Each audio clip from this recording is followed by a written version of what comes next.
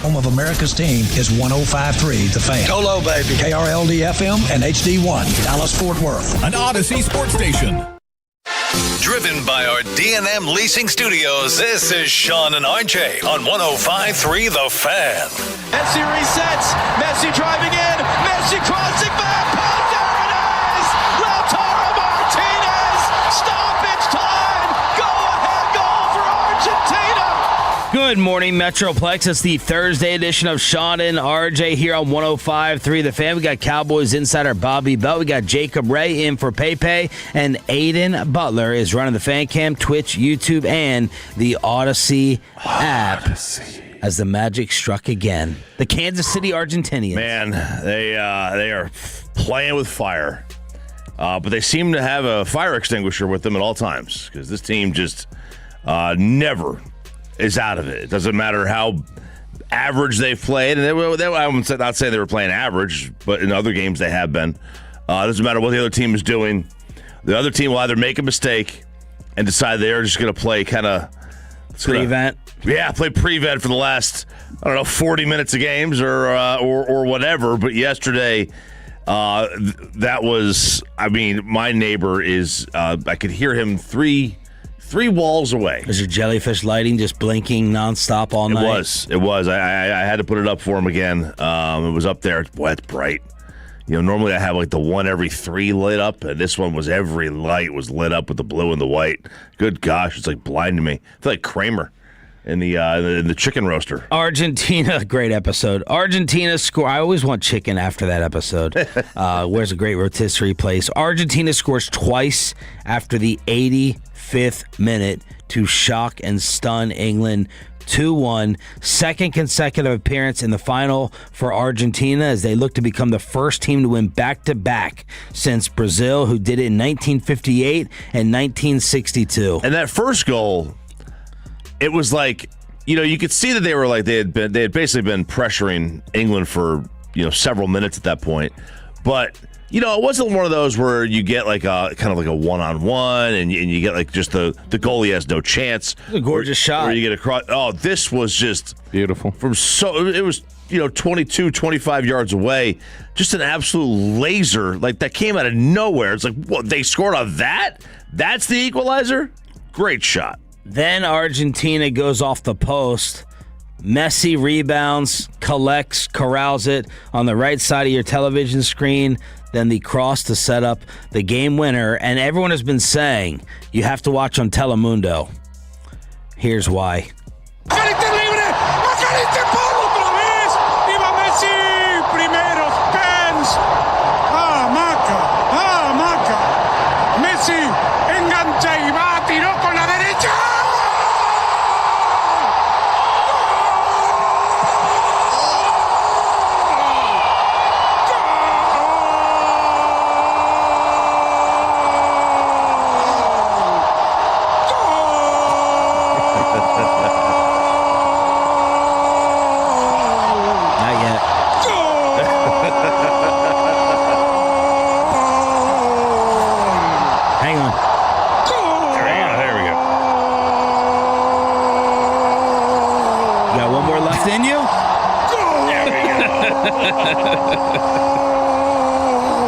Pass that, man.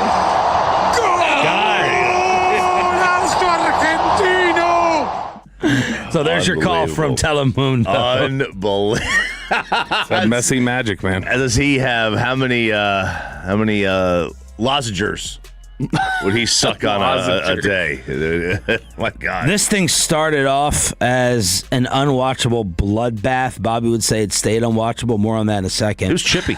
7 fouls, no shots in the first 10 minutes. It was Knicks Heat 90s. I was expecting Jeff Van Gundy to be hanging off of somebody's shin guard out there. And I was like, this would suck to be a referee. This would be an all-time bad referee assignment. Then it got to 10 calls and no shots. And then at halftime, 0-0, 19 fouls at the half until England finally scores. And then it was a substitute that came in that ended up with the header from Messi. Messi is getting all the praise, of course, with the back-to-back assists, the little Michael Jordan stare down, Jude jumping him afterwards as England is melting down, and then you have the Bobby Belt commentary as he immediately tries to ruin the moment with a Utah Jazz comparison that I did think was pretty funny. I didn't. I think it's funny now, not in the moment. I don't think I could tell you didn't think it was funny in the moment. Well, it really didn't have to do with it's you. Because of I could tell it's because of Ava. But this is we always talk about that whenever there's a big comeback, like the Knicks comeback or something else. We talked about all the assists that were done, and so it's like when you talk about the Utah Jazz, it's like boy, Malone, whatever, fine, but Stockton, dear God, that 16 assists and 0 points he put up, that's what was special about this game. Just why don't you celebrate the guy who scored the goals? Why isn't that the celebration? Why is it if Messi scored the goals, that's all they talk about? It doesn't matter if you reverse it and the assists were made by somebody else to Messi. No one is talking about magic from the assisting player. That's it's true. ridiculous. You're right on the first one. That's You're absolutely right on the first That opens up another soccer discussion of what's more impressive or complicated between the assist or the header. Which did Messi do? The assist. That's the one that's more complicated. No, that's what I'm dead serious. They flipped it around. They're not talking about the guy who assisted on his goals. I agree with that part. I have not heard a word about the assist on the first one. Even on the second, they're not talking about it. They're talking about Messi scored 2 goals. 2 assists. No, I'm saying if he did the goals, if they reversed it, all they're talking about is his goals. Yeah. He wouldn't have gotten the first. He's 5'6", 5'7". He wouldn't have gotten the second one. The first one, I did not hear many people say, "Oh man, what an assist." The second one, no, the storyline afterwards, back-to-back assists. Messi saved it. That's what it's about. Objectively, the assist on the header is far more difficult. Yeah, it calls Peyton to go and make a soccer video in Alabama. I thought he was going to dribble. Aiden, we need to get this video, put it up on the fan. You know cam, how please. anti-soccer I am? I didn't even watch Peyton's video. I wouldn't click on it as soon as I saw there's a soccer dribbles ball. all the way down to this nice plush Wedding Crashers lawn, and I expected him to turn around. Well, I guess he did try to give a big boot all the way to Mackenzie, who was filming it, but no, it was a little bloop, bloop, blop. But yeah, that was Pepe saying, "Judge my football skills." And then in the background, you can hear either Mackenzie or somebody else there say, "I'm gonna have to teach him how to dribble."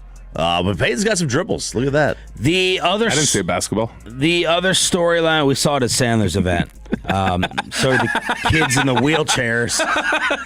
Just him jumping up at you're blocking. Yeah, he wore the wrong mesh shirt for that too. Ooh, baby. Man, those things are still coming at my eyeball. So besides Messi and the magic and the assists, and they really are the New York Knicks. Josh Hart tweeted it. He's like, New York Knicks equals Argentina. Down in every single game. Probably should have lost, and then they end up coming back. But the England manager is getting destroyed for being too prevent. And I guess it exists in all sports, right? You got it in football, in basketball. San Antonio, with them it was the opposite. They were shooting too much, right, and not just sitting back and trying to melt the shot clock. Well, apparently England decides to bring everybody back, just chill, try to wait this thing out, and Zlatan on Fox disagreed. England stopped playing when they scored a goal. I don't know why. Tuchel made some changes. He went too defensive, and Scaloni went more offensive.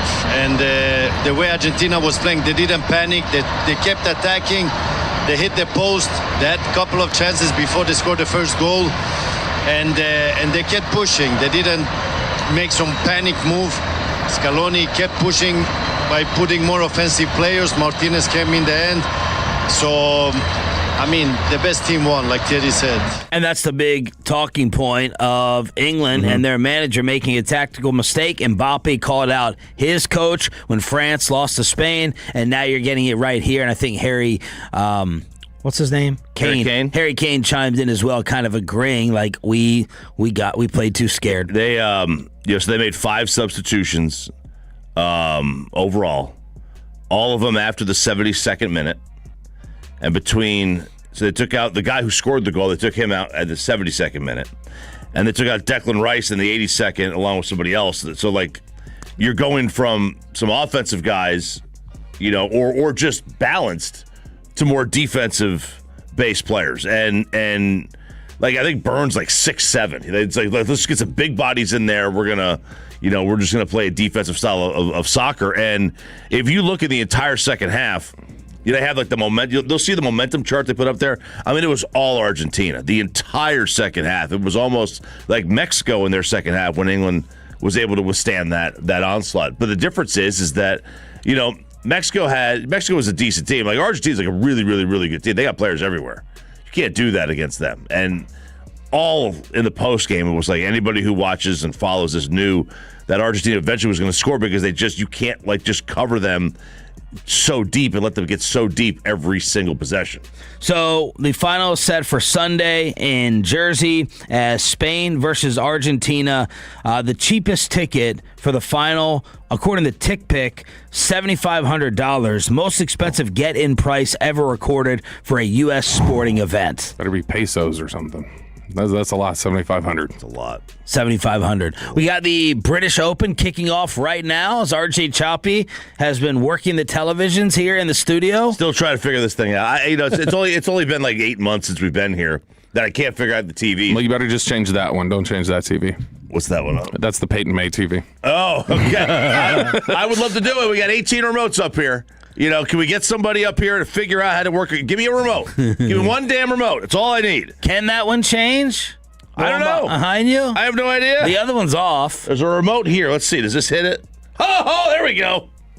Okay. So did it literally just take one press of a remote? Well, I was looking at all those. I didn't see when I was over here. I was looking at all those. I didn't see this one over here. Set the stage for us. Sung J M is the lead. They've had a lot of guys that are already finished throughout the day. Already finished. Dang. Yeah. Scotty Scheffler is 3 under par.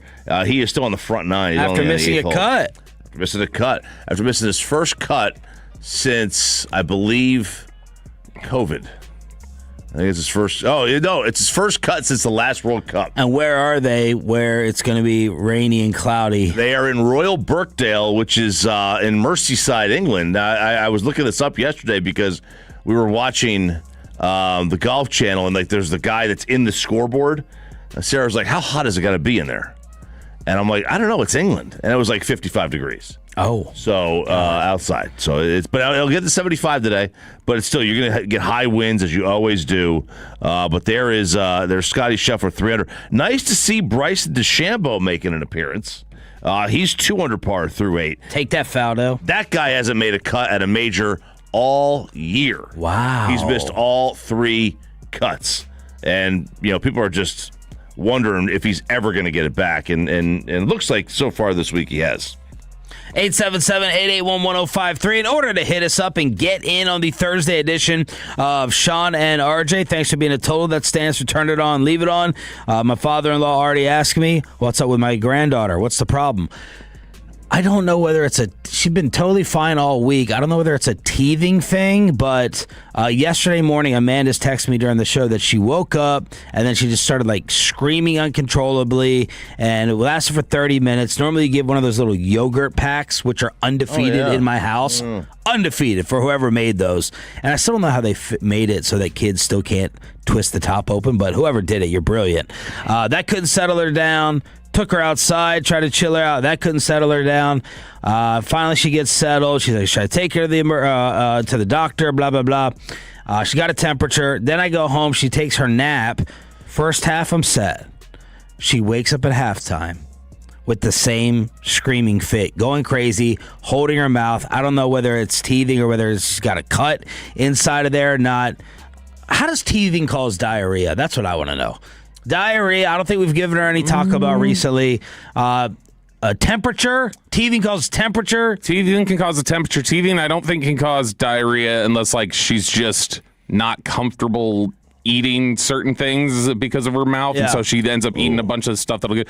Whenever we would hear wailing for no reason, I know where the immediate thought for us was always ear infection. Yeah. So whiskey. 40 minutes straight, I'm having to console this girl, try to stop the nonstop crying like I was on the airplane all over again, taking her outside. Thankfully, it was a fantastic breeze yesterday. I think the breeze seemed to settle her down, but I missed the entire second half live, and I was fuming the rest of the day as I got my ass kicked by a 2-year-old. Oh, that puts you in a bad mood. Probably going to happen again. Absolute bad mood. Loose stools occur due to babies chewing on objects that introduce germs. Yeah, that could be which can cause a mild stomach infection. infections. That stinks. Yeah, not good. Not good live. And then Bobby responded to my anger and frustration and said, it's soccer. It's 15 seconds on Twitter. Apparently, the AI overview also says, though, that ear infection can cause diarrhea because it's the same bacteria. Did not need to hear that. It is? Yeah. That's what it says here. Moxicillin, man. Let me buy stock in that. Yeah. Amoxicillin's not real enough.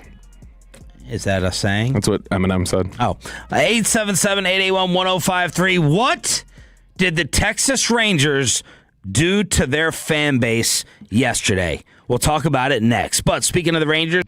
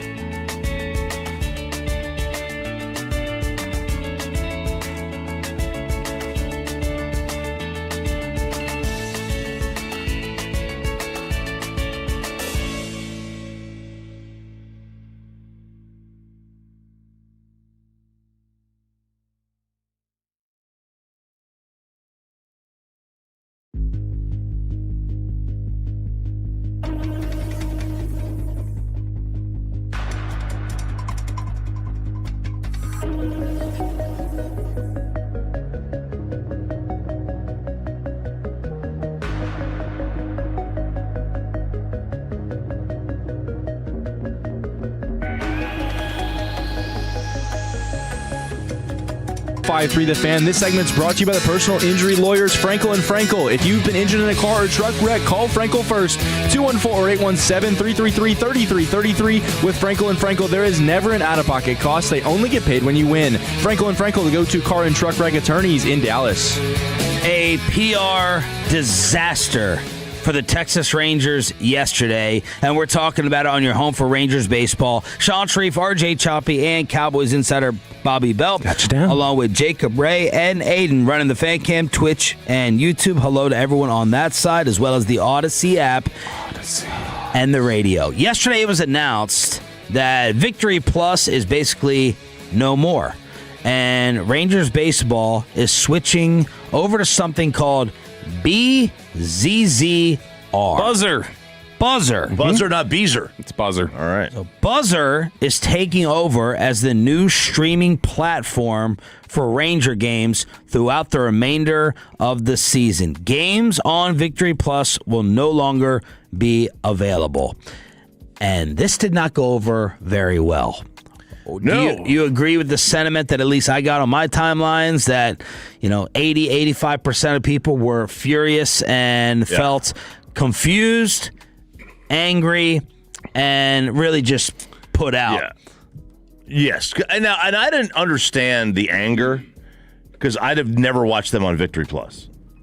It's always been on 677. Yeah. I just listened to it on 105.3 The Fan. Yeah, there was a reason I thought you did not put it in your email. Yeah, it's like, okay, cool. I don't stream it anyway. Yeah, and this is an individual thing, which is why the fan text is very important at 877-881-1053. The word I was looking for is inconvenience. That seems to be the biggest thing with all this, is the inconvenience that it could cause to you. Yeah, there's a lot of people who were initially irritated right out of the gate because they didn't know what it meant. Yeah. And so they're like, I've already paid for Victory Plus. So there were people that were upset thinking, are you going to make me pay twice because I paid for a year-long subscription here or whatever else.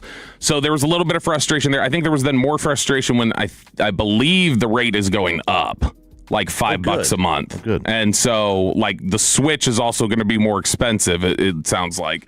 So, Which that's messed up. yeah, because it's going to $25 a month now instead of the 20. But, I mean, if 20 a month, they were in financial trouble, it seems like, then that's... Yeah, but if it really impacted me, in a negative, if the Red Zone and DirecTV emailed me mid-season and was like, we're changing the rate after you agreed to it on the first Sunday morning, I'd flip my S. For sure. I mean, and screw you. We had an agreement. We entered into a contract. If you already paid for the deal on Victory Plus, that should transfer over automatically. There should be, you shouldn't. And it does.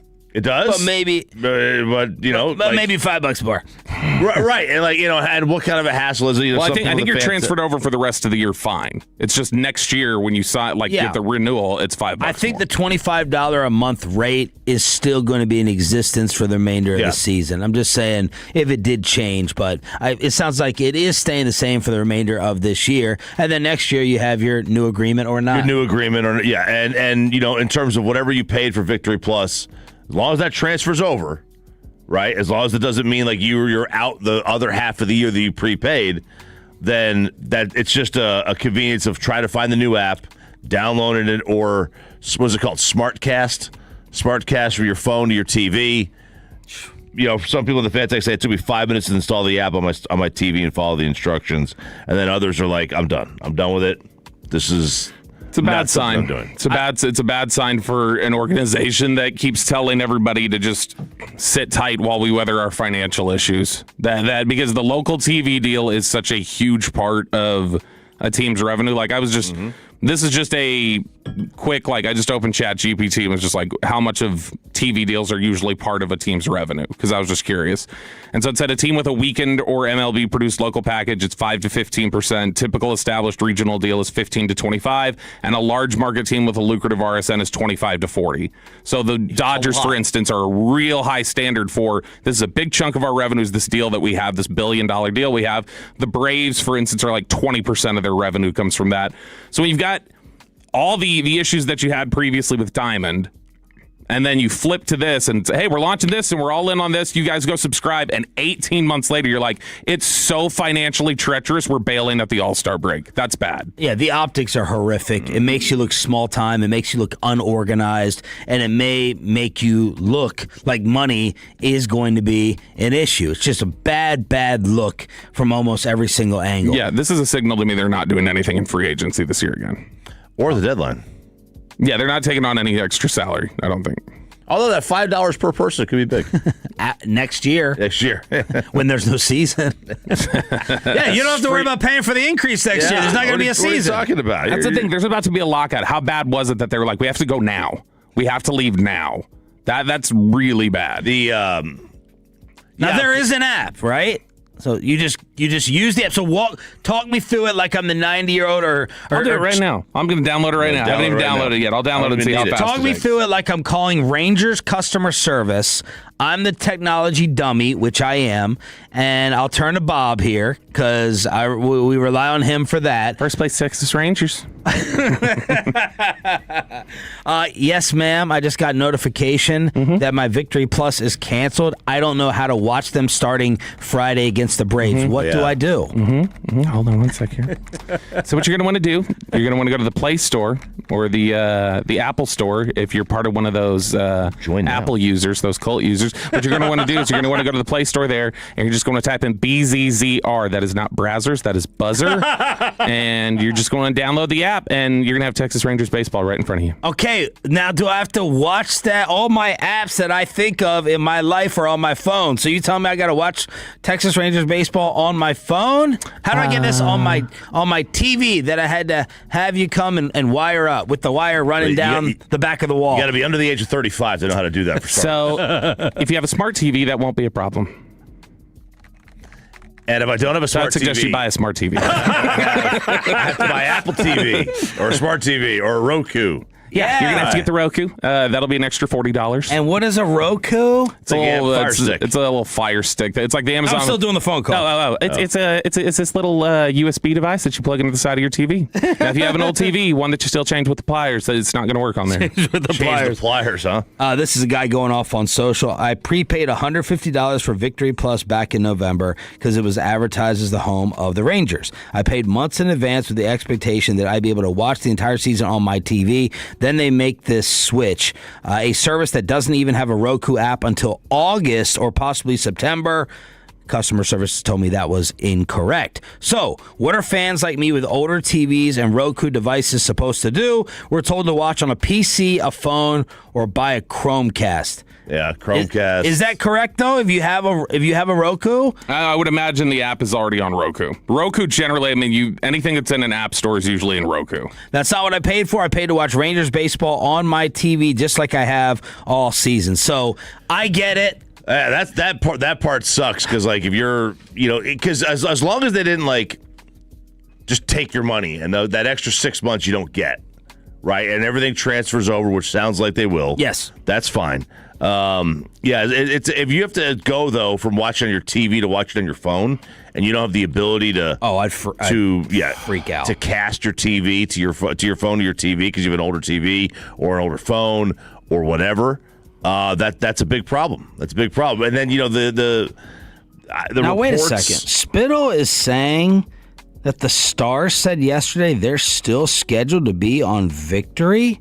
How is that? Well, I think it's their platform. The Stars started Victory Plus, they not? Yeah, but I thought Victory Plus just went belly up.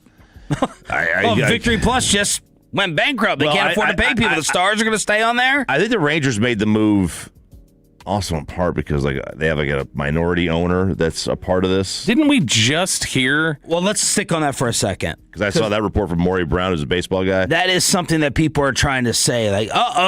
Conflict of interest. The Rangers trying to go ahead and make some more money on this because one of the minority partners, I guess, did have a stake in Buzzer. It's Buzzer, right? BZZR. Yeah, yes. Well, Sandler will tell you, as he had to do damage control yesterday, two jobs I did not want yesterday was the referee in the Argentina game and Jared Sandler having to bring out the fire hose to try to extinguish this story. But Jared basically saying, look, this is not good for the Rangers, all right? The Rangers are actually lucky that they could work out a streaming deal mid-season with this short a notice. So this is not good for the Rangers. They're not going to win on this in any way. And because of that relationship with the minority owner, that allowed them to find another streaming platform so quickly. So that is the other side of things that the Rangers are trying to present. Sorry, go ahead. Yeah, look, it just the optics of that is that you're moving there to help boost his pocket. His pocket, like put like a brand new network or a newer network that or streaming platform that could help in a way in the long run or the short run too boost his pocket. That's the optics of it. That's a bad look, and that's what the gotcha baseball media is looking at right now. You know, they're trying to kind of pinpoint to that. And I mean, there may be truth to it, but it doesn't necessarily mean that it's not a conflict of interest of some kind. Because I mean, yeah, it does look a little bad. Now, this is additional messaging that the Rangers are pushing out. Change will only affect fans who currently consume local broadcasts on Victory Plus. So Choppy and I, thank goodness that I decided to stay a dinosaur and not make a lot of switches, because Choppy and I are DirecTV, and you're right, RJ. I just go to 677 to see Mike Bassick's white bald head every single day. The Rangers are honoring the Victory Plus subscription on the Buzzer platform, so that's what they are pointing out. What are you showing us? I can get Jake Rietma on Buzzer. Oh, look at that. So they're going to go bankrupt. They got a Locked On deal, I guess. But that's the thing. It's like, this looks like a social media platform. This does not look like somewhere where you would watch like sports. Like, you open it up, it literally is just like it's a social media feed. Yeah. It's bizarre. So it's Buzzer. Yeah, there you go. So give us the sentiment on the Frankel and Frankel fan text. Are you affected? How are you affected? Is it an easy switch for you, or are you out for the rest of the season? And then we'll see how your emotions are in the offseason moving forward. And do you think this will have an effect on Ranger spending as well? 877-881-1053. 877-881-1053. Frankel and Frankel fan text. How's it looking? Let's see. Got rid of DirecTV because it was so expensive and paid Victory. Now this, I'm 81 years old. I have no clue how to do what you're saying. Need to wait for grandkids to visit. 81? 81. See, well done. I'll come set it up for you. 81-year-olds are screwed here. They're the ones that are going to take the brunt of this, because Jacob Ray over here can figure out how to do this in about 2 seconds. My mother, the amount of phone calls I'd have to come on over my house, my mom's house. Can you do that? I mean, I already got to bring the water bottles upstairs to Aunt's direction. I already got to do that. What do you mean? Well, this lady goes to the store, like all the time, right? And she buys these little miniature water bottles in the cases. Right. And then she drags them in there in her little wagon, suitcase cart thing. And then she goes, "Can you bring these up?" And I'm like, "Oh my God." So there's like 6 cases. I gotta huff up the stairs like every 4 days. Does she have a fridge up there? She's got a little mini fridge and a little sink, like a little bar. It's like a mini bar area, like a wine bar thingy. Yeah. And she's got this little spot. And she's like a porpoise. I mean, how much water is she drinking? RJ needs help with kids' curfew. It's Thursday. That means it's the payload without pay. Next on Sean and RJ.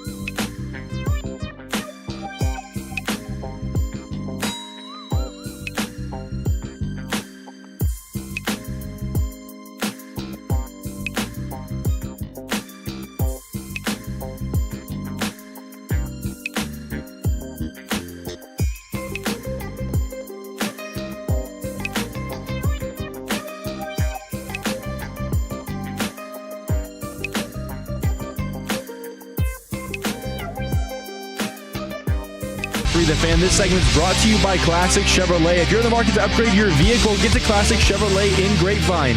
The #1 Chevy dealership in the world, 3 years straight, and they've got more new Chevys than anyone, all priced to sell. Visit ClassicChevrolet.com. This is Texas. This is Classic Chevrolet. Together, let's drive, relax, and enjoy the difference. Based on new Chevrolet registrations 2023 through 2025. Okay, am I hearing this right? The morning show is letting Peyton Russell have his own segment? Ugh, I just don't get it. We've known Peyton for years. He's horrible on the mic. I mean, gathering the foreigners, this is going to be a train wreck. Daddy does work, and Peyton just does board hopping. That is right. You do it every day when he's here. Might as well do it when he's not. I was waiting for him to do it. But that is right. It is the payload. On here. 105.3 The Fan. I watched that 38 times last night. Watch what? The video. Aiden's out of context fan video he posted yesterday, which I saw somebody on Twitter this morning, or Twitter or Instagram, one of them said, whoever made this needs a raise. So they liked it. Aiden, they liked it. Sean Treef, RJ Choppy, and Bobby Belt with you. Pay vacationing again in Alabama on the beach. I want to be called Bobby, by the way, until the World Cup is over. He got eliminated. I want to be called that till the World Cup's over, though. I'm stepping into the void now. Okay.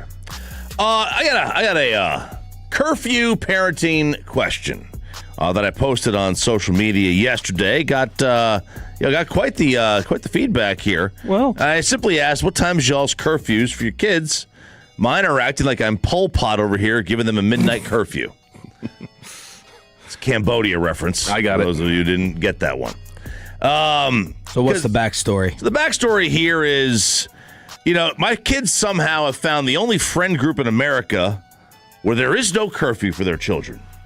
My older one, he's been going to this group of friends. They've been going to this one kid's house because the parents are in Tortola or on some boat with no cell service, and he's home alone at 16 years old for a week and a half. Oh, well, that sets up the first question of Probably. how early are you willing to leave them home alone, and for what period of time? Yeah, that's a good one. That's a long question. And I can't wait for those days. Oh, so you get Ollie to like 12, and I'm like, all right, you're in charge of your sister. We're out of here for 2 days. Little staycation. 2 days. You take care of that. Yeah. Like I'll show you how to work the sprinkler system. There's no way. There's no way I'm leaving my kid home alone for a week.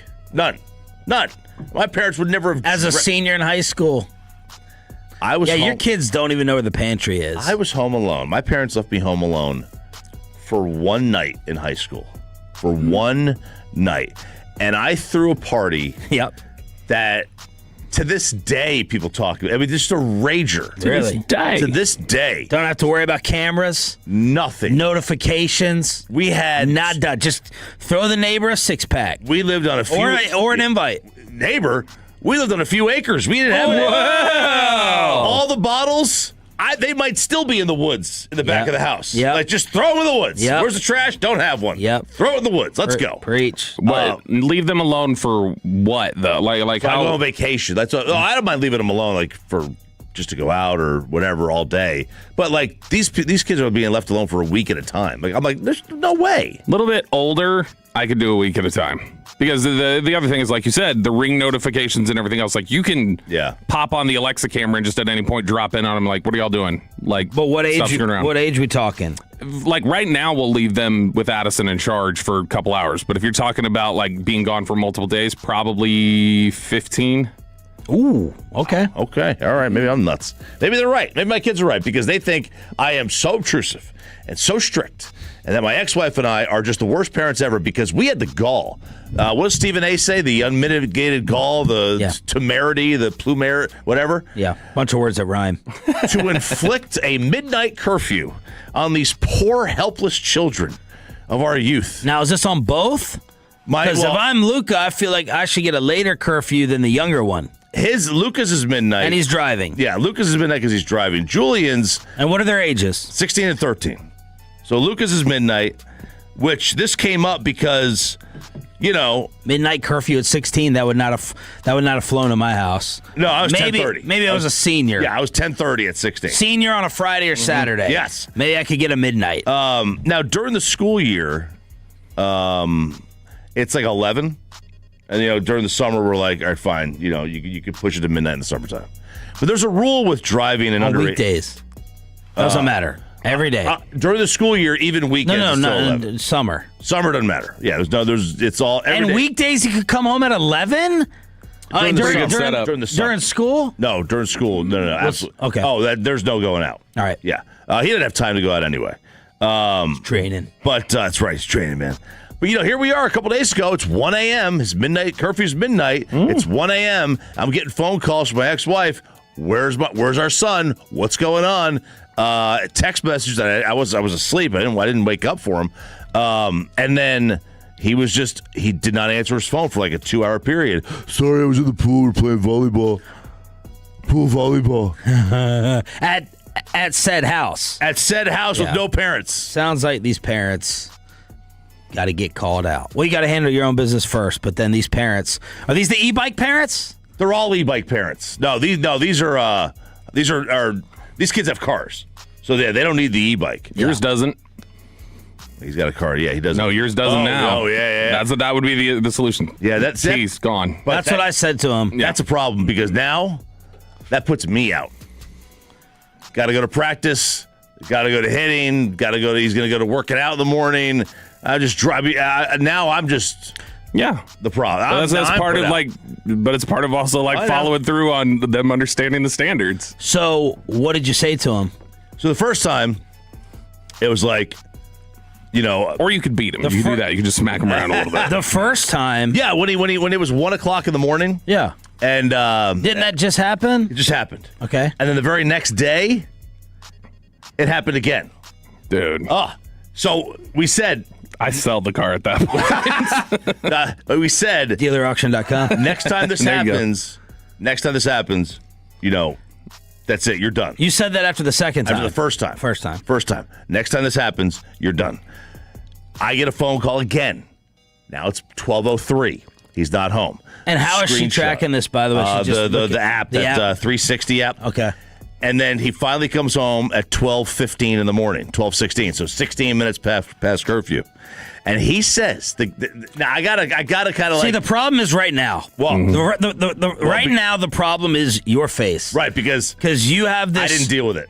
25-30% ass-eating grin to where you think it's funny, and you also want to give him some props, and you want to give him some comedic points. That's the problem. You're like you're giving a laugh like you're proud a little. No, the gaslighting of this kid. This is psychopathic. I'm sorry, sociopathic gaslighting. Choppy ass. Yeah, I wasn't late. What do you mean you weren't late? This is not 1993 anymore, where you can just walk in and you could say the parents were, one bloodshot eye. Right. No, I have the data here. Yeah, I could see you got in the house at 12:16 in the morning. So how did he say I wasn't late? I wasn't late. And then he says, "Mom said I could finish the game." And she goes, "No, I didn't. Well, then yesterday she goes, "Oh wait, I did say that." Oh. And I was like, "Oh man, okay." So that kind of screws us because the volleyball game in the pool, yeah, or the video game. I think it was the volleyball game in the pool. The first night or the second night? The second night. So now the deal is the second night punishment now kind of has to be retracted. It has to be retracted because Mom gave the permission. So I said, next time you skip a curfew, it's 9 o'clock. For the remainder of the summer. 9 o'clock curfew the remainder of the summer. I like it. Because I'm not taking his car away because that puts me and my ex-wife in a spot where I'm not driving him around. Now, what, Bobby? I'm just saying, it would be a put out and it would suck because we've had to do that before where we end up having to drive more or whatever else. But it's also man, it's just 16 now. The longer it goes on, if he's like, all right, cool, I can keep going over this line. It's going to keep going further. Well, my two-part question is first thing of taking him. Hagelin did that yesterday in the first segment. I was very proud of him, but a listener said, don't ever do that again. I hate Bobby for it. But the first part is, so let's just say that you drive him everywhere today. How much does that really put him out with his extracurricular things or places that he would go? Yeah. Obviously, this friends party is something extra, but take me through his day. A normal day, he has workouts at 9:30 in the morning. All right, so So drive him to that. Yeah, so my ex-wife would drive him to that. Yep. Because I'm here. And then... And how long does that last? And you got to pick him up? That goes to about 11:30. All right. So to pick him up. And then he would... he might go to the baseball field and take BP. Okay. Or because they've got an indoor cage at their high school. So that's like sports work, right? Or he'll catch a bullpen of a kid, or he'll throw a bullpen, and then he would maybe go out with some friends or have practice that night, depending on the day. All right. Like this week, he's been working a baseball camp for the high school for community service hours because they've got to get X amount of community service hours. Yeah. Now. When he comes home at 9:15 or 9:30, then what? What's next? What does he do? No, what do you do? What do I do? Yeah. Well, see, good for me. That's on her because it's her house right now. Like she's not. I don't have the boys during the week. For them now, sometimes in the summertime I will. But what's the weekend curfew? If he breaks curfew again, it's 9 o'clock. Then 9:15 or 9:30 on a weekend. 9:15, 9:30. I mean, he'd just be in his room. No, but if he breaks it. Yeah, if he breaks it, he'd be in his room. You would keep him in his room. He'd just be in his room. Now, the problem is, and I don't care what he does in there, like he's home. He's not, the punishment is being away from your friends. Yeah. Right? The punishment is being away from your friends. So, what do you do? Fantex advice for the very disciplinary RJ. Now, the question is the other thing that people are throwing out there is, is there a girl involved? And I don't think so. He has said especially after doing this camp that he never wants to have children. So maybe there isn't a girl involved. But because I don't know. The kids are annoying in the camp. Kids are annoying in the camp. I don't. Not wanting to have kids doesn't mean I'm going to live an abstinent life. Right. Though. I'm hopeful. I'm crossing my fingers over here. I'm crossing my fingers. Yeah. I my thing is, I'm not dealing with curfew. Like I'm not dealing with you breaking curfew. My bigger concern is kids this age, they love to vape, they love to try alcohol, and I'm like, I catch you vaping, you and I are gonna have some problems. Well, depending on what city you're into, like breaking that curfew is also going to be breaking the law. And like in Dallas, you're going to get in trouble if your curfew is the same curfew Dallas has for teens. Right. Yeah. So if it's during the week and you're out past 11, or it's a weekend and you're out past midnight, DPD will take you. 11 or midnight? Mm-hmm. They'll take you? Yeah. What? And then you lose your license for X amount of time. Yeah. So it's a driving law. I don't know if Roanoke has one. A lot of the times smaller cities won't. I still think they follow the driving. You can't drive after midnight, between midnight and 5, unless you're going to work. So, I mean, that's the other thing is, like, too, you can also, like, position it like, all right, you can break my rules, but you're also going to be breaking the law and you could lose your license, and then there's nothing I can do for you. 877-881-1053 for the best ideas for the choppy curfew situation. Thanks for being a Tolo. That stands for Turn It On, Leave It On. Round 1 of the British Open is taking place, and part 2 of the Rangers season is about to take place as well. What do the real experts think about their chances? Next on the home of Rangers baseball with Sean and RJ. After we get you over to...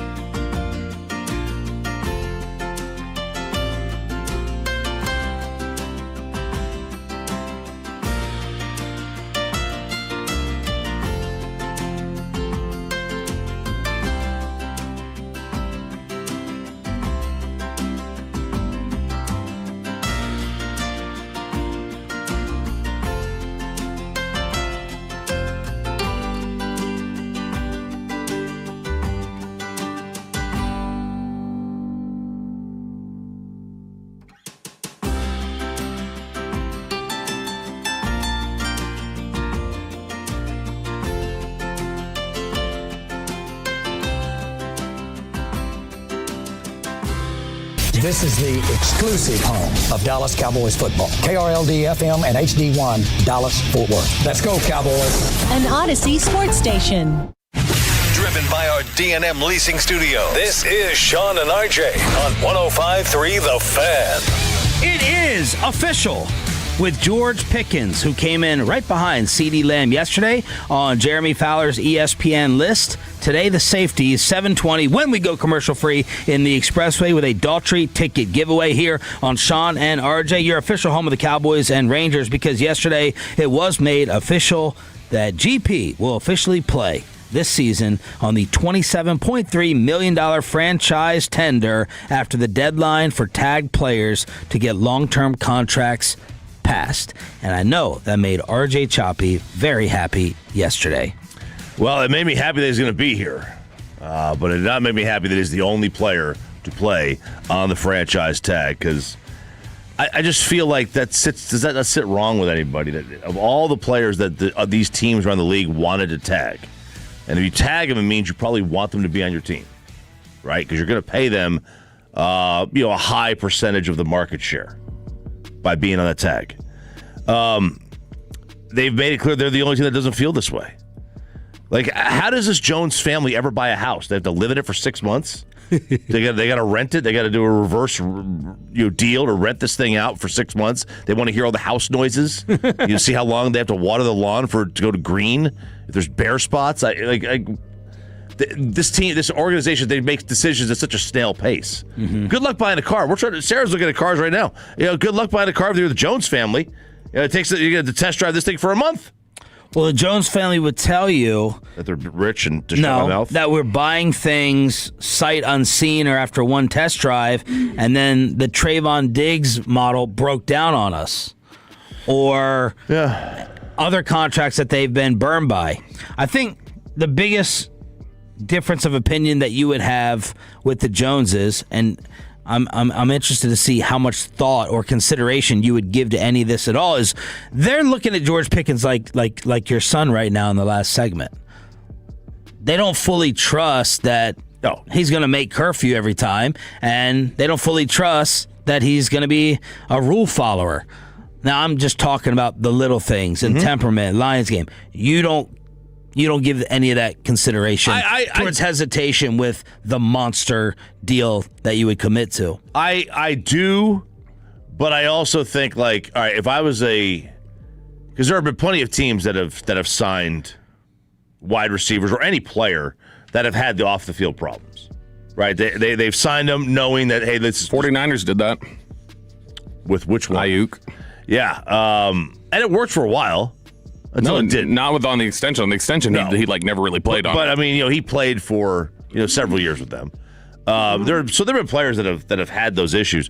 I would say I'd be much more worried about a guy that had off the field issues that were violent or drugs, alcohol, than a guy who's a few minutes late to him. What if I tell you next year he signs for $36 a year?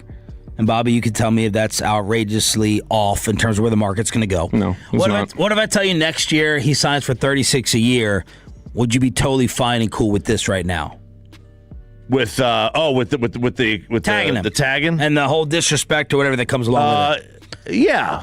Okay. Yeah, I'd be okay with that. But then if you sign for $36 a year next year, I mean, that brings it a whole different discussion of where the money's going. Right, and could you have gotten him for cheaper a year earlier? Why? I'm just curious, because taking the responsibility or the details out of it, why will you say on somebody like Drake May, like, you're not going to go thinking he's that guy yet, but on, like, Pickens after 1 year, when a year ago, like, you didn't like the trade, why are you in favor of it now? Like why are you so certain now when, like, May you're not certain of? Like, I need to see more. You need to see more of Drake May from a whatever standpoint. The Cowboys want to see more from George from a behavioral standpoint. It's a good, fair question. Very Dan Patrick fair. The WNBA commissioner would never know that. We would also never have the WNBA commissioner on. That's right. We would. I think for a top 10 list, like, I would sign Drake May to an extension right now. I would, you know what I mean? I don't need to sign an extension is different to me than putting him on a top 10 list. But like Sean said, they're also they're looking for the certainty off the field or in the little things that you're looking for with May as a player. Fair. I mean, there's not really. I don't know. There's really a difference. But I was just saying, I would if I was the Patriots, I would sign Drake May now, lock him up. By the way, it was 4 players got tagged this year, so it's not like everybody used the tag and like Dallas is the only one who didn't sign somebody. 4 players used the tag and none of them got more than a 3-year deal. Your reaction to this just becoming official? I mean, if anybody was, because I know there's still a small group holding out saying like maybe it's still negotiating tactic and they'll get something done. Like there were fans who just still were certain that there's no way they're just gonna walk away from this, and there's no way that Pickens or his team is just going to be like, okay, we're good with this. They knew all the way back in the winter that he was probably not getting a deal. And they were, I think, they were going to lean on it a little bit. They were going to make it a little uncomfortable over the summer, not like tremendously so. And we already have read the reports that they were exploring the trade market, trying to see what his value was. But ultimately, yeah, this is just confirmation of what everybody had been preaching, which is he's going to be here, and then this is what he's going to be here on. Las Vegas has pretty much nailed the Texas Rangers season so far. Bet Online sent me the updates on MVPs, where teams are going for the second half that starts tomorrow on Buzzer and, more importantly, 105.3 The Fan. So far, 14 teams have gone over their preseason win total, and 14 teams have gone under. 2 teams' win totals remain unchanged. Your Texas Rangers and the New York Yankees, the biggest overachievers so far. Throw them out and see if you guys can get them. Overachievers. Biggest overachievers. The White Sox. Good job, Bobby Bell. Marlins. Yes, plus 10. Chicago is overachieved by 15 wins. Ooh, let's go with Tampa. Good job. Plus 15 in terms of expectation. Head on over to the NL. I was going to say Cubs. No. St. Louis. Yes, plus 12. Pittsburgh. No.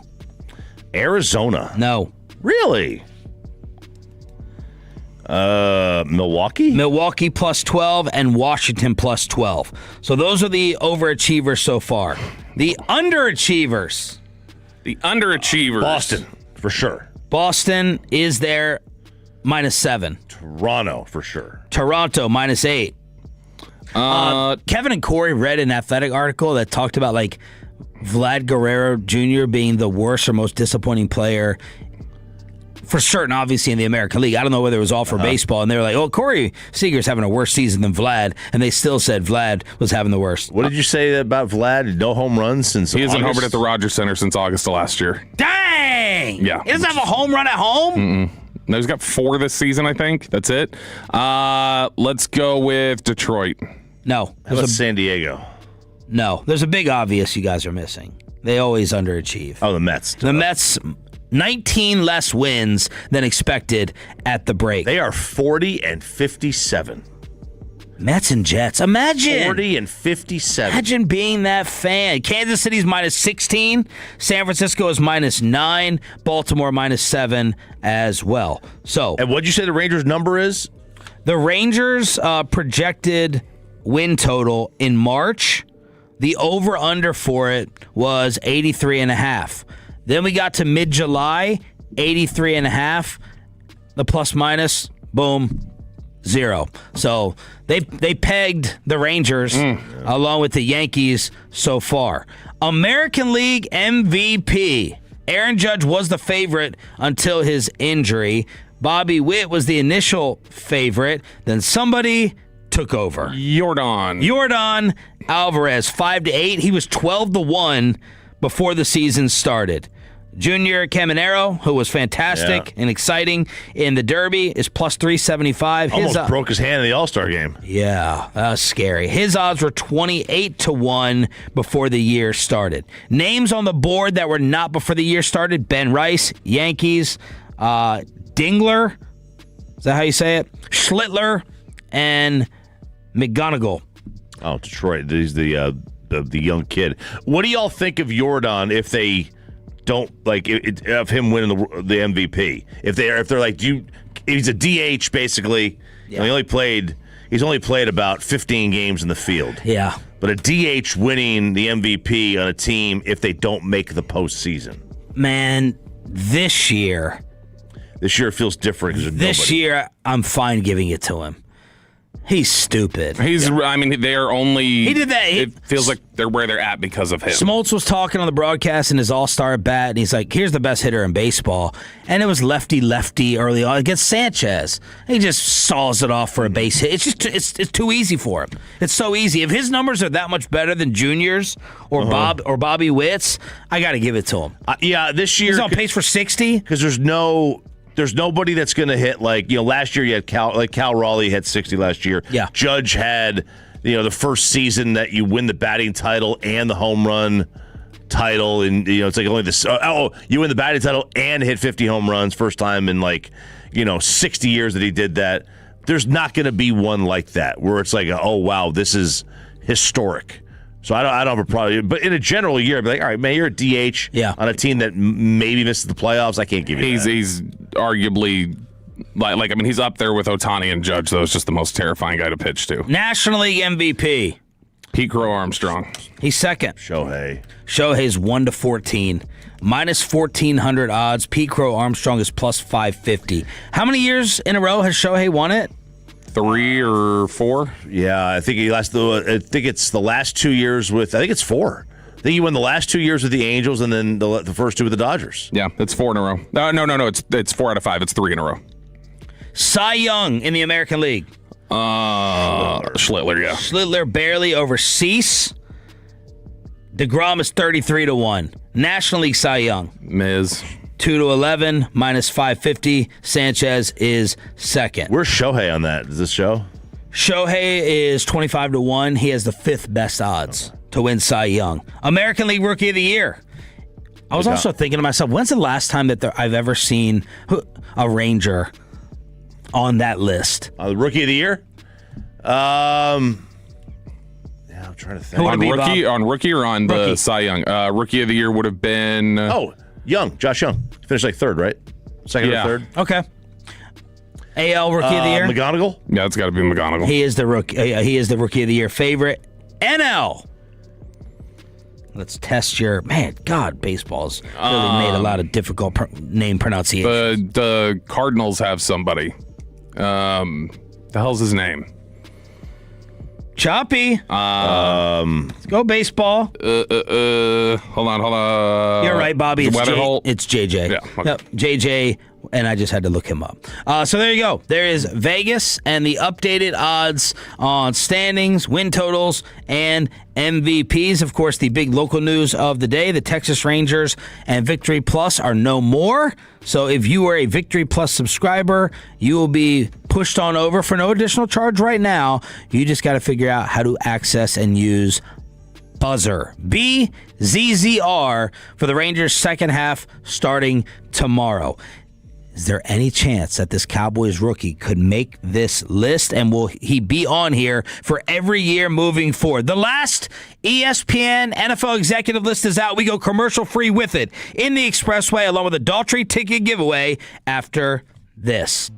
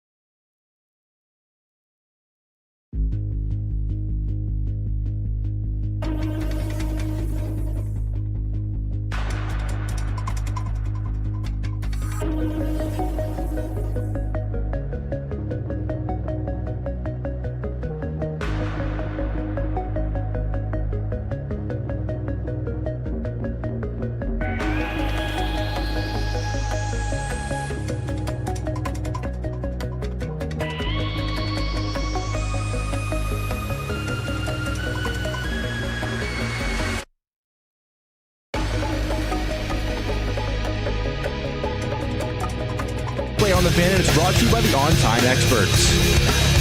Commercial free in the Expressway. Thank you, Jacob Ray, Pepe on vacay. I'm Sean Sharif alongside RJ Choppy, Cowboys insider Bobby Bell, and Aiden running the Fan Cam, Twitch, and YouTube. Thanks for being a Tolo. That stands for Turn It On, Leave It On. The final list is out every day. Jeremy Fowler talking to NFL executives, scouts, and coaches from ESPN. And hopefully, this is the last time that we don't have Caleb Downs on the safety list. Yesterday, I was trying to figure out, could they slide him on here? Has a rookie ever been put on here? But you think the voting takes place before the draft? I think the voting is in like February. Like I think Fowler gets a lot of it when he's out there in Indy. Number 1. Kyle Hamilton. It is Kyle Hamilton. Lowest ranking was 4. Boom goes the dynamite. Highest ranking 1. Last year, he was number 1. I give a couple of quotes from the so-called experts for many of these. AFC offensive coach. His size and physicality stand out. He's that big body DB who can play nickel or safety that teams are looking for. Talented cover player, but his ability to play the run at the point of attack, hopefully Caleb, and his effectiveness as a blitzer make him somebody you really have to account for in game planning. He played more coverage snaps in the slot, Caleb, than as a traditional safety. 249 to 228. But being close to the line of scrimmage helped him penetrate the backfield for 7 tackles for loss. Another coach, he's an average safety, but he's an elite big nickel. When he's in most of the time, he's only in safety and base. That's why teams try to keep the Ravens in base. He's a big nickel versus 11 personnel. That is the only guy that, when studying Downs, I felt like was a prospect I've seen at safety that I liked more than Downs, was Kyle Hamilton. Ooh, okay. So, that very different players. And like Hamilton he's a big dude. He's like 6'2", 220 or something. He's a big guy. But he's Hamilton was one that's like way up there as one of my favorite players I've ever studied. Number 2. I mean, you just guessed, Bobby. Derwin James. It is our buddy from the Super Bowl. Hi, you don't have to do your own self-congrats. I've got to. He doesn't have the buzzer thing. Yeah, there you go. We will not buzz me when I'm wrong, though. Highest ranking 1, lowest ranking 5. Last year, he came in at number 6. He was a clear number 2 in this voting. He got... all right, this gives an idea of the timeline. The Chargers gave him 3 for 75 weeks before voting started. All right, so keep that in mind. Put the timelines together. Secondary coach. I thought Derwin had his best, most complete year. Blitzing, coverage, tackling, just overall was really good. May. He can really do it all. What? It was May, so the voting was in June. So there you go. Wow. And he's been healthy for a long stretch, which is good to see. You will not get number 3. Brian Branch. Worry.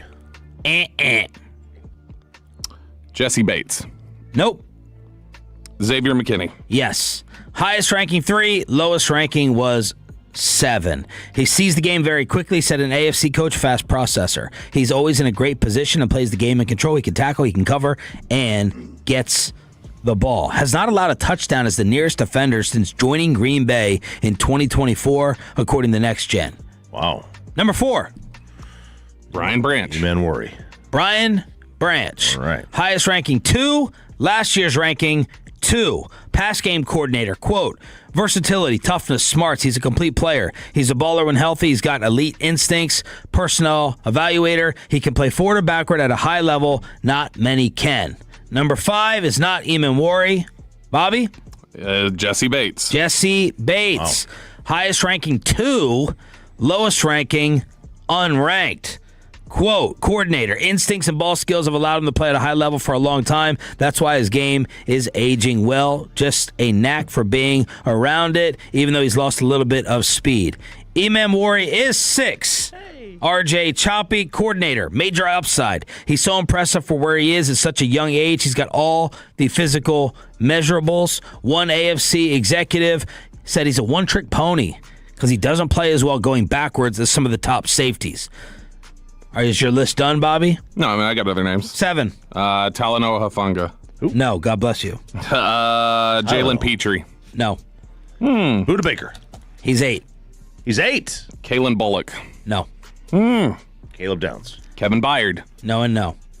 Then I have no idea who it could be. Antoine Winfield Jr. Come on. Highest ranking 2, lowest ranking unranked. A former number 1 safety, injury-riddled 2024, back to Pro Bowl form last year. You don't love him? I don't think of I think of Winfield's time as being behind him. He was fine. He's 27. He was good at one point. I know, but he was good at one point. He did start getting banged up, and he was just not playing as well as he did early on. Buddha's 2, highest ranking 2, lowest ranking unranked. He's 30 years old. Last year he was number 8. 469 says, would you be upset if Caleb Downs not ceiling, but he becomes that's his comp? Who? Buddha. Would No. you if he's his ceiling is Buddha? I'd be thrilled if he's Buddha. Okay. I love Buda Baker. It's a good name too. Fantastic. Except when DK ran him down, that was NFL coordinator on Buddha. The coverage piece has never been there, so he's pretty scheme specific, and it's hard to criticize that in my opinion. He's just impossible to block in the run game. He's a great blitzer, so for what he does, he still does it at a high level. 9 is Kirby Joseph in Detroit. There's some... Hold on. The Lions, who couldn't stop a nosebleed, have 2 of the top 9 safeties? Well, Kirby Joseph was out a lot of last year. And Hutchinson. And Hutch. Yeah. And Jack Campbell. Well, that's why Bobby's exercise after this is kind of... It's not misleading with Bobby doing it, but I'll explain. Kirby Joseph played 6 games last year. So, I mean, they could also say that's why they struggled. Right. He was out so much. Number 10 is Bullock in the armpit. Highest ranking was 2. Last year came in at number 7. Honorable mention. Petrie, also in Houston. So there's their safeties. Disrespect. Petrie's a really good player. Oh, you think he should be top 10? Yes. Is it Morig in Carolina? Trayvon Merrick, one of the best kids I've ever talked to. Watts in Atlanta. Kobe Bryant in Chicago. Kobe. Grant Delpit, which we've talked about here, in Cleveland. Also receiving votes, Minka, Ramsey, Byard, Brandon Jones, Julian Love, Holland, Amani Hooker, Jalen Thompson, and Antonio Johnson. Boy, they're out on Hufanga now. He's in there. He's in the also receiving. Oh. Yeah, I just didn't want to pronounce his name. So there it is. Jeremy Fowler with the final evaluator list of the offseason. And Bobby, you did a little study? Yeah, and this is before, obviously, the safeties came out. But I was looking yesterday at, all right, if this is supposed to be some representation of how good teams are or how good these players are and then how many good players you have on your roster, then I just was like, all right, let me assign point values here. So I'll just go from 1 to 10 is we'll go 12, 11, 10, 9, count all the way down. And then the honorable mentions, all of them get 2, and all of the also receiving votes get 1 point. And then you just basically take the number of people you have on the list where they are and add up the points. And in doing that, then you find that the top team in terms of points, as well as the top team in terms of number of players mentioned on this list anywhere, and the top team in terms of number of top 10 players listed is the Philadelphia Eagles. They are number 1. The team with the most top 5 players, and now they've just added a 6th or a 7th, I guess. 7.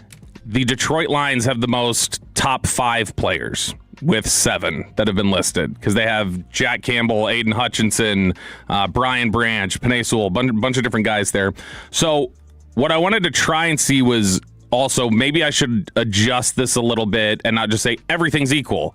If you're the number 1 player at guard, that's equal to being the number 1 player at quarterback.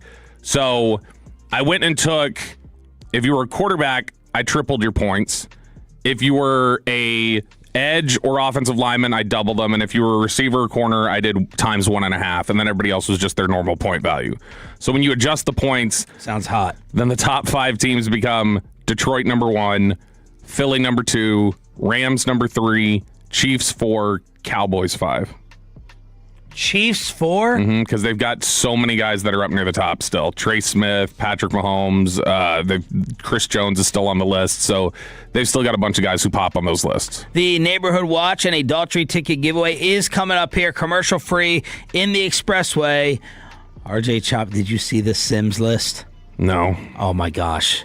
RJ Choppy came up with another. I thought Chris Sims was off of Sunday Night Football, but the Sunday Night Football account put this out on behalf of Chris Sims. So he put out a top 10 quarterbacks just in their prime. So now, before you go through this, Bobby, you usually have had, I hate to admit it, a pretty good tell on whether guys are trolling or not. Orlovsky, I think, proved correct. Barnwell, I've got my doubts now. Chris Sims is what? Is Chris Sims a troll? Is he doing it for attention when he comes up with? Because I used to be like, this guy's just a little different, which I like. He's interesting. He's unique. But after this, I'm wondering. No, I generally think of him as leaning troll. I think Or does he just not know? I think there are times he Does he have a bad football opinion? I think there are times he does just look at things differently, but the most part I think of him as being like, there's usually somebody on a list when he makes one where it's intentionally made to make people go like, what are you doing? All right. Like that's how I view Chris Sims. Get ready for this. All right, so he did his top 10 in their prime quarterbacks. Current quarterbacks? All time. Okay. Which is just a fancier way to say, like, peak my all-time quarterbacks. Yeah, I mean, because, like, I could see where he's... Although, like, Kurt Warner may be higher on a list. Or Tom. Than he would be if it was just, here's the entirety of your career. Like, I mean, I could see where he's getting there. I can understand where he's going with this. Because aren't we really taking every quarterback and just taking it from their prime on our all-time lists? No, I mean, look, I don't know. I mean, I think Tom is, like, his career just is so... But his prime also he was, His too, prime so also was really awesome. But his career, to me, his career was much better than his prime was. Okay. Right? Like, his career was so you're going to amazing. tell me he threw Mark Rippon on this list? No. No. There we go. In their prime. In their prime. You want me to start 1 to 10 or 10 to 1? What would you like? Let's go. I know. You know what's aggressive 10. about it, so... 1 to 10. Number 1, Peyton Manning. Okay, he's wrong. Ooh, Tom Brady. Let me sit back. Jacob Ray. I Jacob can Ray, heat up your understand where he's coffee. going from. 2 is Mahomes. Oh, you're not going to fight Bobby? Oh, God, this list is That's on my coffee break. This list is so stupid already. We'll get to it when we get to Tom. 3 is Aaron Rodgers. God, did Brady take his dad's job too? 4 is John Elway. This is... Yeah, he's a troll. 5 is... I'm done listening. I'm just watching Peyton Manning now. Brett Favre. This is so stupid. 6 is Josh Allen, who I would argue his prime isn't even finished. These are the moments I'm happy you guys don't read each other's emails. 7. I read it the other day. 7. 7. Lamar Jackson. 8. Dan Marino. He should lose his job. He did. Yeah. 9. Tom Brady. 10. Roger Staubach. Just a complete joke. I can Defend it, Chop. Here we look, go. RJ's so happy, probably from a preliminary standpoint, that Tom Brady was this far behind Peyton Manning that he loves the list. Tom and Peyton's careers basically go in the same. Like, their primes are basically the same. Brady's prime was way longer. But, like, in the same era, in the same 6-year span, Manning was first-team All-Pro 5 times. Peyton was first-team All-Pro 5 times. Tom was 2. Peyton won 4 MVPs. Tom won 1, and that's the same time.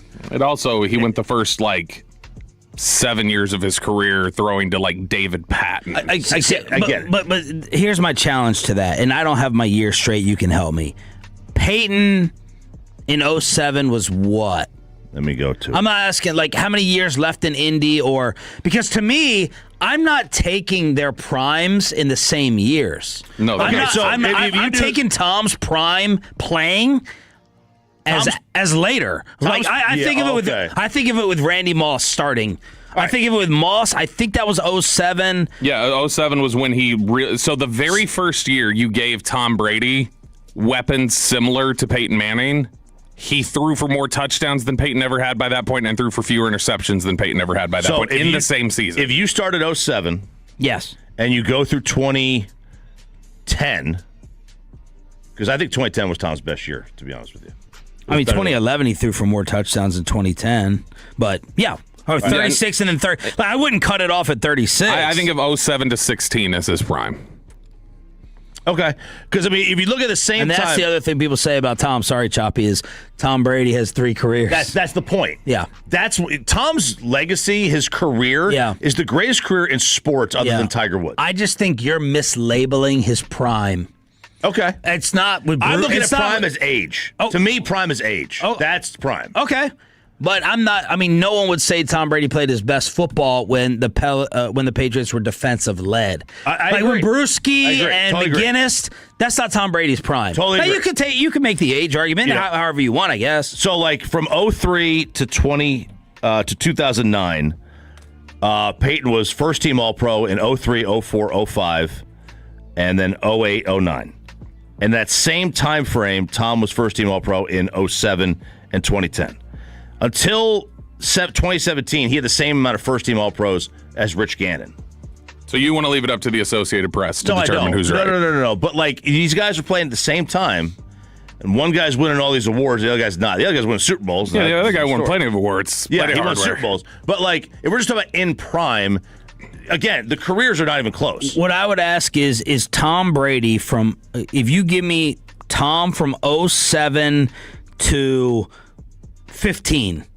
Okay. Would Peyton Manning have the same amount of production in whatever year span that matches it? All right, so that's how I look at it. Yeah, no, they're very tight. They're if you put in the same span, they're very close on numbers. Okay. From 07 and to me, 15, the supporting cast was never the same. It was consistently. I would also say defense was never the same. Consistently, but that has nothing to do with Tom throwing the ball.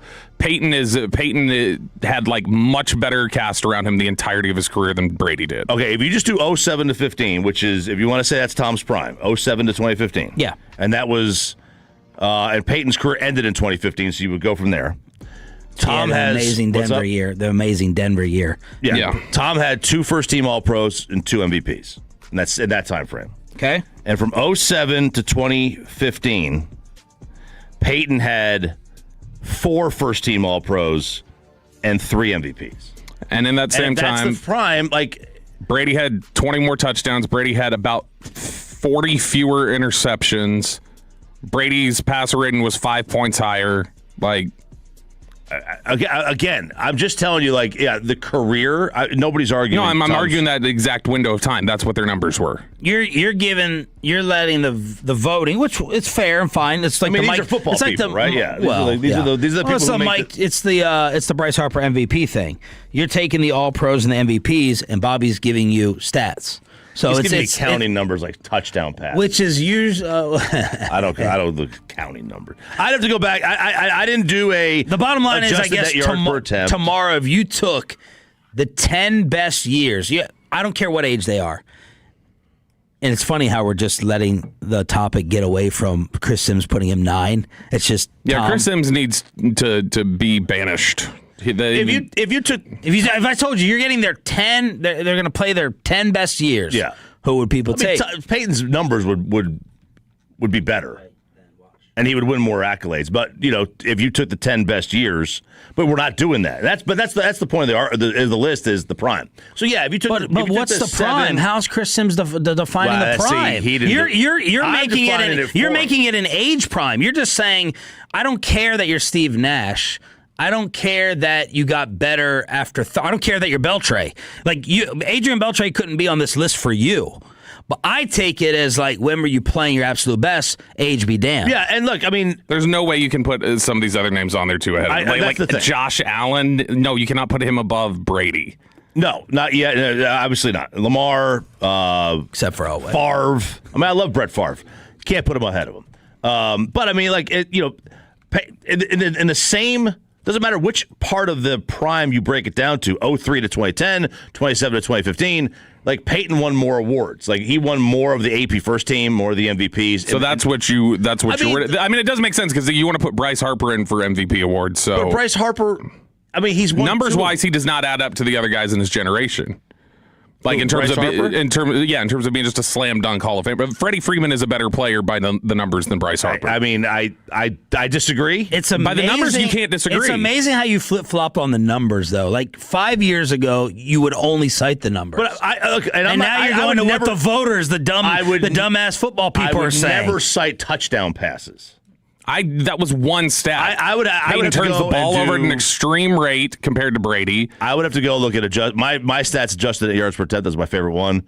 I'd have to go look at that. I'd have to go look at in their prime years. I'm not going to. I don't care about the first 2 years of somebody's career. Adjusted net yards per attempt. Tom Brady was 7.7 during that stretch. Peyton Manning was 7.3. Okay, that's a good one.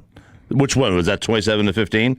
That's 07 to 15. All right. If you take 15, out, which is the last year. No, seriously. I know. We'll start adjusting it to fit your argument. But that's hold on. So I'm going to kick out. Hang on. Nobody is saying 7.5. He's still behind him. So nobody is saying that Peyton's last 2 years. Is there another adjustment you want me to make? No, to if we're get talking you the Peyton prime, answer, you can't use prime for one person and then last year for somebody else. But you're taking advantage of superior offensive talent Peyton had during those same Tom years. Peyton made. Oh, Reggie Wayne's on the Hall of Fame. Marvin Harrison? I mean, he made Marvin Harrison? I think he had superior offensive talent to Tom during Peyton's Colts years. No doubt. And no doubt. To be fair, because I am the fairest in the city. FAF. Fairest in the land. Tom had all that defensive help that helped him win titles. Now, you still had Dwight Freeney and Mathis and Bob Sanders, but yeah, Tom had, a coaching and defensive advantage that helped him with rings, and Peyton had offensive help that helped him with stats. Yeah, and we're not talking about rings here, because that's objectively you can't. If we're just looking at numbers and looking at their prime years, and we have to figure out what the prime is. Yeah. 20s, it's whatever makes Peyton ahead. I know. Well, no, but I don't. If you want to use 07 to 15. Peyton gets more awards, more everything. But if you don't, I also don't think that's fair to use the last 2 years of somebody's career who clearly was not. Yeah, I was just picking out Tom's. His third to last year was ridiculous numbers. So why we would just cut it off there? Because why? Well, because obviously there's a decline in performance, as there is with a lot of guys who get old. Or not as much with Brady. Brady his second to last year, he was 43 touchdowns, 12 picks. Peyton couldn't feel his fingertips. But what would you do with Beltre on a list like this? I'm asking you honestly. Beltre got here, just for reference, at the age of 32. What would you do with him? His prime is, I guess, are we talking about prime being your best years, or? I'm asking you. Yeah, I would. You're keeping it to the age. You're keeping it as like. I would say Beltre's prime is before he even got here, because it says athletic prime. It's your prime is 26 to 31. So you think Adrian Beltre's prime was before he got here? Well, you're doing some gymnastics to make this fit. Now, was he as? Yes, because you when you're at your prime is at your peak of everything. So everybody has the same prime. No, it's peak of athleticism. Well, Tony Romo's peak was not his peak athleticism. Tony Romo's peak was all because of mental. Right, it was a mental thing. Yeah. So Manning's prime was not when he threw for 55 touchdowns and was playing all world. I would say no. I would say no too. Yeah, it was clearly not the end, but that would be to me that would be the end of the prime. I would say none of his Denver years were his prime because he had the surgery. He couldn't make certain throws. Well, I have to go see what the throws look like. I mean, he's made some throws of 55 touchdowns. But that was all mental, right? If you're using... he can never, Yeah. Isn't that... Like, to me, your prime is pretty standard. It's 26 to 31, athletic prime. This makes you want to play 20-0. Let's hook you up for turning it on, leaving it on. Good combo. All right, Tolos right now. Caller number 10 at 877-781-1053 wins a pair of tickets to see Daughtry at Majestic Theater in Dallas on Saturday, November 14th. That's caller number 10 at 877-881-1053. The Messi magic strikes again. 8 o'clock this morning, we'll talk about it. Let's get real local here on Sean and RJ with the Neighborhood Watch. We need to take people out of their bubbles and their safe place and make them think about the world we live in. You are fake news. So what do you guys hear? What's the scuttlebutt? You know all about Click It or Ticket. What about Drive Slow or Go Broke? We'll talk about it here in Neighborhood Watch, which is presented by D&M Leasing. You can check them out, dmautoleasing.com. I'll be honest, I guess I just don't pay attention enough to have noticed that this was a thing in recent years. Have you guys heard of Operation Slowdown? No. Not till last night. I had no idea what this was. It is a 2-week. What was last night? When I got a text from my border buddy who sent me about this. Your border buddy? Yeah, he's down. He's down working at the border. Okay. And he sent me this. He goes, "Be careful out there." So I was scrolling through TikTok and something popped up. Usually TikTok, they're spying on you, so they know how to localize it for you. Yeah, don't pee in front of them. Yeah, you can't pee in front of them. We know that. But you can localize it, and I saw this TikTok from some attorney in Houston named Michael James, and he was saying, "Hey, here's a heads up for all of you. If you like to speed, you better slow down over this next week because there's going to be an increased police presence because TxDOT is doing their annual slow down operation. You're going to see a lot of more state troopers and local law enforcement on the streets. If you're speeding, they're going to pull you over. They're going to write you a ticket. The aim of this is really just to prevent speed-related crashes. So from July 18th through August 2nd, it's going to be like... It's going to be bad. I cut off. So I cut off the I didn't mean to include the like in it. So if you look at this, it's called Operation Slowdown, and it's 2 weeks. We're gonna leave for Oxnard a little bit by the end of this, but for 2 weeks apparently they are just telling all law enforcement officials crack down on speeding, like really go hunting for it and crack down. What it sounds like to me, and I want to be corrected and educated on the fan text. Is this a myth or is this reality? This sounds like just quota season. Yeah. Is it a myth or is it legit? Tolo police officers, we will not read your name or number. Promise. Is that a thing to where, like, in a month span or 3 month span or 6 month span, maybe this is a side topic because this could be legit, that you have to have a certain amount of people pulled over? I've always heard that. Right. I don't know how true that is. So I don't know that it's like they're going to hit, like, you've got to check this box. This is what TxDOT's website says. Why are we deciding, like, right now, like, we really need to focus on speeders? So apparently this has been going, they do this every year at this time in July. The accident rates for some reason go up? I'm guessing, yeah, people on vacation are out there speeding around. They're driving to different destinations. But it says TxDOT's statewide Be Safe, Drive Smart speeding awareness campaign urges drivers to slow down and drive to conditions to help save lives. Speeding is the leading factor in deadly crashes, accounting for roughly 1/3 of all traffic fatalities statewide. They say to remind motorists that driving too fast can be dangerous and expensive, TxDOT is partnering with law enforcement agencies across Texas as they step up their efforts to enforce speed limits during Operation Slowdown July 18th through August 2nd. In addition to writing tickets, law enforcement vehicles will spend extra time driving the roads, reminding motorists what a safe speed looks like. This people are saying from reminding you what a safe speed looks like. What a nice way to say license and registration. From a 940 nationwide crackdown. Florida's doing the same thing. So is Missouri. Let's see. There's no reason to go more than 2 miles over the limit. Oh God. Where? Yeah. Hard to speed in all this traffic. Every year they do this. I saw 5 speed checks yesterday. But what? Any officers? Let's see. Local truck driver here. It's legit. We've seen a lot more people pulled over. I drive for a living. Last week and a half, I'd say there's definitely been an uptick in police. Mostly just DPS and much larger departments, no quotas.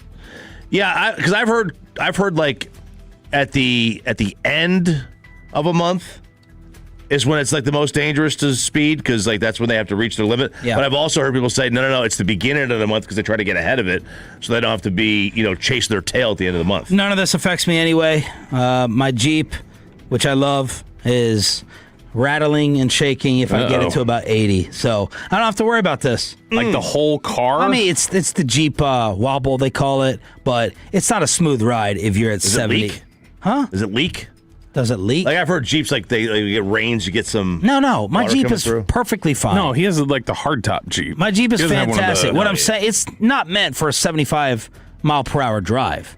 If anything, it's more for off-roading. So it's not the smoothest ride to begin with. This is a Rubicon, so maybe not some fancy Grand Cherokee. So I'm not. You guys always make fun of me anyway for being grandma out there. People are saying we have to make. You guys are in trouble. We have to make contacts, trouble. not tickets. What?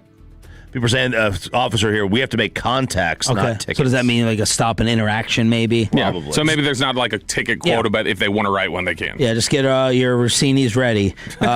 Jake, are you a big speeder? Not usually. I did get my first ticket a couple months ago. I was driving back from Lubbock to pick my dog up, and it was like this hill, and on the top of the hill it was a construction zone. So no workers, nothing, and there was a cop literally parked at the sign. There was 5 cars. I was the last one. We were all busting through it, and he got me. How far over were you? I was going 76 and a 65. No. So luckily there was no workers present, so I didn't have to pay the construction double ticket fine. But I did the road course. Took me 9 hours on just a Saturday to go through that little course to get off my record. Awful. Dude, the defensive driving does take forever. It takes forever. McKinney Lieutenant, Texas DPS is the only agency that they have to make 10 stops per shift. No limit. They can't force you to write a ticket, but they've got to pull 10 people over. What if per no shift. one's speeding? Failure to keep right.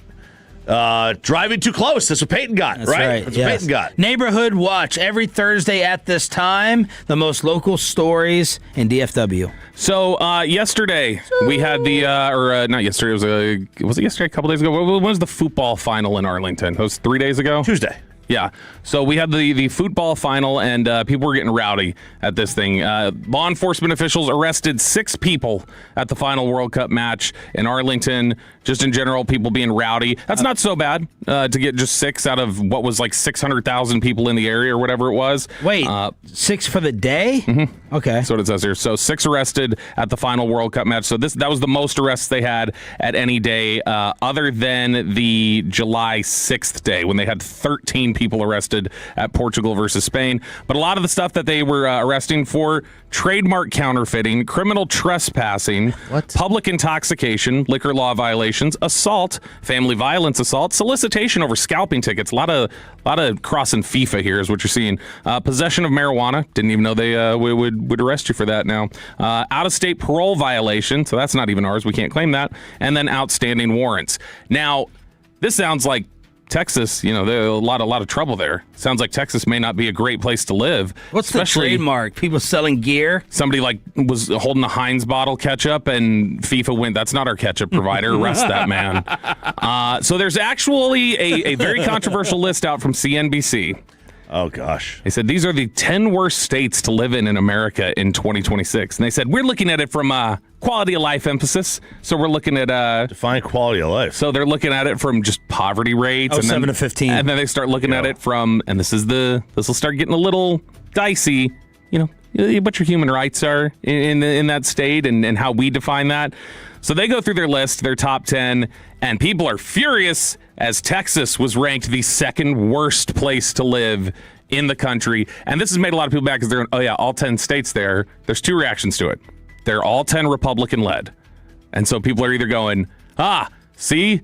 Republican-led. Republicans are the ones who are causing this. And then you've got the other side that goes, they're naming those 10 because they're Republican-led and they hate the Republican-led states. It's not that they're actually like that. So this caused a big old controversy. And similar to the Chris Sims list, there was a lot of pushback on the internet of there's no reasonable way you can say that all these people moving to Texas is the 2nd worst place to live. There's no way that you can justify saying that. Even some liberals are saying it doesn't matter. Like if you want to make the list leaning that way as a political message, you can't say that's the 2nd worst place in the country. I wasn't able to hear this list over the sound of my freedom living here in Texas.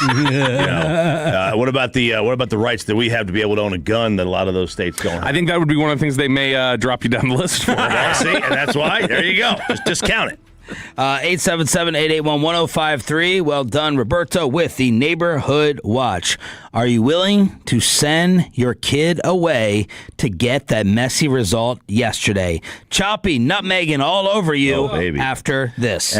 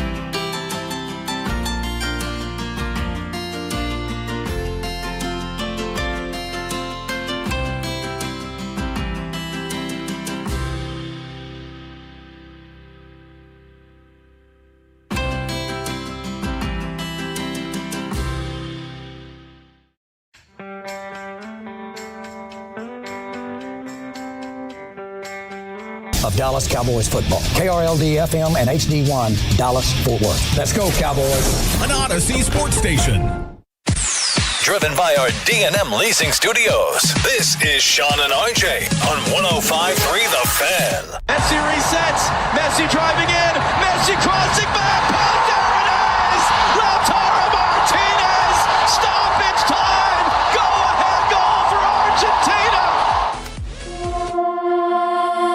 It's us against the world, bro. Just watch us shine. Chappie's here to tell us what the hell is stoppage time. World Cup soccer at home and global too. Sit back, relax. Let Chop nutmeg all over you. There's no music behind that? Da, da, da, da. That's just the way Peyton did it. Peyton didn't leave any notes, apparently, about the World Cup stuff. He didn't leave any notes about that World Cup song at all. Enzo Fernandez with a game-tying goal. The equalizer, as they call it in I am soccer. the baker. Enzo the baker. Hey, yo. Fox and FIFA with the audio. He made it 1-1, all level. And then Martinez with the header in the 92nd minute. The second minute of extra time, stoppage time. I should say stoppage, not extra. Two scores after the 85th minute. Were you watching it all live? Oh, yeah. And what were the reactions in the house? Were you did you feel it was epic drama? My sick daughter robbed me of the live reaction. It was kind of a, oh my God. Because we were at my mom's house. Because I had, I had to do some car stuff with Luca yesterday, and then so we were all at my mom's house. She let you watch two other countries in there? Well, it wasn't Italy? Argentina, a lot of Italians in Argentina. Yeah. They fled. So it's like an adopted homeland for her. Okay. And I was very torn in this game. I'd have been fine with either one. I love watching Messi. I love Argentina's uniform. It's just so classic. I'm a uniform guy. If you put a good uniform, people say, what makes you watch a game? Oh, the uniforms would start. That would help. Give me a great set of uniforms and I'm in. But again, England, that's a great story. They haven't won a World Cup in 60 years, I was rooting for England because I thought England would barely win. I was barely wrong. But yeah, I'm never going to fight. Yesterday when we did the segment over the athlete, the player that you're going to stop down and watch, Messi is my number one, and I don't even know if I have a very close number two, as the legend of him continues to grow after the 2 assists back to back, and the GIF that came from yesterday's game where he was getting trash talk, and Messi's like, "Oh, you're talking to me? You're talking to the great one?" Okay, he gave the. You know what that reminded me of? Okay. Let me Watch see. This pass. Watch me pass it to somebody else to score. Let me see. Let me see if you know. Watch this pass. We've been on. You and I have had the same brain all week. Same wavelength. God. Let me. I'm going to write this down. Scary. The beautiful game. I want you to see the beautiful show. That. Okay. Yeah. What does that remind you of? You mean like another athlete? What other athlete did that? That was like a whoa kind of moment. Give me the sport. Mario Ellie. Football? Mm-hmm. It's not Brady, is it? Nope. Who? Cam. Remember Cam against the Giants? The Giants took the lead late. He had that towel over his head. He goes, okay. He did that. Okay. Well, and with a minute left, marches right down the field and wins the game. And I was like, okay, that's Cam. I just, for whatever reason, it triggered me. That was Cam. It was Cam kind of moment. Yeah. But, to England, be leading the game, and, they take the lead early on in the second half and in the 50-something minute, and then they just sat back, and you just can't sit back against a team that's at this level. I don't care if it's Argentina. I don't care if it's France. Man, I don't care if it's England. I really feel like it's such a double-edged no-win argument. It is. It really is. It if really you have is. all your best defenders, I'm not saying all their best. If you have these defensive specialists, any sport, take it.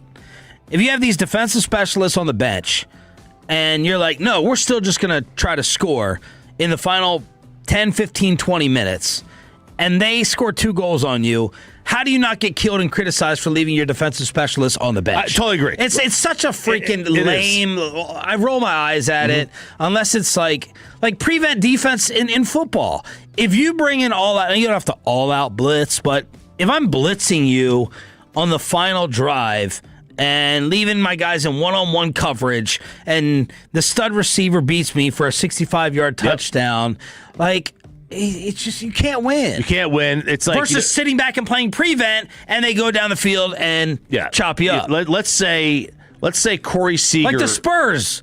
People would say, normally in basketball, when you blow a lead, and Argentina is the Knicks, and vice versa. Tolo said, this is Kansas City. It was Tolo Charles, who's been helping me this whole entire way with all the betting. But Josh Hart, I think, nailed it. He's like, we are Argentina, and they are us. But in basketball, it's normally dribble, bad shot, your lead is blown. Well, the Spurs were trying. They were too aggressive. That's a no-win. Yeah, it's like, imagine Corey Seager. Let's just say Corey Seager is a butcher in the field. Let's just say he's a butcher in the field. Sometimes. He hits in the 7th inning. And in the 8th inning, you take him out for a defensive replacement at shortstop. And you blow the lead. It's a one-run lead. Okay. You blow the lead. Yeah. Now, that guy comes up eventually in the extra innings or in the 9th inning, the 3rd spot in the order, Corey Seager's spot, comes up, 1 out, man on 3rd. You need a fly ball to win the game. Yeah. And you've taken him out. Yep. And that's kind of where England put themselves in. I mean, they started taking guys out with 20 minutes to go. They took out Declan Rice with 10 minutes But if Corey Seager stays in and kicks a ball in the 9th, I know. Ozzie Smith was on the bench. Right. Yeah, Seager's ground ball rate has been much higher this year. So. Yeah, but there's your point. Like your points well taken. Like you're damned if you do. You really are. Now the question is, did you have to take out 4 guys that are all offensive minded? Could you not have done the same thing with just taking out 1 or 2 guys and then left another couple of guys who were attackers? Yeah. Because what happened is, don't bring in 4 Ben Wallaces. England put in 4 Ben Wallaces. Meanwhile, Argentina put in 4 Russell Westbrooks. And it was like, these are attackers, and we're just going to go. And they did. Yeah. And it worked. Well, I am in screw it mode because I've gone 0 for the semis. I've gotten little things right here and there, but that doesn't bring back enough juice for me. So I have to combine multiple things to try to win big on underdog. And Chicoline was already making fun of me and all. How can you bet against the greatest? Well, I'm going all in against the GOAT for Sunday. Spain? I'm taking Spain. Yeah, going full Nico. And defense wins championship. And I'll think about it for tomorrow's show on how much I'm going to lay down to end this little storybook, because this little runt cost me yesterday. And so did Bellingham. Like, he didn't even have a shot on goal. No. Like, not one shot on goal. But I'm like, screw it. I'm going down with the ship. I am betting against the GOAT. I'm betting against MJ to a large degree. Okay. To try to get all my semifinal money back. Man, this is going to be. I mean, it'll be a good final. But this the intrigue of Messi winning back to back, and Argentina, which is a great soccer country, I think they would tie Brazil with the most World Cups if they win this one. And back to back, no one's done it since Brazil. Right, and that was 70 years ago. It would be pretty amazing. So now let me ask you this: would you be rooting the same way you'd be betting? No, I'd be rooting for Messi. Okay. Yeah, I'd have nothing for Spain. Yeah, I don't care about Spain. I like, if you took money out of it, I want the magic ending. I want the back-to-back. I'm the same way. I mean, I think it'd be really, really cool if Messi won a second one. But would you be willing to send your child away for it? That's a good question. So this is part of one of the things that a lot of these soccer guys have talked about, in that this is how you get great at soccer and how we do things in America versus how they do things in Europe. You know what? Since it's on Sunday, we'll save that for tomorrow. Okay. That'll be a longer topic. Let's get this red card out of the way. All right, so this is Fowler and Balogun. He is the American player. Is that your orange card you're holding up? Yeah, this is my new red card. There we go, the red Bobby's bandana. buying red and yellow cards for the station. The yellow cards are out of stock. The red cards, they got plenty of them, but the yellow cards are out of stock, I guess, because they use them more. Just bring in some Uno. I could do that. Uno. There you go. Yeah, the reverse. So Balogun spoke. And that's going to be for bad takes? Yeah, I'm gonna just like, I would have, Choppy would have been done last segment at like 7:25. What do you get sent home from the show because you got a red card? You can't go back tomorrow. So Balogun was on with CBS, and he told CBS his reaction to getting the red card overturned and if it had any impact on Team USA. My initial reaction was, I was happy to be back in the team. Yeah. But when I kind of started to reflect, I knew it was going to cause a lot of controversy. So American. And I could almost see within my teammates a bit of nerves because it's something that's so unique. But the closer we got to the game, I tried to just focus as best as I could. Yeah. But it was difficult. He's kind of saying, like, overturning the red card had an impact, a negative impact on the team. And I'm like, wait a second. Are you trying to tell me that the team would have been better off if the red card didn't get overturned? Wouldn't have been distracted. Would have rallied. That's what he's saying. Is that what he's saying? Mm-hmm. Does that make any sense to anybody? Yes. It might be taken a little out of context. Maybe. Like, we might be forming a little narrative on it. But, yeah, I understand what it certainly read like that when I was reading the quotes or your thoughts on it. Yeah, it's like, oh, you poor thing. Let me give you a hug. You get your red card overturned. Oh, you had to play the game? No, that is what he's saying. I think he is genuinely saying, like, the rest of the team, all the intense scrutiny they got, it messed with the other guys, is what he's saying. Yeah. I guess if you were the guy... you are cheating to some people. You are having your president, like, all of a sudden the United States was, to some, this big fun story. And now they're a sham. And now you are, Brad Sham was not happy with the interference, but now you think you're above it, typical United States arrogance, and you want to go ahead and trump the rules. Yeah. It's like... Well done by me. If, when Zeke got suspended for 6 games. Yeah. What was it, 2017? Yep. Let's say we're a game in or 2 games into the suspension, and then Goodell says, you know what? Suspension over. Because the president... are the Cowboys, going to think that they're cheating, they're getting favors, or they're going to be, hell yeah, we got Zeke back? Hell yeah. I would think that's what you would do. I think that they're going to be like, hell yeah, but there's going to be intense 31 other teams scrutiny on them. Cowboy favorites, controversy. You want the Cowboys in the Super Bowl. You want the ratings. And then you're getting asked all week about, do you think you guys got a favorable thing? Is this like favoritism to y'all? And they'll hear stuff on the field nonstop. It would distract. It would have just been nice if he actually showed up and played in the game that he was allowed to come back for. Right. Because I didn't notice him. No, and the guy who really would be upset was maybe his replacement. That's the guy that would really be upset. But people were saying, what city was he born in? New York. He was New York City. Can you not tell it's a New York accent?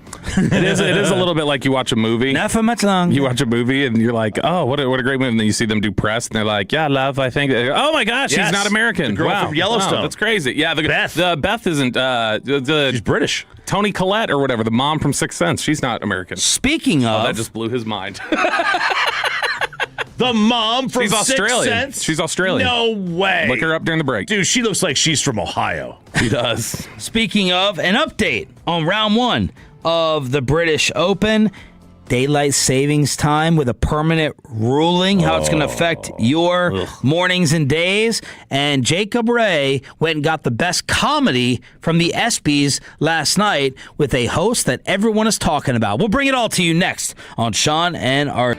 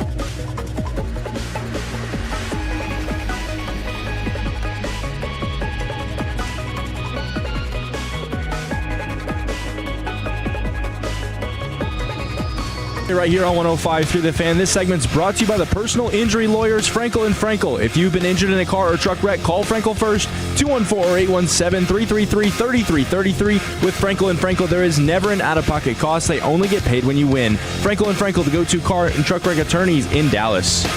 British Open starting this morning. Is everybody already done, Choppy? Most of them are done. There's some guys here in the back nine.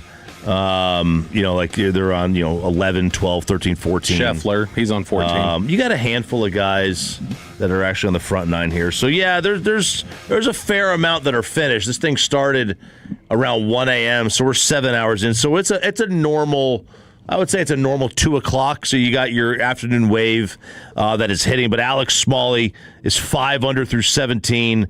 Then you got Sung J M, who's 4 under. Scheffler, Molinari, they are both 3 under par. Stenson is 2 under par. DeChambeau's 2 under. Rahm is 2 under. Oh, that's good. Seeing those guys. Ha-Tong Lee, who's one of my favorites off the air. He's hilarious.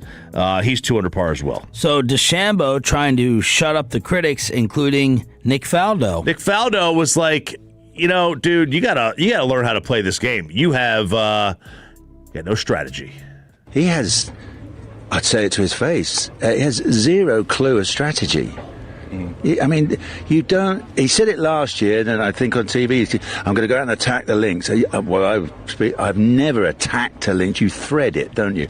You feed it down the fairway. It's really important. You look at humps and bumps and everything. If I send it over and feed it, it nudges back into play. You don't think, I'll just bomb it down there. Can't see where I'm going. It's 20 yards wide. Oh, yeah, good luck. And that's part of the problem with Bryson. I mean, Bryson has literally the viewpoint. It doesn't matter if I'm in the rough or the fairway. If I'm far enough past everybody, that's all that matters. Because his thought is, I'd rather risk being in the rough at 390 yards away from the tee, all right, and I'd be able to hit, a short iron into the green, as opposed to taking still a very big risk that you're going to be in the rough on a regular normal drive that goes 320, but instead of having a 9-iron in, you're going to have a 6-iron in. So he's like, I'd rather take the chance of getting the shorter club in, because the shorter club at some of these courses like the Masters or any U.S. Open course, I'll have greater accuracy and a better chance of holding the green. That's Bryson's philosophy. So it's not like he doesn't have a strategy. It's a strategy that many just disagree with within the game. So Faldo's criticism is accurate. I mean, it is accurate, yeah. I mean, he just wants to bomb it away. And Faldo's like, I just don't philosophically agree. Yeah. I'd rather take an 80% chance at making the fairway and having a 6-iron in than a 50% chance of making a fairway but having a pitching wedge or 9-iron in. That didn't sound like I just philosophically disagree. Yeah. that sounded like Waldo Geraldo Faldo was saying. Yeah, that sounded very much like, listen to this bumpkin, yeah, listen, love. Like that's pretty good. That's very it fits in with what is a lot of sectors of it, not everywhere, but it fits in with a lot of sectors of it that is, even at the player level, I guess, gatekeepy. Yeah, golf is very gatekeepy. There's no doubt about that. And, Sir Nick, and I don't know, is Sir higher than a Lord? Am I higher? Why is I don't know. I'm an American. I didn't start, we walked away from having to be under the king. So. Why do they get a bunch of, have we? Why do they get a bunch of sirs? Because when I'm 877-881-1053. watching the Beckham thing, it's the manager was Sir, and now it's Sir David Beckham. Why? They get Educate knighted. me? Yeah, they get knighted by the king or the queen, whoever now it's the king. Yeah. But yeah, they get knighted and they become a sir. You have to call him Sir, like Doctor, like Dr. Shaquille O'Neal. Sir Elton John, yeah, Sir it's a Elton title. John. And then Lady. Is it Lady is the other one? My lady. Lady Di. Yes, Lady Di. Yes, they get sirred and they get knighted, and I don't know what it's called when you become a lord. I think it's just a landowner. All right, this is a very important moment for Jacob Ray, who is filling in for Pepe rest of the week, once again vacationing, because Jacob Ray is about to be hosting Weekends Fan University for college football. He's doing work with Khaki Kev for Brian Broaddus, and this is going to be a judgment on Jake's comedy and his filter. And it's much more important to be funny than filtered, Jake. Always remember that. 2 people text me about the ESPYs last night. One has nothing better to do than even watch the ESPYs. So I wasn't surprised that he texted me. The other's like, what'd you think of the ESPYs? What? I was like, I should defriend you for asking about this event and program that no one has cared about for a decade. No one gives a crap. I didn't even know what the awards are anymore, but Bobby did tell me that we have a very popular host, and Amanda was excited about this host after I relayed our discussion about him. There's a little bit of there's a little bit of Beyonce-like fandom that exists with this gentleman, Marcelo Hernandez from Saturday Night Live. If you are on the internet in any capacity or social media, you've seen him. But even if you're not familiar with him, you've seen bits of his or whatever else. But he's very, very popular, and he's become one of these guys where you can't say you don't think he's funny. Because they come after you? They will come after you. What's the name of the his Swifties? What's the name of his fan base? The Marcellis? Yeah, I don't know if he's got I know they call it. They always talk about him being the short king. So I mean, I guess they're short princes and princesses. Is he hilarious? He's funny. It's just sometimes it's the same thing, and then it's like, all right, come on, can we vary it a little? But then people get upset. The Domingo. The whole skit that blew up with Ariana Grande and SNL singing the Sabrina Carpenter song, he was the guy at the end who came in and was Domingo. The one I remember is the one with Ryan Gosling, where they were at the bar, the original dog from Beethoven. that was like, that's good. It was so a good I skit. asked Jake to take... I have not previewed this, Gavin Spitt or Tim Collins. I said, Jake, get the funniest monologue, the funniest jokes from the ESPYs, and put them in a minute montage. I also want to shout out last year's host, Shane Gillis. He is watching from home like a true American. On his couch, drinking a beer while a Hispanic guy does his job. As a child of immigrants, I also want to shout out all the immigrant athletes in the room and those watching from home. Immigrant athletes are what makes sports great. Because at the end of the day, sports without immigrants is just cornhole. The Knicks won their first championship since 1973. And to put into perspective how long ago that was, in 1973, hockey players didn't wear helmets. Basketball had no three-point line. And in 1973, Bill Belichick was the age his girlfriend is now. You know how I know hockey is a white sport? No matter what you do, the worst thing that happens is go to timeout for 2 minutes. I want to congratulate one player. I want to congratulate Caleb Williams, the quarterback for the Chicago Bears, who will be on the cover of the new Madden video game. Congratulations to Caleb. Yeah. And Tiger Woods will be on the cover of Grand Theft Auto. Okay. It's not bad. Wasn't great. That's him, though. That's good job, Jake. That's assuming you took the best jokes. That's probably the best. Very repetitive. That's the way he's got a lane that he fits in, and he's like, all right, here we go. And it's funny, but then it's like you're 20 minutes in, and you're like, is there another one? Like, what are we doing? Like is there another topic we're gonna touch on here? But a lot of people have lanes. What do you think? What is his lane?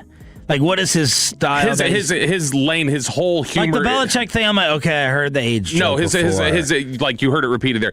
It's the hockey timeout. No, that's kind of lame. Everything is the like as an immigrant, or like you're doing a whole bunch of all of the skits that he writes on SNL are typically the ones where it's like they're all in Spanish order, which again it's fine, but it's just one of those things where there's no variance from it. Okay, and so it's like.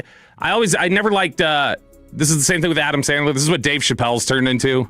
Like where Chappelle's got one line of humor and he just hammers it. And it's like, dude, come on, because Chappelle's gone on that transgender thing. And that's all he jokes about now. And it's just like, can I get something that's a little unpredictable? Below the Belt is coming up at 8:40 here on 105.3 The Fan. I never know how much to react to this, whether a court ruling or a group of people say it's happening. Is it official? Is it permanent? And RJ Choppy, favorite topic on the Sun. 308 to 117. I have to say, this is probably one of the more bipartisan votes that we've had recently, where you only have 117 out of 435 that said no to something.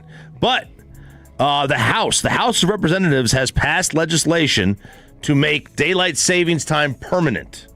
Which, again, nobody knows what daylight savings time actually is. My roommate in college was like, we have to we have to keep daylight savings time because look at this crap. It's 10 o'clock at night and I can still see the sun. I says, no, man, I think you want to keep standard time because, if you don't like the sun at 10 o'clock at night, then you don't like daylight savings time, right? You want standard time. Yeah. So now it has to go to the Senate. And then, Trump would have to sign it into law, but it is backed by him, so I have no reason to believe that he wouldn't sign something into law that he backed. But this would make daylight savings time permanent around the country. And that means that the earliest the sun would set in DFW would be 6:30 p.m. Right now, the earliest it sets is 5:30. We don't really get screwed by the standard time as much as some of the northern states who would see their sunset at 4:15. But you will still see the sun after 9 o'clock at night in the summer now. Oh yes, it will. Yeah, you will. It's not gonna. It's early summer. This is. You're right. People don't understand what it is. When this flips, they're gonna be pissed. So okay, explain to me then. So it's either. So let's just say, okay, so we the sun stays up forever or it's going down earlier. Which one is going to happen? So it's going to stay up later. Okay. All right, so it'll Which I think I'd prefer. I would prefer. The one downside people bring up, if I had to choose, is I would definitely prefer. So the latest sunrise that we're going to get is 8:30 a.m. It's going to be dark out at 8 o'clock in January. Which to me, it's I can't use that sunlight anyway. Because we're in here? Well, we're in here. Most people are sleeping in the morning anyway. It's going to be weird to people. It's going to be awkward, and kids are going to be waiting at the school bus stop in the dark. Right? Okay, so there's that. But I don't know how many kids take a school bus anymore anyway. I know there's 3 buses at my kid's school. But so it'll be later. It'll be 8:30. We've always joked about it, haha. But now I'm why did we need to lock in something? I just think it's to stop making the change. It's just that you don't need to change it back. Arizona doesn't. The 2 times you don't need a year? to change it. You don't need to change it forward, really. The whole reason why it was done initially, and I guess it still has an application now. The whole reason it was done initially was for farmers. They needed longer days to be able to do their crops in the summer. And now they're going to get longer sunlight all year round. It just won't be in the morning. You're going to replace when farmers are sleeping in anyway. Right. There you go. But now it's you can have daylight. We will never see the sunset before 6 p.m. again. Okay. All right. I like that. And now, and we'll see it.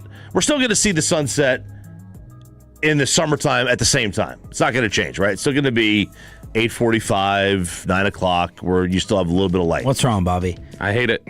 He's worried about his 1 hour that he didn't get back. No, and when we get although that's August, so it's not. But if we're at a West Coast Super Bowl, it will be dark when we get out of the show.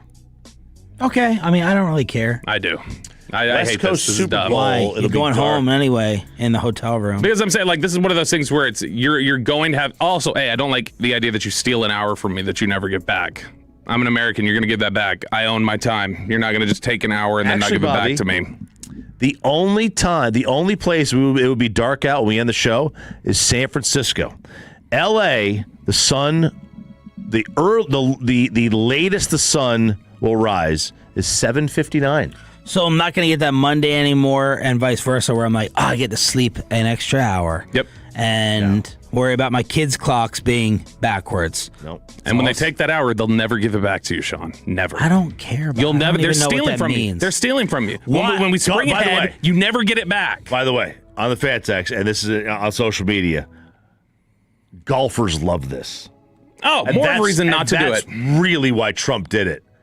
Because it's going to help his golf courses. But 7 a.m., 7:30 tea time, it's dark. In the winter you get to time, stay later, in the winter time, but you'll get to stay later during the summer. Why this year's Cowboys breakout candidate may not even be a player you've heard of. Next, in Below, the Belt on the home of the Cowboys with Sean and RJ. After we get you over.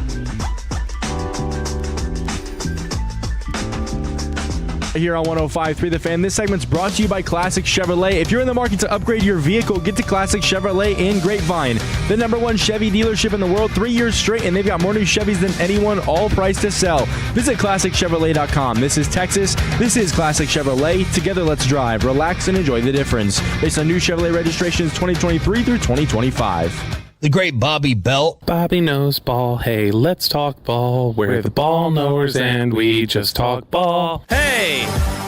Is this year's breakout player for the Cowboys a Nashville Predators defenseman? Let's talk about it here in Below the Belt, which is brought to you by Window Nation and DNM Leasing, dmautololeasing.com. This is we were talking about this yesterday or 2 days ago during one of the breaks of just, this is definitely list season right now for a lot of things. There's World Cup going on, which is active, and then you had the MLB All-Star game. But otherwise, like right now, it's pretty thin in terms of like active sports stuff going on. So you're starting to see people break out their lead up to training camp content. And so The Athletic almost every day is doing one player who does this, and then asking all their beat writers. So the one they did the other day was the one breakout player to watch for every NFL team in 2026. And you were, I think, out for this. Do you know who ESPN's Seth Walder listed as the name to know as a for the backup name to know for the Cowboys this year? A backup? Yeah, so it's like somebody who's not one of their starters, because they were doing this breakdown and they said non-starter to know. And he was like, boy, this dude's somebody to know right here, this non-starter. Who? Kavonte Turpin.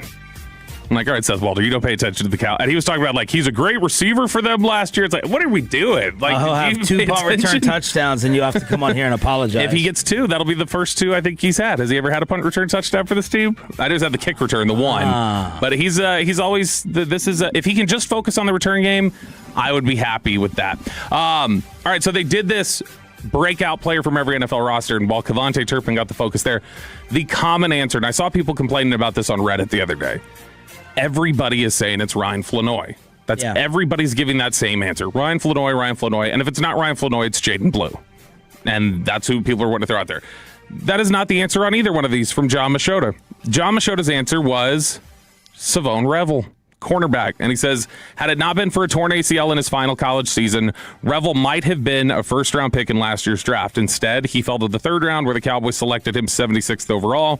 Recovery from the knee injury prevented him from appearing in a game last season until Week 11. Now fully healed, Revel is in a position to compete for a starting cornerback spot. He has the ideal size at 6'2", 200, strength and athleticism to be a quality outside corner. Cornerback is one of the biggest question marks on the roster. Revel should get a lot of valuable training camp work going against CeeDee Lamb and George Pickens. So Revel, that's a good name to consider. But when I start thinking of breakout, I always think of it through the idea of who's somebody who we just wouldn't even talk about. We're going to talk about Flanoy. We'll talk about Blue. We'll talk about Revel and what we'd like to see from them. Even if they exceed expectations, a lot of times I'm just thinking, who's somebody who it's I didn't know who they were, or I wasn't even really considering them, and now here they are. Do you know who Justin Barron is?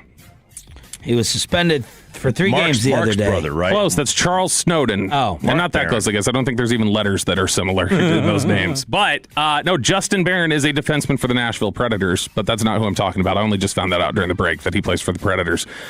Justin Barron was an undrafted free agent for the Cowboys out of Syracuse last year.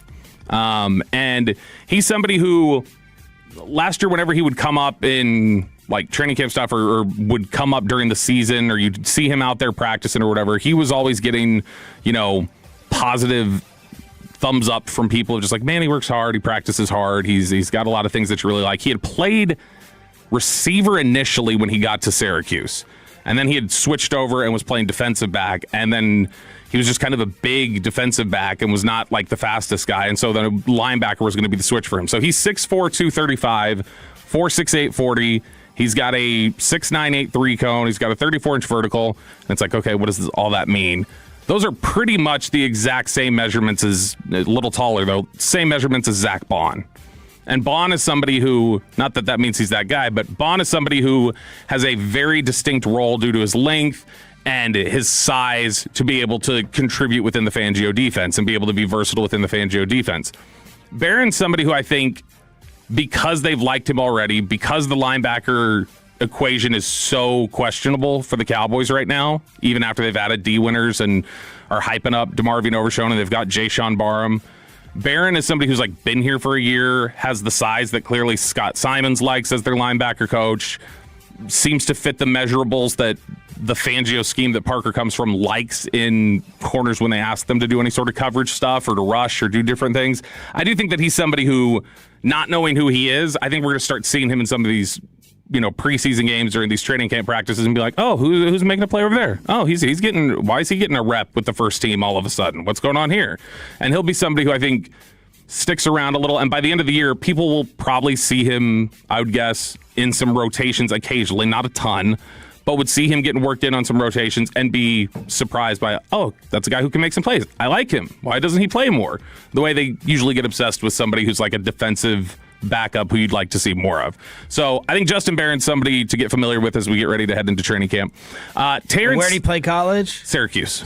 Yep, Syracuse. Terrence Steele, this past weekend, Duke Manyweather had his offensive line masterminds event out in Frisco, which is always very popular, brings in a bunch of the NFL's biggest offensive linemen. And Terrence Steele was there. Zach Martin was there too. I think Lane Johnson's got a big hand in what they do over there. But Terrence Steele was given an interview with D Magazine. He was talking to D Magazine out there, and the topic had come up. He gave a couple different answers that I thought were interesting. This is the first one here. Terrence Steele was asked about the evolution of going from you're one of the babies on the offensive line, essentially, to you are now one of the guys who's thought of as the veteran who's supposed to lead the others. Yeah, really just trying to, live up to the legacy, Zach, Tyron, those guys before left, just withholding the standards, keeping guys accountable. And just really just being a leader through my actions, how I prepare in the classroom, watching film, how I am on the practice field, nutrition, just all aspects of what it is to be a professional athlete. I try to live by example and just be a really good role model, and then the guys just feeding off of it, asking me questions. I'm obviously would love to answer, help out in any way I can. So, was there one area you're just like, man, I didn't know that thing was going to be so tricky, that now that you're in the position to be older, you're telling these dudes specifically, hey, I know you're thinking about the film, I know you're thinking about this. That thing is the thing you better be ready for. It's taking care of your body. Okay. I know we take so much abuse. Old linemen, the five that are out there, God willing, you play every snap. You know what I'm saying? Just what you do away from the building is huge. You can't go home and just be on the couch all day watching TV. You got to go home, be productive. Really take care of your body. So, just getting guys like Zach and Tyron, just asking them, and then, just applying it to my own life. And then, I try to do the same for the guys who are a little bit younger than me, and just trying to, give them game. So as the grizzled veteran, it would seem odd that you could be a breakout player, since we were just talking about breakout players. Cut 16 here, Terrence Steele says his best football's in front of him. For me, it's really just putting it all together, especially with my pass pro. I feel like this year I took some steps in changing my sets up and being more aggressive. And I feel like I just need to put it all together. And then I feel like I'll have a really, really, really strong season, continue to be great in the run game. And then just putting it all together one game at a time, one snap at a time. And I truly believe my time's coming for sure. So Terrence Steele, confident, comfortable, believes that he's in a position now where, and to be fair to Terrence Steele, he had somebody who really believed in him. My time's coming for a 29-year-old. Doesn't really sound right. It doesn't. Here's the thing. Prime. He was super raw when he was coming out of Texas Tech. Like, we all saw that. It was rough that first year in 2020. He did sort of break out after that and was had become somebody who, next to Zach Martin, they played really comfortably with each other. And then, of course, he tears the ACL. And he comes back, and the first year was not clean at all. He had an offensive line coach who just, frankly, didn't like him. Is another problem there. Mike Solari just didn't believe in him. Joe Philbin was a big advocate for Terrence Steele. Mike Solari wasn't. Now he's got somebody here in Connor Riley who Connor Riley does believe in him, and Connor Riley is working with him. That was one of the big reasons Connor Riley got the job. It was what are you going to do to make Terrence Steele better, by the way? Because he's here, And we'd like to know how you're going to make that improved. And he's got to be here, and he's got to start at a higher level. We got to start getting the returns. And last year, I think you saw he performed better. He still was not back up to the level he was pre-knee injury. But the hope would then be that, all right, we're here and we're able to get to that. I think there's a case to be made that Steele elevating his game could be potentially bigger for them than even Tyler Guyton getting more consistency. Left tackle's consistently thought of as the more important position, but you've already got Tyler Smith on that side, and especially in some of the run blocking stuff, you can make up for some of the deficiencies. Booker's still a young player. If you can get Steele a little more consistent and playing alongside him, that at least stabilizes a little more that side of the line, I think.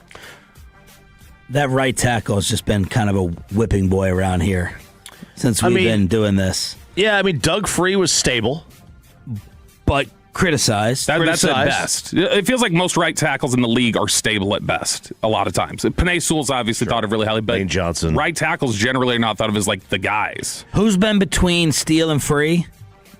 It was Free, and then it was they had a little bit there. It was Jeremy Parnell, and then they had Lyle Collins. Oh, yeah. And who was in there after Lyle? I'm blanking on who was in after Lyle. But Lyle was good. Lyle was just, he was hurt a lot, or then he got suspended, or like there were some things with Lyle where consistency wasn't always there either. But, and we've talked about this a lot over the last several years. Like, the Cowboys have had such an embarrassment of riches on the offensive line that even somebody who's just average, like we trash. We really do, and it's there's a misunderstanding about, I think, from the fan base about how good all five guys on an offensive line are supposed to be. It's not very common that they're all good. This team has had situations in years where they've had 3 All-Pros on their offensive line. Like, most teams don't have one. And we're like, oh, this offensive line's terrible. You can't trust this offensive line. What do you mean you can't trust it? It's like the Glavin Braves and their 5th starter. Right. It was Ringo. Okay, Denny Nagel's not great. Awesome. Like, who cares? Denny Nagel. What did the Texas Rangers do to your television? The local story that took over yesterday, part of Diamond Cavs and a Kevin Hagelin crash out over the topic after this.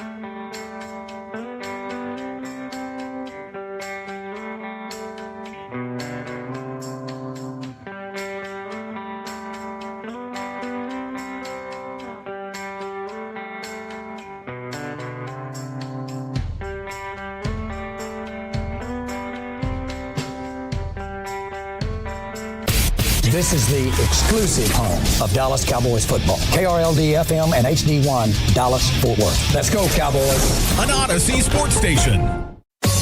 Driven by our D&M Leasing Studios, this is Sean and RJ on 105.3 The Fan. Final hour, fist pump time on the Fan Cam, Twitch, and YouTube as we try to get you to the weekend as quickly as possible. Sean Sharif, RJ Choppy, Bobby Bell, Jacob Ray, Alec Medford, Aiden Butler, everybody fist pumping here on DFW Sports Station, your home for the Texas Rangers. And that may never be more important than it is right now after the controversy yesterday, a humongous PR loss for your baseball team as they announced that Victory Plus is going bye-bye and you got to do some tinkering. Some of you have to do some tinkering in order to watch your favorite baseball team.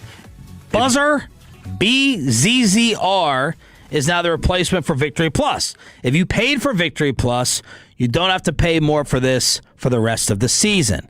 You just got to figure out how to access it. Right. Now, I do have a Tolo because we were asking, do they have an app? How do you go about it? Bobby did a little fun customer service exercise in the 6 o'clock hour. I do have Brian Everett saying they don't have TV apps yet from the Buzzer website. And he kind of showed me on his television. They got Apple TV and Amazon Fire and Samsung. Look, I'm a technology idiot, so I don't know how Fire Sticks and Roku work in this. I'm just thankful right now that me and Choppy have DirecTV because I just go to 677 to look at Mike Bassick's shining head. Yep, that's all it is. You just you got the cable box. That's all you need, and that's makes us fossils. You know, we're definitely in the minority. I don't have a cable box. I'm streaming, so I'm even more advanced than you. DirecTV stream. Yeah, I've got the one little thing, the one unit in the main room. Yeah. That's it. And then the rest I just, use the app. Does this affect you, Bob? Yeah. I mean, I'll have to end up getting Buzzer whenever this gets set up. So, is it not set up? I haven't tried. I mean, I bought this, but there's nothing on here that indicates that there's anything on here. Yeah, I mean, if they don't have it set up, I guess Jay Toye is on Buzzer now. Is one thing that I've learned from looking at their account. So, like, if the Rangers game was on right now, would you be able to go home and watch it through this? I assume, I guess so, because based on what they're saying. But I think I'd have to download whatever it is on my TV. Now, this is 2 for 2 that Jacob Ray has filled in for Peyton, and humongous stories that he can give insight have broken. First was Texas Tech and the gambling. And now we have We have a Victory Plus insider. Oh, how so, Jake? Yeah, so I showed up to work yesterday. Obviously, I got the news. I think it was around 2 p.m. that I found out. You worked there. I worked there. Yeah. As what? I am a stream pilot. So I sit there and I run badass streams. Name. So like I know, test right? pilot. Yeah, exactly. So or Palm Pilot. No, stream pilot. Put him in his place, Jake. I like it. So my job is to listen to the phone lines and just run ads based on when these television groups go to break and stuff like that.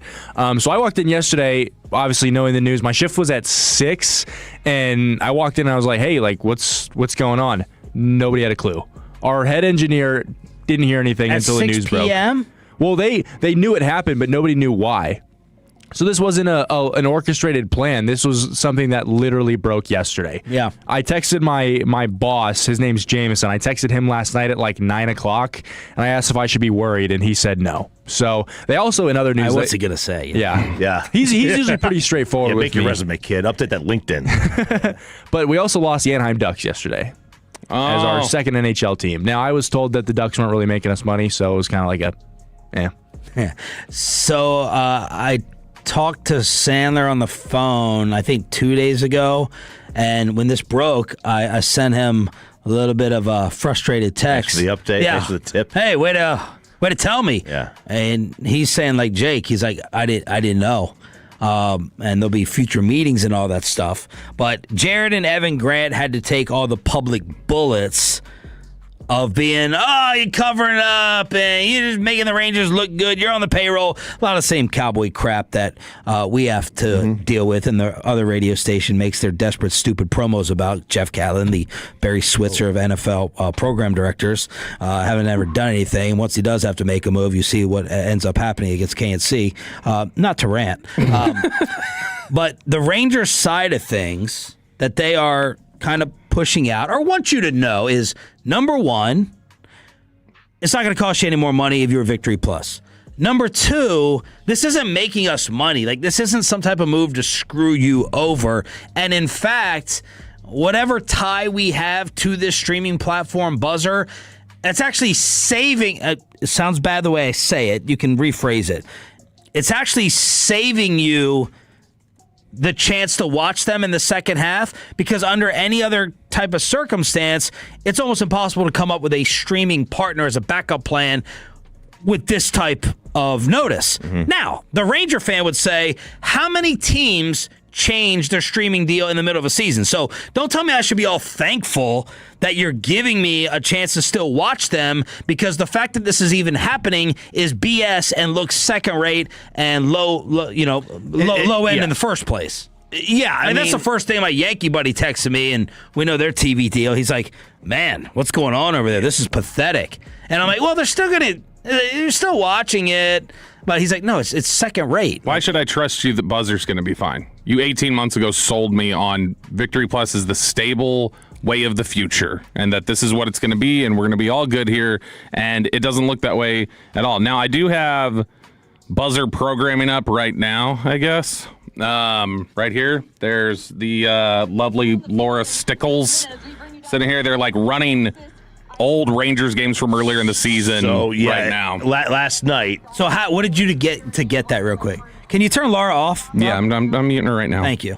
Wow, you just want to shut Laura Stickles up. I know if it was Peyton May, you'd be taking over the 9 o'clock hour. I don't need to hear Peyton May. So last night I went to the TV and I just turned on 677. Let's go on to Ranger Sports Network. Let's get Peyton May in studio, Jake. And, please. And they were running I think they were running one of the Angel games from this past week. It was just they were running reruns. Yeah, they're running Guardians Rangers from June 7th right now. Okay. So yeah, that seems like what they've got on there. I would love to see, instead of the Rangers going to Victory Plus or to Buzzer or whatever, just do what you do with your own RSN. Like do what the Dodgers have done or the Yankees or the Red Sox. It's a big market. You can have the Yes Network, and it's going to be the same game presentations and everything as well. Like the Yes Network, it's like ESPN doing Inside the NBA. Sorry, I'm watching Jake Reitman right now. So turn off your computer. Like the Yes Network, I hope we get lit up for copyright infringement. Has Jake can get his revenge. Like the Yes Network's got hot stove games. It's got they carry the Nets, they carry the Devil. You could carry TCU football, basketball. Yeah. You carry SMU and the Ranger Sports Network. It doesn't have to be just Rangers. You could put on. That's what I tried to tell one of their former bosses over there, Fox Sports Southwest. I was like, air fan programming. I think the in the morning, instead of this backup schools volleyball team, like other markets like in DC, Comcast or NBC Boston put on Nesson. I think Nesson has local sports one talk. Of WEEI. The Yes Network has I think they have Michael K's show on, but I don't know who they have on in the morning. Yeah, they've got somebody simulcast. You could have programming. The Rangers, I mean, this is a massive city. Instead, what you get is next Ranger game for 18 hours. And then you got 6 hours of programming. Right. Or whatever it is. So we should run TV stations is what you're saying. We should. Yeah. Ranger Sports Network. Create a name for it. Don't call it Ranger Sports. Just create a name for it. What percentage of Ranger fans do you think consumed it through Victory Plus and are dealing with this? Is it decent amount? 30? Is it higher? Of the ones who are watching like consistently, let's say 3 times a week or more, you're watching the Rangers. I would say. So it's not available on YouTube TV, which is what you have. I've never looked. Some games are on there, but like there'll occasionally be a game on there, but I don't watch it through there, so I don't know. Sounds to me like anybody who doesn't have DirecTV has to use it through the app, which that's got to be at least 50%, maybe more. I mean, how many people have cut the cord? Right. Apparently, Kevin Hagelin had a little crash out over this yesterday when the news broke. Fan text Kevin Hagelin reaction. From the 214. It's hilarious how y'all act so excited that the Rangers are now being broadcast on a new site, but we've never even heard of Buzzer. What part of this conversation has led you to believe that? Was it the part where we said we had never heard of it either? Was it the part where we said it's going to be a hassle to transfer your membership? Was it the part where we said if you don't already have a year-long membership, you're going to probably pay $5 more per month? That's the information. I think it was the part where I was like, all I'm doing is dragging and dropping this file. We'll see how it goes. I don't know how that leads to you thinking we were saying this kicks ass. And then from the 214, also funny how you didn't mention that one of the minority owners of the Rangers is a partner in Buzzer. We just got this information like 20 minutes ago, and we're still trying to do the show. I told you I clicked on the website. I have not had a chance to research the board of effing directors for Buzzer or know how much of a stakeholder that minority owner is. So pull your head out of your ass and listen better. Well done. Tolo West asked Jared, RSN is still a thing, right? He's not a Tolo, so forget that. Jared said, absolutely, and if you consume Ranger games through other avenues other than Victory Plus, nothing is changing for you. So for me and Choppy, nothing is changing. But go ahead. Like, the main thing is, can you still get the games? Do you have to pay extra? I know a lot of people were saying, do I have to pay extra this year? Right. Did everything carry over? If it carries over, and all you got to do is download an app, it's an inconvenience. It's not the worst thing. It carries over if you paid for the year long.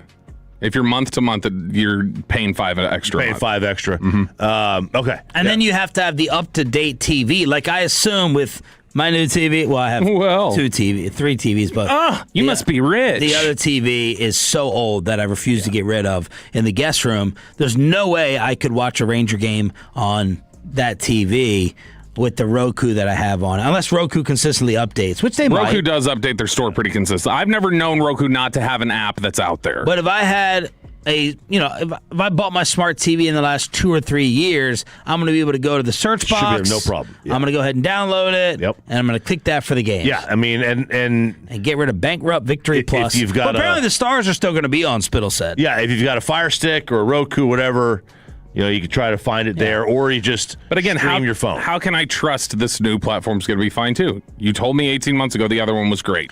And then you take it to Bobby's topic of, does this affect spending and acquisitions? Yeah, because the local TV deals are such a massive part of what they do. So I don't know if they've already got some sort of deal in place or some sort of revenue structure that they're comfortable with, and this is just we're moving to a more stable platform that we believe in, and nothing changes with our advertisers or the money that we have coming in, then fine. But local TV revenue is a big factor in terms of how teams spend. Absolutely. And this is already a team that at times has drawn questions about how tight are your purse strings over there, and is this just going to make them more unstable? It just gives the perception, it's the optics that you don't have your S together. Mm-hmm. That all the ducks are not in a row. Like, what do you have going on over there? And then you already have financial questions and concerns from the fan base, and this in no possible way could make you feel better about that. Maybe it doesn't take away. I would assume that it does, but in no freaking way could it possibly help or add a bat or something in the offseason. It's not quite there. Sorry, pitching. It's not quite there. But, Chop, you would have been here for this. Like, what was it? With Tom Hicks? When was the era where Tom Hicks was, barred by MLB from spending even? Oh, it was right after the A-Rod stuff, right? Like during Chan Ho. There was a section of time where there was concerns about the Rangers being able to pay their bills and do different things. We're not to that level yet, but this feels like the early days of that, where there's all this instability and things like that, and you're starting to go it's almost like being the kid at home, being like, "Are mom and dad good? We got enough money? Yeah, we're gonna keep the lights on." And MLB teams have done a great job of hiding their actual books. And I saw this this graphic that was put up was from this payroll data, and if you go at 2025 payroll, the Rangers 2025 payroll was $232 million. They brought in $406 million, so they're not. That's $180 million. We're not crying here, they're not in poverty. This is a blip, but the team makes money. The Rangers, they should have money to spend. It should not be this difficult to get players signed, players traded for, a TV network. You don't have to be the Dodgers. You don't have to make. Be nice. The Dodgers in 2024 made $752 million in revenue. The Yankees made $728 million. Nobody else in the sport made more than $519 million in revenue. But those teams are, I mean, their payrolls are high, obviously. But you don't have to be those two franchises making $700 million a year. You could get by with what they're doing. Why Choppy is not happy about the bulldozers that are in Arlington right now. We'll tell you about it with your football fix. The Red Zone on the home of the Cowboys next. But first, affordable.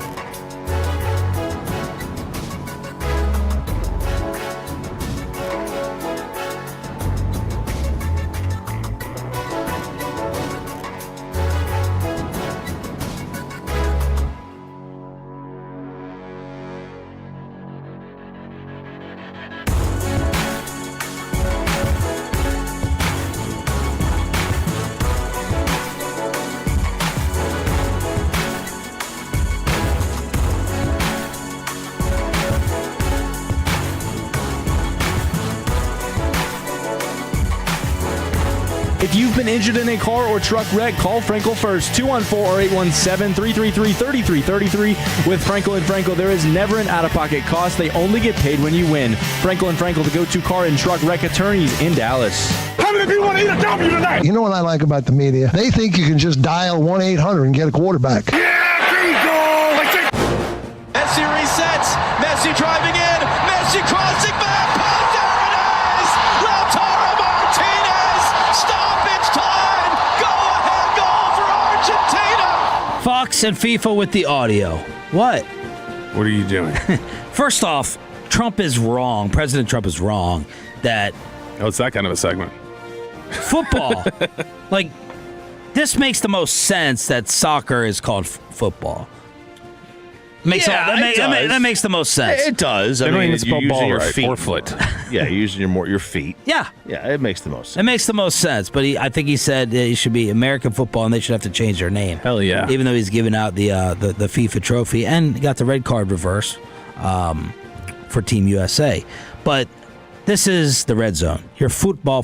I was trying to incorporate yesterday and football in the segment. It's brought to you by Just Love Coffee, but the real reason we're playing that after the Messi miracle yesterday from Argentina. God, that Ricky Rubio performance was beautiful. Advancing them to the final is because for the second time this week, the local television coverage is showing activity in Arlington. The other day we stopped down because of the signage change and the news coverage over that, going back to AT&T, and now we got bulldozers inside. That's right. Yesterday they took down the signage. Today they're taking down the curtains and the turf. That's right. So they're digging up the natural grass. Now they raised the field considerably. Did it show them taking down the curtains? I didn't see that. No, they did, but they did. They had. They're coming down. They're coming down, but they had to raise the field considerably. So, if you notice, when you're watching the Cowboy game, you could see those field level suites that are kind of underground. Those are covered up during all this, right? They were kind of covered up. Where the cheerleaders are in the end zones. It was raised. So, like, the cheerleaders are almost field level. They had raised it a few feet to get all the dirt, grass, everything in there. But the two things that are not going to be here anymore, and we've seen other stadiums take them down too, is anybody who had who grass put in, they ripped this beautiful, wonderful grass out, and they put back in the turf. What wasn't Gillette Stadium having some discussion about this? Yeah, Gillette did it, and they're all doing it outside. MetLife is the last one to kind of hold it down. And Atlanta today, which is where they played the game yesterday, Atlanta's got they're going to do all their Mercedes is back. Everything's back on the Mercedes-Benz Stadium. But what is more maddening to you? That the Cowboys refuse to do for their own players that they pay millions of dollars to, but they will do for the World Cup, is that they refuse to use curtains for the sun in crucial games, or they refuse to use grass to help with player safety. What's more absurd?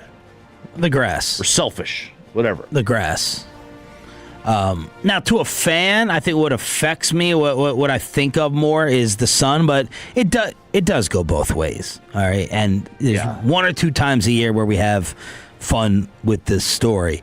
But just from an overall health and greed standpoint, and I understand why they do it. I get it. For the amount of money that they make from all the other events, it's not letting the players play on what they think is the healthiest. It's grass. Yeah, and I don't discount. But I never watch a game, usually, unless I see a knee buckle.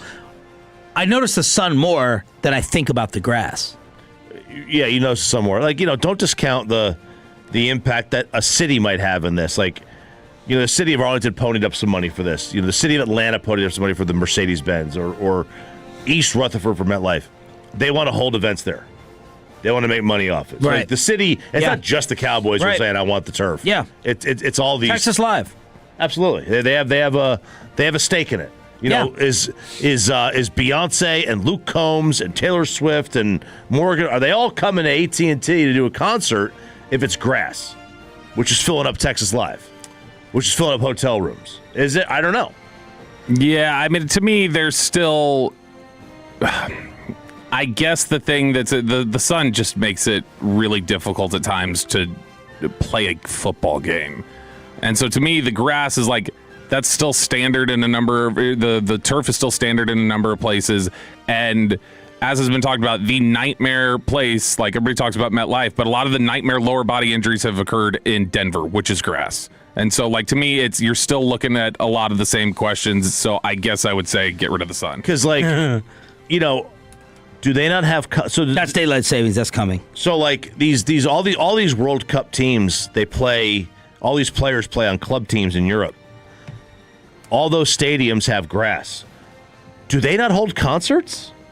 Are there no concerts in Germany? Right. Are there no concerts in England? Like, do they're able to do it? Like, all the artists come here, man. They don't even go over there. It just makes it seem like we don't care about the health of our players. Like, does Michael Gallup's knee do the same thing on grass as it did on this turf here?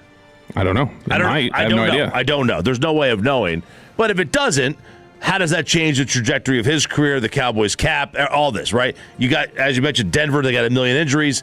MetLife's got a bunch of Achilles. Like, that's where Achilles go to die, is on the MetLife Stadium turf. Do you think what I don't understand is the argument is that, and they could be wrong, but whenever anybody says they think that they're actively like burying it, the Cowboys are, or whatever, or other teams, I'm like, if they thought they were losing players and losing investments, I don't know why they would dig in on it. Right. I don't think there's been enough of a smoking gun evidence to make it. It's really the player's opinion that I rely on versus the quote-unquote evidence, right? Now, the National Football League has lied to us many times before. They manipulate CTE or concussion evidence over the years. So I don't trust them. But their argument is, and Jerry will come on here multiple times a year and say, point me towards the data. Roger Goodell will say, show me the data where the turf is worse. It's the players saying it.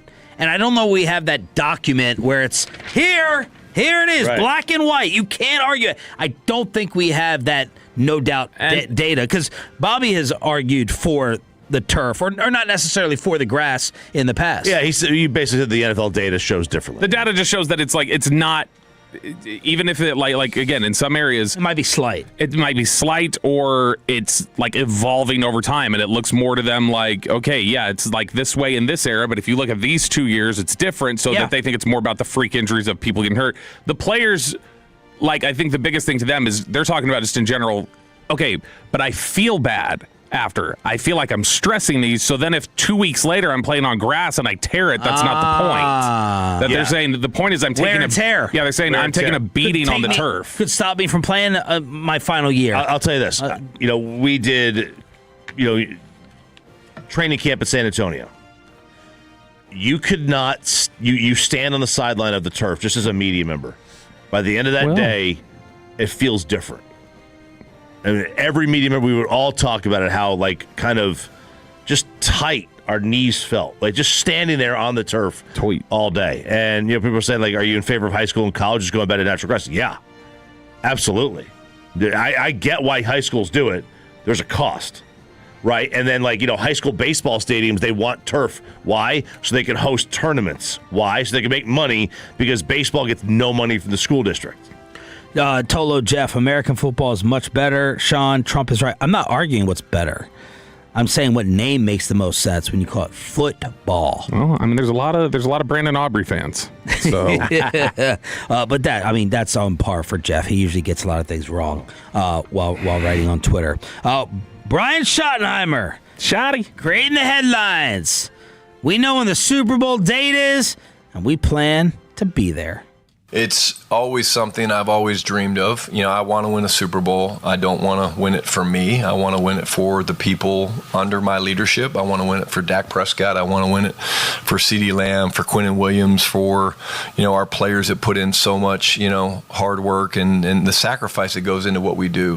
From us as a coaching staff, it's the hours, it's the mental strain of game planning. But for the players, they put their bodies on the line. And,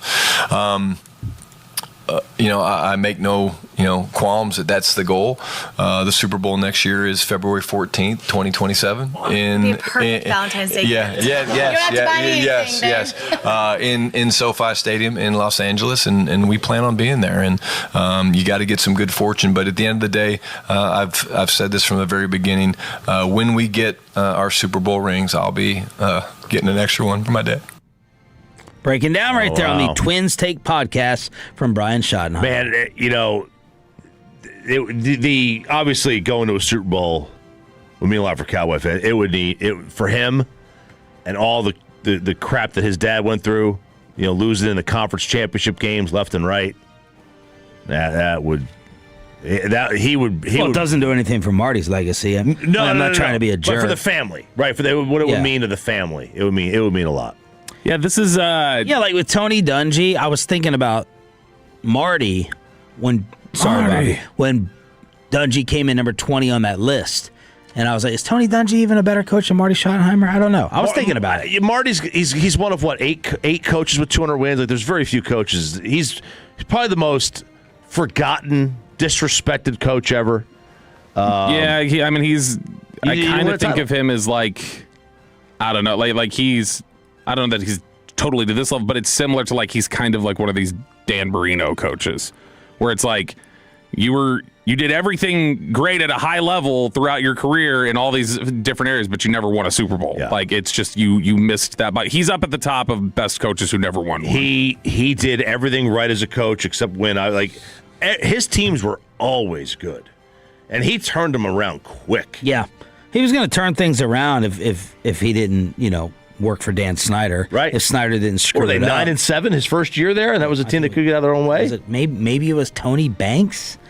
But look, this whole Super Bowl topic thing, it's one of the biggest changes with my approach in sports talk radio, where maybe in 10 years ago, Brian Schottenheimer said this, we're doing topics of, oh my God, like, we'll leave it to the first fake shows, the ESPN shows, to have the headline of, is Brian Schottenheimer crazy for mentioning Super Bowl? It's like, okay, like this is what everyone's thinking, and this is what you say. He says it, I think, every day in his press conference. He mentions this. Yeah. So there's a little bit of also, which is smart, there's a little bit of repetitiveness of, I'm going to keep talking about it because we're just going to like make it common discussion around here. Yeah, Super Bowl. We're not going to run from it. We're going to keep talking about it.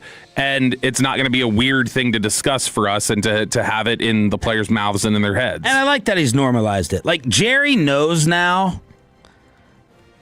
when he's being set up. Mm-hmm. When someone's like, so you think the Super Bowl, it'll happen this year in Oxnard, same thing. You think this team could be a Super Bowl contender? You think this, and then it'll turn into Jerry Jones Super Bowl, and there's your old tired storyline and headline. And he'll see it and he'll go, I do. I think I do actually. Even seeing it coming a mile away. No, I think I'm gonna blame and credit us. Okay. I think it was our Megatron.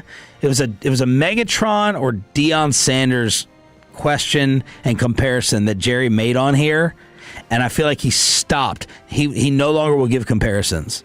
He's like, it's dangerous to give comparisons. But we asked him about Megatron versus Deion or who would cover something after a Lions game, and he said, well, one of them's a transformer, and the other's a football player, and he answered that, and then I felt like that was the end of it right there. So blame and credit to us as usual. Let's crosstalk with a KNC masterpiece next. After we get you over to basepowercompany.com/the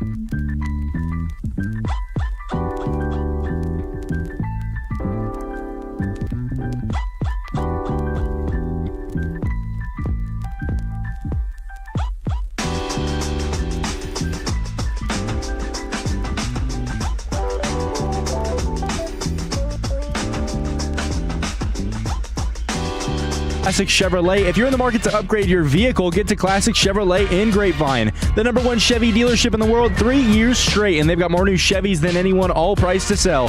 Visit ClassicChevrolet.com. This is Texas. This is Classic Chevrolet. Together, let's drive, relax, and enjoy the difference. Based on new Chevrolet registrations 2023 through 2025.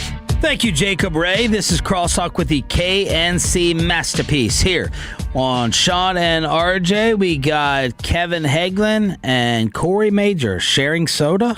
No, I'm sharing soda I with am Corey. not sharing a soda. That was Bobby's. I just didn't know. There were more headsets than usual over here, and I didn't know if Choppy somebody had moved left it out of the way to play 162-0 on my laptop. Gotcha. Oh, y'all are still invested, huh? Yeah, I haven't done it in a while, and I was like, listen, I've only And you done still haven't 160. done it because Bobby coaches RJ through every single move. It's so annoying. Come on, Diamond Cavs. Choppy goes over to play it, and Bobby has to say, "Don't." I would spin there. Thank you There's for that calling me ticket. You want to Bobby. get in a player here. Get that. This is a weak position. I'm like, let him play the game. Shut up. Yeah, let him play the game. And Choppy keeps turning back for advice. I'm like, what's the point of y'all even doing this? Because he knows he's looking at games played, right? He's like, you got to have a certain amount of games played with X amount of, and I'm just looking. I didn't. He was basically asking me for baselines of like, are the games played? Like, is that what the game is geared towards? Tell the fellas without exaggeration how much you've been playing this. Whatever stat you gave us the other day. I probably play this on average over the last month. I would guess I play this. It's at least 100 times a day. Oh my gosh! So much. Yeah, but that's also because there were some days I played it like 700 times. Oh my goodness! It was the other day that really jumped out. Yeah, the other day I played it like I think I was probably. I mean, they have a daily leaderboard. My initials was the top 10 on all 4 versions of the game. Oh my gosh, dude! Has Kristen noticed? Does she know what you're playing? She asked. I think she's known at times because she'll be like, "What are you doing? Why are you doing?" But normally it's like we're watching TV, and if we're sitting there while we're watching TV, I'm just playing. And also, I'll start a game if after 2 spins I get stuck on the 2020 Rays. I'm like, "Screw this, start over." That's what Choppy did in the basketball one. Yeah, That's how I finish it out. That's how I got the win on Peyton's. If I started it and I got a bad draw instantly, I'd restart. During Peyton's wedding. Yeah. If your person or your wife is looking at her phone during a show or movie y'all are watching together. What are we watching? It depends on what we're watching and like really how much like. I feel you need to be like. Something y'all are into. If you're watching Yes. a sitcom, no, it doesn't. If you're watching like a 40-minute drama where this storyline carries over, yes. But I do it. But then I look at her and I see her do it, and I know she's going to ask me what just happened in a minute, and I'm going to have to pause it and revisit this. Yeah, that would be annoying. No. She's going to ask what happened, and you go, why won't you just pay attention? Let's just rewind it, I guess. See- I'm not going to bail you out here. That's interesting to me because my wife will attempt to lie about the it. thermostat? And she says it's not a lie, but like somebody will get murdered. Not a lie if you believe And I'm it. like, oh my gosh, did you see that? And she goes, which part? I was like, which part do you think I'm talking about? And then we'll go back and I'm like, that guy that got murdered. And she goes, oh yeah, no, I did. I thought you were maybe I thought you meant talking about what he bought at the you're talking about the convenience store. cameo. The Yeah, I guy was like, walking in what? there. Very rare moments where guys get to catch her not listening or paying attention because we all hear this 99 times a week. You just don't listen to me. You're just not paying attention. You're just not listening to what I'm. I don't hear that. You don't hear what I have to say. You don't hear. You don't listen. guys got it, yeah. This is the opportunity to call it back on them while you are watching. Yes, it is. The shows. This is our chance. What's coming up on your show? At 11 o'clock today, Carly Treadway from Dallas Card Show joins us to give us the primer for where we're going to be tomorrow. The Dallas Card Show. We'll be out there, and I'm being told Why don't you just have her on tomorrow out there? one Mike Bassick will be out That is there. a fair question. I think If Mike's anybody mad wants at me. to I have swing Boy, around. Mike picking up extra shifts. Mad at you. And at noon today, we asked Tim Kirchin if he thinks the Rangers will trick CY again or if CY overbelieves. Man, I got a lot of text Yes messages. and yes. Are you just reading your text messages in the middle of crosstalk? Yeah, I was waiting to see if it was Bassick, but I think Mike is. I didn't call Mike back for like 2 days, so I think he's mad at me. Did Jacob tell you he actually did DM Peyton May? No. Yeah, he did. Congratulations. I don't know, he hasn't heard back yet. I mean, none of us can get her phone number. And I wouldn't want Peyton May in studio. I was just wondering to tell her, hey, you're working with somebody over there now who you should not trust. Ask him for her. No, ask him for her number. This is just a warning, basically. I would not want to be involved in that segment because I think it'd be a Chiafalo 2.0. Wow. And I don't want to be around it. I don't want to be around Bobby and Peyton Paige? Yeah. What was it? On All Fours? Yeah. Allen with Paige Sporonic or Spirnak or Eric for the rest of that Super Bowl week was my favorite thing. Zoom in. I got the zoom in. That man's neck did not turn. He had 1,000-mile stare just... Yeah. He was he was... I think that's the real reason why he's wearing those stupid glasses every day. He's setting up for the future. No one can see the eyes going anywhere. No one This is at my all. thing. This is my thing. Holy mackerel. Okay. The explosive topic of the day. Oh, first off, where do you put Bryce Harper on my team? Where do you guys? I did too. Where do you guys stand on the daylight savings? Bobby hates it. RJ likes it. Locked in permanently, I guess. Which one would we be picking? We get more light in the evening. It will be the sun will come up at 8:30 in the morning in January. You don't have to phrase it like that. I got to because I'm a propagandist. The latest it will come up is like 8:28, and then it'll drastically or gradually go down. Yeah, that feels. But it means that the earliest it will set is now 6:30. I already know Corey is for the sun staying up longer. More pool time. More pool time. Yeah. More golf time. Yeah. More time to mow the lawn. The sun If I stays have up to. the same amount of time, right? Oh, here we go. Yeah, but it's just different. It's like your work hours are the same. Sure.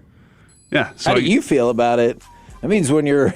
I just think still dark. I'm trying to boil it down to: do I want the sun up later at night or going down earlier? I like the change up because it allows me to be lazier when it goes down earlier. Choppy, of course, can't sit in his own house for any length of time. Hold on, just real quick. Yeah. So you do less things because the sun went down Earlier. Okay. When it goes down earlier, I feel like I don't have to do as much, or I'm not going to do makes something sense. outside. Makes complete Okay. sense. Sun went down. Outside, It's I nighttime. get it. We're all supposed to be in bed. Same thing when it's storming.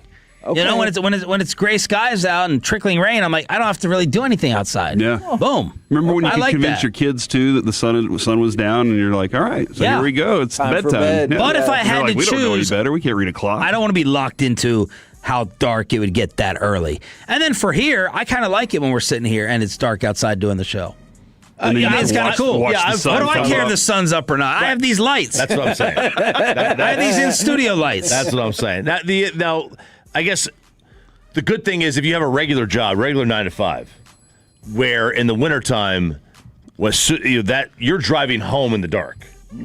Right? You're driving home. Now you're going to drive into work in the dark. Now you're driving to work in the dark. Yeah, you'd rather drive into work in the dark than drive home in the dark. I agree. Feels like your day is over. Mm-hmm. I've changed my mind on the time slot preferences. Whereas I used to think afternoon. Well, I don't know how many other stations are 2 to 7, which it really isn't 2 to 7. Don't feel bad for them. They have Ranger baseball half the year. 2 to 5 half the time. But that would suck. I feel like I couldn't really do anything. I would only have to do errands before the show. And then I'm getting home at 8 p.m. and my day is like over. That would be sucky. Get home and watch a game. Going to kids' stuff is so tough. Afternoon's out for me. When my contract expires at the end of the year. If I oversleep, that leaves the midday. If I oversleep, the sun won't wake me up now. Man. That means I won't be waking. If I oversleep, I'm not going to be waking up till 8 o'clock in the morning when the sun comes up now. Ooh, I do like the idea of the sun not waking me up.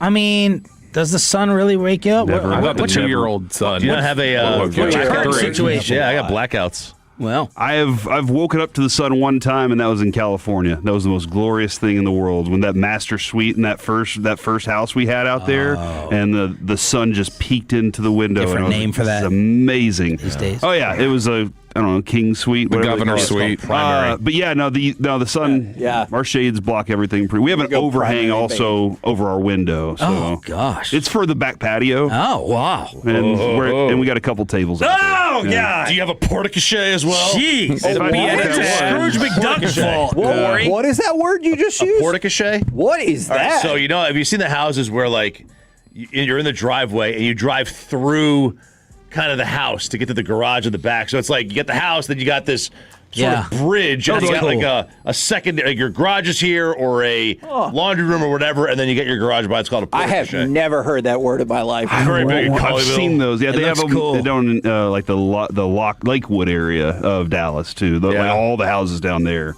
have those. Did you guys get the Chris Sims list yesterday?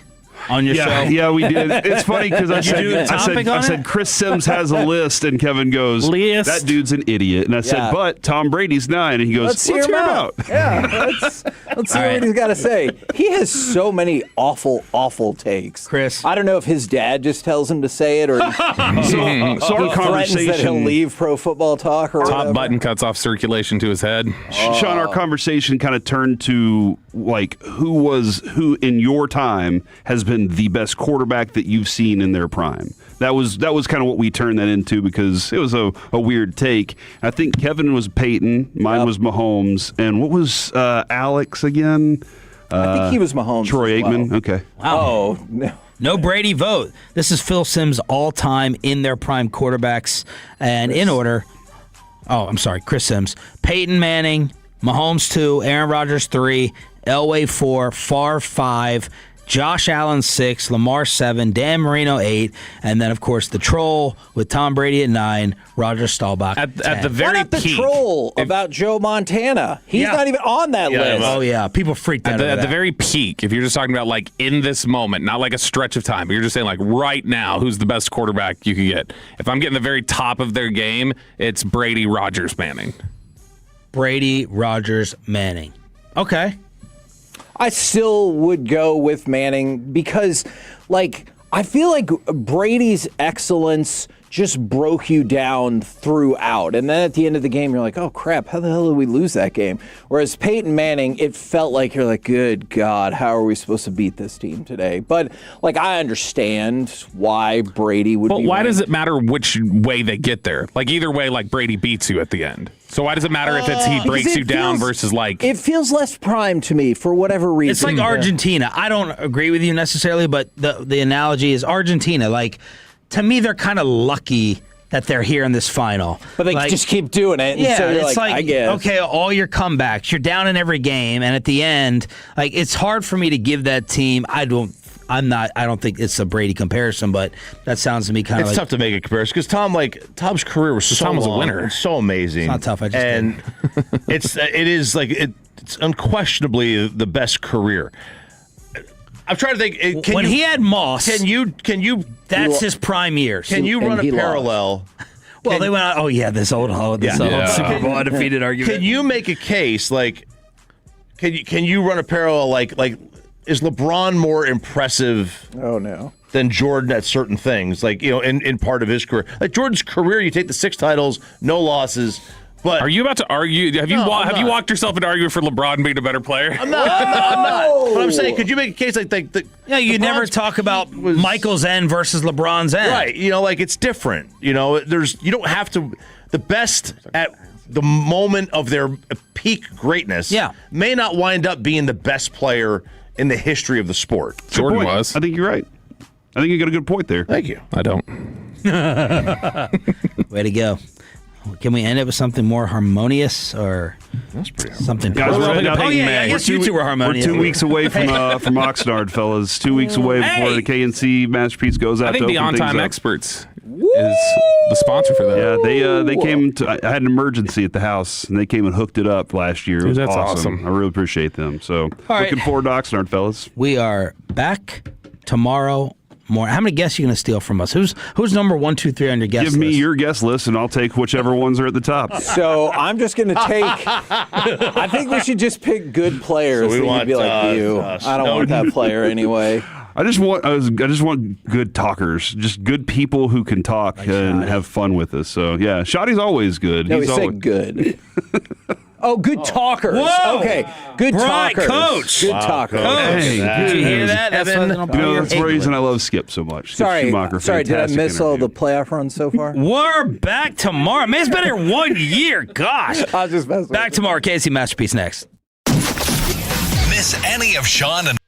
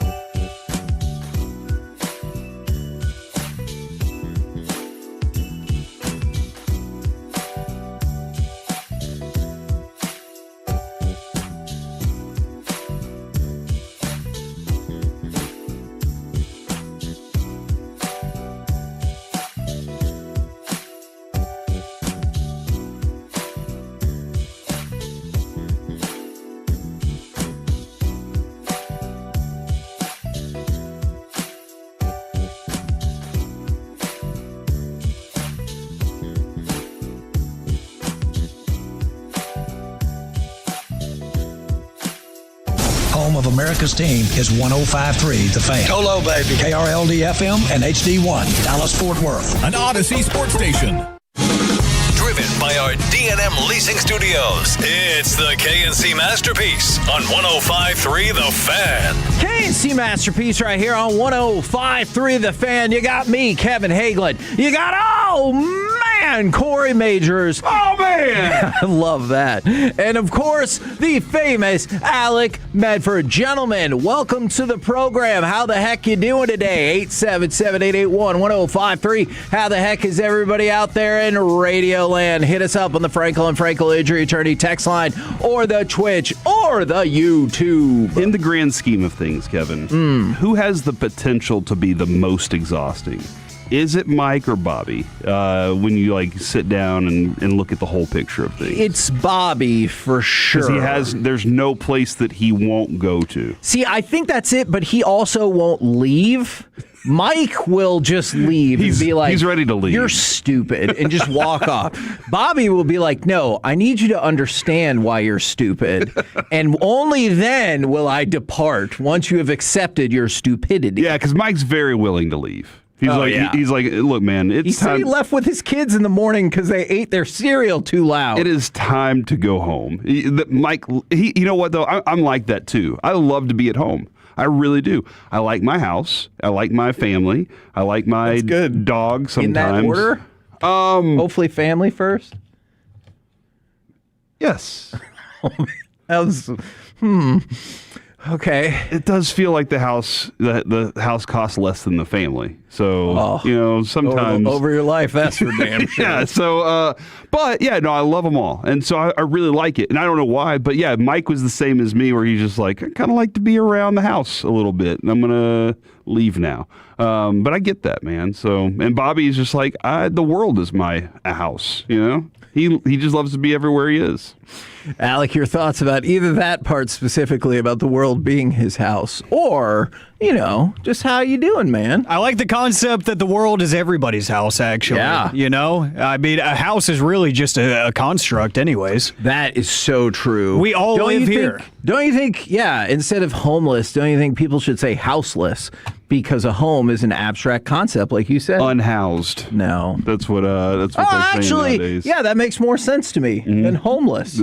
Home is where you make it. Unhoused. Unhoused. This house is not a home. That's right. I've heard it in like 15 million songs. Okay. Oh, that's hurtful. From the 903. I don't know which. No, I know which part is the most hurtful. Someone tell Kevin to stop doing the "oh man" during the intro. Makes him sound even dumber. Not dumb, dumber. Please feel free to follow up with which parts in particular make you think I'm the dumbest. I'm sure there's plenty. I don't need you to answer. That. Hold on. Is it because I know you so well? You're like, you're going to say something that cuts. That feels like it's going to. Are you embarrassed? Hurt me significantly more. Can I say something about you? Sure. And I actually hope that this is okay. The other day, Alec, we were walking out of the building, and when we walk out of our building, there's this one carpeted area right next to the door. And when we walked out, I cut across the carpet, and Kevin walked around the carpet. And it wasn't until it was over the weekend, I think. I was like, Kevin, on Monday I came in and I said, I need to ask you a question. He was like, ask me, Corey. And I said, is it because of your OCD that you walk around the carpet? And he said, yes, it is.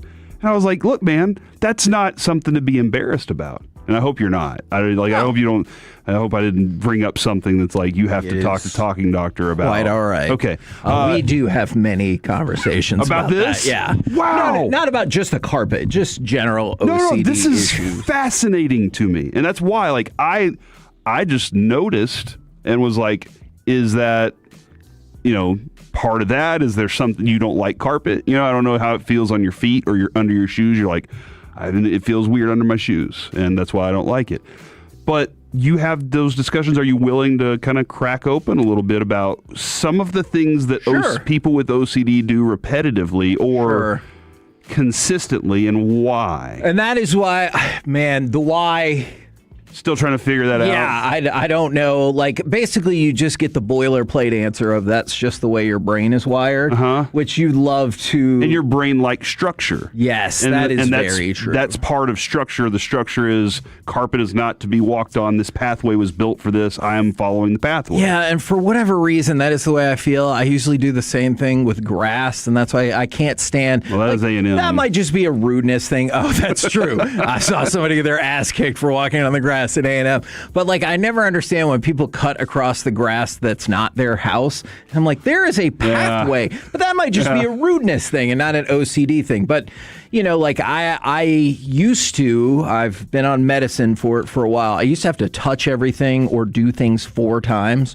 4 was like, and still to this day, when I check my alarm clock, because I still have an actual alarm clock, big surprise, I'm an old person. I have to push the button 4 times to make sure it's on the right wake up time. Do you do 4 to lock your truck? No. Or your Equinox? It's not as omnipresent as it used to be. It used to be like that. I had to do everything 4 times. I think I've told you the story about how we had like the little tiny bit of tile right in front of our front door when I was a kid, and then it went to carpet. And if I ever stepped on the tile and carpet with 1 foot, I had to make sure I got it with the other foot, or I just couldn't function. And I had to touch the overhang to kind of the door jamb on the way to my room, and I just had to, or else I could not continue. My kids have to also, but they do it because they're trying to dunk on the door jamb, and that just leaves their fingerprints everywhere. And I'm like, come on, fix this, kids. Yeah. Well, this is the thing. Like, I'll be honest, I admire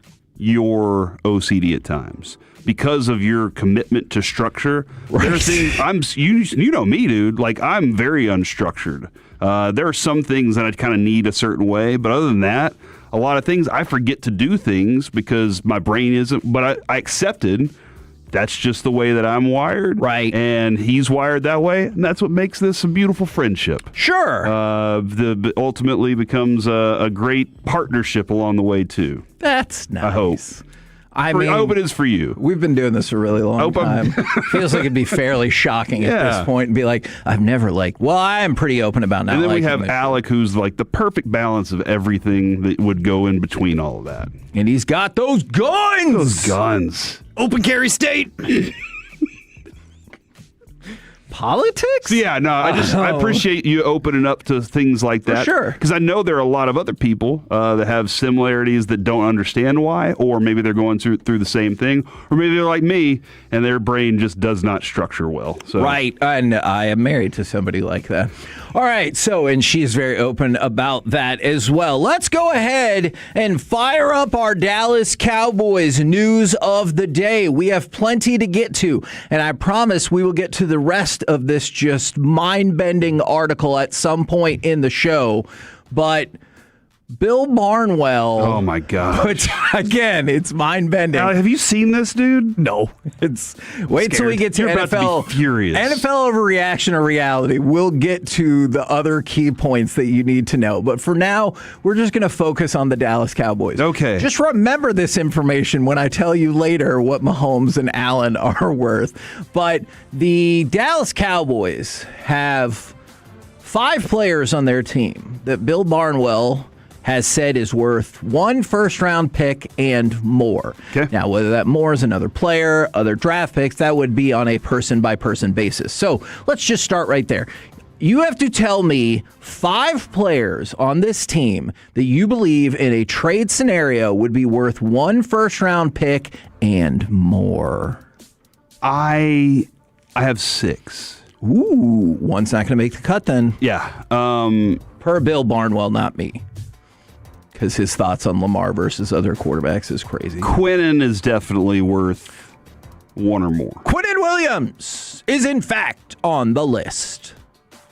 I also think Tyler Smith is worth 1 or more. And more. Not or. I said or. Oh, so you do not think he's on this list? I'm kind of strict on values. No, I'll say or, but I think he is worth 1 or more. He is also on the list. I think Tyler Booker is as well. because he is young, productive, already put himself in that status. And Kevin, the Cowboys do have a wealth of riches on the offensive line. Right. Now, he is also on the list, as is Jonathan Mingo. No, he's not. Oh, okay. Because that would be 2 or more. I just wanted to see how locked in you were. Or 3 or more. Stop it. I think that CeeDee Lamb is. Ooh, man. Leaving out the one I would have thought would have led off. And I think Pickens is. Oh, in your face, Dak! And I think Dak is. I said I have 6. Too late. What do you mean too late? I said I had 6. I think Pickens is worth 1 or more. Dak is on the list. Pickens is not. So, but I don't think that Dak is worth more than 2. Okay. Just because of age and contractual situation. Yeah. Not worth I think, more than 2 first-round picks. And this is another thing, too. I think for the Cowboys, he's very valuable. He's extremely valuable for this team because I don't think without him, they are as good of a team by any means. Right. I think a lot of teams are worse off without their starting quarterback. Sure. But I think Dak is a good quarterback. And I think he's probably worth more picks to the Cowboys than he is worth to the rest of the league. But I know there are some other teams out there, Kevin. Just think what Miami would give up if they paid Malik Willis that much money. How much they'd give up for Dak Prescott? So I think almost as much as you'd have to pay for Mahomes and Josh Allen. So yeah, I think that there are some other teams that would be like, I wish we had a Dak Prescott. Yeah. So that's where I land on this. Now, we told you the 5 that Bill Barnwell said were worth a first-round pick plus. Other players that are just worth a first-round pick, this kind of makes sense to me. Caleb Downs and Malachi Lawrence, since they literally just got taken in the first round. But then they added missing out Pickens and Brandon Aubrey. And one of the things he said about Pickens is Pickens might already be on a different team if somebody was willing to deal a first-round pick. And interesting. Brandon Aubrey, spectacular leg, ability to extend the potential scoring range by a few yards. He is uniquely valuable, but just not to the level of a first-round pick. So which makes sense You're to telling me right now, and you agree on the same thing, that Pickens is worth more to the Cowboys than he is to other teams? Yes. Okay. And so let's use last year as an example. Didn't we see that play out, right? Because teams fell in love with him. Yeah, and fans fell in love with him. And the Steelers and the rest of the league were like, meh, but the Cowboys jumped in, and now can you really envision the offense last year without him? Yeah, no, I can't, honestly. I mean, I can see it. It's not as productive. For sure. And so I think it might be a case where if he has another unbelievable season, then that idea will change. Where the rest of the league goes, man, we wish we had a George Pickens right now. Exactly. Okay. You're like, okay, over the last 2 years, he's had let's say 2 All-Pro-esque seasons, and he missed a curfew. You're like, that's an equation that I'm fine rocking with. Or will he go the route of he's kind of mercurial as he was before, and people say, I'll give you something for him, or we'll give him something, and then you have to fall in love with him all over again. We might actually revisit Pickens a little bit today in the C block, if that's cool. Okay. If you're cool with that. All right, perfect. And then, Alec, just so we don't have to continue the tease of the article for too long, but we will get into this in overreaction or reality. Bill Barnwell said that Patrick Mahomes and Josh Allen are both worth 7 first-round draft picks. What? Is that legal? Mm-hmm. It's like the cap. It just keeps going up every year. Basically, you can only trade up to a certain amount, but they kept it at 3, right? So you better figure out a way to load up these multi-first-round pick rounds. But yeah, 7! 7. We're the KNC Masterpiece right here on 105.3 The Fan. Coming up next, it's time for our brand new World Cup segment. That's me in the corner kick. Next, right here on The Fan. There are no excuses.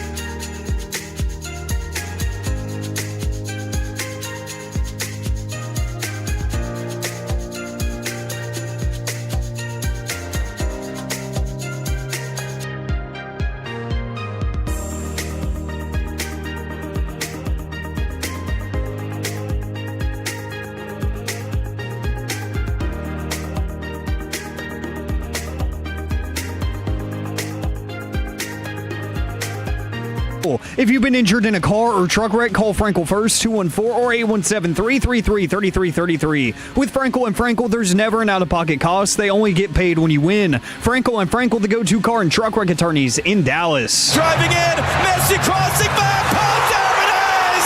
Lautaro Martinez, stoppage time! Go-ahead goal for Argentina! Thank you very much to Fox Sports and FIFA for that highlight, as it's time for our brand new World Cup segment. That's me in the corner kick. Now, it was a debate. You did that right. You had to sing the song, otherwise not everybody would have known. Now, it came down to either that or war and set piece. I like what you went with. Which I am also a fan of, but apparently we made the right decision. All right, so we've got a lot of stuff to break down. Let me start with this question, as Argentina is moving on to the World Cup final on Sunday.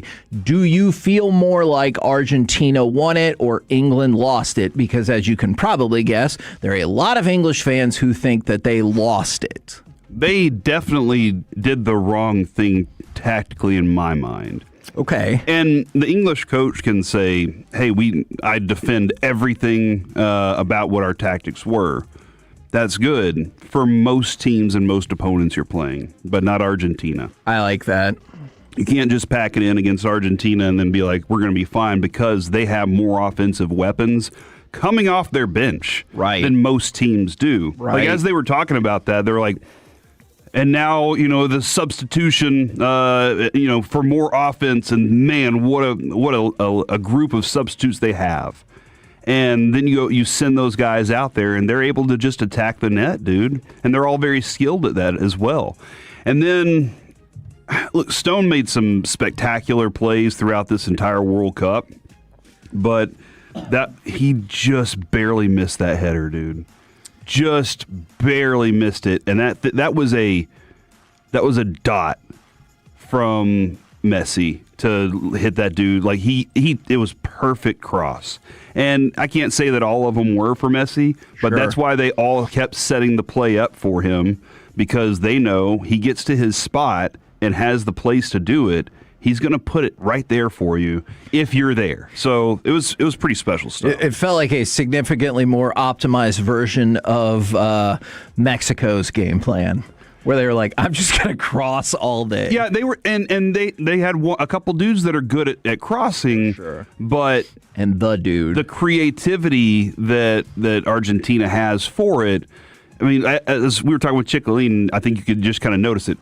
England has a lot of tall dudes. They have a lot of big, tall bodies that they can go and just clear things out for you.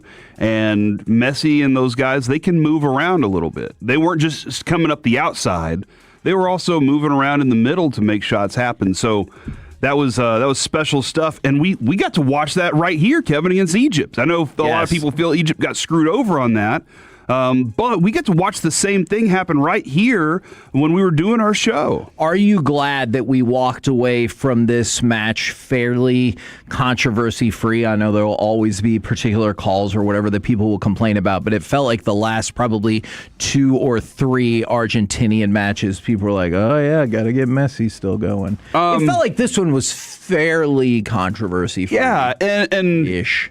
Okay. Oh, it was like okay. Because I thought you were talking about just getting him going in general. No, yeah. And I'm like, man, come on, dude. Like, every team's trying to take that guy out of the match. For sure. Like, that's just like they did to Mbappe. They're just like, how do we get him out? Because if we can eliminate him as the source of everything. But if that's what you want to think, then England did that, not the referees. Not in this one for sure. And I wanted to give a shout out to Stu Holden. I believe it was around the 70th minute, he started talking more and more about, like, I really don't like England kind of packing the back or packing it up, however you want to say, and just playing not to lose. And he talked about, like, pretty in depth the potential for the elevated chances for Argentina and how they would have, maybe they would be a little bit higher up on the field than you might normally like, but you'd be able to organize pretty expertly time and time again, and that's more or less what played out. You want possession on their side of the field. Sure. You want to keep the ball away from midfield and into your goal as often as possible because of exactly what happened there. And England taking away offensive players for that because they thought, well, we'll just have our best defensive guys out there. That puts Argentina right where they want to be. And I still don't understand, Kevin, and I understand sometimes you can be too aggressive as a team. Sure. But I don't understand why you're not trying to add another. When you're up 1-0, why you're not trying to add another one and just make it a full game instead of half a game for the opponent. Was there any part of you that thought they spent 5 or 10 minutes after that goal perhaps trying to do that? Now, that did still leave 30 minutes left of packing it up. Yeah. But I feel like they were aggressive a little bit after the fact until they were like, well, we didn't get it. Here's the other thing that I'm just not too certain about. Your opponent, England looked gassed. Ooh, interesting. England looked gassed after that Norway match. And I don't know that Argentina ever gets tired, dude. They just look like they always still have legs late. And England started looking late, like even their defensive players, because of what they were being called upon to do, too.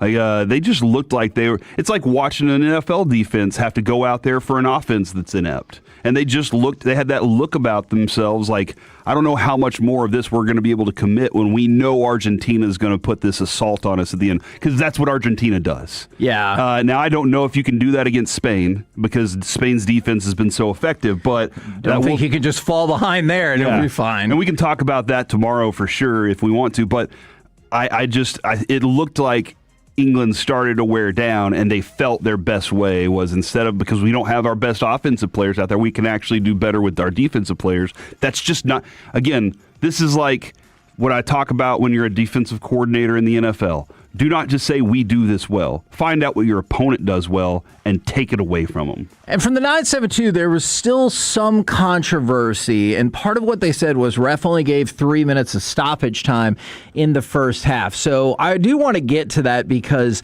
there were 6 combined fouls in the first 10 minutes, and this whole thing felt at times closer to a hockey game than a soccer match. That's what Dawson said before the game. He was like, I hope it doesn't descend into a brawl. There were definitely times, but that was tied for the most fouls in the opening 10 minutes of any match in this World Cup, along with France and Sweden. Here's the reason I don't have an issue with the lack of stoppage time at the end of the first half is neither team cared about doing anything. This game, I'm sure, will go down as iconic. I don't think it was an iconic game. I think it was an iconic second half. If I'm being super duper honest, I thought the first half was boring. And I thought the last 8 minutes or so of the first half, both teams were pretty much content just kicking the ball around the field. And if something developed, hey, we'll take advantage of that. But they both looked kind of like the way the Knicks played most of the games against the Spurs. But it kind of looked like, since it was 0-0, that they were like, let's conserve a little bit of energy at the end of this. So I see their point about there probably should have been more stoppage time at a time when it felt like England was the better team, because it did feel in that moment like England was the better team. But both teams seemed like they were more interested in conserving energy at the end of the first half. So that part didn't bother me. How many times did you count at the end of the match? It's the last one. The announcer said that I counted 3. Yes, you counted 3 too. Yes, I did, and I was gonna protect that with at least 3. But yeah, it's the last chance for England, and I remember being like, is it though? And then they got 2 more opportunities, and you're like, it's fine. You don't know. I don't know. It's 9 minutes, but we've already seen a goal and then another injury. So you're like, who knows? Yeah. It could be 12 minutes. Yeah, and as they're doing that, I did love Argentina kept throwing their hands up like, when are you going to call this game? They kept looking up at the ref like, just give us some stoppage time over now. And it was so loud. I didn't hear that last whistle. I just saw all the Argentinian and English players either cheer or fall on the ground. And I was like, I'm assuming that means the match is over, or else we have a bigger problem. But I'll tell you what I saw that was really interesting. You know how You'll give up a goal, and the goalie will pop up and start pointing. And you see that all the freaking time. So the English goalie, after the equalizer, immediately, he was still on the ground, and he was like hitting the turf, because I know some people weirdly have said that England was 5 minutes away from the World Cup final. Well, you know for a fact it's going to be at least 93 minutes, so that's inaccurate. And then we found out there was way more stoppage time. So you were probably closer to 10 minutes away. But you could feel it. You could sense it. Your first World Cup final in 60 years and the second one ever and the first one outside of England. It was just interesting to see that reaction immediately. Wasn't point. It was slam the ground, as in, damn it, we almost had it. Yeah, no. I don't know if what he thought would happen next. You could see after that first one, they were already reeling. Did you think when it was tied, it was major advantage Argentina? I immediately went and made a trade on Kalshi. Okay. I immediately, actually, it wasn't immediate, Kevin. It was probably about 2 or 3 minutes after they started talking about what they did defense with their substitutions, and the guy goes, it makes me wonder what this game is going to turn into. Right. And I said, it's going to turn into Argentina doing what they do offensively, and Pickford, as good as he isn't going to be able to make all the saves that he's going to need to make, because they have too many guys at too many different angles that can do things. I mean, delivering a goal from the top of the box is awesome. Yes. I'm sure there's somebody out there that's like, hey, idiot, don't ever say that again. It was 35 feet out, or what? 35 meters. It was 18 yards. Okay, there you go. Yeah. It's 19 yards. But that was a beautiful goal. Yeah. And you know, Kevin, that was one thing I was starting to think. If I was a manager of a soccer club, all right, I would say our strategy to start every single match is shoot from about just inside midfield. Just shoot it. And then we're going to work our way in closer and closer with shots. But we're going to get 60 shots on goal in the game, all right? Okay. And it's going to be like, hold on, why do they keep shooting so much? Because eventually you're going to be thinking that our timing is we're shooting threes. When actually what we're trying to do is we're trying to get closer percentage shots, but you're going to think our timing's back there, and we're going to screw you up by moving things forward. But I don't know anything about soccer. Harry Kane, after the match, I'm gutted for the team, the staff, the fans. But mostly myself. He did not say it like that. Okay. He said, we work so hard to be here. The lads have given every bit of blood, sweat, and tears. To fall short like this is just gutting. And I just thought that was a remarkable quote, an accurate quote in that moment. Did you see... I didn't realize this was the stat until Nick Harris, who normally we think of in terms of Cowboys content. No, he's a football guy all around. I like that. He said, in the knockout stage, Argentina, goals before the 79th minute, 2. Goals after the 79th minute, 9. That's crazy. Impressive, dude. They were wearing the dark blue jerseys this time. That trip you out just a little bit? You want the blue and white stripe? Evidently, they did this because they wanted to remind England of the hand of God. Oh, because and the Falklands, apparently. Yes, because that's what they were wearing in those moments. Oh, see? I did not know that. So I thought that was, if that's the case, dude, this thing is like even bigger than I thought it was, with the amount of time and that you can go back to and be like, yeah, we're bringing this back up. I mean, obviously that's one, but this is the third time since '86 they have eliminated England in the World Cup. Yeah. Which sounds incredible, but if you think about it, it was yesterday in '86, which means it just happened one other time in between. But every time you get a chance, you can't do it. Which is why the person who bet $1.5 million on England to advance over Argentina in the World Cup was probably feeling good for a while, and then he lost. Also, after the match, Jude Bellingham smacked an Argentinian player. Do we know why yet? All right. So there are two prevailing theories that I have heard thus far. Theory A, that guy was talking some trash thinking Jude Bellingham wouldn't understand, but as a learned individual who speaks multiple languages, he did understand. The theory B is that jacknuts ran on the field when Argentina, I think, got the second goal. Maybe it was the equalizer. And so Jude Bellingham was already pissed at that guy because he's like, you're not even in this game. Get off the field, chump. And like, you could celebrate outside of the lines. And so those are the two prevailing theories I've heard thus far. This one picture of him, though, shows Barco kind of like in the moment. That guy was terrified. The second that Jude Bellingham put his hands on him, he cowered away and was like, no. And then people ran in to break it up. I think Barker, he's really young too, right? Like I think I don't know how old that guy is. I think he's a pretty young player overall. He's 21, so like okay. I don't know. Anyway, that's he's a young player. So good luck to him though. Well, hopefully he learned a very valuable lesson right there. By the way, we could talk about this more tomorrow. The get-in price for the third place match right now is about $700. I want to know what you guys think about whether it's Bellingham, Kane, Mbappe, if they're going to be like, who gives an F? Because even the English manager afterwards, like, we have another match. Maybe we don't really want to be playing that match, but we have another match.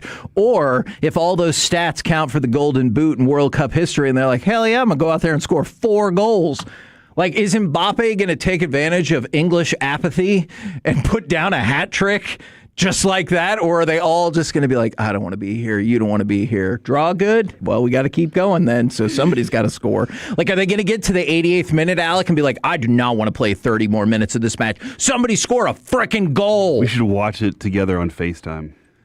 Okay. Kevin has an Android. We'll figure it out. Yeah, our version of that is Google Meet. I'm not putting that on my phone. Okay. Me neither. Never mind. It was a good idea when And I might be at the Dallas Card Show at that exact minute.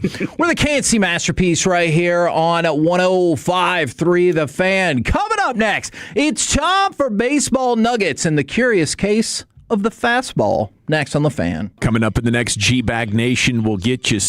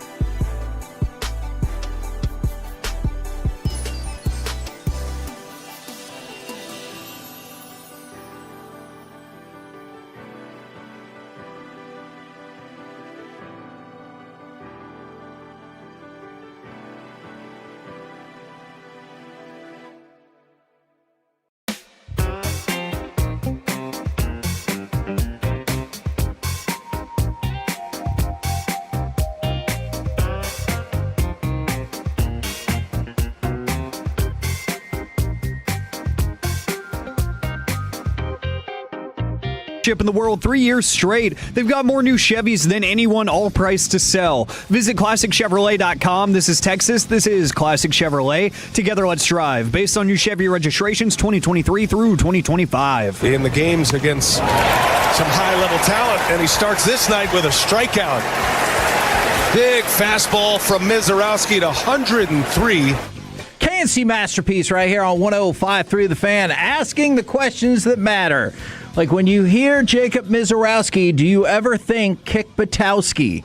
That is the question that I have for you as we do some baseball nuggets. Are you just asking that question because you want to see how much of our audience watched Kick Batowski? A little bit. Okay. Or just to see if I'm on an island on this one. I don't know how many did. Okay. And I watched a little bit of it, obviously because of the kids. I'm just curious. All right, so for the fastball, let's talk about this because this was really interesting to me. There are statistics showing that fastball velocity is at a record high. That is not particularly surprising. That has been a trend that's been happening for a while. What do you think is the average velocity for all fastballs? Probably about 95 miles an hour. Ooh, good guess. 94.5 miles per hour. Round up. Exactly. So in that scenario, you got it. That makes the 6th straight year it has increased. It is up from 94.3 miles per hour last year, and it's up an entire mile per hour versus 5 years ago. All right, so that makes sense. However, fastball usage is once again down. Fastball, what percentage of the time do you think the fastball is thrown? Probably 27%. It's actually 47%. Oh, then that's not as down as far as I thought. The time. Last year, it was 47.2. And yes, by the way, in case you're curious, we're using fastball as an all-encompassing term, and so I'm including the four-seamers and everything like that. Gotcha. All right, it is down from... Oh, well, now that I know that, I would have gone with 40. Yeah, my bad. I wish you would have said 47. Yeah. It was down. Last year was 47.2.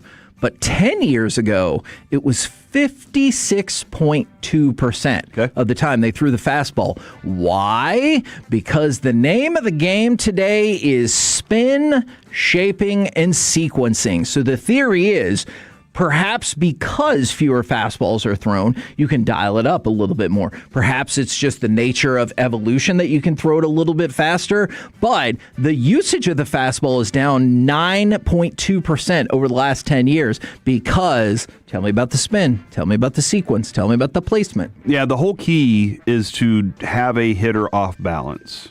And if you can, and a lot of these guys, hell, some of these dudes are throwing sliders that are 92 miles an hour. Right. And so that is odd. And it looks like a fastball, but again, it's a slider. At the last second, it's doing some other stuff. So a lot of guys are throwing harder breaking pitches too. And not a lot of people are throwing the giant looping curveball. Lats has one though. By the way, unhittable.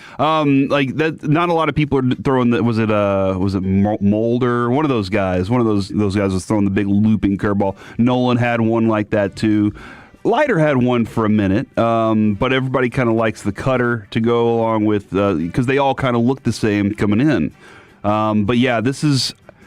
You kind of saw Evaldi too. Like he went from throwing his fastball as a main pitch to throwing the splitter as a main pitch, and then he added the curveball into it, and that just does kind of come down to how are you going to best get a hitter off balance, and that is by them not knowing what's coming, and then your location setting up with different pitches that kind of all look the same. Now, and that's interesting too because the fastball velocity being up, and the usage being down tells me a couple things. Whenever it's time to throw the fastball, they are saying you can turn it up a notch. Yes, agreed. And Mike would always talk about this, is that it sounded like all owners and GMs and managers were telling pitchers to go out and just throw as hard as you can for 4 innings. And maybe that's not the case anymore, where you're just like, well, you can still access this pitch, but maybe it can be your out pitch rather than the first one that sets things up. Now, let's go from that to... well, the MLB and MLBPA can't really agree on anything.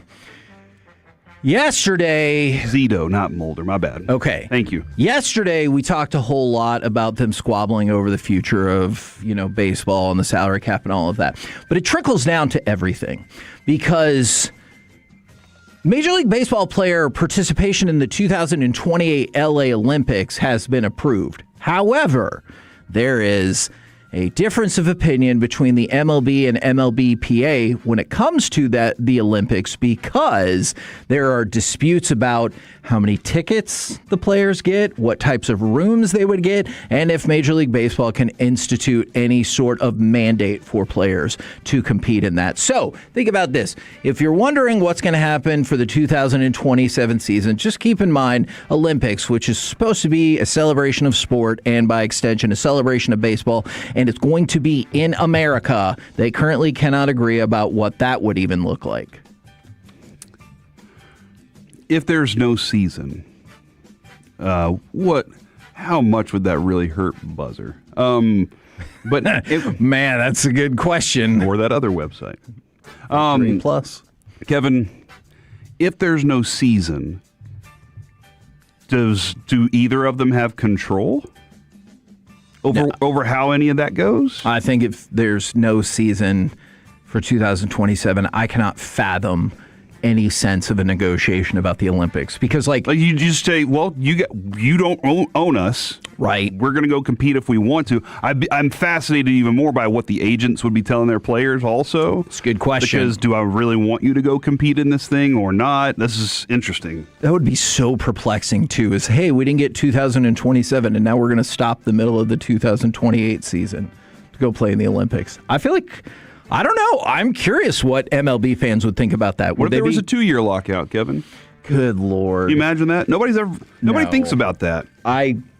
Somebody would give him before that time came. I cannot fathom that. Then again, I would not have fathomed the rest of a season in a World Series getting canceled in '94. So maybe I should open up my mind just a little bit about that. Or having the World Series essentially won in Game 6 and then losing it. I can't even fathom that, but it happened. You know what? It's funny that you say that. The reason why I can fathom that a little bit more. You saw it. Well, that is also true. But did you see that after that, there was discussion? Theo Epstein, who helped build the Cubs team for 2016, said that Rob Manfred got a call during the rain delay in Game 7 of the 2016 World Series and essentially it was from the TV executives, and said, hey, can we just stop the game and play the rest of it in prime time tomorrow? What? Yes. And one of the TV executives said that's an extra 25 million people who would watch.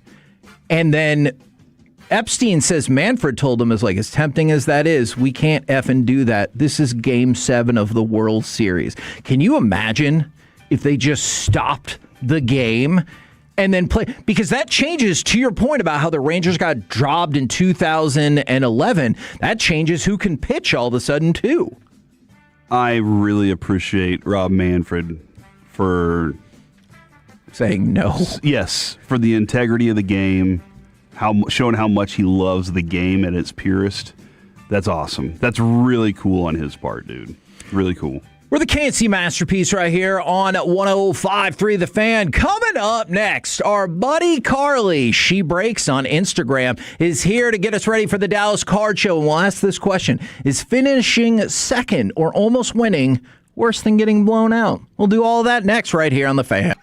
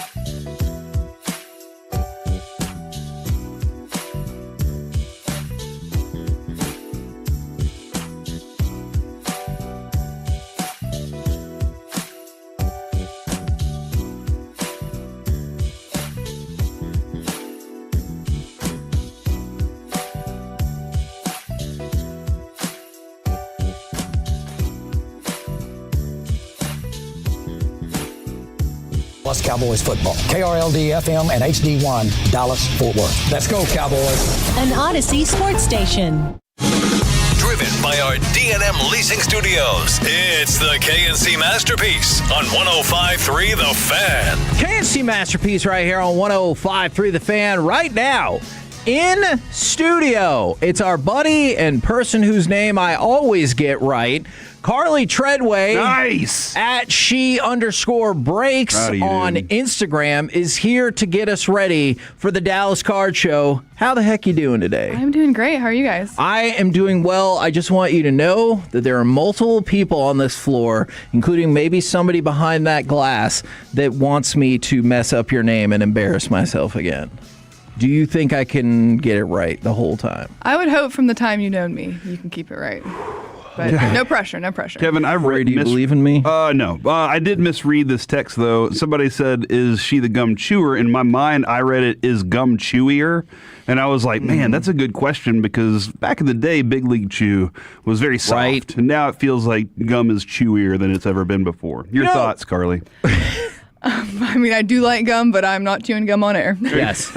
I was going to say, I'm going to go out on a limb and say she has chewed gum before. Okay. Because my wife tried to tell me that she has a friend who claims that she has never chewed gum before. Interesting. And I think that is an insane claim that is false. I do too. Now, we've all had a blow pop before. There's gum on the inside of it. All right. How do you feel the blow pop versus Tootsie Pop? Tootsie Pop every time. Good answer. Now, we are getting ready for the Dallas Card Show. It starts today, and we'll be out there doing the show tomorrow at the Dallas Card Show. We were just talking about this. I know it is rewarding, but how exhausting is your week of the Dallas Card Show? Show weeks are by far one of the most exhausting weeks of the year, but, it's a ton of fun, and it's kind of, the Dallas Card Show. That's what you sign up for. And yeah.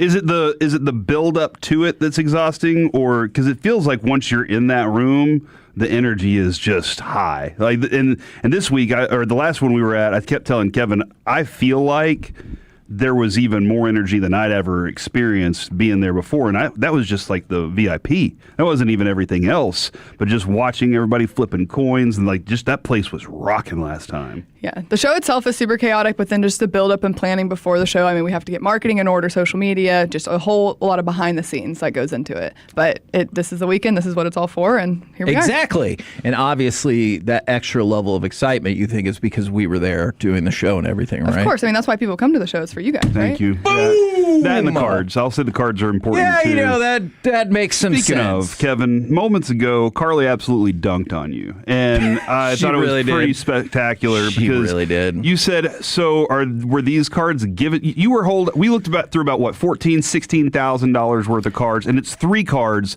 And you said $17,000, You right? said, were these given to you to bring up to the show? And she goes, oh, no, those are just my personal collection. Yeah. What, dude? So we have a Cactus Jack Steph Curry 9.5 BGS 10 on the autograph card for $4,500. We have the Color Blast Duel of Travis Kelce and Patrick Mahomes Gem Mint 10 $5,500, and the Barry Sanders Manga Gem Mint 10 for $7,000. So right here, 3 cards, $17,000. Do you know that is how much Alec makes every 2 years? I'm just kidding. You're not wrong. Now, this feels incredible. So he doesn't get paid like 1 year, but then the next year he gets paid. It depends on if he does a good job. Okay, it's looking good for this year. It's looking very good for this year. Now, I realize that these cards are super expensive. I hope this question makes sense. Is it fair to say that you will find cards that are actually far, far more expensive than this at the Dallas Card Show? Absolutely. If you walk around, you'll see 6-figure cards just throughout the entire room. Up Yes. to like $1 million cards, which is absolutely crazy to think about a piece of cardboard being worth that much money. $1 million card you will probably see. I've held at the one. Dallas Card Show. Did you think about how fast you can run in that instance? No, I just kept thinking, don't drop it. Okay. Like that was the thing. I was just like, this is pretty special. Some kid probably cut this out of, because it was the Babe Ruth one that was like cut out, right? Oh. And it was like some kid probably cut this thing out and didn't even think about it back then. Like, this is going to be valuable. I don't know the story behind it. That's why some of those cards are so valuable. Yeah, the stories make the cards too. Indeed. Now, what do you think about that? Because my co-host right here has long said that art thrives because of the story. Do you feel like it's... And wine. Yes. Art and wine. It's just down to what's the card and was it graded, or sometimes do you think the story can add a little something to some of these cards? Yeah, absolutely, especially on the older, super rare stuff. And I think if you look at like the TCG market, like people love Pokemon because how nostalgic it is. Like they grew up playing Pokemon and now, they have money, they want to buy something. Because Charizard's never going to blow out his ACL or anything like that. I think about that all the time. You're not going to be like, devastating news as Pikachu has been arrested for DWI. No longer has his shock. Yeah, like that's not going to happen. So that makes a lot of sense. Do you ever though, like think about this? Like let's say Tom Brady does walk in and he's like, "Hey, I want this card. I'm going to sell you this one." Does the guy that sells that card, is he like, "Hold on, this was Tom Brady's card," as he's selling it? And does that go up in like 50 cents or something, See, I feel like I would drive the price up. I was like, you got lots of money. Right? I'm not cutting you a deal, Tom Brady. Yeah, exactly. All right. So outside of, and I want to make this clear because I know people ask this question, probably of you. It comes in all the time when we talk about the Dallas Card Show. I know we're talking about hundreds of thousands of dollars for a particular card. These, getting close to $10,000. But what about for the people who are like, hey, I want to take my kid out there, I want to take my family out there, and I'm worried about like being priced out? I mean, there's cards all the way from, $5, $1. You can find a little bit of everything, which is super nice. And then a lot of times the dealers, we have really good dealers there, so they'll work with the kids if Yes. They're not going to price gouge the kid, hopefully. And then I feel like... Watch out for some of those kids, though. Some of those kids are sharks, dude. I've seen them. Is this a fair way to look at it? If the kid walks up to your table, maybe give him the benefit of the doubt. If he walks up with a graded case, he probably already knows what's going on, and you don't need to always just assume he doesn't know, right? Right. Okay. And his two friends also have graded cases and high socks and flat brim hats. You know exactly which ones I'm talking about. I feel like you're biased scoped just them out against pretty those quickly. people in general. Oh, yeah, I've scoped them out pretty quickly. Okay, yeah, all right. I do a lot of walking during breaks at those places, and I'm listening as I'm walking. I hear y'all. I know what y'all are talking about out there. So you've been doing some recon for yeah, these shows. absolutely. So I can be prepared. Now, Carly, I need you to do me a favor here. Our good buddy Corey Majors. That's me. He likes cards. His kiddos like cards. But we haven't been able to get him to hang out for the show after our show because everybody says, "Where's Corey? Where's Corey?" Can you convince him to just stay at the show and hang out?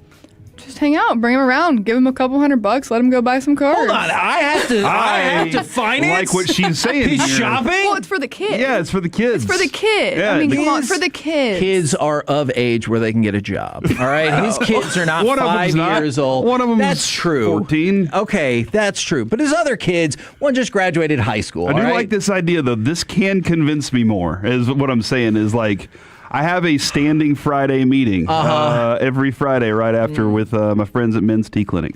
And I just, so that is one of the reasons I usually go straight to that meeting. But I mean, you can convince me, Kevin. I'm just saying. So, Carly, I was really hoping you would help me out here. And your suggestion I should probably come I back. should stake his claim to go out there into the world. Mm-hmm. Yeah, but cash helps. He might pocket the money and not give it to kids, though. You do have to watch him. That's true. So, yeah. As long as it's going towards the kids. I got debts. Yeah, he's going to be like, I'll be like, "Oh, hey, what'd you pick up?" And he go, "Well, some kid with a flat brimmed hat stole my money." And that's what's going to freaking happen, all right? Not looking forward to that, Corey. I don't know how I feel did about get this base polygon from him, so everything's going to be fine. Okay, and I'm going to wonder where my $300 went. And Corey's going to be like, "Well, Carly said it was totally fine to go ahead and do that." Yeah. Now, you talked about these cards obviously are yours. Do you get a chance to sell cards when you're at the card show, or you're usually too busy just shooting videos, doing content, everything like that to do anything like that? I try to do a little bit of both. The main focus at the show for Dallas Card Show is content-wise, but I'll try and buy and sell a little bit of my own while I'm there. I gotcha. It's still fun, and you still want to enjoy the environment of the show. Do you ever get to do breaks with lovely individuals at the show who are just so nice and always get your name right? Yeah, sometimes. There's these guys, they're on the radio, and sometimes we'll break boxes with them. They're pretty cool. Yeah. Nice. That's one of my favorite awesome. parts, because last time, here was a situation, Carly. Last time we were there, we had what was the baseball group? Was it they'd just come out? Was it the Bowman? Yeah. It was 2026 Bowman. And we're going through them, and I'm just pulling one after another hit, just one hit after another, and then I pulled the set hit. And Kevin was like, and I just kind of set it down and kept stacking. I was like, that's a case hit. Yeah. It's just sitting on the table. Yeah, they walked over and they were like, hey, let's take a look at this one real quick. And I was just like, I had no clue what I was doing. But it was so much fun. And everybody's talking about sitting around ripping packs. And I was like, let's rip some packs, baby. That's what I can't wait to do. What I've really learned, too, is Corey has expensive taste. He's already been telling me the things that we need to open. And I was like, ooh, okay, we'll work on that. Now, this comes up 2026 finest is what I'm looking for. Yeah. But he's like, I don't want a mega box. I need a hobby box. So, okay, look at you. The same thing. Obviously the same thing. All right. Part of the hobby. From the 214, I'm interested in card collecting now, but I don't know what to look for or where to start. I'm sure that's another thing that you get all the time, in addition to all the people who come up to the Sports Collectors Hub in Allen and want to know why their 1990 Donruss baseball is not worth anything. Sorry about that, guys. Blame it on the printers and the junk hair and everything like that. How would you recommend people who they want to go? They want to go to the show. It starts today. We'll be out there tomorrow. It goes through the rest of the weekend. 777 Waters Creek Boulevard, the Marriott in Allen. What would you recommend people look at or try to get into if they're just trying to get back into the hobby? I think just going to the show and being in the environment gives a lot, and then just talking to vendors, because you can get a lot of insight just talking with people who do this every single day. Because they'll answer your questions. Oh, yeah. I mean, our vendors are super nice, and you can just ask them anything like, hey, what do you think about this? Or I'm just getting started. What should I start collecting, if I like football? Right. Just talking and being around people. And then it's also super motivating to see, even you mentioned the kids doing crazy deals. Like, oh, wow, these kids can do it. I can do it too. And so it's just the environment and being...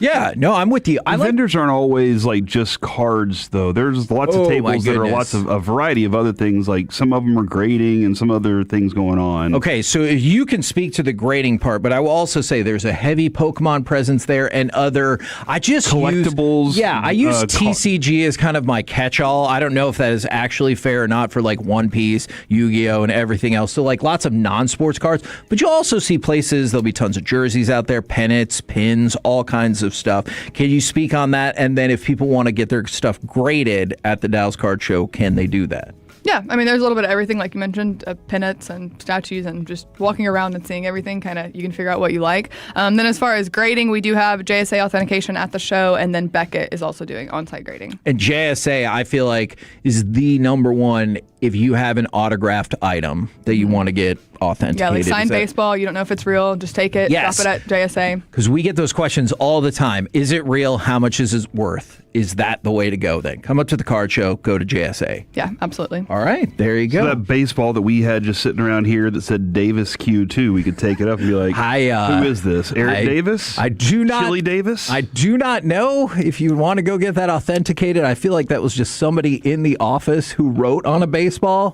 for somebody else. And I know you know the answer to this as well from the 817. Can I bring a card to the show to sell? Is it safe to say that you will see shocking amounts of cash change hands at this show? Absolutely.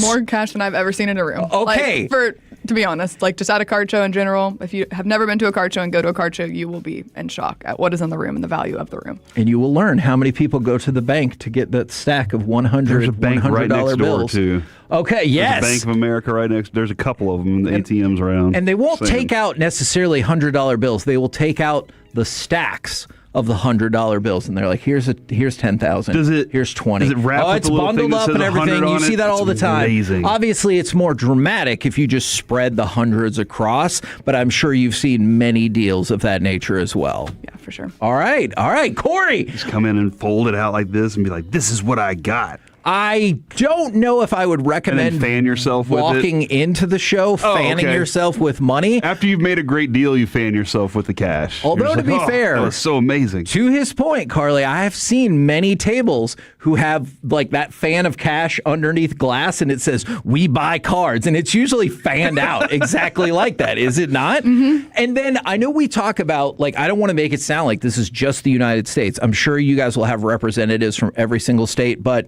don't we all have people from other countries all of the time at the card show? Yeah, absolutely. People travel in from all over for the show. Okay. Can you give me any examples? We've had some from France. I know Asia, there's a really big card market. We have a lot of people from Asia come in. Japan is also a very good one. If I see somebody from France, should I just avoid talking about the World Cup with them?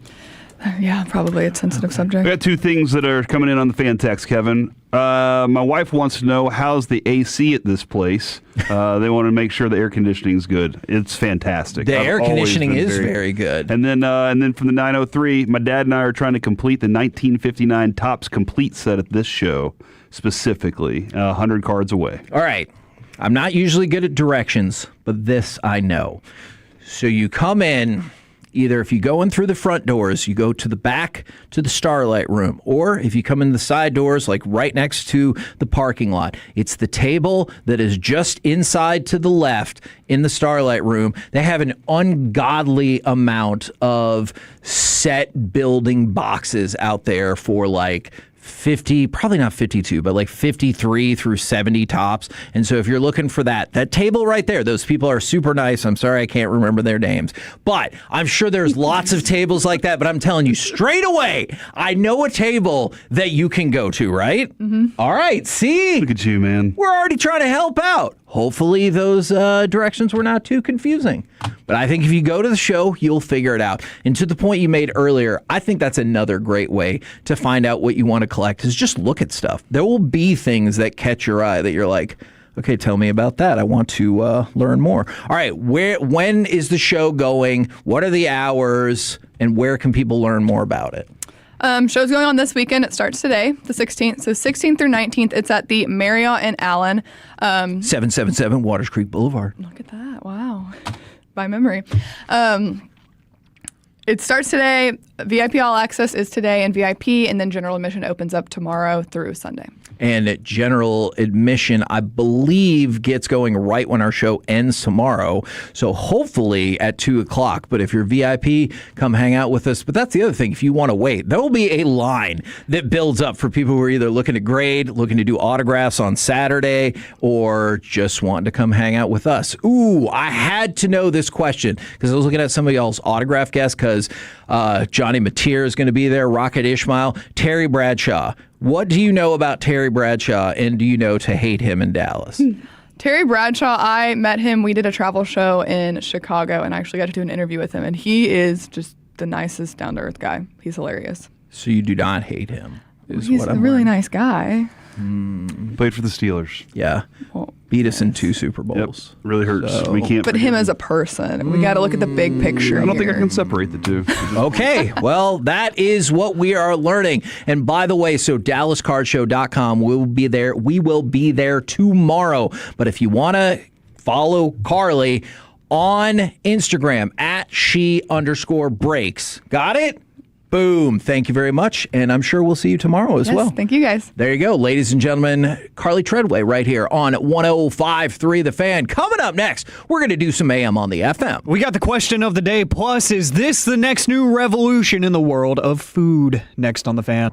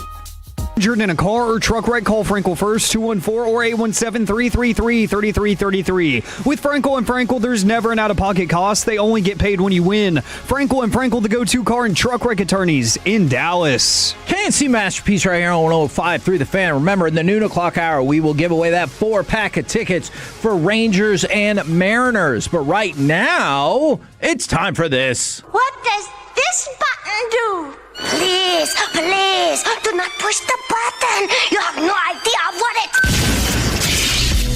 Alec, you be quiet. Alec, that was awful. 1 for Alec, 0 for Peyton. Don't you dare touch that dial. Don't you dare do it. It is time for AM on the FM. My name is Alec Medford, the man that they call... Yeah! The pride of Mansfield, Texas, and the mayor of the Medfordplex. Sorry, because I broke the wire on my headphones. They keep cutting out, so that's on me. You need to order some more? I should probably order some I got more. it, dude. I broke it. $9. What a good friend. Should I get a pack of 4? Because they do break often. Yes. Yeah. Yes. It's a smaller adapter is the one I have, and they just kind of break. Okay. We got the question of the day here in just a moment. 877-881-105.3 to answer that. Plus, this might be the newest revolution in the food industry. We'll get to that here in just a little bit. But I'm going to hit my sports quota for the segment real quick because there's a couple things I want to share. One, Shams Charania is reporting something absolutely hilarious. Oh. Gary Trent Jr. just 4 days ago agreed to a 4-year, $64 million deal to stay with the Bucks, which was very confusing when he averaged 8 points, 1 rebound, and 1 assist last year. Oh. The NBA is now probing the signed $64 million free agent deal for Gary Trent Jr., according to a league spokesperson. Oh. So even the NBA's league office was like, you're not good enough to get that much money. Damn. So we're going to investigate. That's got to hurt your feelings, right? That absolutely has to hurt your feelings. That's like the mid-level exception, $16 million per year. And they said, nah, we got to step in and look at this. This is objectively incredible. Yikes. And then 2, what are they going to do? Say, are they going to overturn the contract and be like, you're not good enough? I hope they do, because that would just be amazing. Like, nah, you got to take a pay cut, brother. 8 points ain't enough. 8 points ain't enough. And something I saw from the BetMGM Twitter account that I just think is kind of sad but amazing at the same time. Mercedes-Benz Stadium in Atlanta has hosted the World Cup, a Super Bowl, the National Championship, the SEC Championship, the MLS Cup, and Copa America, but it has not once hosted a Falcons playoff game. Oh, see, that's even worse than Spain winning more playoff games at AT&T than the Cowboys. Yeah. España. Their own home NFL team has not even had a playoff game there yet. $8 for 2 of these. Oh, yes. Saved $1. Look at this. Look at that. Down 10%. You can get it overnight. Nice. You don't need it tomorrow, though. So that's true. Yeah. Ooh, yeah, you have extra time. Look at that. Guys, today, and remember, you can always find the question of the day before the show on the Twitter worlds at Alec on the radio if you want to find it beforehand. Today is kind of touchy for some people. Oh. National Artificial Intelligence Appreciation Day. Oh, man. Did you know that we just finished part 2 of the Jesus podcast about AI? Oh, no. Well, I'll give you a spoiler alert. Somebody on the panel really, really, really hates it. Yeah, and a lot of people do, and a lot of people love it. So we're going to focus on the good side of it today. The question of the day is, how has AI been useful in your life? 877-881-1053. I'm really glad that you asked this question because I have found my favorite use for AI is a year-by-year statistical breakdown of the likelihood of different superpowers to win a war. This is not really useful, though. I'm not saying it's useful, maybe just me. But yes, I have done year-by-year likelihood of, like, the Civil War and learned, that first couple of years maybe kind of looked like the South could figure it out. And then obviously it fell apart. Then I looked into the Axis powers in World War II. And so it's just really interesting to see that pivot point because then you can dive down that rabbit hole, learn some more about the strategical change-ups or the battle plans or whatever. What technology was the most impactful during the Civil War? I think it was just the fact that the North had so many more people and they were fighting for like. That's not technology. I know. You're right. The cannon? I don't know. In World War I, it was the tank. Wasn't the TI calculator? Not in the Civil War, no. Right. But in in World War I, it was really funny to hear people in their diaries describe the tank because they're like, "The hell is this?" And they like try to describe it. They had a tank in World War I. I was like, Civil War. Not I the did not Civil hear War. this. Yeah, guess what? I think the side that had tanks probably could have won. But yeah, so I know an astute point. I know that's not real. Yeah, that feels like that works for lots of conflicts. But yeah, I know that's not really like the optimization of artificial intelligence. But yes, I have used it. Alec, you'll enjoy the second part of this too. A, get year-by-year statistical breakdowns of the likelihood of either participant in winning a war, or B, talking about rebooking certain eras of wrestling. That is awesome, and I need to spend some time doing that. I have not thought about doing anything wrestling related with AI. Can you imagine being in a foxhole and you hear a terrifying rumbling coming across the battlefield? And you're just like, what is that sound? Yeah. Is God moving the earth? They tried to describe it, and they're like, but it's rolling on these tracks, and it can also shoot. Yes, somebody said the North had a better railway system. That's true. And then they also said that black people could fight on their side, which is obviously not something the South was going to do, and they had more people. There are many, many, many reasons the North won the Civil War. Thankfully. I have three things specifically that I'm thinking, because I can look at my Chat GPT right now, and I was kind of against it for a while because my wife has become friends with her chat. Her chat is now named Kathy. And I do have a feeling that Kathy's listening right now, and she's going to be like, hey, by the way, your husband was saying this about me. So Chatty Kathy, get it? Like they eventually came up with that name together. They came up with that name together. Hopefully it's better than that one Chat GPT did. So one of them was I put the whole Italy trip idea and concept in. Ooh, okay. And then we've been able to ask questions and add things and kind of what about this, what about that, and it kind of helped us come up with a budget and all that stuff too. It was really effective. And then Kevin, I know it's not completely finished yet, but on how to get the book published, I got the plan. It's done. I just got to I got to finish like 2 more chapters. Okay. And so not writing the book. Yeah, it's just how to roll it out. Finding the people to say, all right, let's go ahead and put this thing out there. Okay. And I got like 6 of them. So they're ready to roll as soon as I finish that. But then, Alec, this might be my most productive. I said, hey, I want to do a push-pull split with some leg upper and lower on the weekend, 5-day split. What's the most effective, and then I alter workouts based on what it, like I say, okay, now I've done this for a couple weeks, I want to try add this to it, but I keep the split and then add some other elements to it, and it gives you like nutritional suggestions, all the things you want. It lays out the whole plan for you. Well, pretty soon I will have my personal training certification, so you can just ask. We'll just ask you, yeah, and pay you for that as well. Does everybody just think of Chat GPT as the spot? It's your self-help. Kind of. No, but like, how many people are like, no, I mostly use Gemini? Oh, I use Gemini. I use Gemini religiously. Okay. Yeah, I just called Chat GPT. It's like I call, like Band-Aid. Yeah. We just call all Band-Aids Band-Aid, even though Band-Aid is the brand name. But yeah, adhesive we use Gemini because I found out we have a free Gemini account That's here. true. And yeah, we get the premium. But does that mean that the whole company can see all my questions? I don't think so. Aiden says no. He knows things about computers, so. Would you want access to everybody else's Gemini, and would you spend time just flipping through what they want to know? Not really. Okay. You should go through mine. There's like all kinds of random topics in there. Some that are like business related, some that it's like, hey, my car is doing this. What is going on here? I'm going to write out some prompts. Why are my strawberries not growing? Yeah. Oh, I bet you could probably guess one that I searched I bet I recently. could. Yeah. Probably stuff that should not go over air. Single moms. Stop. No. If it's single mom related, no. That's not happening. You're already the expert. I get it. I'm pulling up my Gemini right now, and I'm going to go through my recent prompts just to give y'all some real, like... What? I don't. Keep doing your I don't even segment. wanna Don't know. worry about it. I don't even want to know. Don't worry. I don't even want to know. Road. I don't even want to know. Do you think that's probably right? So accurate. Anyways, okay. We love you, Alec. Sure you do. So a lot of it is sports related stuff for like very specific numbers that I don't want to crunch or I don't know how to crunch.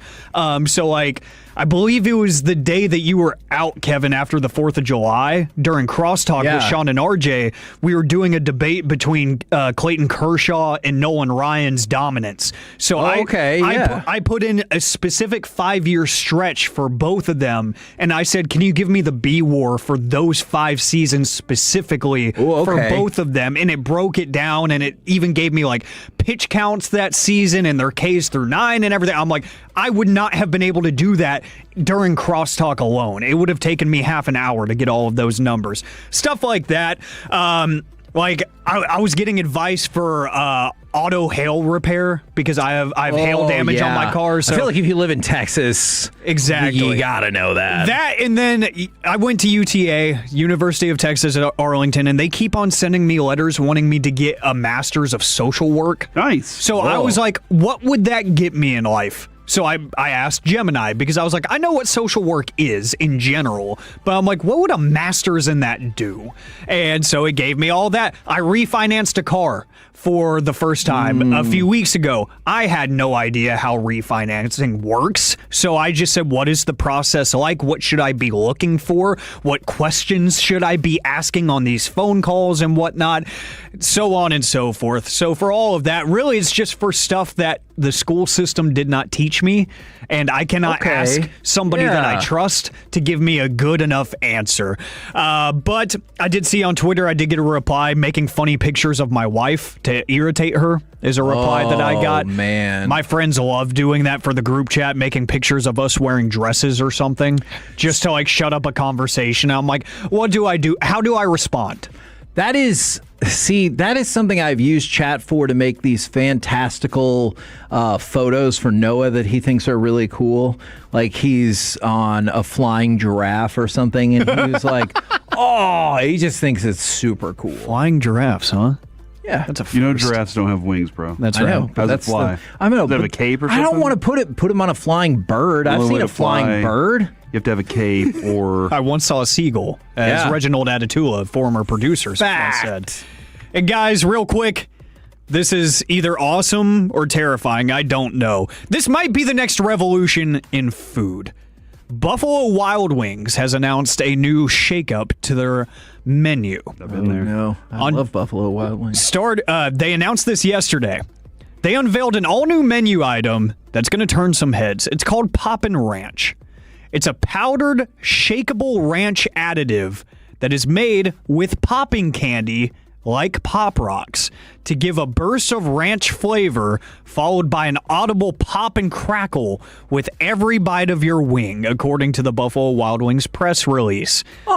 So, I think the idea of Pop Rocks getting flavored with typical seasonings is kind of intriguing. But ranch-flavored Pop Rocks to go on your wings, yay or nay?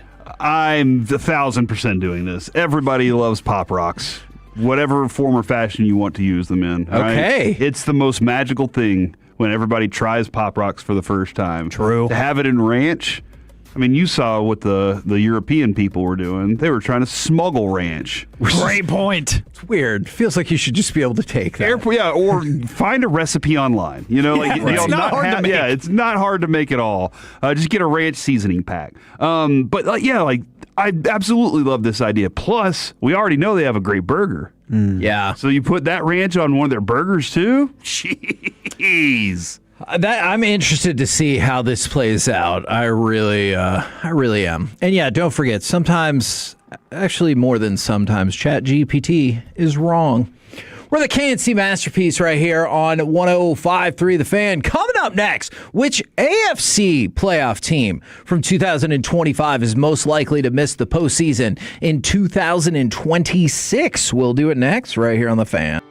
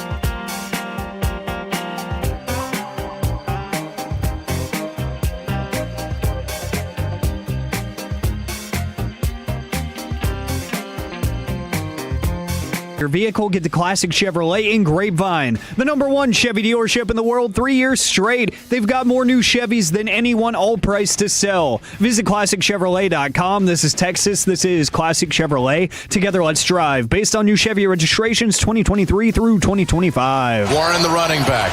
Warren, they fake it to him. Rodgers still has it. He's going to take off running for the touchdown. Aaron Rodgers. KNC Masterpiece right here on 105.3 The Fan. Right now, time to go around the entire NFL and dip into some gridiron gravy. Dip and ribbit. And we start with, well, in case you wanted to know, on the new Alvin Kamara deal with the Saints, he is set to make $6 million in base salary. Though with incentives, it could go up to $8.5 million. Either way, this is still a break for the Saints, as he was slated to count $10.45 million against the salary cap.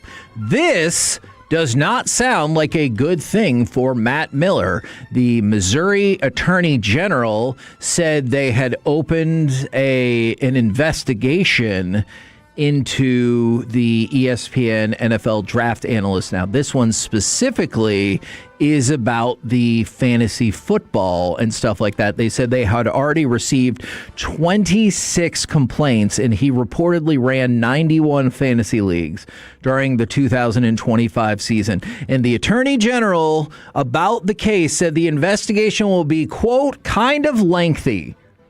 So that does not sound like a good thing, because that means they have lots of supposed evidence to sift through. Do you ever think that there's just possibility that bro was like 91's a lot, and I just forgot about some of them? And is that okay? Yeah. The answer's no, it's not okay. I was going to say, I guess it's possible, but so many people have posted.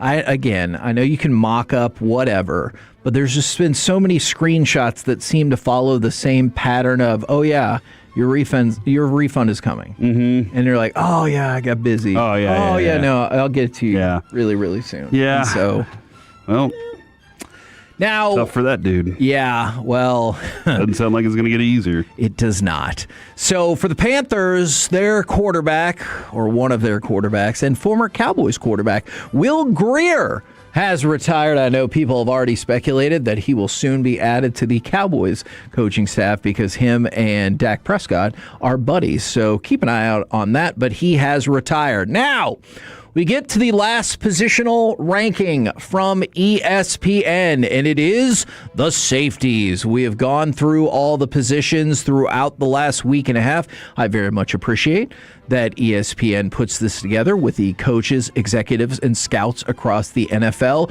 Who do you believe is the number 1 safety in all of the football lands? I think maybe Kyle Hamilton, depending on the way you look at him. He's the one that stands out the most to me. Kyle Hamilton, last year's number 1.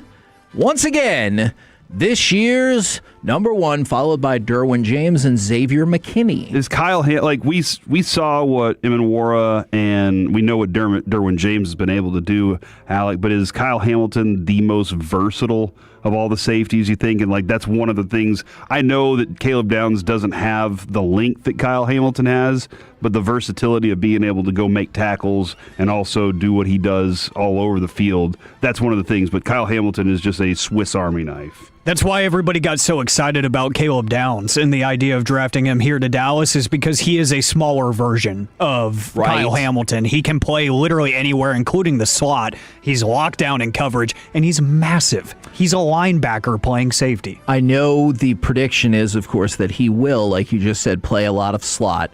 You have to guess right now, in a year, will Caleb Downs be in the top 10? And if so, where?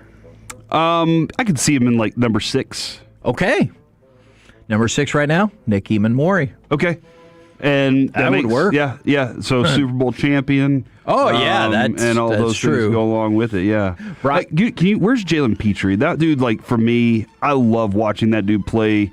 He plays with a toughness but he is a playmaker. He is number 11. He is the top honorable mention. And one NFC scout said, don't think he gets nearly enough credit. Would love to have him. So it's such a good defense he's on, too. Sure. He might kind of get lost in the mix. That makes sense. I could see that. Now, the top 5, Kyle Hamilton, Derwin James, Xavier McKinney, Brian Branch, and Jesse Bates are the top 5. If you're curious for Bates Motel. Indeed. Not a bad show. That's what I would say. That's what I would call myself. I'd be like, I'm psycho because I'm Bates. Oh, man. No? For certain people, I bet that could get into their head. If you were wondering, did the Cowboys have any representation on this list? Do you believe that they did?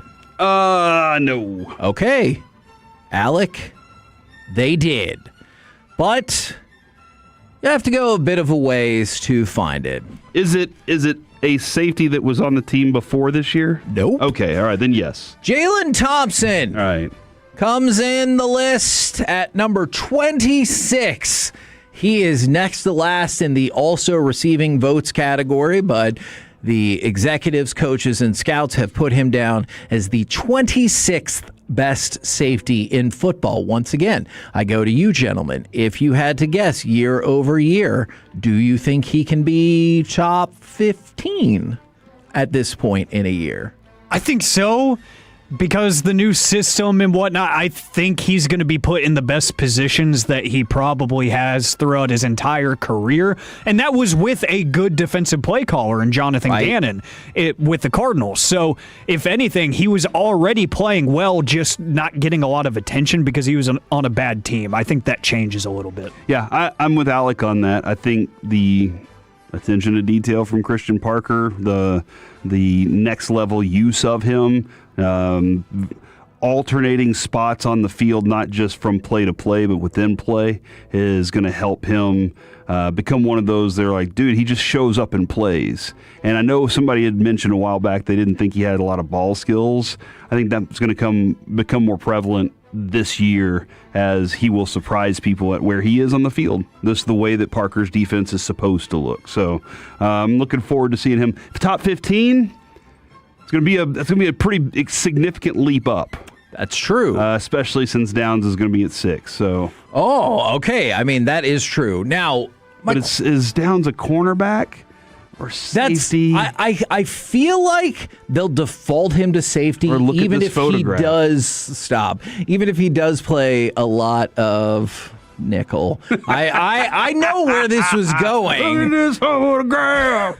And as we continue to keep track of the top 100, Chris Olave at 64, and the aforementioned Kyle Hamilton comes in at number 63. He's down 12 spots from last year when he was 51. But there you go as we continue to look for a Dallas Cowboy on this list. We're the KNC Masterpiece. We'll talk about the AFC playoff teams tomorrow. Coming up next, though, ESPN senior baseball writer, analyst, as well as host of the Is This a Great Game or What podcast, it's Tim Kirkjian, next on The Fan.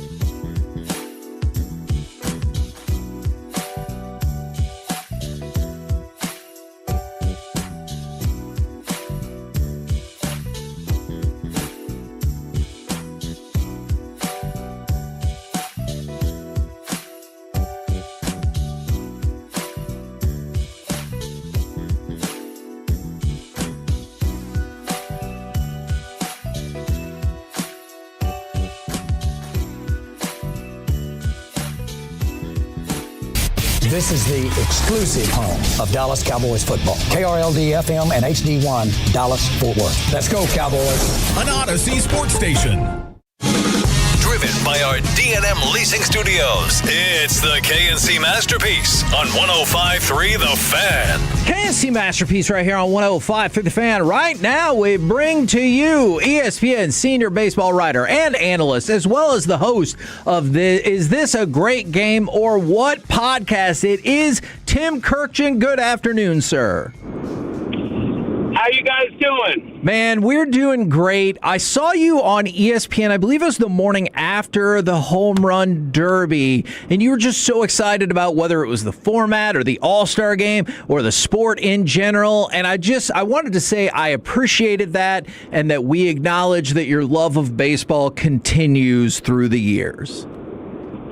Well, if you don't love baseball, you shouldn't be covering it because it is a grind and it is long, but I've loved it my entire life. I loved what happened in Philadelphia. The Home Run Derby was the most dramatic one I've ever seen. I was around town quite a bit because my son lives in Philadelphia, outside of Philly, so I got a good look for how much baseball is loved and embraced by the fans there. The whole All-Star experience, the game experience was great, even though the game wasn't great because the pitching was too great. But still, the whole experience was great. And when I talked to Kyle Schwarber on the radio during the game from the dugout, that was my job that night, dugout reporter, he said Philadelphia just killed it this week.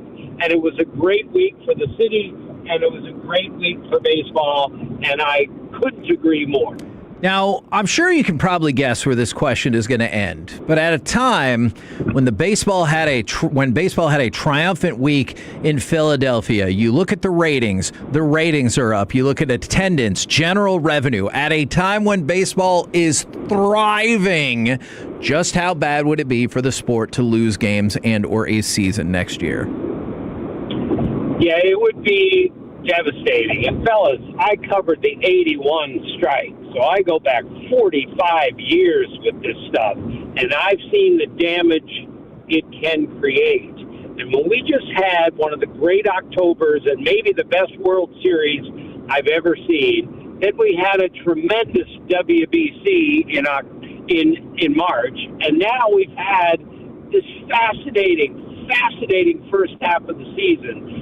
You're right, they're up, interest is up, everything is up. To ruin things by canceling even one game next year would be terrible. But at the moment, I am sorry, despite being an eternal optimist, I am not encouraged where we are about labor for next year, and I'm just praying that somebody figures this out and we can reach an agreement so we don't lose any games next year, because the timing would be horrible with the momentum that baseball has right now.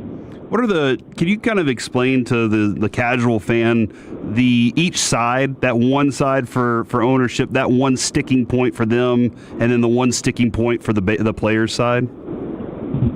Well, it really comes down to one issue, and that is the salary cap, which is what people were arguing about, I repeat, 45 years ago, and we're still arguing about the same thing. The players are simply not going to accept a salary cap, and the owners say we cannot exist without one when the disparity in payrolls is as enormous as it is. And all of that is true. The gap between the haves and the have-nots has never been greater. It is unhealthy for the game, but there still is a real question whether a salary cap is going to fix that. But it doesn't matter, because the union is not going to accept that, and if the owners are going to stand firm on salary cap or we'll shut the game down, then the game is going to get shut down in December, and then all things are going to stop, and then who knows when we'll get them going again. Again, I am praying that nothing like that happens, but at the moment, that's where I think we are heading. Are the Miami Marlins trying to single-handedly save baseball then by showing we can be competitive without spending a ton of money, in addition to the fact that coaches call pitches, that they don't rely on power? The Marlins feel like such an anomaly in modern baseball.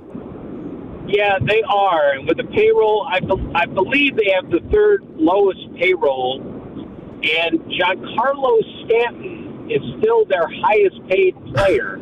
And he hasn't played for them since 2017. There is something wrong with that picture. However, it does show if you play the game properly, if you draft and develop, if you know what you're doing, you can win games. And, you know, the Brewers are in a slightly different situation than the Marlins. But the Brewers are still a small market team. And they have the second best record in the National League.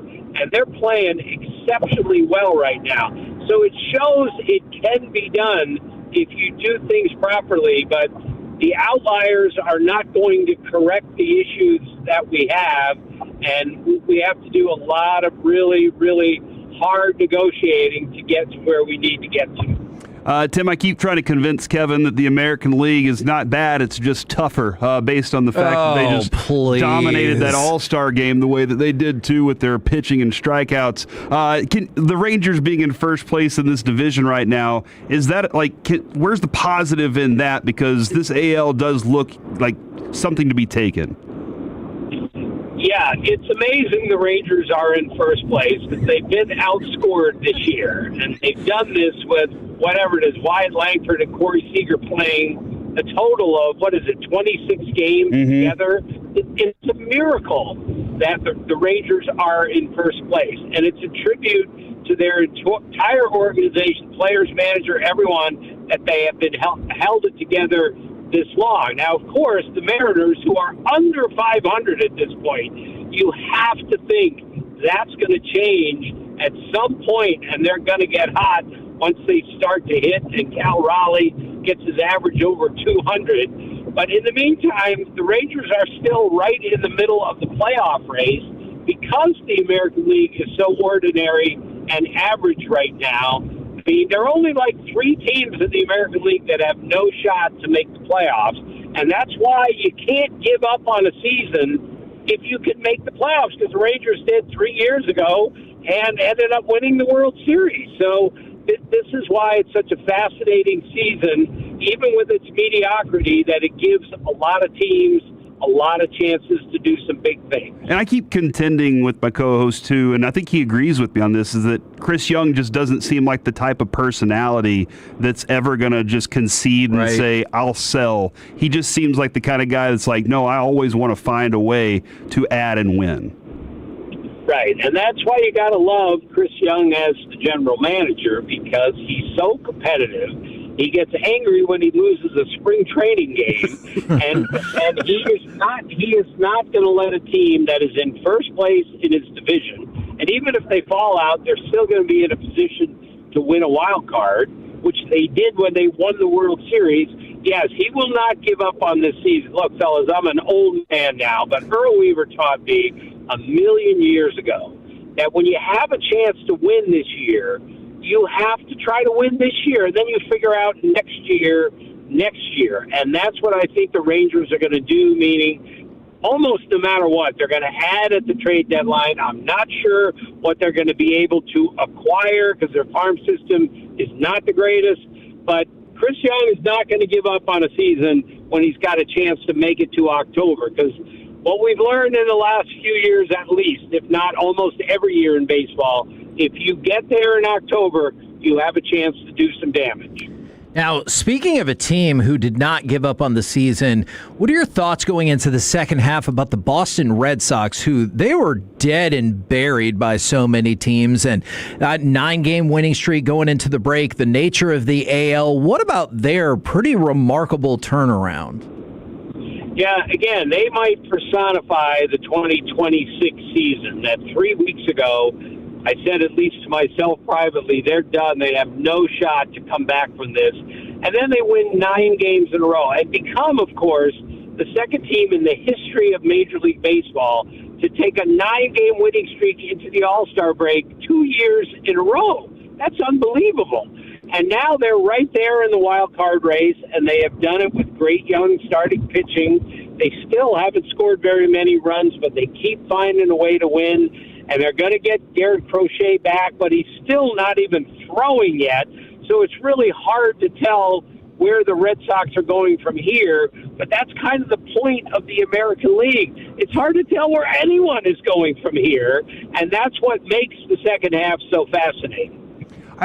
Tim, I loved something about the All-Star game. And a few years ago, Bochy told us this story about being in Florida at a spring training game, and he would sit under one of the trees and collect home run balls that were hit because they didn't have fences. And then one day he said Willie Mays walked out there and saw him collecting those balls and was just like, have fun, kid. And it's like one of those classic stories. And with that All-Star game, I saw somebody say, I don't really love a halftime show, but this was cool. I just loved the kids riding around on their bikes out in the outfield.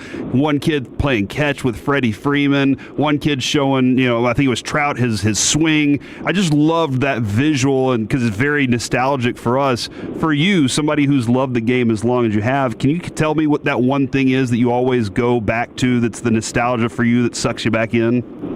Well, I love the All-Star game for all the reasons that you said. Let's face it, guys, it's an exhibition game. Those guys are not there to win or lose for the American or National League. It used to be that way.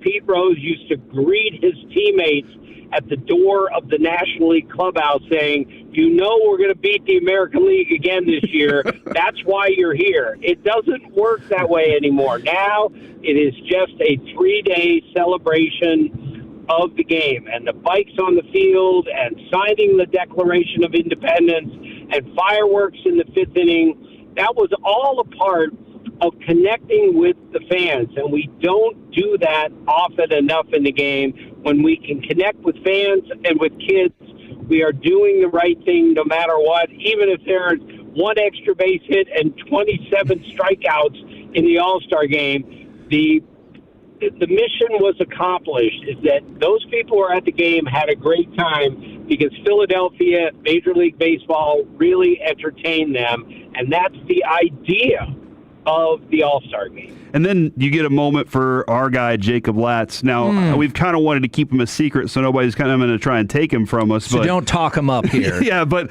like how cool of a moment is it for a guy like that who didn't have a starting role, kind of got forced into a different one, and then now he's dominating at the closer level?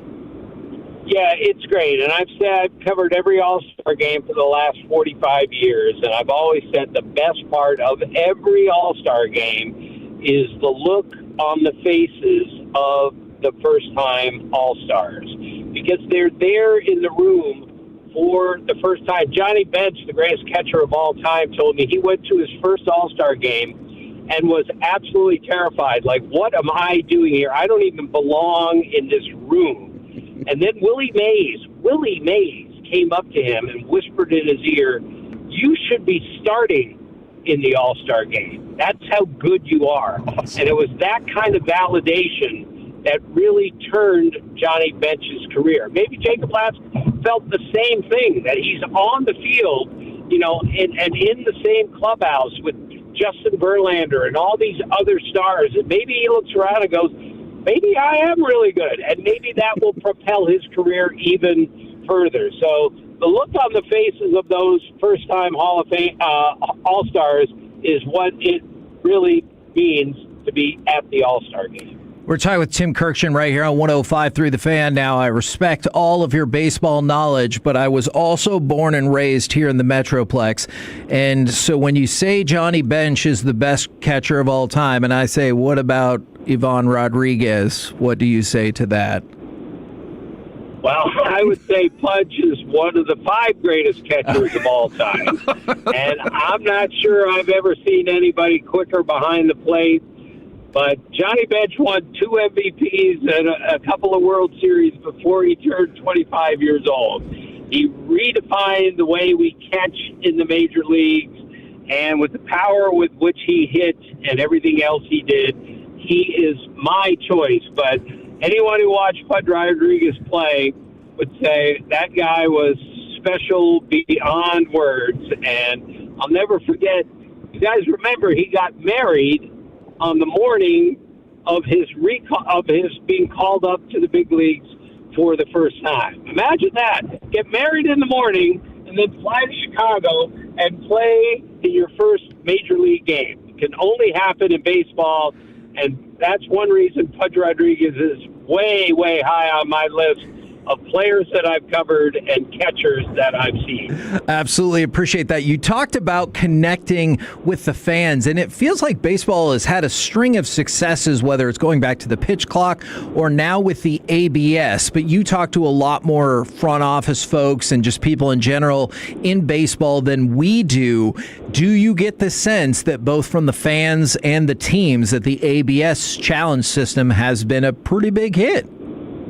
It has been a hit. It has worked way better than I thought it would. It goes more quickly than I thought it would, so it's more seamless than I thought. And the fans, and I repeat, we need to bring our fans into this as often as we can.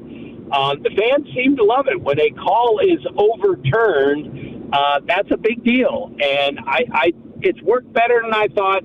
My only thing is we have to then, as soon as the season is over, is take a really long look and say, did this work as well as we thought it did? And if it didn't, let's make some sort of improvements. I'm not even sure what those improvements are, but the best way to keep moving forward is to analyze any sort of new move and say to yourself, did it work or didn't? And if it did work, how can we make it even better? I think that's where we're going. Now, you talked about how you saw your son during the All-Star weekend. I want to remind everybody that in addition to ESPN, if you go to greatgameorwhat.com, you can check out Tim's podcast with his son, Jeff. I know we've asked you this before, but just like what a personal treat is it to be able to do that podcast with your son? Yeah, it's been the highlight of my career to work with my son. He knows a lot about baseball, but he doesn't know what I know about baseball, nor should he. And I only know like three things. I know baseball, basketball, and sitcoms from the 60s, and that's it. He knows everything else. He knows pop culture. He knows music. He's a wizard at technology. He teaches me all sorts of things on the air while I tell him some of the nuances of baseball, and it's just the greatest thing ever. So I've really enjoyed it, and our guests are the best part about it. I've known Eric Nadel for, 45, almost 50 years, and he was one of our guests, and he made us laugh for an hour and 10 minutes. So that's what really works for our show is the guests that we have, and the relationship that my son and I have together hopefully is carrying the freight here. Well, the last thing I have for you then, and hopefully we can make you laugh and draw in all of your other interests together. Do you think it's possible that Cooper Flagg could eventually be better than the Munsters or Bewitched? Well, The Munsters is the most underrated sitcom of all time. It's not in the top 5 for me. Get Smart is number 1, and don't start me on my list. I'll be here all day. But Herman Munster is the most underrated sitcom character of all time. And the fact that he played golf and basketball and baseball in certain episodes are just unforgettable things to me. So Cooper Flagg has a chance to be great, but Herman Munster would have dunked on him every single time. Outstanding stuff. As always, Tim, thank you very much for your time. GreatGameOrWhat.com. We appreciate you. All right. Thanks, fellas. See you. Ladies and gentlemen, Tim Kirkchin, always super duper fun I love to him, dude. talk to. He's great. Great storyteller, dude. And he ended with Herman Munster can dunk on Cooper Flagg. Good luck, Cooper. We're the KNC Masterpiece. Is there any chance he knows who Herman Munster is? Cooper Flagg? Yeah. 1%. Okay, I think that is a fair answer. Coming up next, we've got a Rangers-Mariners ticket giveaway, plus some NFL overreaction or reality next right here on The Fan. The perfect mix of sports and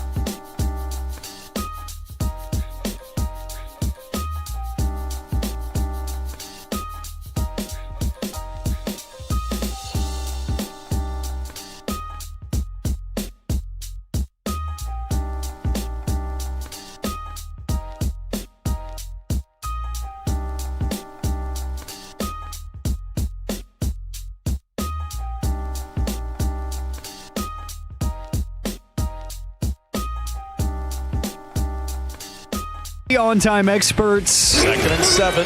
Burrow to the air to Chase to the end zone for the touchdown. His second of the day. And the Bengals extend the lead from 8 yards out. KNC Masterpiece right here on 105.3 The Fan. We will have our Rangers-Mariners ticket giveaway in this very segment. But right now, we're going to do some NFL overreaction or reality. Hey. Man, I did not think this was going to be the first one. But the first yay? The first overreaction or reality. Overreaction to reality. Any potential partnership between J.J. Watt and Real Salt Lake might not go great. What's the story there, Kevin? Here's the reason. Real Salt Lake posted what was a nice little picture. Welcome to the riot, J.J. Watt and family. And it's a picture of him, his wife, and they're holding the hands of one of their kids. I thought it was a lovely post. J.J. Watt. The woman in the photo grew up literally down the road, won 4 Utah State championships, one in this exact stadium, Gatorade Player of the Year twice, National Player of the Year, scored the fastest goal in U.S. women's national team history. Could probably be worth a mention, but I don't know.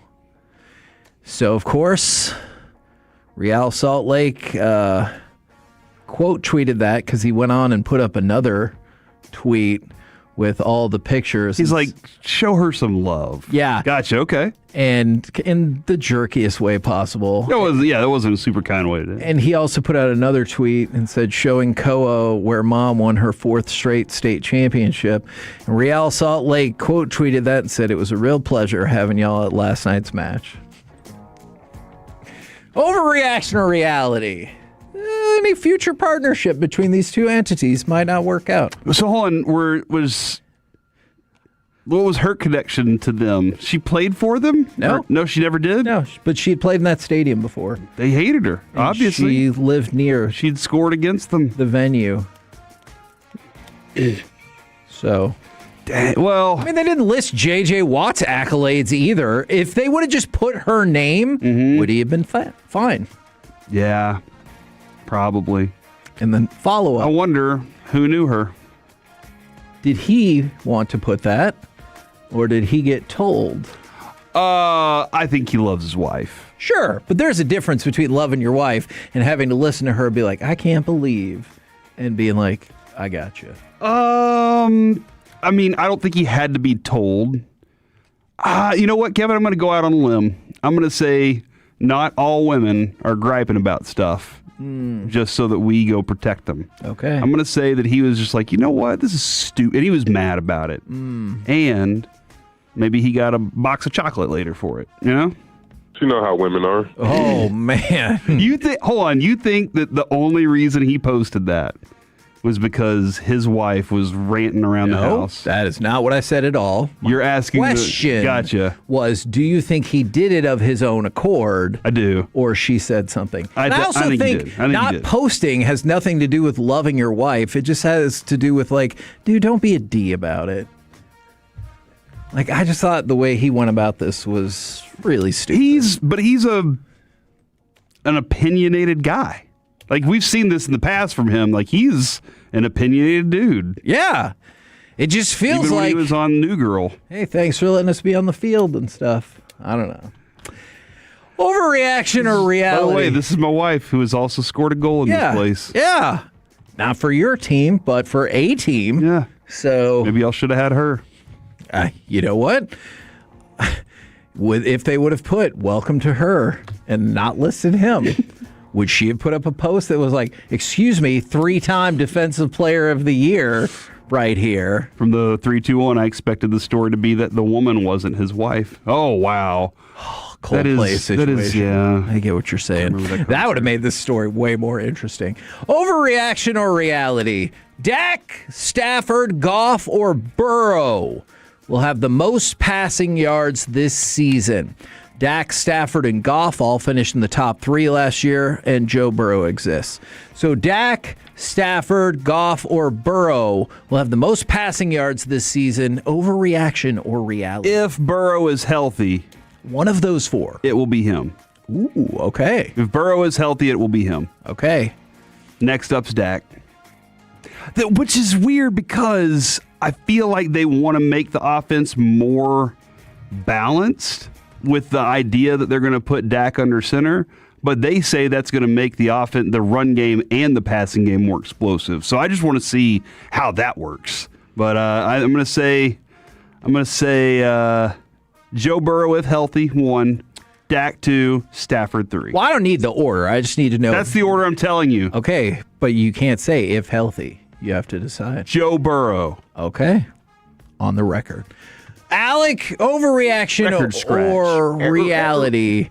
Dak, Stafford, Goff, or Burrow will have the most passing yards this season? Reality, I think there's a really good chance it ends up being Dak. I really do. Because I understand that they're going to say publicly that they want the offense to be more balanced, but I do think when you have two dominant outside receivers that you're naturally going to have a better passing attack, and it's not by design. I mean, a lot of those touchdowns that you saw George Pickens and CeeDee Lamb score and CD for the past couple of years now are catch and run. You know, it's not necessarily a 50-yard bomb downfield. It's a catch 20 yards downfield that turns into a 35-yard touchdown. So I think you're going to see something like that, and then it's hard to bet against Joe Burrow. Yeah. Overreaction or reality? Josh Allen and Patrick Mahomes are worth 7 first-round picks each. So this is the stupid list that Bill Barnwell put out earlier where he said that Patrick Mahomes is worth 7 first-round picks and Josh Allen is worth 7 first-round picks, and Drake May is worth 6 first-round picks, and Lamar Jackson is worth 2. Lamar Jackson is worth 2 first-round picks. Burrow is 4, and Drake May is 6. But also Allen and Mahomes are worth 7, and Dak is worth 1. And 6 players on the or 7 players on the Cowboys might be worth 7 total. Correct. Yeah. Ooh. You know what? I'm going to change this question. Overreaction or reality? Tyler Booker, CeeDee Lamb, Dak Prescott, Tyler Smith, Quinnen Williams, Malachi Lawrence, and Caleb Downs are worth Patrick Mahomes. Because that's what the article says. Or Josh Allen. Okay, here's what I want to see. I want to see 2 things. The team that says we have 7 first-round draft picks that we are willing to give up for Patrick Mahomes or Josh Allen. And then I want to see the team that says no to those first-round draft picks. Yeah. This is the most ridiculous thing that's ever been uttered in the sport of football. John Smoltz, just a different story. He did make sure to say that Lamar Jackson is where he and other people differ. I know we're in overreaction or reality. But during the All-Star game, when John Smoltz told the story about Lasorda calling him in the bullpen and he was standing 10 feet away from him in the dugout, and Lasorda was like, "What are you doing here, kid?" He was like, "Nobody told me how to get to the bullpen." And he was like, "Well, get out there." And he threw 7 pitches and then came into the All-Star game. Was absolutely hilarious. I forgot to bring that up. I just really liked that story. Sure. Because he's like, "Get that Smoltzy kid! Get him out! Hey, put Smoltz on the bullpen."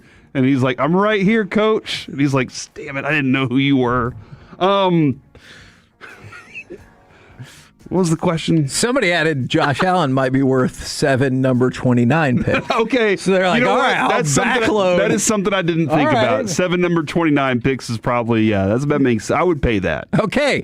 Alec, overreaction or reality? Tyler Booker, CeeDee Lamb, Dak Prescott, Tyler Smith, Quinnen Williams, Caleb Downs, and Malachi Lawrence are worth the same as 1 Josh Allen or Patrick Mahomes. No!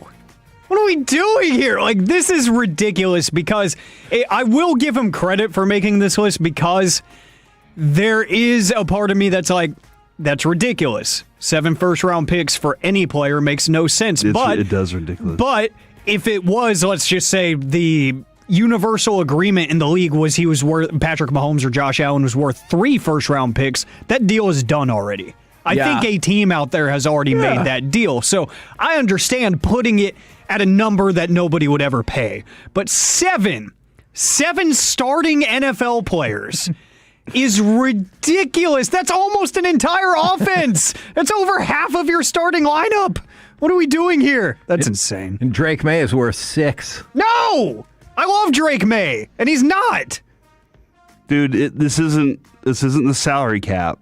It doesn't just go up every year. Yeah. Oh, you know what? Last year it was worth 4. No, now we got to make it worth. No, it's not how it works. Justin Herbert and Joe Burrow are worth 4. Lamar Jackson is worth 2. Yeah, I'll be honest too. I didn't read any more of what Bill Barnwell's approach to this, Fair. where he described and he was like, guys, this is based on a Kalshi market or something. I don't know. I have no clue what he's basing his values on. But in any world, it's dumb. Yeah. And I like Bill Barnwell. Yeah. Except for this dumb thing. I wish I liked it more. Man, I'm just imagining. Because I feel like the Dak number is correct. Yeah. 1 or more All right. is correct in my mind. But and you know what, Kevin? This is now actually throwing a curveball into it all. Dak's number 1 value. Is it a top 5 pick? What are you doing right now? I don't. Why are you doing this? I think it is a first-round pick from a mid-level team. 15, 16? Yeah. So the Cowboys? Yes. Actually, if you really think about it, the perfect team to trade Dak to would be the Cowboys. If you really think about it. Also, move on. That trade would be bigger than the Luka trade, right? If you traded half of your starters for Mahomes or Allen, that would be a bigger. You better win a championship that year. I agree. Man, what is the rest of that team? If I was the coach and he ever got sacked, I would fire the offense every day. I'd be like, he got sacked. All of you are cut. Do y'all realize how much we gave up for this guy? They would never hear the end of it. Right. Every practice. I'd be like, don't even let him walk out here. Make him stay in the locker room. Matter of fact, don't even drive in. I don't want you taking a chance of getting hurt, tripping over a carpet rug. Overreaction or reality? At some point this season, Max Crosby will once again ask for a trade. Yeah, reality. Man, you didn't even have to think about that. Yeah, I mean, I think so. How many first-round picks is he worth? 8? 1? This is interesting because he's worth 15 probably, right? Based on he was worth 2 last year at the now the price has gone up.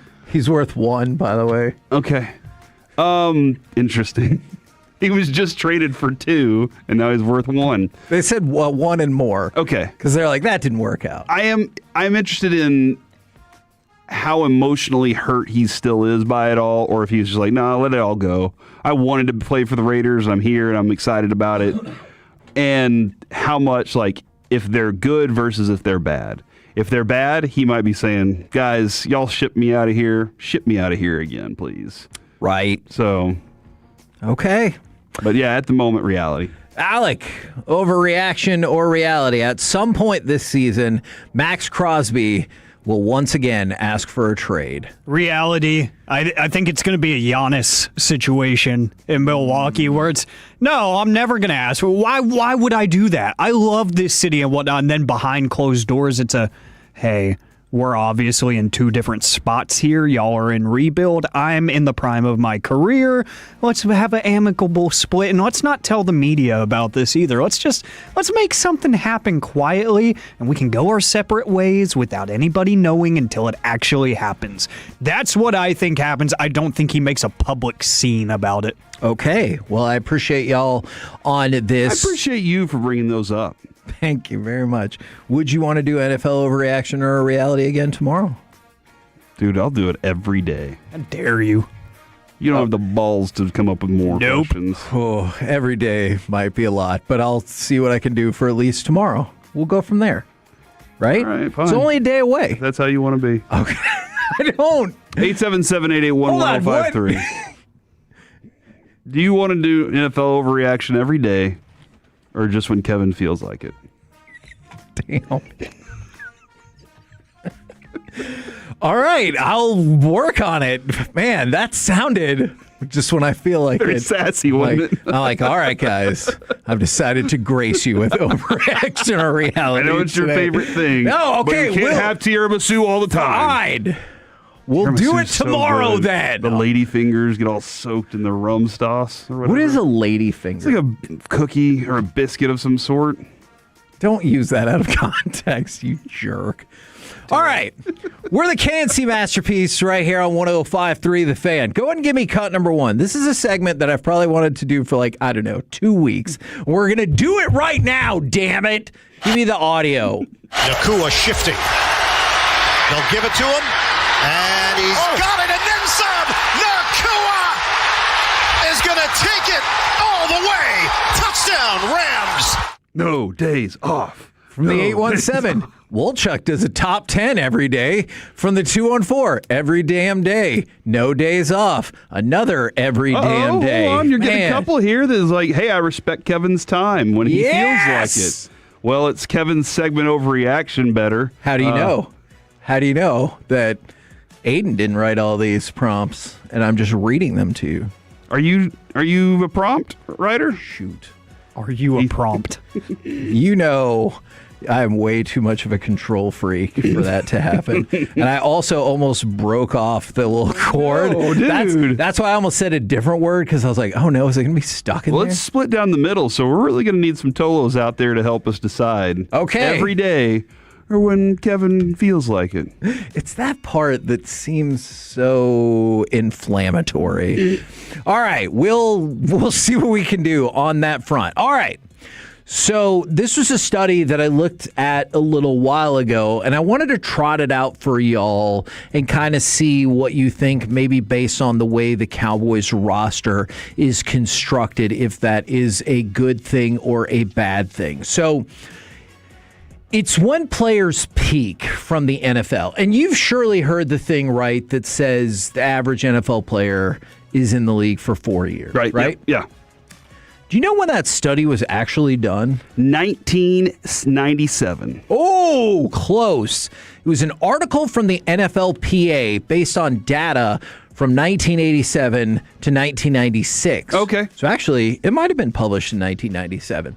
And so it raised questions about that. Then the commissioner talked about it, and he said, average career is like 3.5, 4 years. That was from 2011. So, this is not the most up-to-date information No, it's not. in the world. We need a census every year. Or at least every 10 years, like the actual census, right? Mm-mm. Okay, or whenever the census people feel like doing it. I get what you're saying. But here's some new factoids for you. If a player makes an opening day roster, his career is about an average of 6 years long. Okay. If you're a first-round draft pick, the average career is close to 9 years. So, there are many a player that just, don't make the cut, really, in the NFL for more than 5 seconds. But I thought that was interesting. So we went down this kind of study that was put together by The Athletic using some stuff from Pro Football Reference, using approximate value, and the peak ages for different positions. And they focus offensively for this. For a quarterback, what do you think is the peak age for a quarterback?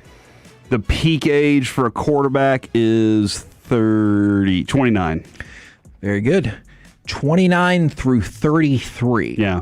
Is the peak age for a quarterback. Because that should be about 7 years into their career. If they, kind of around there. Right. Which puts in, and we discussed this a lot, that around that 7th year is when things really, they feel comfortable in the system. They understand it. Most quarterbacks that were picked with their team and are still with their team kind of really get what the whole NFL is all about. They've seen a lot of it at that point. From the 469, I really wish Kevin cared about the Tolos. Okay. If you guys have spoken, I care. I do want to tell you, he does care about you. If he does overreaction to reality. Oh, my jeez. All right. Running back. This was the most bizarre answer. When is the peak of the running back? 24. Believe it or not, that is one of the 3 years that it's not. Running back is the weirdest position on here. The peak is 21 to 22, and 26 to 30. Interesting. So that has changed over the years. But at 30, it drops off dramatically. It does. Well, there is some thought that even 31, and that's partially because of people like Derrick Henry and whatnot, have helped elongate the career of the running back. But to your point, it drops off a cliff at 32, 33. But yeah, 26 through 30, and then 21 through 22. So you are seeing, like, you could have rookie running backs who make a huge difference, but then it kind of like across the board, totality-wise, it sort of lowers until you hit that second contract. That's a really interesting thing because those first couple of years, you're trying to make your money. Absolutely. And that's what Zeke did. Yes. And the teams are trying to get their money out of you, right? Oh, yeah. And they know that you want the ball because running backs inherently are like, give me the football, let me carry this team. That's what they've done their entire lives, right? Right. Their entire existence in the sport, they're the ones that teams relying on to be the heartbeat of it all.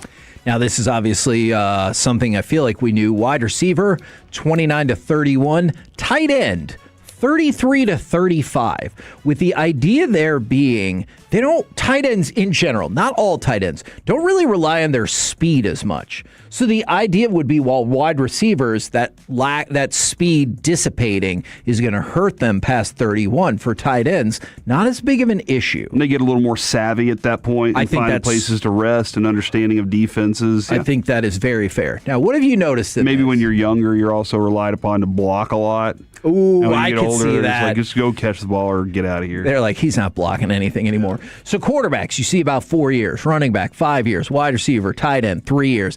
Then you get to the offensive line. The offensive line can have a prime significantly longer than anybody else. For the offensive tackle, the best years are 28 through 36. Oh, yeah. If you're an offensive guard, 29 through 35. Center, 30 through 37. So, you know how Jerry will always tell us, well, the great Tom Landry said defensive linemen need 3 seasons, and then they cut Mozzie Smith in his 3rd year. Or, I'm sorry, traded him. But if you look at these offensive linemen, it feels like their prime years are like 7 years into their career. Offensive linemen are the guys that work in the factory that do the job that nobody else knows how to do, nor do they know what they do. And so they're just like, we got to keep him around because where are we ever going to find anybody to do that job? Right. That's what offensive linemen are. And anybody that's worked in a factory or worked in a place like that, they know exactly what I'm talking about. It's that old dude that it's a piece of equipment that's out of date, and he's the only one who knows how to use it, and he's never taught anybody else how to use it either. And he just stays quiet and does his job and is good. And you're just like, heck yeah, man. Is that smart just for job security? If nothing else, you're like, well, we can't get rid of Ed. Yeah, we got to keep him around what forever. to do. Yeah, and then just one more note. And they're like, let's figure out how to replace that equipment. And you're like, and that's whenever you have 3 tight ends. Oh, all right, I like that. Now, one more note on the defensive side. Last year, 34 defenders met this particular criteria. They played for 10-plus seasons, and they played at least 400 snaps in 2025 with a PFF grade of at least 60. Half of them were the defensive tackles. Ooh. Part of the reason is you don't necessarily lose the strength at that age that you do maybe lose the speed. And so I thought that was really interesting because when you look at players like Quinnen Williams for the Cowboys, 28, Kenny Clark, he's 30. That feels like a potential positive that I know people, especially with like Kenny Clark, are worried about the age or you're worried about giving Quinnen a contract extension, is that the numbers say the defensive tackle specifically and the defensive lineman can stand up to age better than other defensive players. And interesting. I thought that was interesting. Kind of interesting, like watching Aaron Donald's career, right, and his ability to stay quick in that spot also. And as powerful as he was. Sure, absolutely. And then he was like, all right, I've done what I need to do. I'm out of here. And then Myles Garrett comes back, and he's like, maybe I don't know. We'll see. Let me go lift some weights up at the facility. We'll see. Do you think he's doing that just to show he can? And he's like, I'm not going to play. There is a video of him out there where he is talking. I think Alec has seen this video where Aaron Donald is talking you through, I lift weights for fun. It's something he said, I played football because I was good at it. Right. Lifting weights is my passion. So yes, I think he goes up to the facility every once in a while just to show the young guns that he can still lift more than them. Now, a couple of other notes for you. We had somebody tip us off about this morning, and I kept waiting to see if there was going to be an announcement. The Wings-Liberty game that was going to be played tonight got put off until Monday evening, which is interesting because they also have a Sunday noon game, which I'm going to be at. If you're Tolo, please say hello. So then you're going to play noon on Sunday at home, and then Monday at 8 p.m., you're going to play the Liberty. So that game got postponed due to travel issues. So there's that. To go along with that, did you see that in the latest Sports Illustrated Power Rankings, the Dallas Wings have rocketed up to number 3 in the WNBA? I didn't see that, but I can see how that is possible. Boom. Like we told you before the season they were going to be a good team. Yes. I asked some people around that cover them a lot, and I was like, hey, are they going to be really good? And they were like, they're going to be good. But I don't think that they quite understood even the next leap that Paige was going to make and the defensive prowess that was going to come from being on Coach Fernandez's team. He forced the issue on that, and they play with great tempo. They're a fun team to watch. And Teresa Witherspoon and Cynthia Cooper made their WNBA All-Star team picks, and Team Coop won the coin flip, and so they were given the top pick, and that was Paige Beckers, who also, I believe, received the most All-Star votes from the fans. You know, Corey, let's give something away! 877-881-1053. Caller number 10. Now. We'll win a 4-pack of tickets to go see the Rangers play the Mariners on Friday, July 24th. These tickets come courtesy of the Texas Rangers. You can get them at Rangers.com, or you can win them right now for free. Caller number 10, 877-881-1053. Coming up next, it's time for the C Block. One quick discussion on George Pickens, and then what's the thing you're willing to let completely run out before you refill or recharge it? Next on The Fan.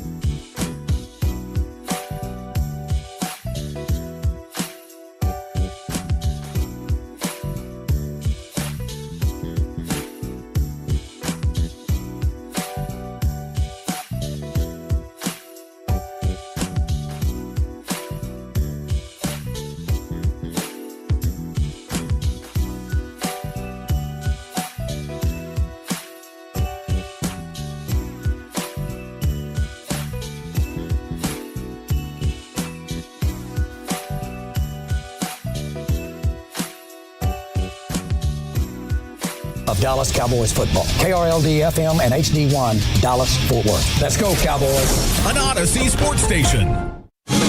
Driven by our D&M Leasing Studios, it's the KNC Masterpiece on 105.3 The Fan. KNC Masterpiece right here on 105.3 The Fan. And right now, it's time for the C Block starring Corey Majors. Thank you very much, Kevin. I really appreciate the introduction.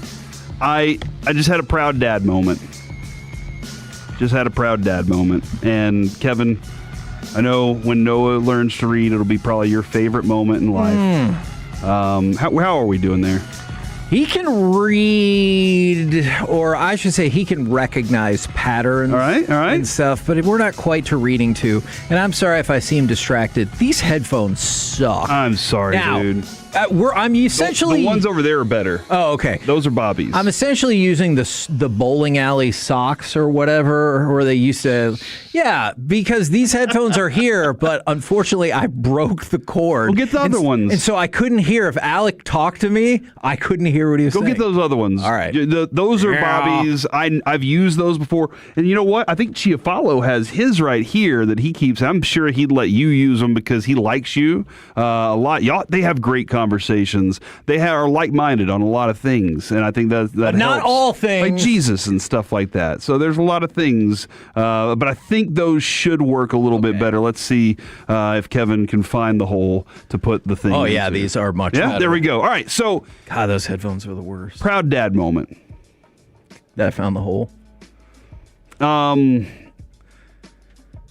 Carter told me yesterday morning he has been doing PC camp this summer. Now, PC camp is like a physical camp.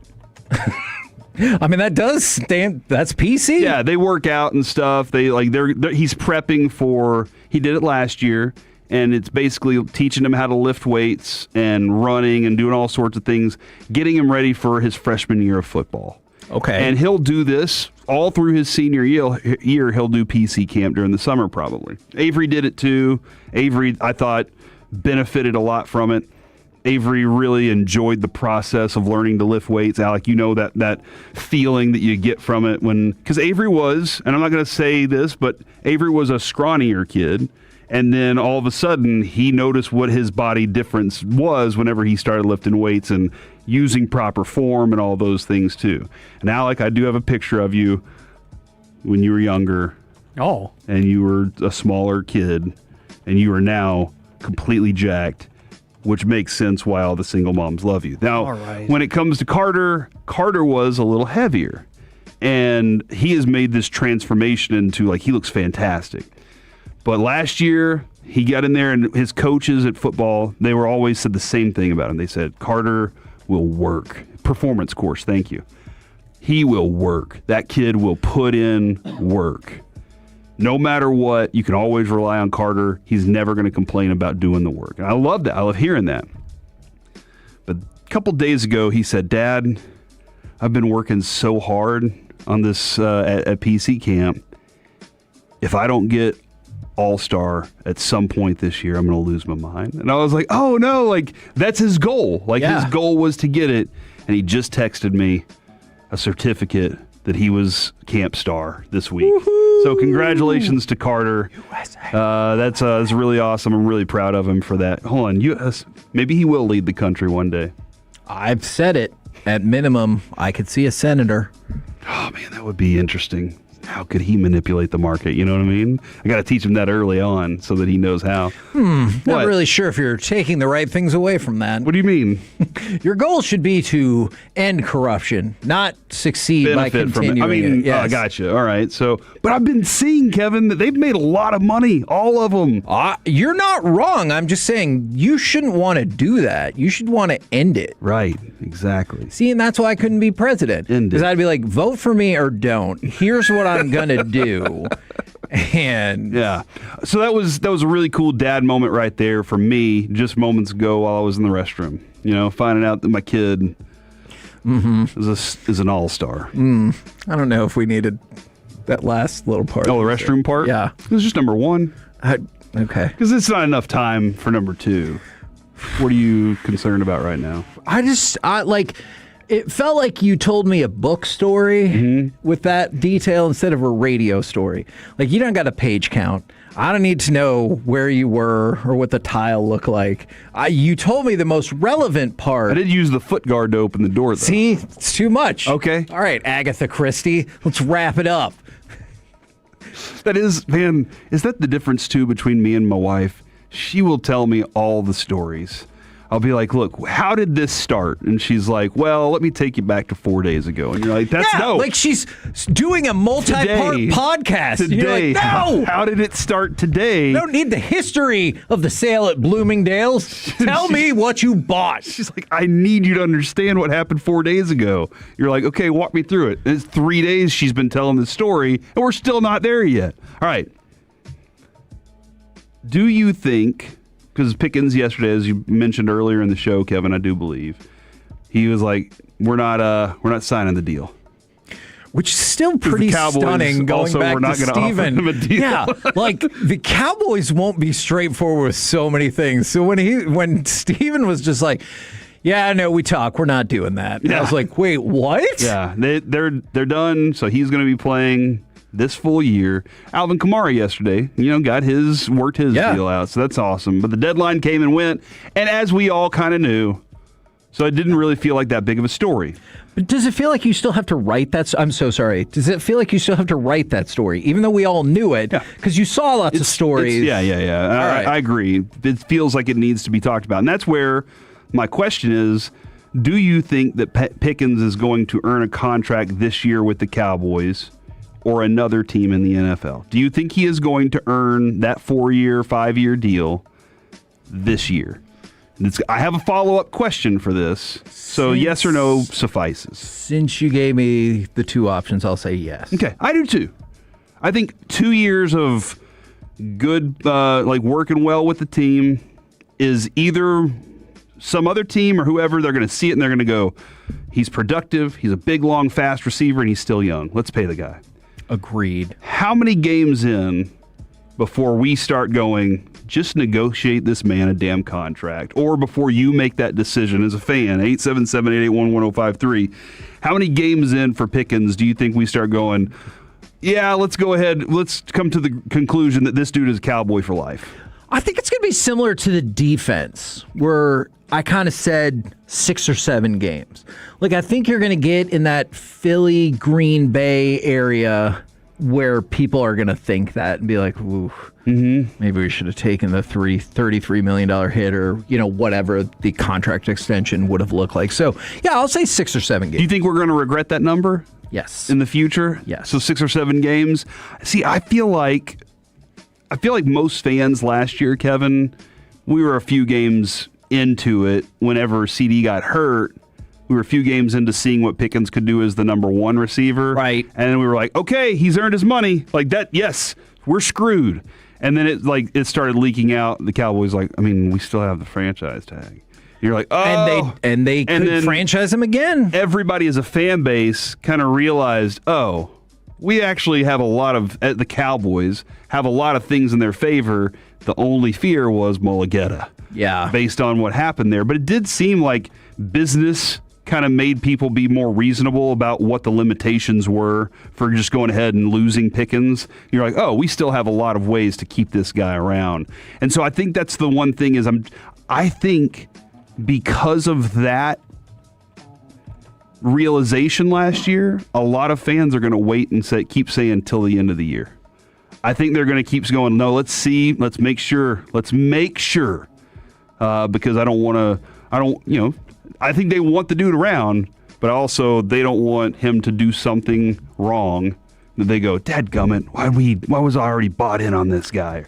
Are you worried at all that he'll meet all the qualifications? He played really well, stayed out of trouble, but then the Cowboys are going to be like, yeah, well, we could have just never afforded this. Otherwise, we would have done it. And because that's disingenuous. No, I think they'll play the game if they need to.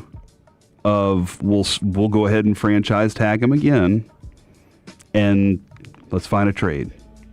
Okay. I think more than anything else, if they don't just immediately at the end of the season go, yeah, we found out he's the perfect teammate, we love this guy. They do seem to really like him. Sure. Like there are times when you can hear the Joneses kind of play games.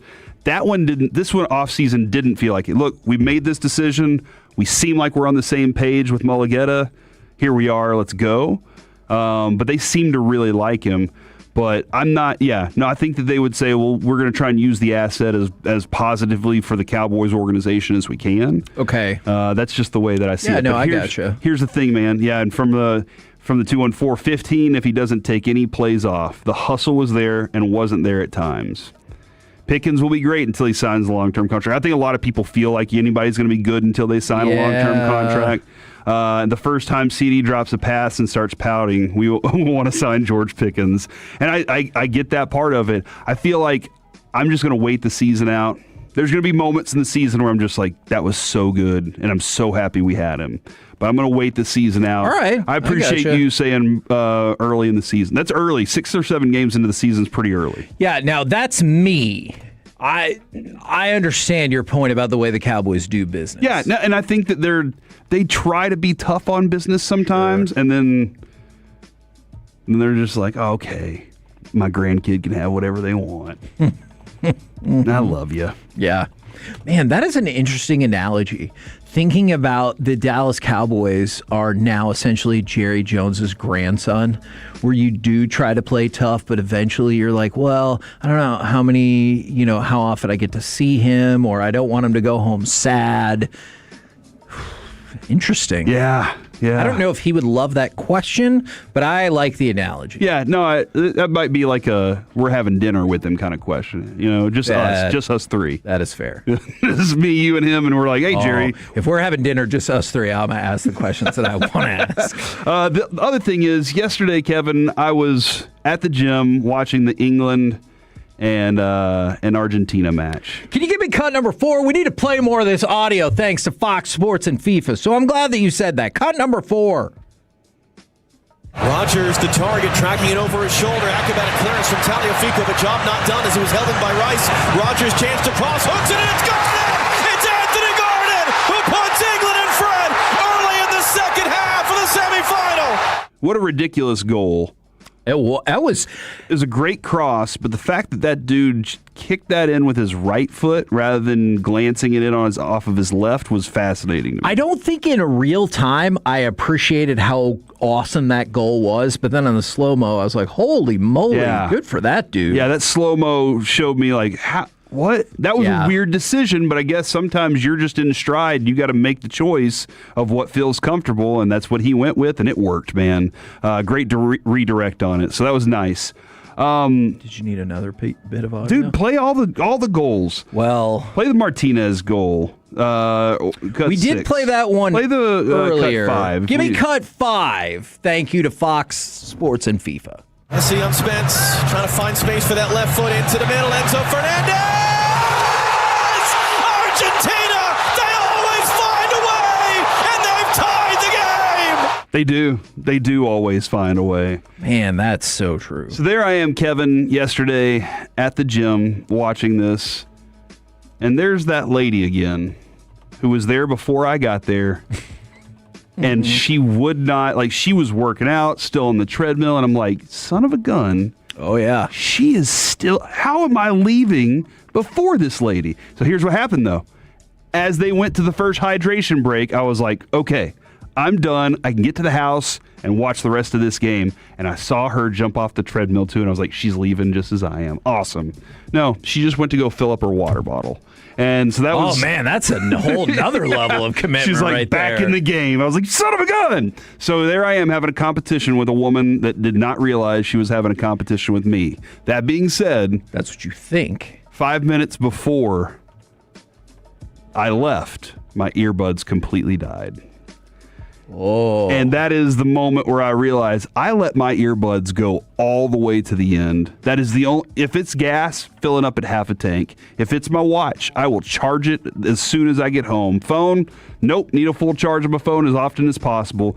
But when it's my earbuds, I risk it, dude. That's where I drive on the high wire, dude. Because you could be, I was for 5 minutes without music. 5 minutes without Toloing. You know, like that's That's a long time when you're just sitting there on the bicycle going,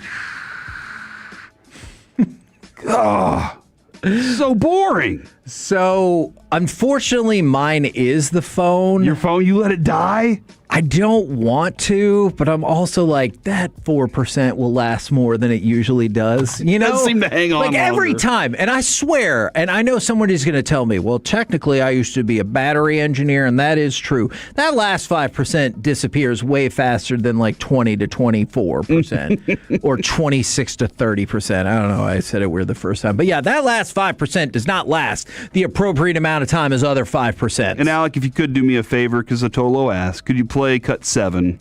As This is the best Gentlemen, one. please play the Spanish version of the calls.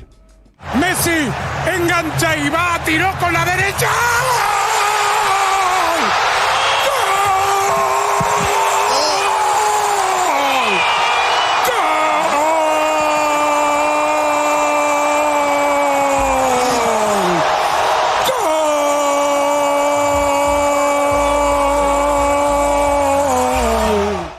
Now, we've talked about this.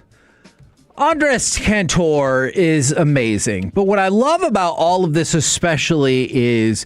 A 1.5-second long call, by the way. Unbelievable. You know what? We might look up the Argentinian call, but they always do video with theirs, and I feel like that might make it even better. But Cantor is also from Argentina. Wow. So...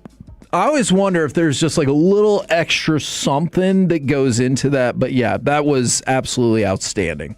We're the KNC Masterpiece right here on 105.3 The Fan. Coming up next, who would be the Rangers MVP and LVP, as well as Cy Young and Cy Yuck for the first half of the season? Next on The Fan. When sports news breaks, count on them to break in immediately. Thanks for turning it on and leaving it on.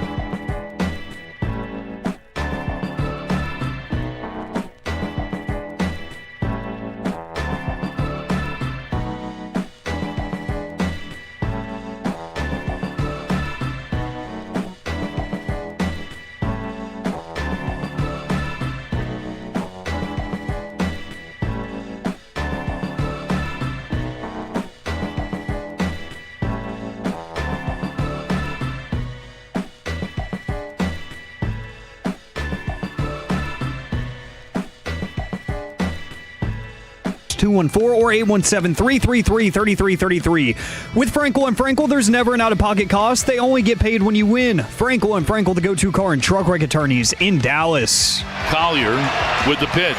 Swing and a little shot over the mound. Fielded by Foscue. Bobbles it in second. Steps from the bag. The throw gets away from Berger.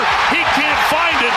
Walton scores, and the Angels walk it off by the final of 2-1.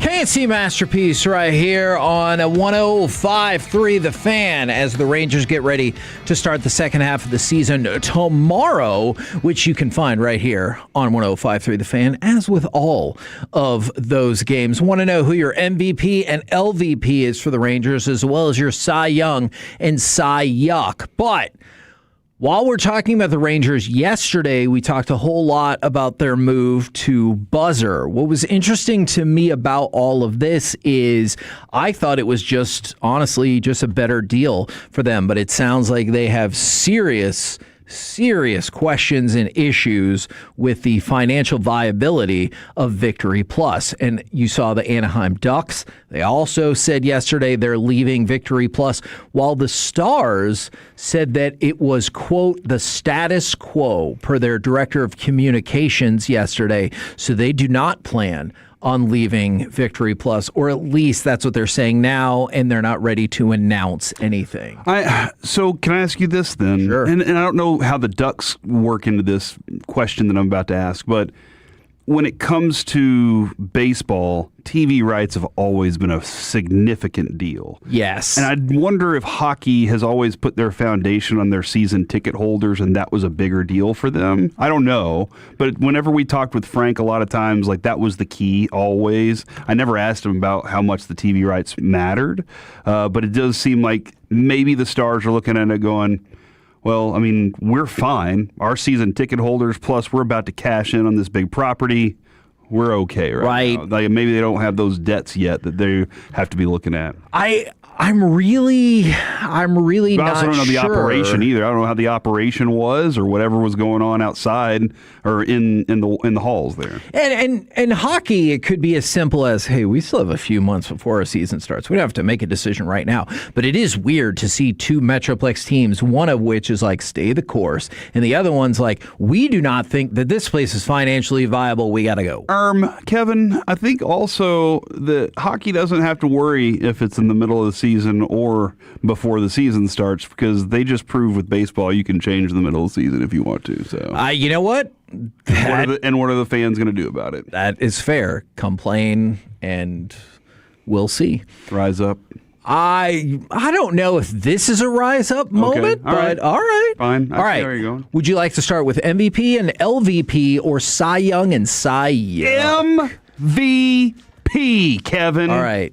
Tell me, who is your Texas Rangers MVP for the first half of the season? I'm going with Ezekiel Duran. Oh, that's what I said. I'm going with Jock Peterson. No, you can have the same one. It's fine. It's like ordering at dinner. If you order the same thing I order, I have to change my order. But this is not like First Take where you have to fake your opinion. Ezekiel Duran has kind of provided that, like, the real identity of what I think Skip has told the players. If you show up on game day, I'll play you. And you just got to show me that you can do it. You just keep showing me that you're willing to go out there and battle every day. And he told us before camp, Zeke's got to knock the door down. He's a guy that's had some other things but clean slate for him. And right. you asked, you were like, is this a real clean slate? And he was like, I'm telling you guys, these are clean slates. And I think he was telling the truth, right? Yeah, and I think that's kind of shown all the rest of the guys on the club that, yeah, I can get a clean slate and do these things and be on the team and be an important factor for it. Josh Young might be second place for me. Yes. Followed by Brandon Nimmo.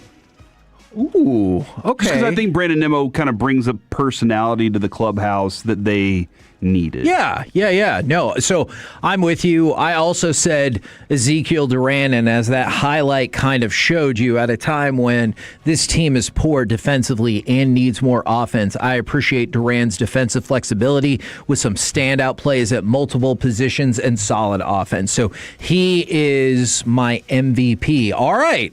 Who is your Texas Rangers LVP, or at least valuable player. Rangers captain, the horse. Oh, is this because MLB or That's my whatever homie. said Mr. Met? Yeah. And plus, Mrs. Met exists, so. Stop. Did you say that's your hero? I said that's my homie. Oh. We hung out at Hawaiian Falls together. Oh, that is true. Never mind. I'm Yeah. taking him off the list. Thank you. What a jerk. All right, dude. This stinks. I have to do it.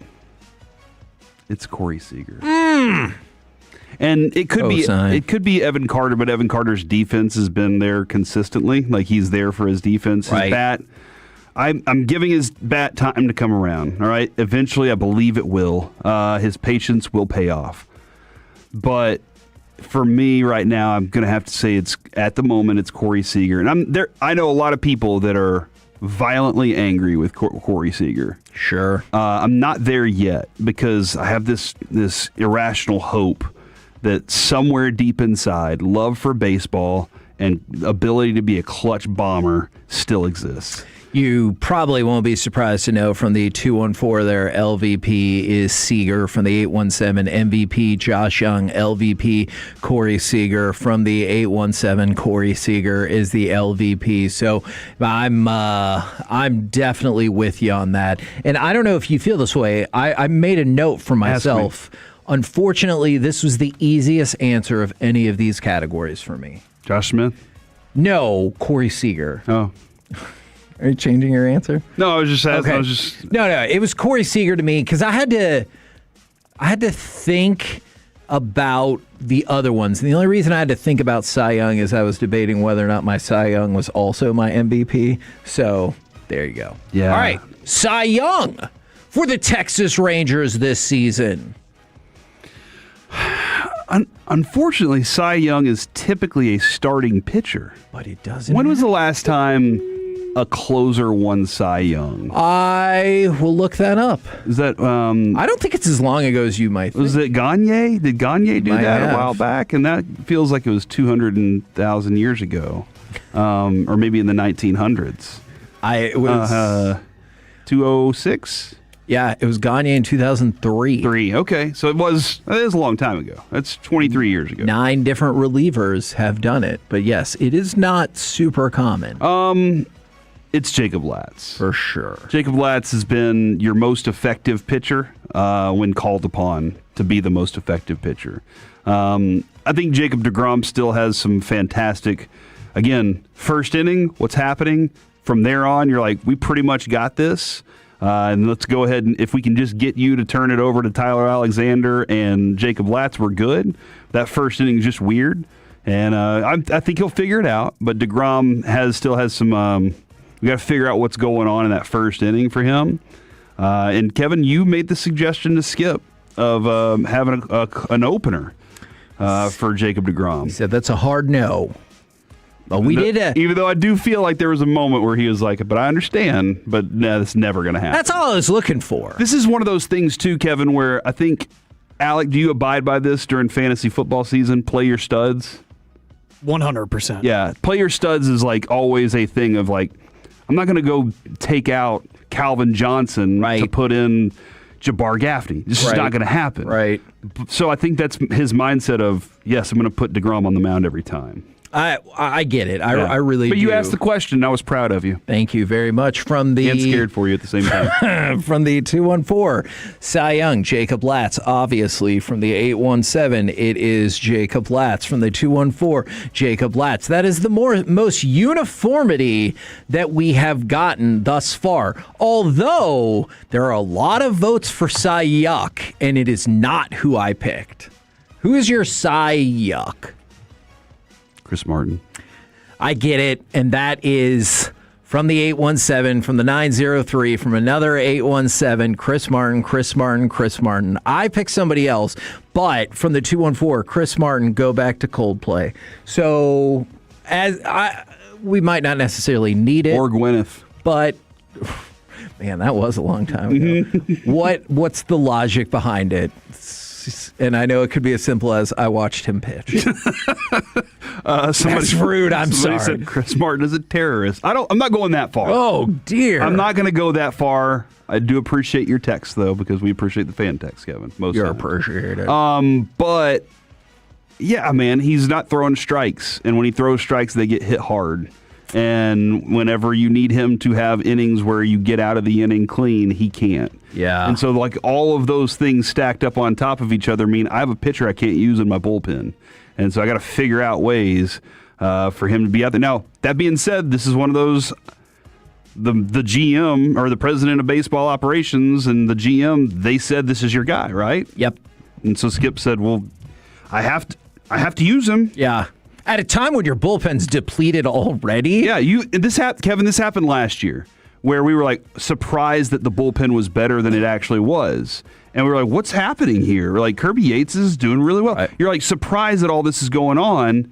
And then, or maybe that was the year before. A couple years ago. Yeah, I understand. Even last year, same kind of thing. But then what happens is you use them up, you gas them out, and your starting pitching is having a problem too. Yeah, I think that's totally fair. I also wonder, I don't know this for a fact, but I wouldn't be surprised to learn that Chris Young is definitely like, hey, we need to put Chris Martin out there. We paid him for a reason, and that's why you get that line of thinking from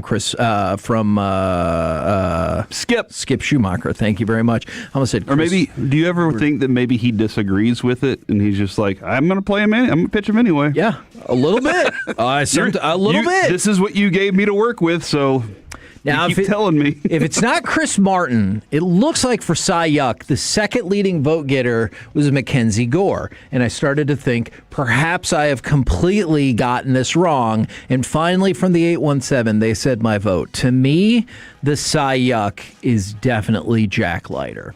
Jack Leiter this year, before he got hurt, but him getting hurt just makes it even worse. Mm-hmm. But before he got hurt, he took a gigantic step back. He looked last year like he could be a viable middle-of-the-rotation starter with a sub-4 ERA at the age of 25. As he moves into 26, the numbers are astoundingly bad. An ERA of 5.29, a whip of 1.44, a negative WAR. And it's not, I don't think it was just a case of one bad start or anything like that. Man, he got rocked in April, and he was even worse in June. And so while he had a solid May, to be sure, it wasn't one or two starts that just destroyed this entire thing. He had numerous games this year where he gave up at least 5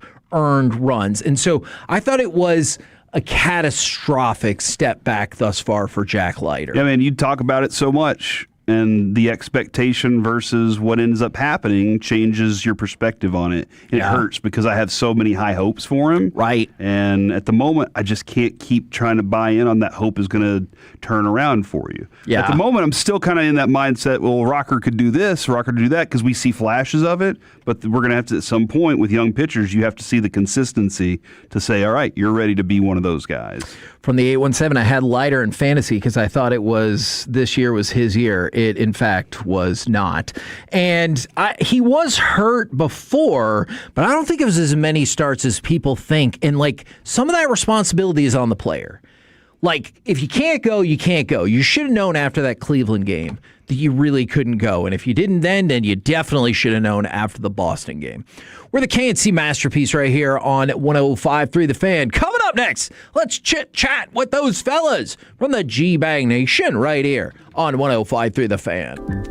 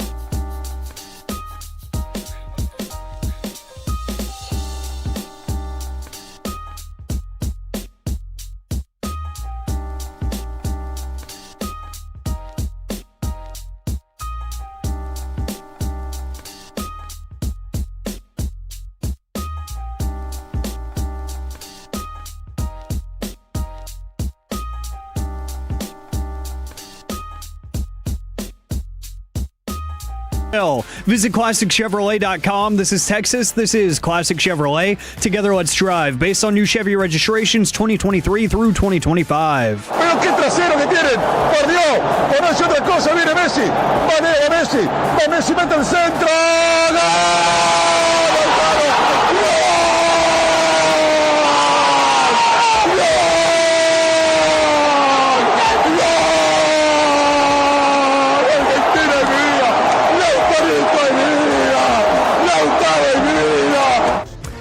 That is, I believe it's Pablo Geralt from Argentina, and he is actually holding a handheld microphone while he does it. And what's amazing about the video right there as well is you can see the other people around him jump up and cheering. At one point, two people behind him hug after that goal is scored in stoppage time. We bring in, courtesy of D&M Leasing, our fellas from the G-Bag Nation. Gentlemen, I want to know, how is ya? And then how did those goals play out in the flow of your show, and how did you react?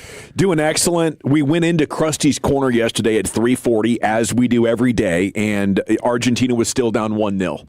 And I threw it to Brian saying, do we have another miracle Argentina escape on the cards? And we'll watch it play out as we listen to Krusty's Corner, and then bang. And then bang. And, the next thing you know, by the time the corner was ending, Argentina was up 2-1 and looking to kill off the final 4 minutes of the game. Unfreaking believable. It was. Unreal. Were you just waiting for the Argentinian comeback? Because we've seen it so many times this World Cup. They've surprised me every time. Usually, that teams that go into that preserve the game, kill off the game mode are successful. So when England went to that, I thought, they'll likely kill this off. I was expecting England to advance, and there was a little bit of sadness in my heart as I was believing I'm watching the last 10 minutes of Messi's World Cup career. Right. Yeah, right. I think that I believe even before Krusty's Corner, or it was getting into it, and Wolchuk goes, this is where the English heartbreak starts. Yeah. Like, you made that prediction. Like, this is where these last 9 minutes and some stoppage time, this is where England's their heartbreak starts. And you're absolutely right about that. It's just their history. Like, as soon as that equalizer went in, you could see on their faces. You think they were done? And Did you see the goal? Yeah, he was pounding on the turf instead of pointing at you or you or you. And then immediately they cut to him, and he's like, lock in. Mentally, I'm sure the entire nation felt that way, but the players on the pitch just historically, even the It's Coming Home song, some of it's a parody. It's like making fun of their own failures, which is why it's such a hilarious song. But for England, that's kind of what they know. It's like, we're here, we're on the cusp, disaster is going to happen. And sure enough, Messi and Argentina did what they have done all tournament long, which is flirt with disaster but find a way to rip victory out of the jaws of defeat. And it's hard to not pick him against Spain, but gosh, after what Spain did to France. Don't fall behind against Spain. I don't know if that same tactic will work for you against the Spaniards. That phrase kept going through my head all day yesterday, flirting with disaster, because you said it yesterday, and every time something happened to England, I was just like, well, Chuck said this. Yeah. Well, Chuck said this. And then all of a sudden, there it was. Nice work, man. You got to feel for him. Staying in my brain. Have you guys seen the photos that have been going around of a younger Messi with long hair and the baby? With Lamine Yamal. So the first time I saw that photo yesterday, it had no context to it, and I was like, what the hell is this, and why is ESPN retweeting it? So I'm glad that somebody explained, why does that photo exist? How did that photo? Is it Lamine Yamal's family won some sort of opportunity to get a picture taken with him as a baby. That's like amazing. When he was very, very, very young. And I was reading up on it a little bit yesterday, but it's very spotty. But they won some sort of sweepstakes, got to take pictures with him, and there is Messi holding baby Lamine Yamal. Well, giving him a bubble bath. Yeah, they both scored their first World Cup goal at the age of 19. There's all these parallels that go along with these two guys. And now you could have the youngster knocking out Ronaldo and Messi. Yeah. A real dude. and That's yeah. pretty wild. I mean, I couldn't believe the picture when I saw it yesterday. Yeah, it's pretty cool. Did you get it with context to start, or were you like, why are people showing this weird bathing picture? That's all it was. I believed it was AI. Epstein files. Okay, yeah. I could see that. You know He was a Maybe it is. Cute little chunky baby, man. he was a chunky baby. That's the story I'm telling you. So, Do you feel worse for England today or Gary Trent Jr., whose contract was so offensive to the NBA that they're investigating why he got a 4-year, $64 million contract? That's got to hurt your feelings a little bit, right? It totally cracked me up, man. I'm like, because the internet kind of was set on fire when that deal went down, of everybody being like, wait, what? Am I reading this right? Is this a fake Shams account that is announcing that Gary Trent, who's been playing for like $3 million a year over the last few years, just got a 4-year, $64 million deal? That is a bummer if you're Gary Trent. Like, wow, nobody. There has to be something felonious going on if Gary Trent is getting a decent sized contract. It's got to hurt his feelings for sure. I want to bounce back to soccer for a second.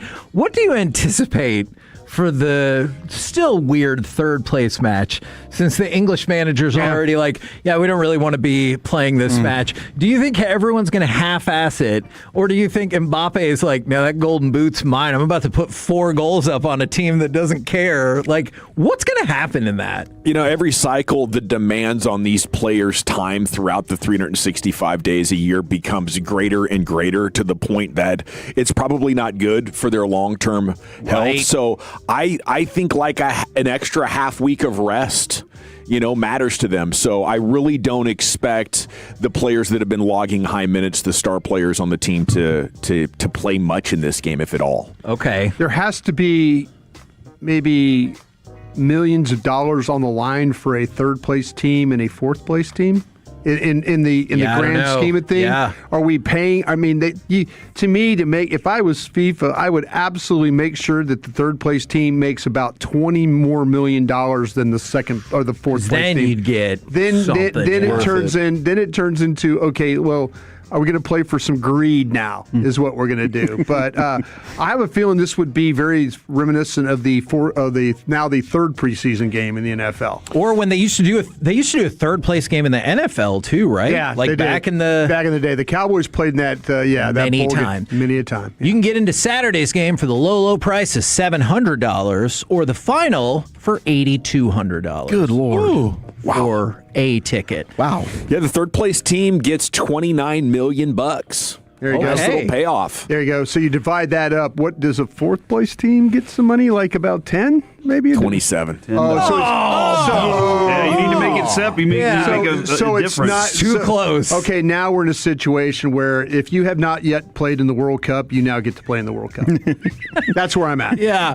No, that actually makes a lot of sense to me. You get a kid. You get a kid. You get a kid. You know what? Go ahead and throw the U.S., the home country. By the way, this is a Brian Broaddus game. I get to play. We're beating Mississippi State by 45, and I'm going to be the captain for this game. Of interest, the Golden Boot race is still you can still be eligible with goals from the third place game. So Harry Kane, Mbappe, Bellingham, Mbappe, they can be like, this is okay. So you put everybody else out there, and then Kane, Bellingham, and Mbappe, and you're like, just pass me the effing ball. This is Kobe's last game. This is ISO. This is Tom Brady throwing to Gronk in the game. Yeah. All right. We're not playing anybody in the back. Are we subbing these guys on late?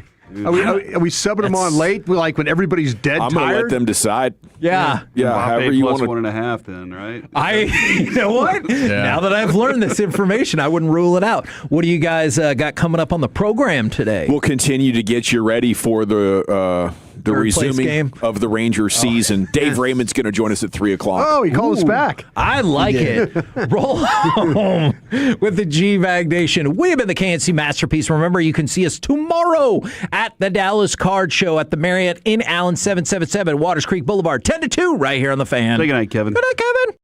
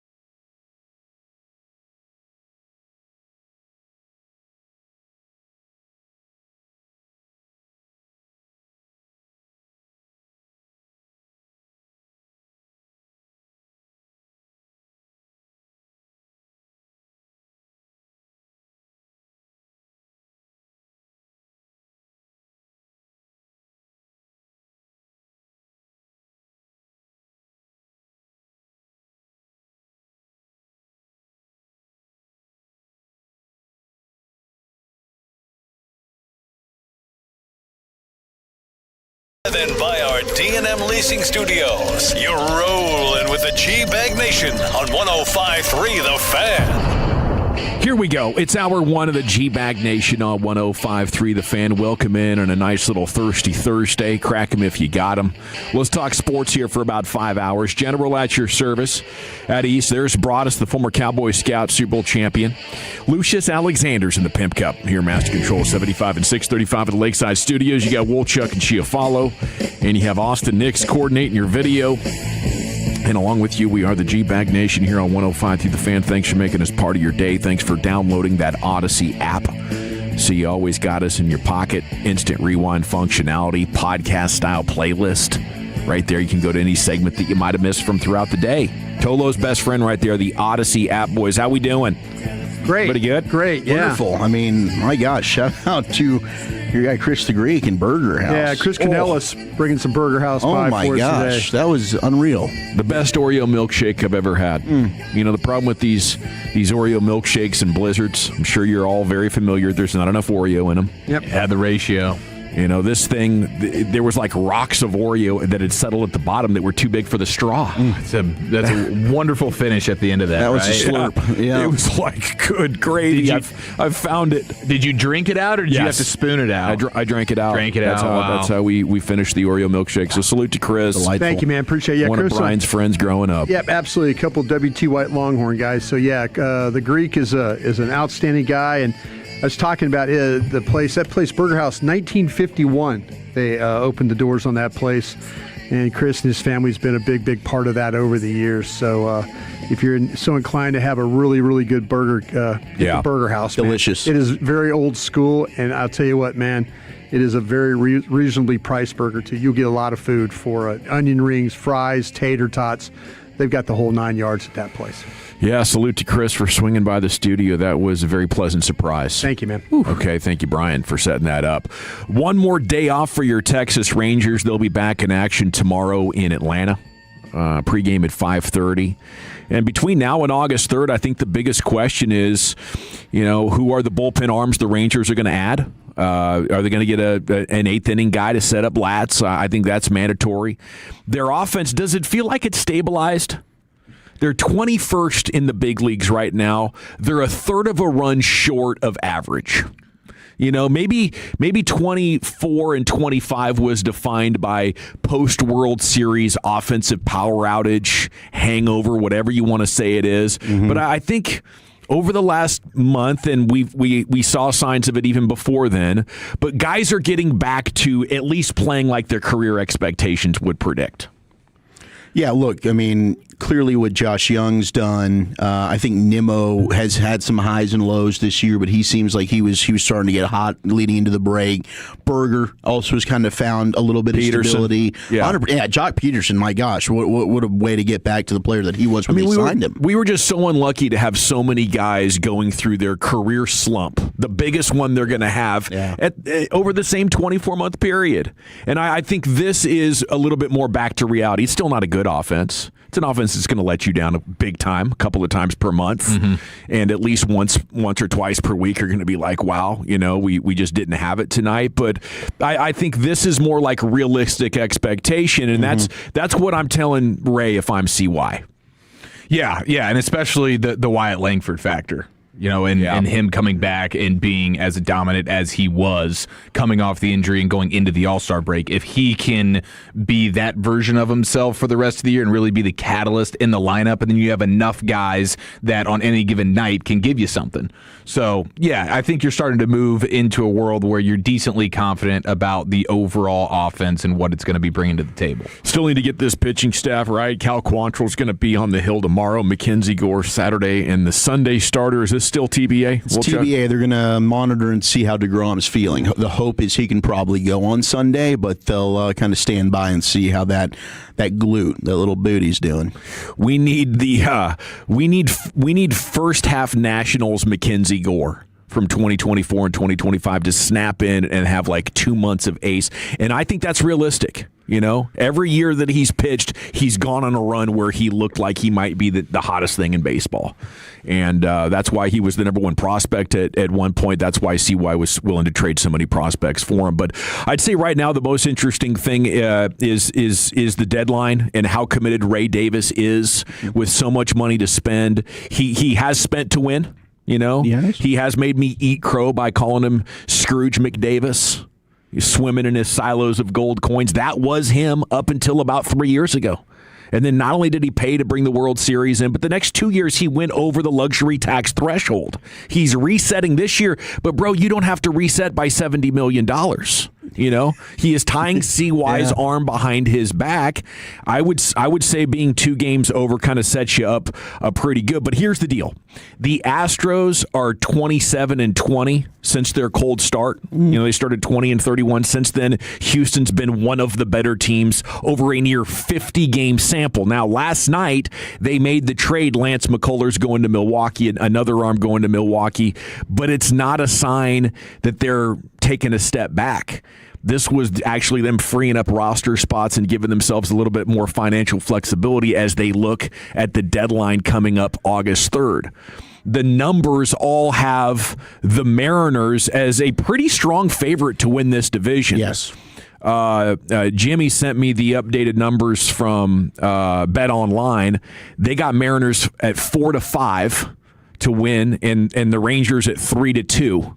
To win. So that's minus 125 to plus 150. So the best roster in the division is in Seattle.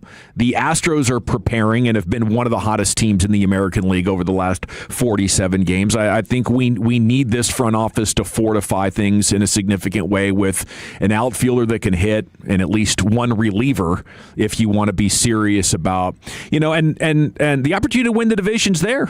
You know, but once again, the story is going to go to this off and on again spender of an owner that you had. You know, and in their early days, he went out and got us Prince Fielder and Shin-Soo Choo, and that didn't work. So he didn't spend money until Seager and Simeon. You know, and hopefully we're not going into a gulf. I think this is a pivotal type of opportunity. And, you know, after the Rangers won their World Series in 2023, CY said, what you do next defines what you are. Mm-hmm. You know, you can win one. You know, but if you want to have a great organization, if you want to win multiples over the course of a, you know, short period of time, then this is where, especially in today's game, the ownership has to make a significant commitment. And I think he kind of tried. You know, he kind of tried to give us that. It's not like he went full cheapskate, but I'm just worried that right now he might be. You know, this is a litmus test type of situation for our owner here coming up in a few weeks. And I think it's one of those things where if you just look at how the deadline might shape up, if you really want to acquire a bullpen arm or whatever it is, it's going to probably be a bidding war for a select few available players, because I don't know how many teams are legit going to say we're sellers here. You've got the Tigers, you've got the Royals, you've got the Angels in the American League, but otherwise it's pretty much the Mets and the Rockies and the Giants. Maybe the Padres say, hey, we're going to sell. But you've got everybody, for the most part, that probably can convince themselves, like, we got a chance to be a wild card team in the American League. So, you know, is Detroit, is Oakland, or I should say the A's, is Boston, are they actually going to end up selling here? You might end up being competing with the Yankees, with the White Sox, the Guardians, all these other teams that feel good about where they are to try and get the one or two legit bullpen arms that are available. Yeah, and, you know, it is a supply and demand situation. I hope that they're at least do their due diligence to try to make this happen. I think ultimately there's enough players in Major League Baseball that if you really want to get something done and you're willing to overpay a little bit to try to take advantage of the situation, it is usually there for the taking. Check this out. Rangers have the 8th best odds to win the World Series. That's pretty awesome. Pretty cool. It's 25-1 if you want to throw a few bucks on that. The Open Championship is underway in England. The British Open, if you will. Argentinian golfer Matteo Pulcini birdied 18 in front of the English fans. Oh, no. Then hit the Enzo Fernandez goal celebration from yesterday. Oh, gosh. As the still devastated English fans had salt poured into their wounds. This is similar to the pain that, you maybe you felt in 2011 as a Rangers fan, feeling like you'd done it against St. Louis, and then they rip your hearts out and then win the World Series the next night. Maybe it's even worse because you hadn't done it since 1966. But that's the kind of personal sports hell England finds themselves in today. So hug your local Englishman. That is nice insult to injury. I do like the stones of that guy to just go with it. yeah. I don't know if I'd want to. I'd want to be like trusting food sources. Water sources. Yeah. This is prime for a food poisoning right now. Yeah, that's true. Now you're going to be looking over your shoulder. You come onto our island and start dancing like that right here. He's missing the cut for sure tomorrow, right? Yeah, somebody's probably going to. He's going to get sabotaged along the way. Scotty going to steal his yardage book. Scotty Scheffler, yeah. The sabotage is going to be afoot. Scotty Scheffler went 2 under 68 this morning. So he's definitely in the mix. Missed the cut last week at the Scottish Open, first time in 4 years. Jordan Spieth could miss the cut. He went 3 over 73. I don't know where it's going to settle in at. Do they have a projected cut yet? Are we still too early for that? That's tomorrow. Yeah, tomorrow would probably be a projected cut right now. Jackson Suber.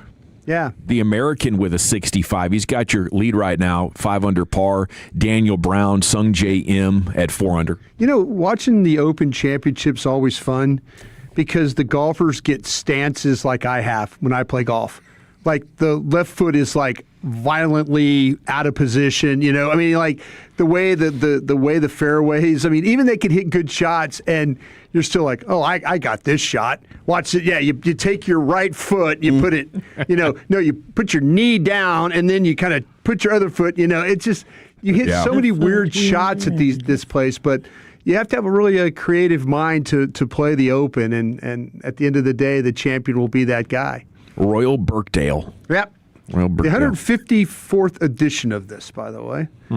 I've drank out of the claret jug before. What were you drinking? Yeah. Beer. How'd that come about? That's pretty George freaking Spieth. Sweet. Yeah, oh, that's he had right. it. Yeah, had it around. We all got to take a drink out of the claret jug. It's pretty wild. They fill it up. I think it's 2.5 beers go in that thing. I think that's what fills that thing. How much beer's worth did you drink, you think? I took a big slug of it. Nice. And you never get the chance. I mean, if you ever get a chance to drink out of the Stanley Cup or these places, you got to do that, right? 100%. Yeah. Yeah. There's no way, sports Dawson. bucket list. But the fact you hadn't had a drink in almost 10 years, you're a pass on that, aren't you? Oh yeah, that's an absolute pass. But I'd throw some NA in there. There you go. There you go. Wouldn't mind. I'll get some kind of 0.0 working. Yeah. Now, if a local team, if the USA would win a World Cup and I could have some sort of beverage there, sure. No, Cowboys. I mean, as exciting as that would be, I don't think that would be beer worthy. I think maybe World Cup championship is the only thing. Is that the only sporting You don't think event? Cowboys? I'm sorry, you don't think Cowboys would be beer worthy, bro? Not for me. No. What's your power rankings? That we sit in? What's your beer drinking power rankings right now? Your out of retirement power rankings. A rising tide lifts all boats. Yeah. Or burn the boats, whichever you want to do. I mean, some kind of terminal diagnosis. I'd probably have a beer. Terminal diagnosis. So Walter Sports White, teams. Walter Sports White teams. here. Huh? I think it's just the USA World Cup, and it's probably only that because I know it'll never happen in my lifetime. Fair enough. Yeah, I feel bad about asking you to even do that. It's like you've made it so far, you've done so well. People will text and be like, "No, Dawson, don't ever do that." Let me see this. Your daughters are getting married. You really think the floodgates would just totally open for you? I don't. Like, I have a high degree of confidence with that. But people that have walked the life longer than I have and have seen things that I haven't say don't do it. Right. So I'm just going to defer to their. You don't want to tempt the devil on that one, huh? No, but I'm pretty sure. No toast. Like when your daughters get married, no toast. No. Oh, sure. Yeah. Yeah. There you go. Yeah. Maybe a college graduation sip. Number 1, 2 times in a row toast. I'm telling you, man. Rising tide. She gets a scholarship. She gets a soccer scholarship to North Carolina. Got to have a beer on that one, don't you? Maybe. I guess you kind of survived a scare that one time already. Didn't you go to an event like a Babe missing a Lofgard's scare. deal? Yeah. And you had something that Scare. Like 2 years in, here's the thing. I drank a Michelob Ultra thinking it was a Texas Select NA. Okay. Okay, they had a similar wrapping, and I pulled it out of the mini fridge. Yeah, sure it did. Wife looks over at me as I'm laying in bed saying, "Honey, did you go back to drinking?" And I was like, "What are you talking? What?" Right? So, oh God! I guess I did. How'd that get here? yeah, and then I was at an event for Babe Chasing Laufenberg. barbiturates after that, right? Yeah, One exactly. drink, back in Yeah, the it was- streets. But yeah, then just a few years ago, I had like a half a shot of like a espresso martini kind of thing. Espresso martini shot, maybe. That sounds awesome. And it was an accident. Yeah, it was an accident, and by the time it hit my taste buds, I knew You were in trouble. oh, this is booze, right? Everything became I got it brighter. got a little in. Yeah, baby, we're back. I felt the early signs of Can I that get a warm bigger glow version of this, please? coming over me. Wolverine coming out of the water. I'm back.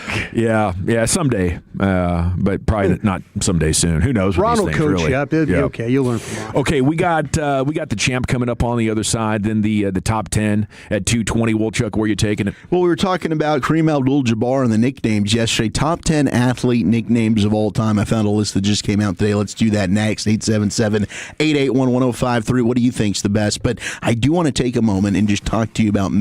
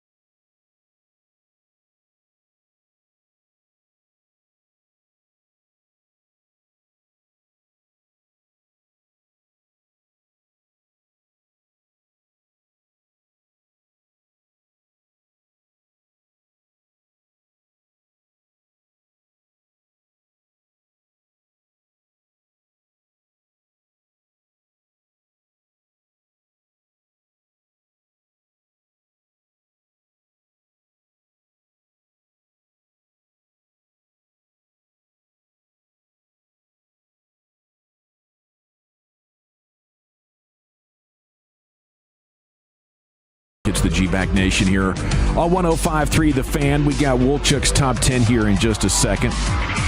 Segment is brought to you by the Frankels. If you've been injured in a car truck wreck, call the Frankels first, 214 or 817-333-3333. There's never an out-of-pocket cost. They only get paid when you win. The Frankels are the go-to car and truck wreck attorneys in Dallas.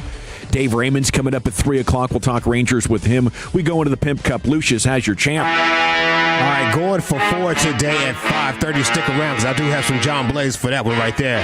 But going for 4 is our very own Mike Bassick, broadcasting for the Texas Rangers on the television side of the game right now. And I love his enthusiasm for the team.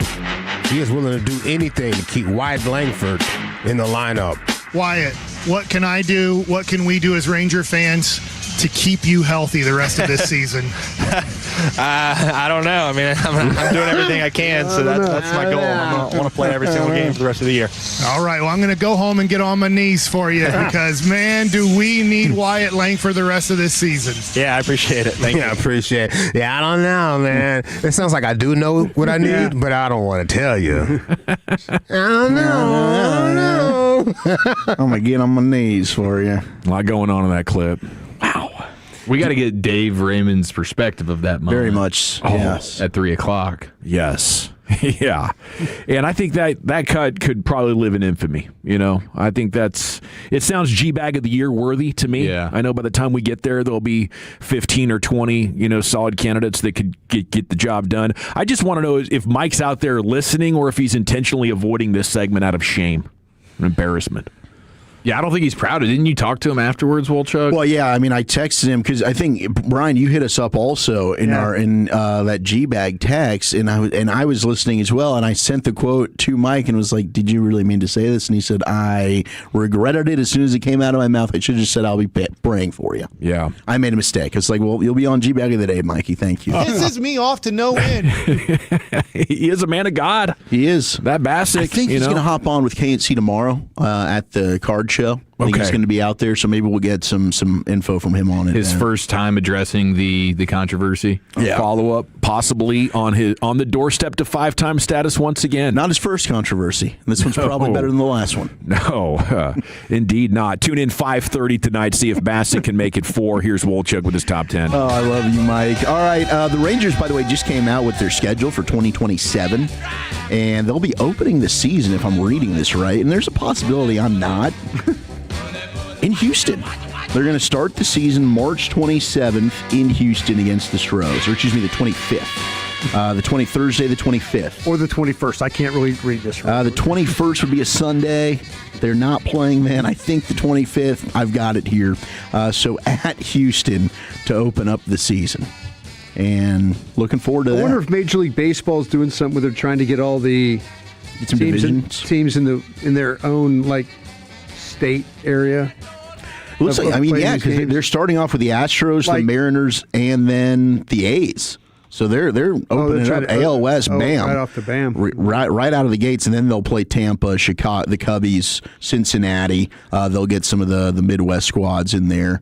But Houston to open up the season in 2027, March the 25th, and I believe that will be a road game. So they'll start off on the road. Home opener will be against the Athletics, which will be April the 1st. How close are we to being Las Vegas A's? Are we getting close to that stadium opening up yet? 2028? I think maybe another year. We're still digging. Maybe another year. Okay. But they are doing a great job building these stadiums. I mean, the Bills one went up super fast. It looks fantastic. They've got the Bisons up now in the front there. And we were talking about the tickets for that home opener they've got are just crazy. It's almost like as expensive as this World Cup final we've got going on Sunday. Over $8,000 for that bad boy.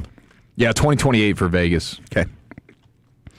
Let's talk. I probably could have looked that up for you, Eric, but appreciate that. I got you, man. Greatest athlete nicknames of all time. 877-881-1053. This is debated. I think that, there's plenty of lists out there for this. This is a new one that I found today. Some of the honorable mentions on here, I'm like, damn, this one didn't crack the top 10 because there's some incredible nicknames that we've had over the years. Of course, yesterday we had Kareem Abdul-Jabbar, and we went through all of his, Milt Chamberlain, and I don't even know the guy's real name anymore. I just know him as Kareem Abdul-Jabbar. Cream. Mm-hmm. Yeah. No, I just Robbie Avila. Yeah, Robbie Avila. There we go. Thank you, Robbie. Shaquille Oatmeal. Yeah, Patrick Chewing.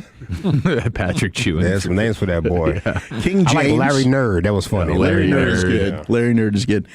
King James was an honorable mention. He's the last one on here at 36. I got the top 36. The Juice was listed on here. OJ Simpson.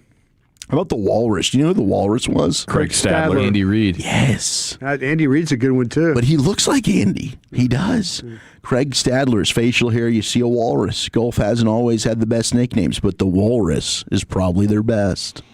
I liked Will the Thrill for Will Clark. Will the Thrill's good. Thought that was great. I'll tell you why I'm effing not coaching. No effing toughness in this game anymore. No effing toughness. These effers don't believe in an effing thing that you effing want to do. Well, you don't want to coach? Well, yeah, I don't want to effing coach. You seen these effing guys line up every day? None of them care. None of them effing care about anything out there. They don't, dude. These kids, man. The more serious you get, the more they take it unserious. Oh, they're out of here, yeah. There's no 2027 NMLB season anyway from the 4-4-3. That's actually a depressing thought. That most likely, if we have a lockout. That's true. Good call. It won't there. even matter. That's a good point. The Nigerian Nightmare getting Texan from the 469. That's Christian Okoye. Yep. Right? All right. The Solution, which is pretty badass. Shout out to Ezekiel Duran. Black Mamba from the 903. Ben Jarvis. Black Mamba. I did love this from the 817. This is a good callback. Remember Ben Jarvis, Green Ellis, the law firm of Ben Jarvis? Yeah, that Green was a Ellis? good one. Yeah. That was good. The Girthquake from the Girthquake 716. will always be the best one. That'd be my favorite one. The Fridge. They call me fat when I came on the air. I did a radio show the first time I got here, and they basically called me fat. Gavin Dawson. Oh, I'm sorry, buddy. Sorry, buddy. You're just girthy as hell.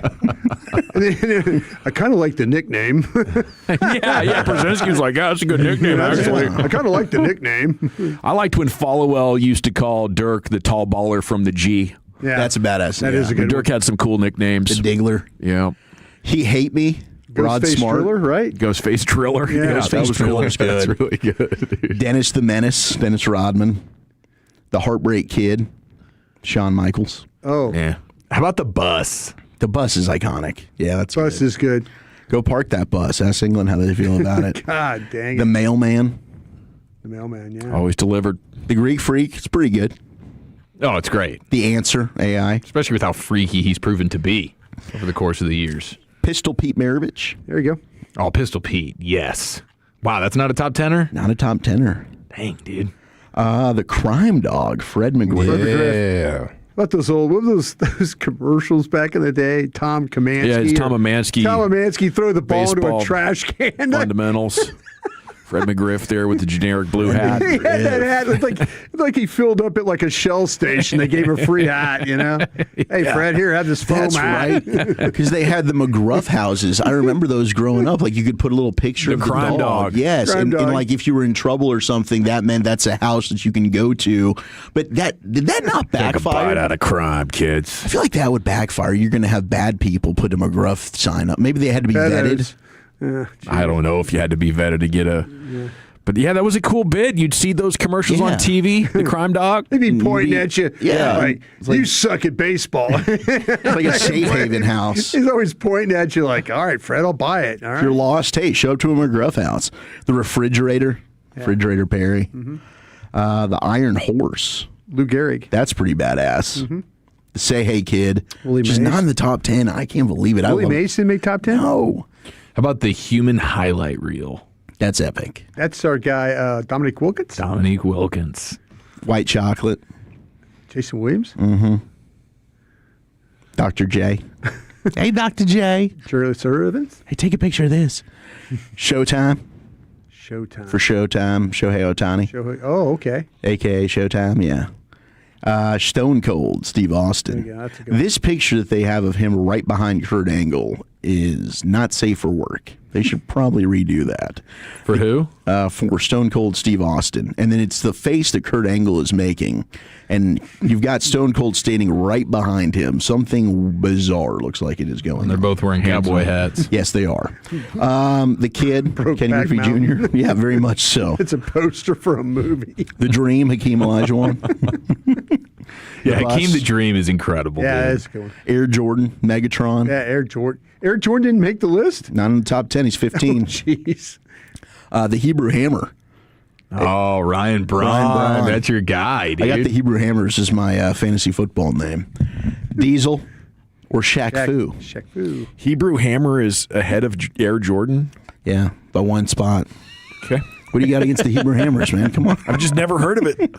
What's better? The Hebrew Hammers or the Matzo Ballers? Yeah, I like the Matzo Ballers a lot. Does anybody have Larry the Lotkey? The Larry Lotkes. Does anybody have more nicknames than Shaq, though? I mean, Probably Shaq not. has to have the most. The Big Shamrock, the Big Cactus, Big Fundamental, Chamberneasy, Shaq Daddy, the Big Aristotle. Big Aristotle, yeah. The Big Aristotle, is that your favorite one? Big Aristotle's pretty good. Pretty fantastic. I mean, I think of the first one I would think was Shaq Diesel. Yeah, Shaq Diesel's the one. Diesel's the one. That's creme de la creme, bro. But it was like, golly, he was bouncing around from so many different cities. Like, he ended up accumulating 1 million of them. And so many different side jobs. He would name himself after the side jobs. Yeah, he's in every commercial. And then Primetime or Neon Dion. That's a good one. Oh, Where's my man Randy Johnson at the big unit? That's in the top 10. He cracked it, baby. My man Good is named Randy Johnson and his big unit. Come on, bro. Yeah, that's pretty epic. Somebody was thinking. The Minister of Defense at number 10. Shout out to Reggie White. Oh, yes. The Big Hurt. That's Frank Thomas. Frank Thomas. At 9. 8 is the Black Mamba. R.I.P. Kobe. The Greatest or the Louisville Lip. Muhammad Ali. Chocolate Thunder comes in at 6. Daryl Dawkins? Yeah. 5. The Round Mound of Rebound. Charles Barkley. Absolutely. That's iconic. The Big Unit at 4. There you go, Lucius. Randy Johnson. Mr. October. Reggie Jackson. Number 3. Number 2, we've got the Great Bambino. George Herman Ruth. Also known as the Sultan of SWAT. And I think the Sultan of SWAT is cooler. The Sultan of SWAT. I think Babe is fly. Just Babe. My man, his name is George. Yeah. We called him Babe. Yeah. Number 1, though. Yeah, grown man calling him Babe. Yeah, so Babe. The greatest nickname Let's go drink some beers. for any athlete, according to this list, is the Great One for Wayne Gretzky. Wayne Gretzky. No reference to Playmaker or the Manster for Randy White. Yeah, the Playmaker's really strong, dude. How can you? The Playmaker's incredible. 903 Marion the Barbarian. Marion the Barbarian's so good, dude. R.I.P. Yeah. Did Emmitt Smith not have any nicknames? Deuce Deuce. Deuce Deuce. But Walter not Payton really. was Sweetness. Yeah, Sweetness deserves Sweetness some is love. good. Yeah. Captain America for Roger Staubach. That's pretty epic. That's a good one, yeah. Tiger White Shoes Johnson. Or Billy White Shoes Billy White Johnson Shoes from the Johnson, 817. yeah. That's what it should be. Tiger White. Broadway Joe. Broadway Joe. I think he was just saying Tiger, like Tiger Woods. Oh. Then White Shoes Johnson. Okay. The Stilt. What's Tiger's name? Eldrick. Okay. I'd go by Tiger, too. Oh, yeah. Ed Too Tall Jones. Eldrick, and I'm like 6. Yeah. I don't know if I've ever met anybody named Eldrick. If anybody Blues listening is Brothers. named Eldrick, text in. Was there a Blues Brother? I think it was Jake and is it Elwood? What was it? Elwood? Yeah. Elwood sounds right. Is it Elwood or Yeah. it wasn't Elrod? Yeah. Getting love for Eldrick. the custodian. Oh, the custodian's great, Brian Cardinal. And getting love for the Interruptosaurus Rex. That's a good ender. Thank you, Wolchuk. Thank you. Top 10 in the books once again. Dave Raymond coming up at 3 o'clock. We'll talk Rangers baseball with Dave. Maybe talk some TV streaming for you. But what do we got coming up next, Eric? Newsbag Nation, where we have even more food we cannot eat in America right now, plus hog ties and angry grandmas next year in the nation. But first,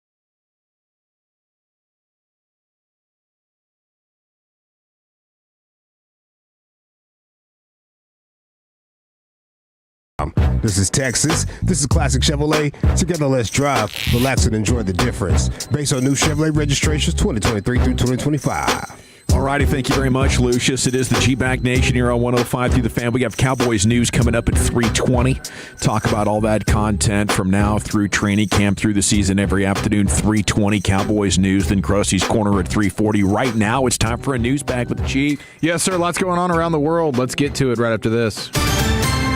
You're rolling with the News Bag Nation on 105.3 The Fan. Unfortunate situation for a poker player who claims he was hogtied and robbed of his World Series of Poker winnings at his Las Vegas Airbnb. I don't know how to hog-tie nobody. I don't know. R. Kelly said when he was being pressed. Oh, is that right? They said I hog-tie somebody. I don't know how to hog-tie nobody. Trust me, I would if I knew how. I just simply don't have the skill set for it. But apparently these alleged robbers did know how. Now, this guy was only 218th in the World Series of Poker main event, but that still awarded him just under $60,000.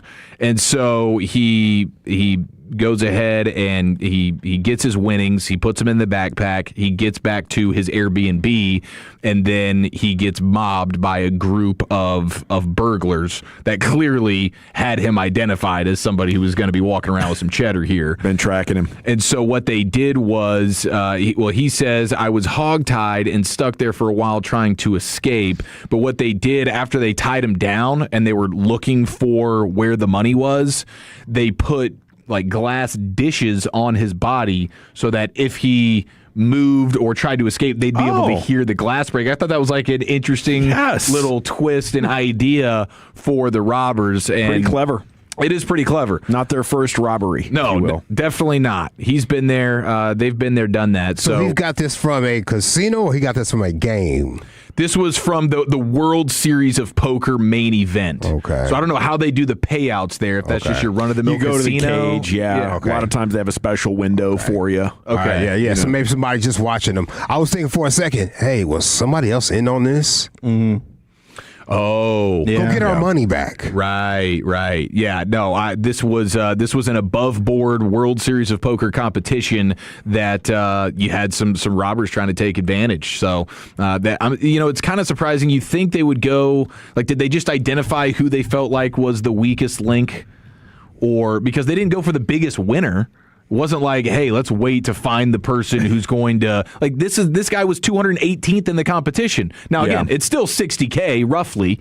Yeah. It's a good little haul. He was the mark. But he was the mark. At some point, like, people are going to be so careful with it, or at some point, like, this is going to have to be a money wire because everybody at the final table wins at least $1 million.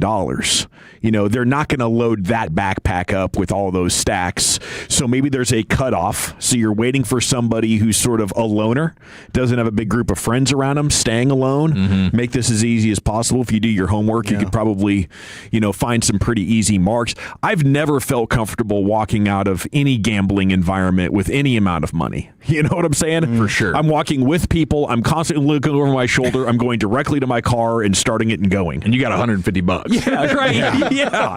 I lost most of it. Yeah, it is a little. But that there is are frightening. desperate people hanging around casinos for a variety of reasons. Yeah, they know what the deal is. So good luck to that guy. We'll see if they could end up finding the robbers here. Now, this is a pretty cool story. Oregon teen buys Lakers jacket for $3 at Goodwill. Discovers it could be worth $250,000. Isn't that a dream? You just purchase something from like a Wilt Chamberlain warm-up jacket? That's crazy. That's what this is. Yeah. That's what this is. He's just floating through a Goodwill. He finds a cool Lakers jacket that's clearly sort of retro. Doesn't really think much of it, but once he gets home and starts doing some research on it and then gets it into the hands of some people that would really know, they're like, yeah, this could go for $250,000. So now he's getting that thing at, it's up for auction right now. And as of a few hours ago, the current high bid was $20K, but they're saying it could end up reaching anywhere between $150 and $250K by the time the auction ends. What a come up right there. Just floating through a Goodwill. And you end up getting Goodwilled. Yeah, well played. It's an interesting business idea. Like if you got the time, a group of friends of mine in Portland used to do this actually, and they called this particular Goodwill center the bins. So they would be like, "Do you want to go sift through the bins?" That's where the gold is because everything's super cheap there. And they would pull stuff out and then try to put it on eBay. Yeah, and make $200-300 at times. Yeah, you really can clean up. Like if you have an eye for a particular type of product that sells well, maybe it's sports memorabilia or it could be anything. It could be antiques or just something that most people would look at and think is stupid. There's a section of the universe that considers that a highly valuable piece. Unreal. And so you can absolutely clean up in a big way. Now, we know about the parasite that is taking over America right now, and we're having to avoid certain foods. We can add another one to the list. Here's ABC News with a new FDA recall. The FDA announced a recall of more than 735,000 packages of Pillsbury bread rolls due to possible glass contamination. According to the agency's report, the recall affects two types of Pillsbury bread rolls, hard rolled dough and Kaiser rolled dough. The affected products were sold in 19 states across the country and have a best buy date of October 12th or 13th. Okay, so when I first saw the Pillsbury headline, I didn't know which specific products. And you guys know, I told this to you off the air last week or something. I've been crushing the Pillsbury blueberry crumble cookies. Right. That's right. They're as electric of a cookie that I've ever consumed. And it was an accident. My mom was thinking she was buying chocolate chip cookies, screwed up, bought the blueberry ones, and then we were like, well, we'll just, we'll give them a shot. And turns out it might be the greatest cookie I've ever eaten. And it's just your run-of-the-mill Pillsbury dough. You get it out, you set it on the tray, throw it in the oven for a few minutes, and bang. And I think it's the greatest cookie I've ever eaten. So when I saw Pillsbury, I'm going, oh no, I have been eating glass for the last 2 weeks. Ooh. Turns out it's some other more specific products. It's not their blueberry crumble cookies, which all I can do is highly recommend it for every single human being out there. Right? If you're eating glass. Dude, shards can be tiny. Shards can be it's tiny. Not going to. It's a way of poisoning people, actually. Oh my god! You powder it up, you put it in their food, and they die from internal bleeding. Oh, that is lethal. Yeah. Really, I saw that on The Sopranos or something. Can you imagine? Is there someone in the world right now that's been stricken with the explosive parasite and it's glass that's coming out of their backside? Oh my goodness! Because they're a Pillsbury lover. I mean, there could be the 1 in a million person who's fighting both of those right now. Explosive glass diarrhea. And my heart goes out to that individual. And they're about to die. Really, really. You haven't really been a glass eater since the E-Hammer days. Yeah. That's what I understand. That's exactly right. And that goes many, many years back. Now, finally, we'll close things down here with a Florida woman situation. But this is not your typical Florida woman situation. Doesn't involve meth? It does not involve meth, and it doesn't involve her doing anything innately wrong or naked, at least to some extent. She's 76 years old, and she received a new license plate from the Sunshine State. And she was off-put because the license plate is capital SQZ A55. And so when you read it on the license plate, it reads like an abbreviated version of squeeze ass. Okay. She doesn't like that. It's random? It's random. Wow. Yeah, it's random. And so she's put up a huge stink about it, and she went on CBS Miami to let her thoughts be known. I don't think a woman that lives in a senior community that's going to be 77 years old next month will be driving around with what this plate has to say. I just say lighten up, Granny. Thank you. Like, come on. Wow. Yeah. This is probably fun fodder for everyone else at the senior living home. Your grandkids probably can't get enough of it. They're probably trying to take it off of your car and put it on theirs. Yeah. And she's making it a big deal. I'm surprised, though, because every year we get the list of custom license plates. That, like, if someone customized a squeeze-ass license plate, I think they're hitting the deny button on you. 100%. But here, all of a sudden, yes. What do you think I said? No, just I like the name. Oh, okay. Very good. I think they should accept that. You're cruising around and you see a squeeze-ass license plate? I tend to agree. Squeeze mine, I squeeze yours? Yeah, so Nancy's not happy about it. Do you think they have people sitting around, like, evaluating license plates, like, nah. They do. Nah. Well, that one doesn't pass the sniff come test. Come here. Yeah. You can't like swear Say on this and tell me what you think. This guy's saying the F word on here. Do you think? I'm sure there's some people that have tried. So they have evaluators, huh? I'm guessing. Like your job's evaluating what these plates say? I think they're really only doing it with the custos that come in. The custos that people are trying to get for their personal vehicle, and they're really looking hard at those. Because they know everybody's doing bits. But for the run-of-the-mill one, they're probably not. They didn't think the SQZ A55 would squeeze ass, but Nancy knew immediately. Damn right, Nancy. She's not here for it. She's got a game. News bag in the books. If you're in the hill country, I believe you should be getting to high ground. Yeah. They have flood warnings going on. You see all this rain they had down there? Yeah. Oh my gosh, yes. Well, and we got poor air quality. We got smoke in the air going on everywhere. Yeah, apparently landscape. Even here, right now in DFW, they're recommending to stay inside because the air quality is so poor. Oh my gosh. Well, get to high ground. Keep it locked here. We got 4 hours of sports for you. Dave Into the Raymond, Pimp Cup we go. Rangers broadcaster, joins you next year in the Nation. But first,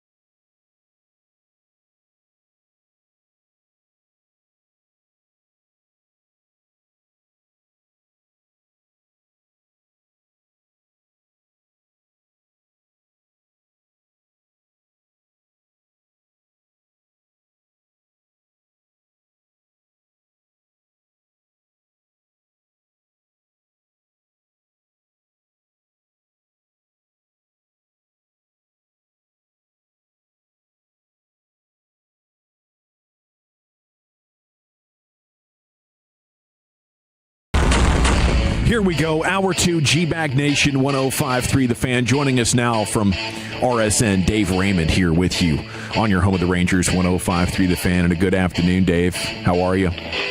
Good morning, or afternoon, I guess, whatever it is. What the hell? Good day, sir. Good day. You refreshed? You ready to finish this marathon? Well, I'd say is that little intro of mine just indicated? Perhaps not.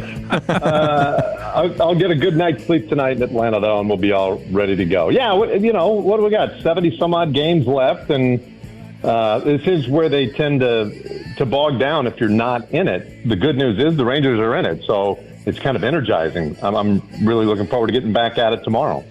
Yeah, this is really cool, man. I mean, especially with all the adversity they faced and the injuries. Is it a surprise for you to see him in first place and 2 games over at this point? I mean, I guess coming out of spring, it's kind of what I expected, but at times it just looked like they were, it was going to get slipped through their fingers again. Yeah, I don't know if surprised is the right word, because at spring training, look, every year I go through the same thing, right? I go through the exercise of subconsciously figuring out or how to tilt the prism so that it looks really good. And, there it is. That's why they're going to be good this year. Yeah. And I'd done it. I thought they were going to be pretty decent, a good deal better than 500. And then, you see where that lands in the division. I was pretty concerned about Seattle, but the surprise this year has been, I think, for everybody, is just what the heck's going on in the American League, and it seems to be a very flat league, and so I guess I'm not shocked that they're in the conversation. If you would have asked me this 3-4 weeks ago, did I anticipate the Rangers being in first place in the division, I'd have said, wow, what a spectacular run it must have been at the end of the first half, and it kind of was. What's your confidence meter in this starting rotation right now, Dave? Well, pretty good, and I'll tell you why. I think DeGrom will be fine, and even though he had that hiccup there at the very end that last week with the hip, I don't get the sense that it was a massive deal, right? That maybe a little extra time here, and he'll be back on the horse.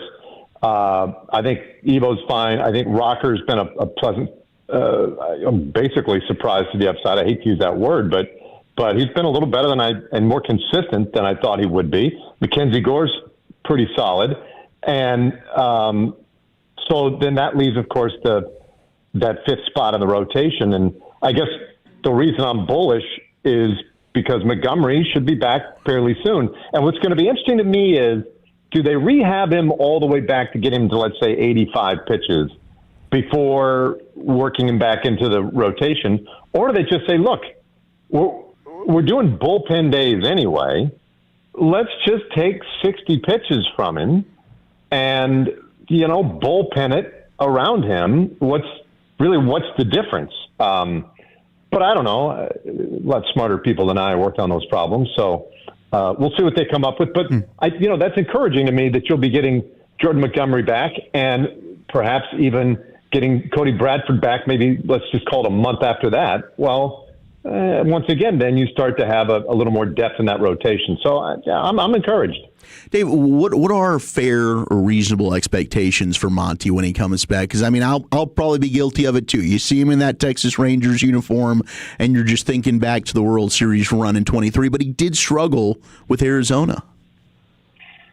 Right, and so then you have to wonder, too, with Arizona, how much of it was physical, because prior even to his run with Houston, with the Rangers, he'd been really good. You're talking about a 3.5 ERA year after year after year. So I tend to look back at last year with Arizona and see that as the aberration and see that as probably a function of a guy trying to fight through whatever it was that was bugging him and, not being at full strength. So hopefully coming back, being healthy, he's back to the same guy that the Rangers had in 23 and the Cardinals and Yankees had prior to that. Dave Raymond here with you on The Fan. Does it feel like maybe the offense has normalized as far as having bad luck with everybody underperforming the way they did, and now you have guys playing more to their expectations here? I guess, with Young and Peterson and Berger kind of leading the charge on that, and Nimmo being a nice boost. Like, the offense, I think, is 21st in runs scored right now in the big leagues. They're not that far off from being average, Dave. Right, and I've kind of maintained the last couple of years, like, it just be average.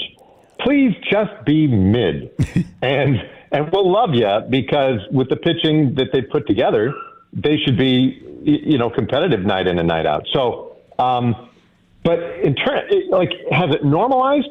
Well, maybe. You could also argue that it swung the other direction, because Ezekiel Duran now is, kind of overperforming. Nicky Lopez is hitting whatever it is, like 340 as a Ranger. You're getting these performances that you would have to say, like, well, you can't have expected that. You were hoping that they'd be good, but they've been really good. But I think your core guys, to your point, Young and Nimmo and these guys, like, I think, yes, they have swung back to being the guys that you hoped and expect that they would be. We're getting to the point now where all the trade deadline previews are coming out, Dave. Would you agree that another high leverage arm would be the biggest need for the Rangers right now, or would you look somewhere else?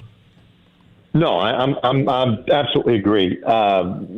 Get me something more in the bullpen. Hopefully, something that isn't terribly costly. I mean, everybody's in the same boat that way. I mean, who wants to go overspend on anything? But the Rangers are in a position where you do have to be a little careful in terms of where you're heading long term. They've thinned out some of the minor league systems, so it's going to be a tricky little time. But I don't think that this team needs a ton, but they do need some help in that bullpen, and that's pretty obvious. And I think it'll be a competitive market, no doubt. You don't have to shoot for the top one or two guys, right? You got to find those guys who can just maybe help get you through the 6th and 7th innings.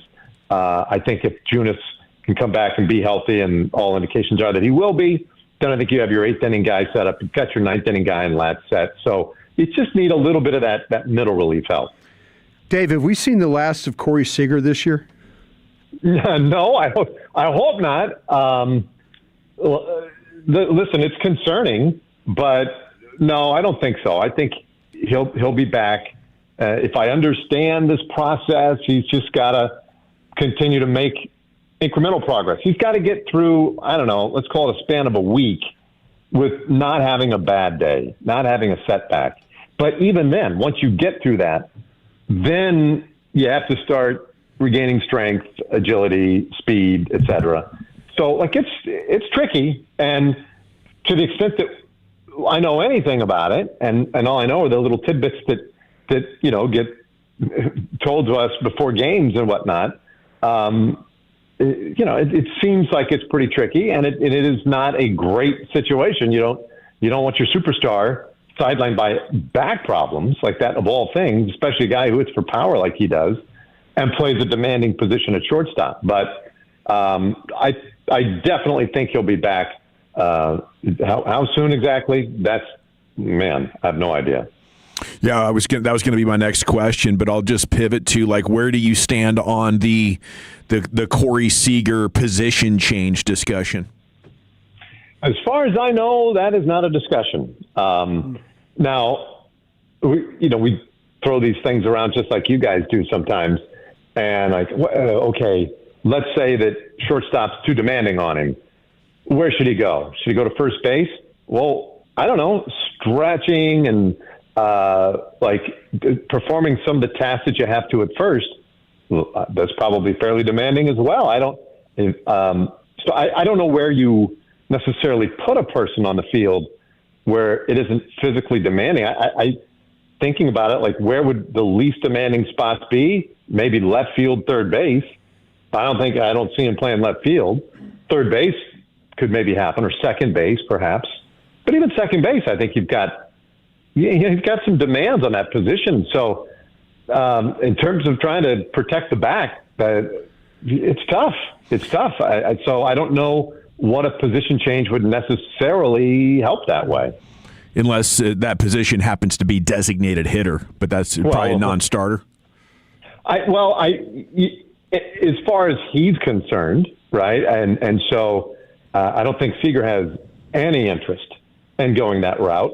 I don't want to speak for him, but that would be my sense that he's not terribly interested in that. And it's a matter of the dynamics inside an organization and how those things play out. Who ultimately makes that call, and are they willing to deal with somebody who might not like that? We've seen teams do that before, where they tell a guy he's changing positions against his will and interest, and it can get pretty sour. So that's that. I don't know if they've had those discussions, but I'm pretty sure his interest level is very low in that. What's been your favorite Rangers storyline this year prior to the All-Star break? Well, it's hard not to say Jacob Latz. He's just been spectacular. And the fact that the Rangers have solidified the ninth inning role, the closer role, without going outside the organization for it. Yeah. Kind of amazing, right? I didn't leave spring training thinking like, oh yeah, one of these guys is a surefire lockdown closer. So that's pretty big. And then, they struggled for a while and there were no answers at that spot.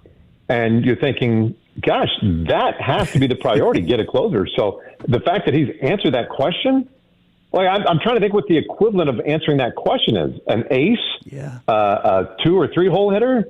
Like that's a big, big deal. So I think that's been a fabulous story. And then I just think the energy level that they've gotten from young guys and free agent waiver wire pickups like Nicky Lopez and Elias Diaz.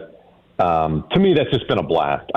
It's just fun watching guys go out there and play hard to win and have a good time. It makes all the difference in the world to me. We all want Wyatt Langford to stay healthy, and we're probably willing to do whatever it takes. But what did you think about Mike being willing to get on his knees for him when he got home the other night? Holy mackerel. I literally missed my exit driving home. I was listening. I hustled out that, and I was like, oh, I can't wait to hear what Mike's got to go on the postgame show. I want to hustle out to my car and get in there real quick so I can hit. I missed my exit going home because I'm like, what did he just say? And I'm grabbing my phone. I want to dial him up real quick. Amazing. But that's Mike. He's committed. He's a big fan. Nobody wants to win more than Mike. There's no doubt about that. Have you seen Mike since then? Have you guys interacted and talked about it at all? How's he doing with it? He's fine. He's fine. He loved that Zach reached out to him like immediately. I called him immediately. But we had dinner last night. We went out to dinner last night out in his neighborhood, Bishop Arts, and had a great time. And he will not be on this trip in Atlanta, so I'll be without my Whoopi for a couple of days. Did he say he was willing to do the same for Seager as well? No, he did not. He is. I think all offers at this point are off the table, so to speak. Oh boy! Is anything on your end going to change with the move to the new streaming service Buzzer? As far as I know, no. The production crew and everything that makes the broadcast go and work the way it works will stay the same. That's a function and a story about distribution. So anybody who's been watching on RSN via their cable or DirecTV Stream, et cetera, Fubo, it'll all look and feel the same.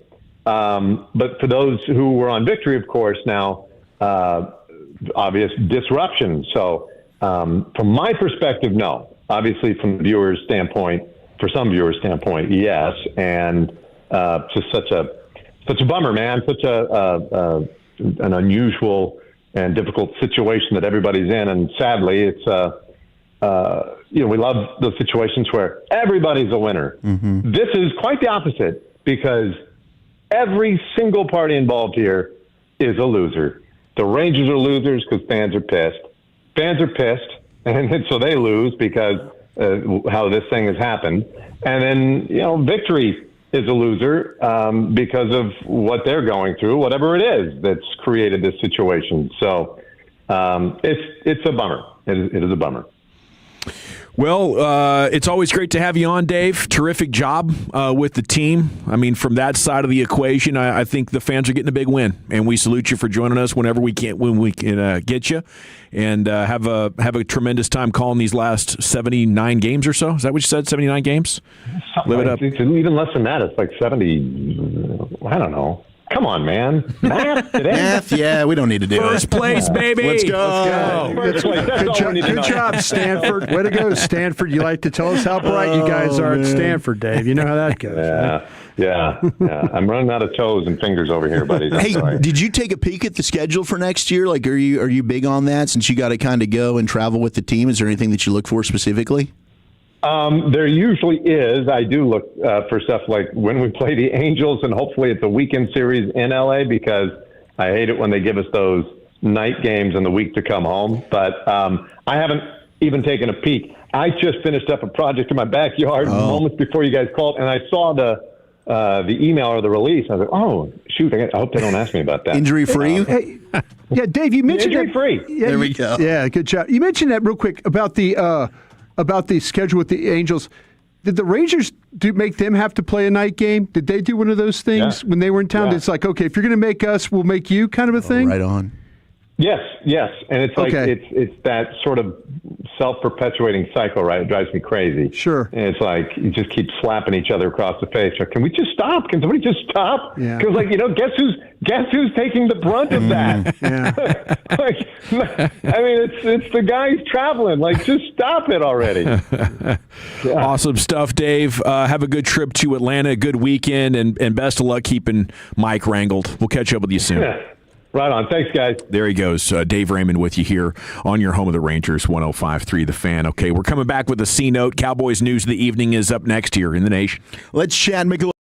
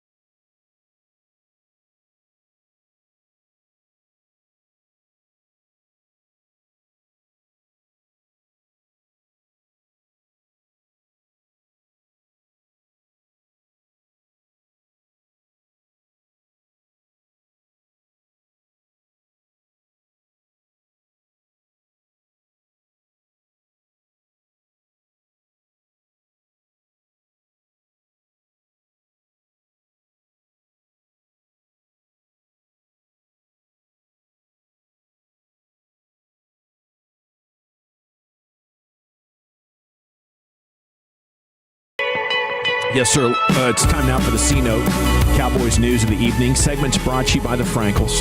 If you've been injured in a car or truck wreck, call the Frankels first, 214 or 817-333-3333. There is never an out-of-pocket cost. They only get paid when you win.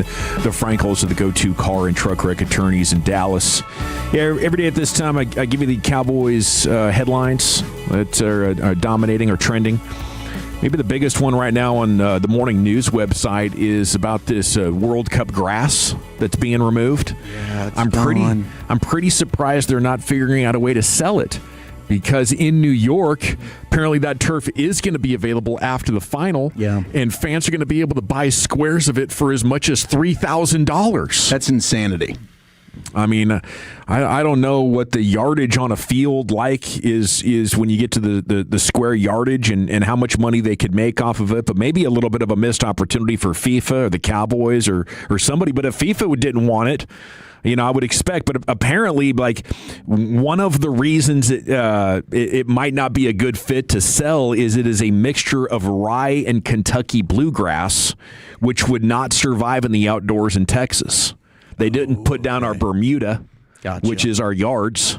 They put down a different mixture of grass that's apparently a little bit different, maybe better for playing soccer on. The ryegrass actually will grow in Texas in the winter, but it won't grow in the summer. It wouldn't survive all that heat. So, you're not going to be able to get your hands on it, but you can get your hands on some of that New York final World Cup grass if you want it. How many first-round picks would team star players be worth?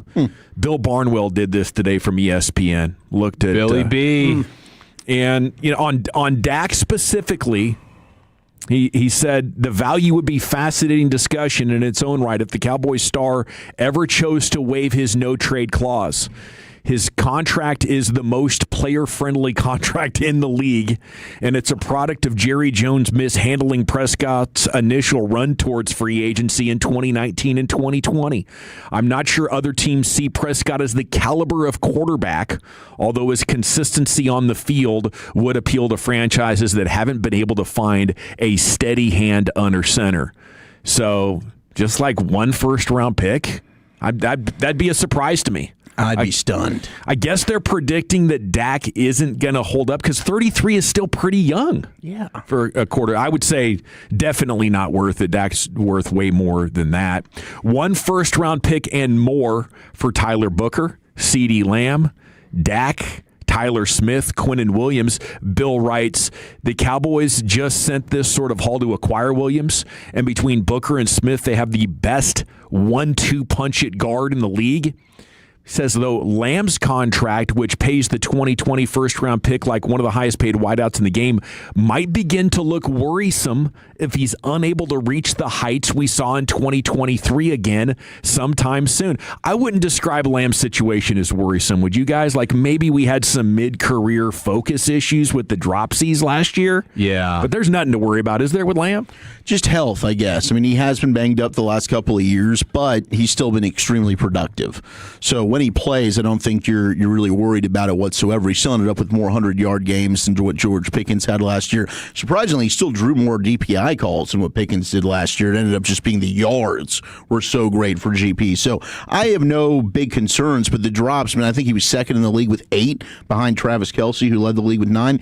Just going back to the Dak thing, Jared Goff was 32 when he got swapped for Jared Goff, and they kicked in 2 first-round picks. Matthew Stafford? Matthew Stafford, yes, for Goff and 2 first-round picks. So to me, it's like at 33, I can't imagine Dak would be less than 2 once, and somebody would pay that. Regardless of what you think of Dak Prescott, he's playing at an extremely high level. He's a top 10 quarterback, top 8 quarterback in my opinion. Wherever you want to rank him, fine. But some team that's quarterback needy, I can't imagine they wouldn't be willing to give up 2 ones for Dak.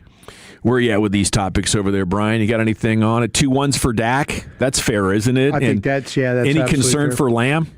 The concerns I have is as you mentioned, was the concentration, the drop stuff. That would be the only thing because of everything else he does so well. The ability to play it with movement, the ability to read the defense, the ability to separate. The one thing that would hold him back is there are some times where there are some concentration lapses. Yeah. Whereas the other top receivers in the league don't have those as much. But that would be the only thing that I think would set him back or ever hold him back. Been meaning to ask you this, and maybe all off season. There's so much discussion around wide receivers that are interchangeable and move around. Yeah. What are they doing there? Are they hunting matchups, trying to get corner safeties, linebackers that are advantageous, or what is it about moving the different spots? Like the smaller slot is gone. Yeah. Yeah, I think what's happened is they're trying to keep their best players from being defended. The wide receivers, by moving them, you can't double guys that move. You have to, and if you want to travel with them, it creates problems. I mean, Rod Marinelli was talking about this a bunch. When you travel somebody with a star player, then as soon as that player goes across the formation, everybody else's jobs switch. And so now, not only are you not only does that guy who's traveling have to, adjust and do what he has to do, but everybody else has to, the formation now switched. So, yeah, I think that the way putting players on the move, it just doesn't allow you to play in a way to take these guys out of the game. I would love to have seen when this happened with the Colts and when Marvin Harrison always lining up on the right side, I would have loved to have seen modern defenses today try and defend him. And I say that in a way they probably could have had some success, that the way these coordinators are able to do that. Because if you're telling me your star player is playing at the same spot every snap, we can create defense in order to take this guy out of the game. And I wonder now, like, if your receiver doesn't move, it's a huge disadvantage because the defenses are so good now with their scheme and then with their players, the talent they have on defense, to be able to take that away from you. It'll be very interesting to see what kind of wrinkles the offense comes up with next, because you're right about these modern defenses. It was the Athletic Football Podcast with Robert Mays. He just did this incredible show and had Cody Alexander on talking about all the defensive innovations that we've seen over the last 5 to 10 years. And the biggest takeaway I had at the end of that podcast was, man, like, defenses have really taken the initiative away from offense. And now, like, the ball's in the offensive court. Like, what are you guys going to innovate next? And, maybe the 13 personnel is one iteration of that, but I think there's going to be even more in store. And he made the point that having McDonald and McVay in the same division together is going to accelerate this. Yes. Because they have to prepare for each other twice a year, and then the rest of the league gets twice as much film to evaluate and try to copycat off of. Yeah, because McVay's been the guy that they're all copying off of. Originally, the 11 personnel thing and being able to play with smaller is what he started as the trend when he was beating the Cowboys in 18. Now he's pivoted to the 13 personnel, right? So that's a great chess match. That is such a good point with them being in the same division and battling it out, because those matchups were just, iron thin. It could have gone either way. It took the Zach Charbonnet crazy 2-point conversion. He's picking the ball up. We're like, what in the world? Or else the NFC Championship game would have been in L.A. It's crazy. For the longest time, sorry to cut you off there, Chief. I felt like for the longest time, like an X's and O's discussion in sports radio got boring because it was static. It didn't change that much. And certainly for coaches and scouts and evaluators and stuff, it was probably very interesting for them, but it couldn't breach over into mainstream interest. But I think that's kind of what McVay and it's made it interesting enough and important enough for winning that the fans have a huge appetite for it. Yeah. It's a blessing that we get the best defensive mind and the best offensive mind squaring off twice a year. Like that is, and those games it's rare that you get 3 games with the same opponent going down to the wire like that. Yeah. Really, really cool. Okay, we got to run. It's time for Krusty's Corner with Brian Broaddus. Where are you taking us, buddy? Yeah, there's some new play callers on the offensive side and defensive side of the ball. Let's go through those guys and think who will have the most success. We'll do that next. But first,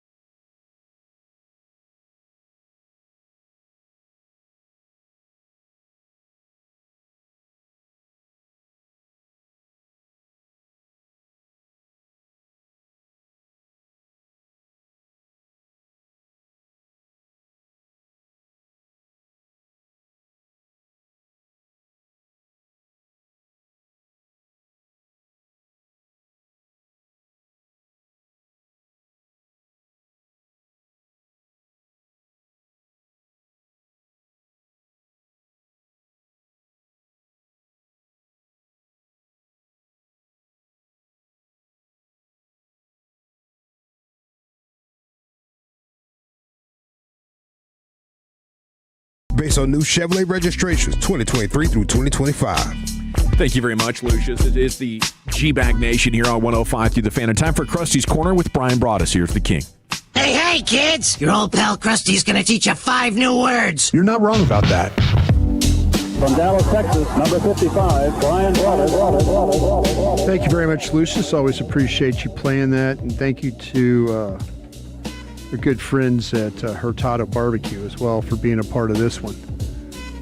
And my guys at Reliant as well. Salute. To both those guys. Both those companies. Fine companies, both of them.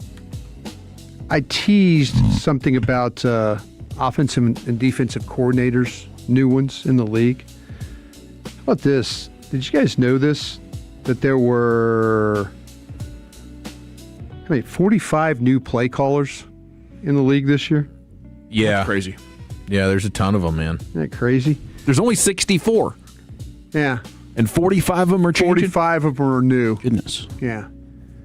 That to me is wild when you start to think about the fortunes of your team. Like, did we get the right guy? Yeah. I mean, is this we're putting it into this guy's hands? You know, did we do the right things?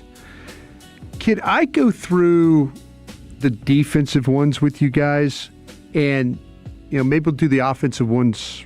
Well, today's Friday, right?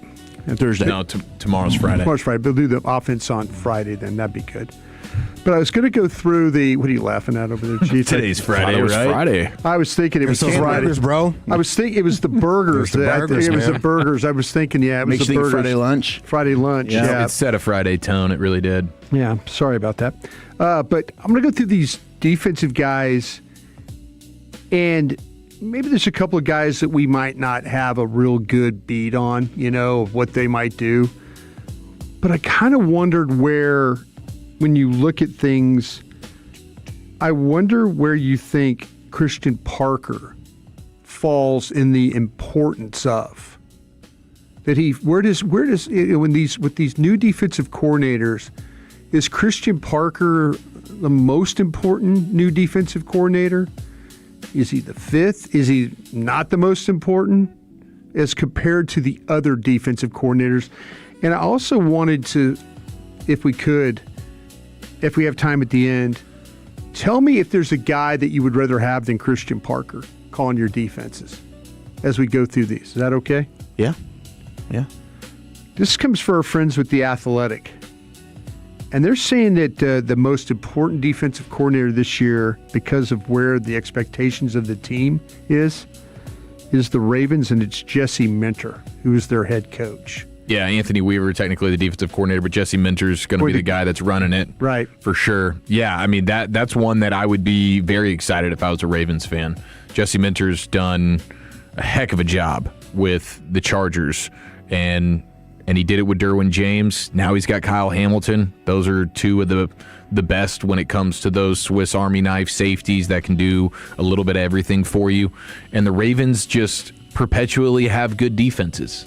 There's just something about it in Baltimore. They can't sustain long periods of bad defense. They find ways to figure it out. Yeah, it's been bizarre just seeing them struggle the last few years, whether it's injury related or their play just hasn't been as good. But their secondary should be much improved, and I think that it's been. We've gotten positive news from Nate Wiggins, who is their corner. Yeah, he's going to be in year 3. I guess he's been playing the last 2 years hurt. So according to him, he hasn't really been healthy. And Malachi Starks going into year 2 at safety. You mentioned, of course, Hamilton. They've got a lot of talent. You got Trey Hendrickson now. Yeah, he should be able to turn it around. So it's fair to say that the Athletics got this right, saying with what the Ravens have and the expectations that he would be the number one guy? Yeah, he's in a good spot. As we go through this list, Patrick Graham for Pittsburgh.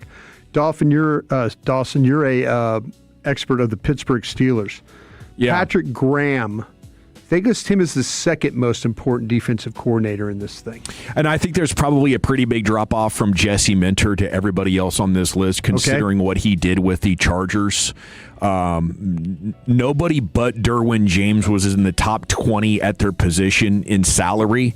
No other player on the defense has ever made an all-pro team, and he spun them into a top 5 unit after really struggling. So, yes, Patrick Graham coming over from the Raiders has done a hell of a job making more with less, and I think they were under 4 yards per carry allowed last year, run defense-wise.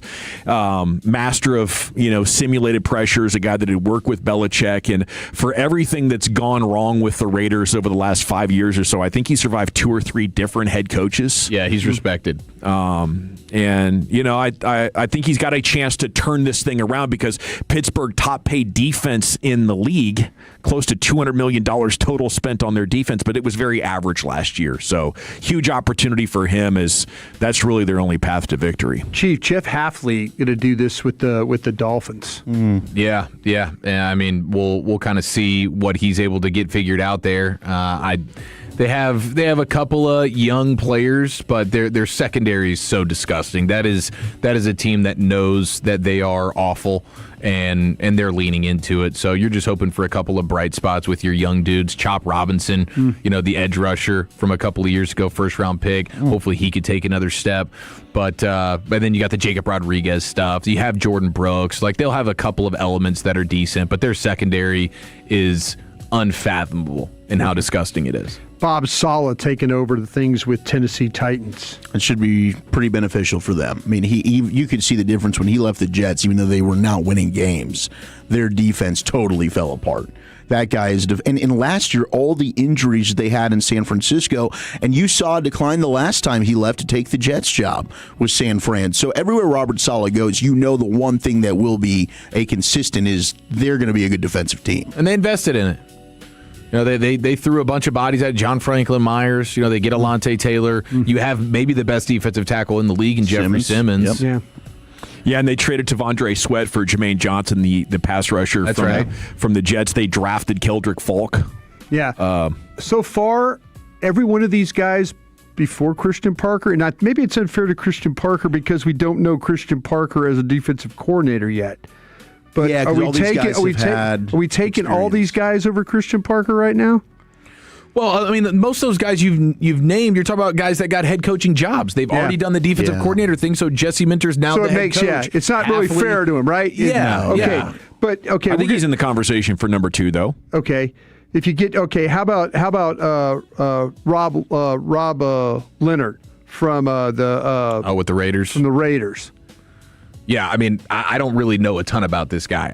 I'm surprised that Kubiak wouldn't have wanted to keep Patrick Graham as well, and go with Rob Leonard. But, yeah, that's just not a guy I'm super familiar with. Chris O'Leary takes over at the Chargers for Jesse Minter. Yeah, big shoes to fill. I mean, that's a guy who's going to have a lot of expectations here, and I think their offense will be better than it's ever been with Mike McDaniel pulling the strings offensively. But, yeah, huge shoes to fill with replacing Minter. You just trust Harbaugh, I guess. I mean, he's always found a way to hire good coordinators. I kind of trust both the Harbaughs, which is weird to say. Yeah. I just kind of, there's something about it. I think they kind of know the type of guy they want to coach with.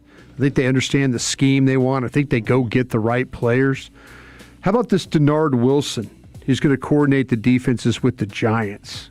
Yeah, see, I'm taking Christian Parker over him.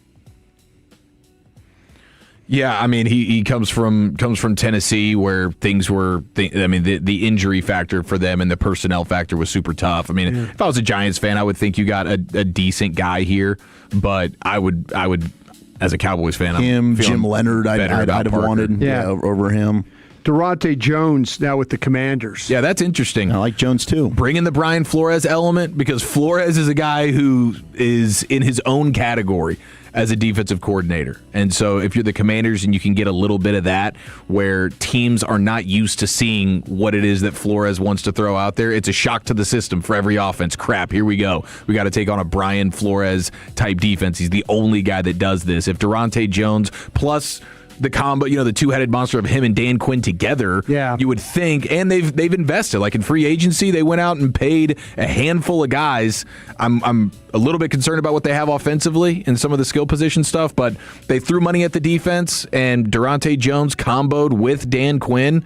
That could look pretty good. I just love the topic of how Dan Quinn reinvented himself to have success with the Cowboys. Right. And it looks like he's really done that. Like he's reading the room and he's thinking this could be my last year with Washington unless it's really good. So he's willing to go to a system that he has no expertise in and then totally flip offensively, even though he'd had success with Kingsbury, to bring in David Blau, who I guess we'll talk about tomorrow. But they're going to go under center and play action. So he is really shifting the organization and giving the organization a massive chance to shift gears schematically that would usually require an entirely new coaching staff. Yeah. So I just salute Dan Quinn for that. Yeah. Okay, here's the other guy that's ahead of Christian Parker, and that's Jonathan Gannon, who was with the head coach who was with Arizona. He's now the defensive coordinator with the Packers.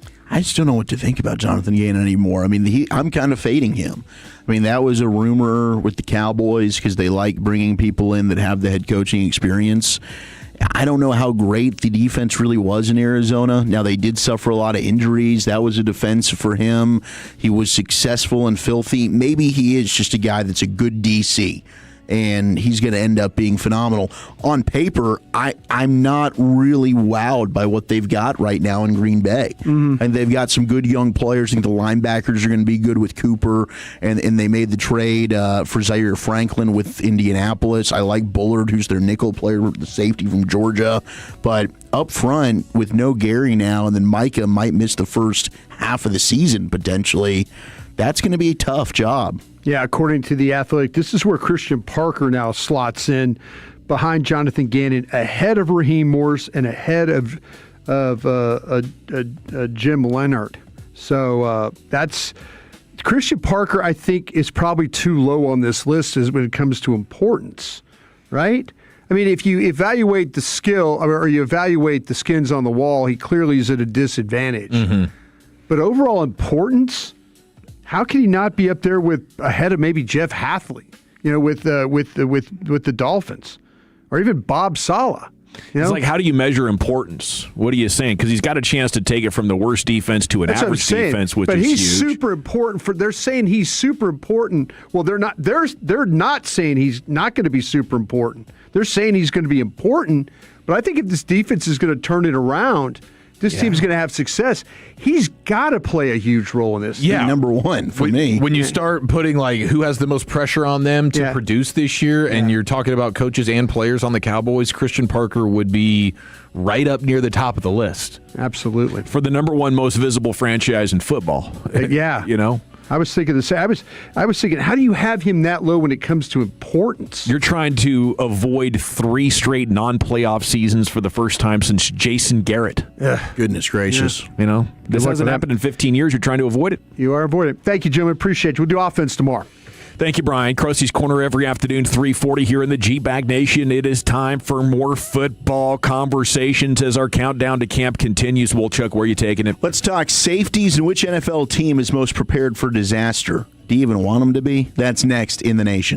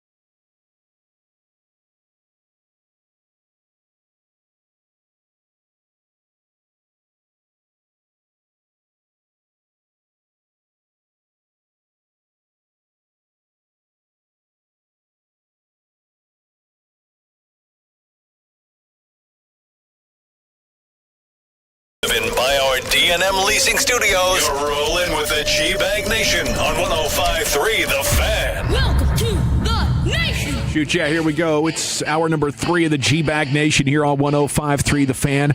Rangers off again tonight. We got a full 5-hour broadcast, and then the Fan After Dark coming up 7 to 11. Time now for a football fix. Here's Wolchuk. Let's do it. Is this Dallas Cowboy about to have his best season yet? We'll talk about that right after this. You think football is still fun? Yes. Sir. Wrong side. Left side. Wrong side. Left side. I use these for acid indigestion. So what are we going to use these for? Intimidation. You know I got to get my fix, man. Shout out to Duke Manyweather and his offensive line masterminds camp that he had over the weekend. And shout out to our guy, Bobby Belt. I heard him play some of this earlier this morning on Sean and RJ. And one of these cuts really stood out to me. Here's Terrence Steele, who caught up with the media there. And he had this to say about his upcoming season. For me, it's really just putting it all together, especially my pass pro. I feel like this year I took some steps in changing my sets up and being more aggressive. And I feel like I just need to put it all together. And then I feel like I'll have a really, really, really strong season, continue to be great in the run game. And then just putting it all together one game at a time, one snap at a time. And I truly believe my time's coming for sure. So, is it Terrence Steele's time? 29 years old. Finally has consistency. Connor Riley coming back. He's got Clayton Adams, both offensive line coaches. Is this the season? 2 years removed from the knee injury, playing next to Tyler Booker now back-to-back years. Terrence Steele puts it all together.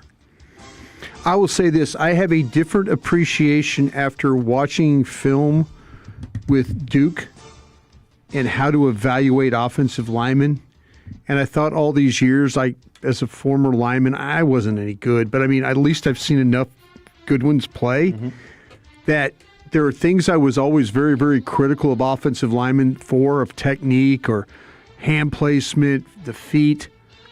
It's a different appreciation for me now of watching him. And listen, the Terrence Steele will never be perfect, but I know the critical things I've said about him, whether, he doesn't have strength. Oh, look, he looks off balance. Oh, what's this? That I was always bitching about Terrence Steele. And Turns out you're just bitching to be bitching? Yeah. In a way, if you really break down and you look at other, and this is what Duke did with us, if you break him down and compare him to other offensive tackles that play in the league, and you see some of the same faults, or you see some of the same, he's like, and I'm like, well, he doesn't do this and he doesn't do that. And he goes, he goes, but there's nobody you have better of creating like closing the distance between himself and the defender. That's where offensive lineman play now has become, of how quickly, it's not if you can extend on somebody, but how close and how quick you could get into somebody and then move them that way. And because of his athletic ability and his footwork, he's one of the better ones, even better than like Smith, either Booker, Tyler Smith, those guys, as far as closing the distance between.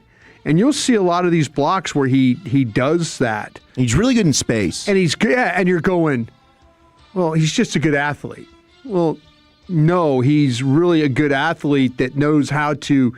That's why he's become a really good run blocker, because he can close space. Yeah. The guys that like hit one time and then there's separation, they're the ones that lose their block, and now their guys run into the ball, and then they're scrambling to try and get over there. Where he's able to stay on his guy, and then it allows the ball carrier to make a cut or go behind him or get the corner. So there are all these times where I was killing that guy. But when you sit down with somebody that really, really understands offensive line play. And understands the player, because he works with him. Yeah. Oh, no. What did he say about the pass protection stuff, about getting run by, That in itself, that's something I think that it's something that, the thing I always worry about him is not getting run by, was getting run over. is getting overpowered. And what Duke says, if you watch him play, one of the biggest things, and I hope this answers your question, Dawson. I mean, because the run by part, you're not wrong. He carries his hands low, and everybody talks about like you can carry your hands low, but it's how quickly can you get them back in position? Because I always thought if you carry your hands low, you're gonna be late, and they're gonna be too wide. They're gonna be on the shoulders, and you're gonna overextend and all that. And Duke says, no, you can play with low hands. How quickly can you get them up, and how quickly can you get them, inside? Yeah. And makes a lot of sense. And so the run part about the run, that's a bad thing. When they just all of a sudden laid out of his stance, doesn't get wide enough, doesn't cut off, that's a problem. But man, there are plenty of times where he's actually doing the right thing, and it might look like chaos. Yes, but there's like Guyton's a similar way on the other side. Guyton is clearly on the other side doing the same thing, right? Where it's like, my gosh, this looks terrible, but is it effective? Yeah. Is he getting his job done? Like I was watching, he was pointing out stuff that like we were watching the Eagles and watching Lane Johnson play.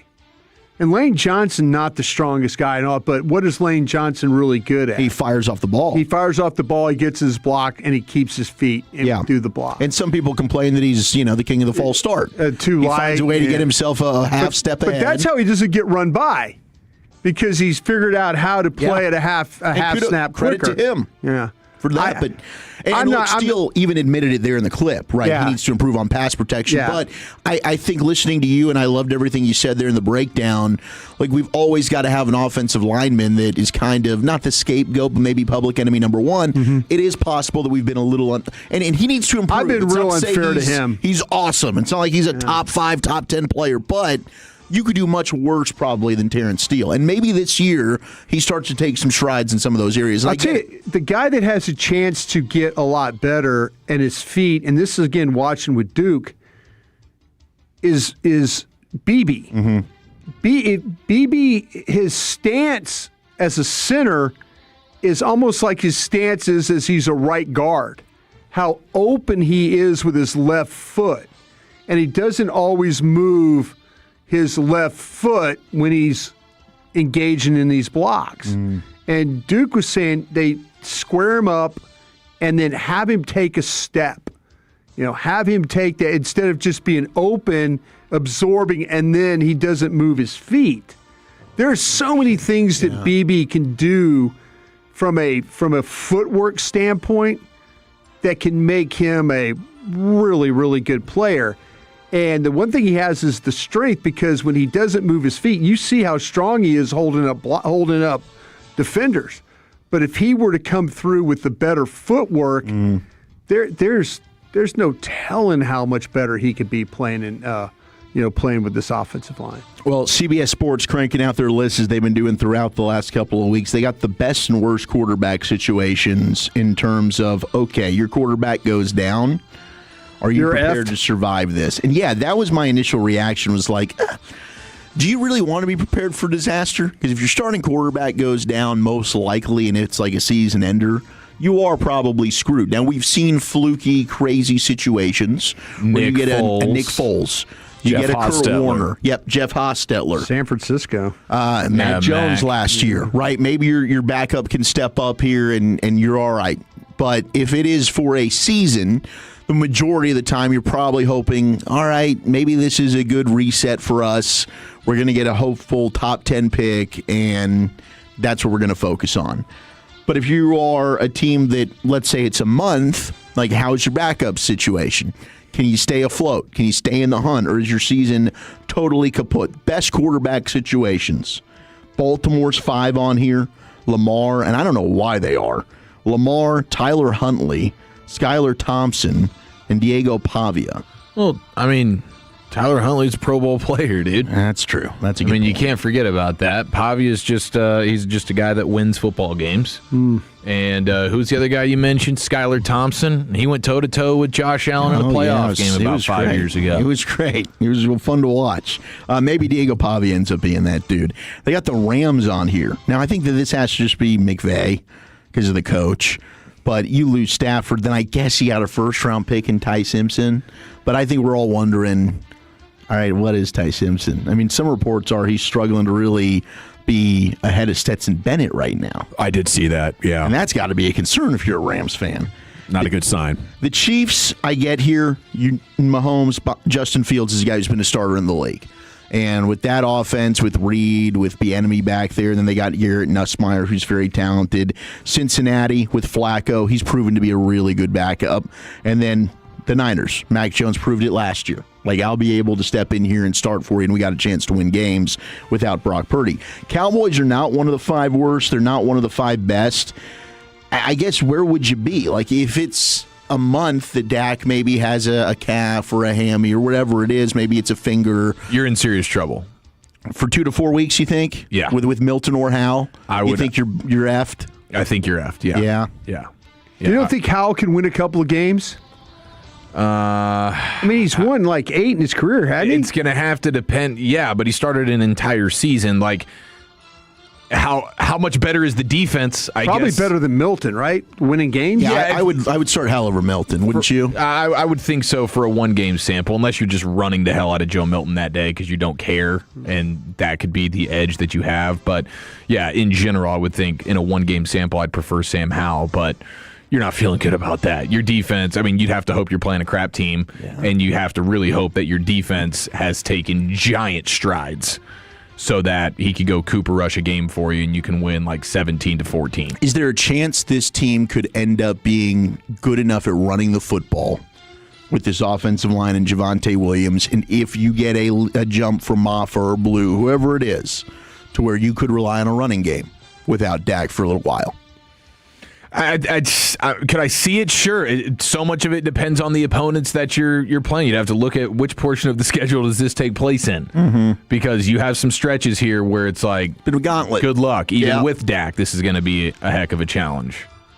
So no, you're not feeling good about it. You're not feeling good about it. He was 4-13 as a starter that year in Washington. Okay. He did throw for about 4,000 yards, 21 touchdowns, 21 picks. 21 picks. That's the key there. Like he could potentially lose you. Bit of a gunslinger there. Well, we know Milton sure can. Yeah, I think Javonte being great as a runner when it comes to win rate and everything would be significantly impacted by putting a backup quarterback back there. There would be less worry. You would get less too high. Now you're dealing with heavier boxes, and your offense probably comes grinding to a halt. At that point, I'm thinking, let's just see if we can get Sam Howell to take 7-step drops and chunk it all the way down the field. Yeah. Let's just go for it. DPIs. George, CD, go. And we're just heaving. Heave-ho! And there's a flag on the play. George Pickens has drawn another. That's what it is. 1st and goal, Dallas. You could invent the heave-ho offense. Heave-ho! Let's make it happen. Field goal. This could be historical, Brandon, man. get out there. Save us. Offense. Alvin Kamara is staying put in New Orleans. The all-time leading rusher in Saints history has agreed to a restructured deal to remain a Saint, according to Ian Rappaport and Mike Garafolo. Alvin's goal and the team's goal is for him to remain with the Saints and retire a Saint, said his agent. He has a chance to earn up to $8.5 million with incentives. He reworked his deal to go down to $6 million, as I think he's now going to be the backup there for Travis Etienne. Yeah. Is that what he's going by? Yeah, ETN is now still Etienne. just can't. Etienne? Etienne. I don't know. I think you got to be Etienne. Creole or French to say that properly. I can't say it, and I wish them the best. It's weird for Kamara because obviously he's lost a step. There's no question. Understandably so. He was an outstanding back. But tremendous. What was the thing that he did the best? Catch the ball out of the backfield. Kellen Moore consistently is bottom 3rd in the league when it comes to throwing to the running back. And that's like his best skill set. I know. I kind of was wondering, could you get in on that? Could you get in on a backup? Yeah, him to back up Javonte Williams, I'd feel pretty sexy about. Would you? I would. Why not? He's got to be like 33. 31, yeah. 31? But still, I mean, he's proven. I don't know. We're sitting here hoping and praying Jaden Blue can be a pro. And Kamara's good for a year as a backup if these schmoes don't end up stepping up. No, and I being get what we you. hope. Yeah, because I'm bullish on him. I think Blue and Maffa could be good, but it's still it's hope. It's hopium right now. We'll see. Thanks for admitting that, Wolchuk. Yeah, it is. everything. big of you. Everything's hopium right now. It's Kool-Aid season, baby. We're drinking it. We're sipping it. Sounds good. Thank you, Wolchuk. Thank you. Football Fix is in the books. Got you all fixed up. It's time for some sounds of the sports day, buddy. Yeah, it's a Throwback Thursday edition with two of the craziest moments in sports broadcasting history. Next on The Fan.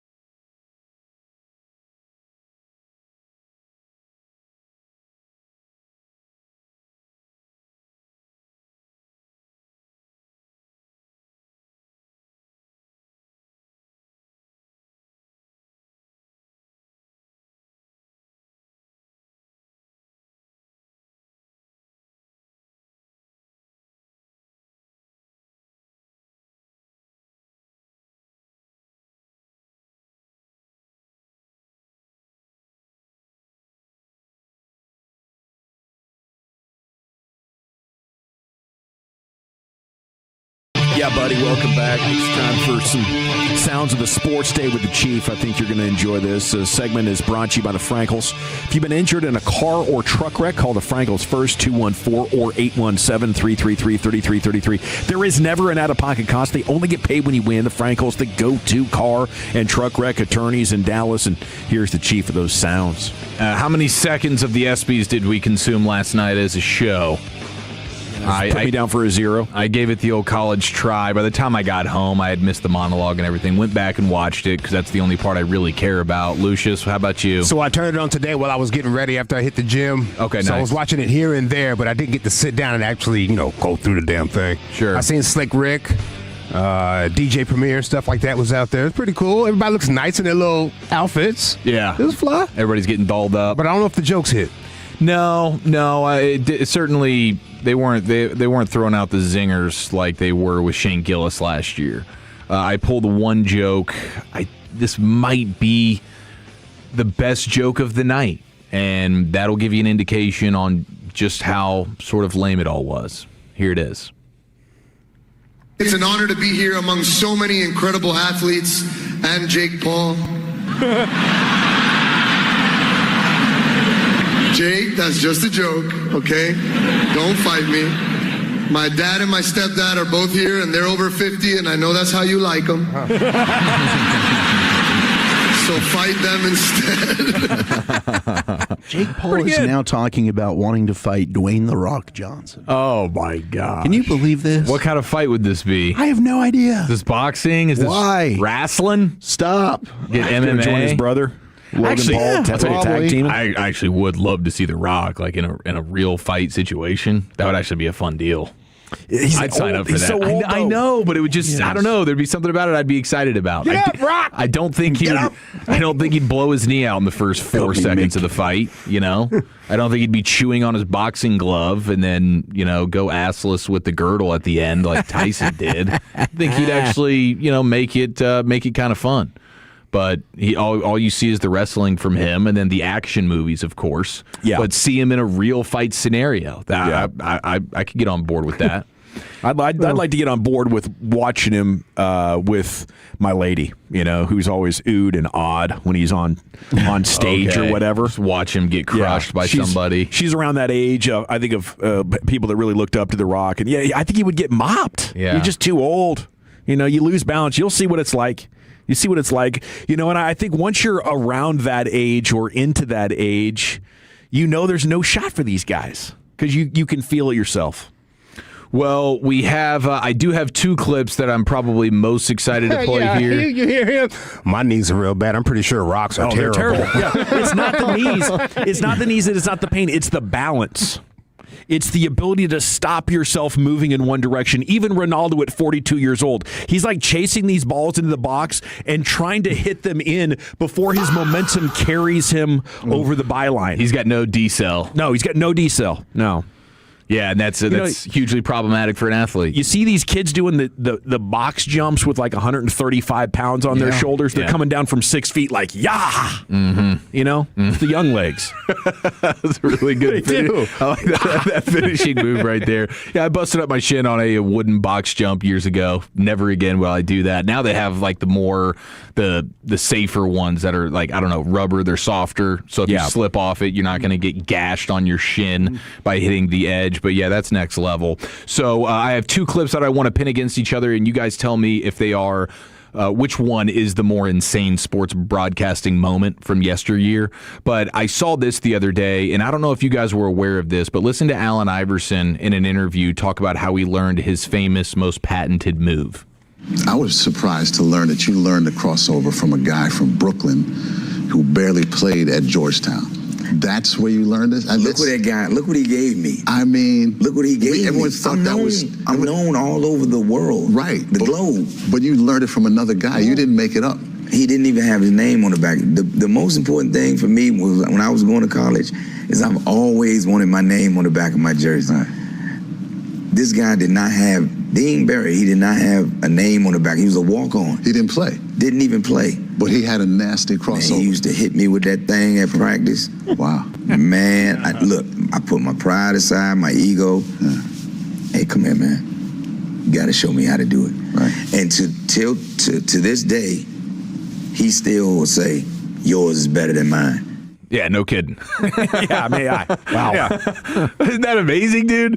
The patented move for Allen Iverson was from a walk-on jobber on Georgetown's basketball team. I'm pretty sure he's happy AI telling the story now. He told everybody he knows. No, I taught him that move. I promise you. I taught him, man. I've been telling y'all. I promise you. I ain't gonna lie. John Barry, Berry. Yeah. I did that. My man walks to the bar now with all his buddies, and they're all like looking at him, kind of like, and he's gonna nod his head. I told you guys. He's got that clip right on his phone right now.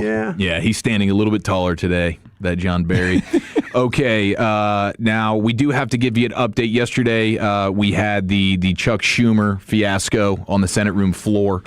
And today he met with the media, and there was didn't blow him off. This is in the walk-off. TMZ reporter had to ask him. Senator Jacob with TMZ, did you fart yesterday on the Senate floor? Come on. Thanks, everybody. Let's get back up on the sidewalk. This is insane. We're bro. done, man. We are out of here. We are fried. Did you fart yesterday on the Senate room floor, We sir? are fried, bro. Did you rip cheeks? Did he answer it? No, dude. He just walked. Would you answer that? The silence is the answer. I think I would. His pants. I think I would. I want to know. Yes, I did. Yeah. Senator Jacob with TMZ, did you fart yesterday on the Senate floor? The Senate floor. Oh, the greatest question in the Didn't history even of use his American whole politics. name. Just Pack goes it up, bro. Jacob. Jacob from TMZ. Pack this up. Pack it up, bro. I mean, I would be owning a fart that strong. Oh, yeah. That had some reverb. You didn't even have to Pack it up. play with that audio to make it louder. It just strong, man. Senator Jacob with TMZ, did you fart yesterday on the Senate floor? He had to have been laughing every time Not he even asked a that in wink. the car on the Not way even a over. wink and Is a that what nod. Harvey? Thumbs up would have been Harvey great. sent him out there for that? Yeah, make sure you get that fart question follow up. All right? Investigative journalism. That fart Turn question around, give follow-up. thumbs up. You want to keep working here? Yeah. Get that fart question follow up. Sir, did you fart? Who wants to fly out to D.C. in the morning and ask Chuck a question? Oh, me. Jacob, it's you. You got to draw straws, dog. No, they just Senate room floor. the handler guy just escorted him right into his SUV, and they drove off after that question. Oh my It goodness! is insane how old the politicians have become. Yeah, Let's just acknowledge that. for sure. Okay. Let's get some young blood, some new blood, if you will. What, Mitch McConnell was 7 terms or something like that? Yeah. I believe so. That's crazy. No term limits for Congress people, and then you wonder how we're so corrupt. Geez, how did this happen? I think there's a couple of folks that are longer than him. Than McConnell. Yeah. Oh, okay. I think we got to. What do you mean? What do you mean? No, I think you're talking about Schumer. Yeah, I was just gonna Schumer's. say I they're think not Schumer's only been gassier. in like 25 years or something like that. I think but there's a couple of guys. I think there's a couple that are over 45 years of service. Okay, 2 Throwback Thursday clips of the day. Okay. One of them we've all heard. Another one I don't think any one of us have heard. I was stunned when I came Way across back. this clip. Okay, the first one is the one that we know, but I'm trying to figure out which one do we think is the more insane sports broadcasting moment. We go back to the 2018 NBA Finals, Cavs Warriors. Kevin loved the rebound. I'm shocked you downplayed Savannah. He said she was all city. James again from downtown. And I'd hit out the park. No question. With all due respect. Whoa! What? Yeah. Okay, That's why he got removed. This was Mark Jackson talking about the wife of LeBron James in a very ridiculous manner. No disrespect. He says, Did he just say he would? With all due respect, I'd hit that out the park. Out the park. With all due respect. Wow. Okay, now so you weren't familiar with that? No. Oh, okay. I thought that was the one we all.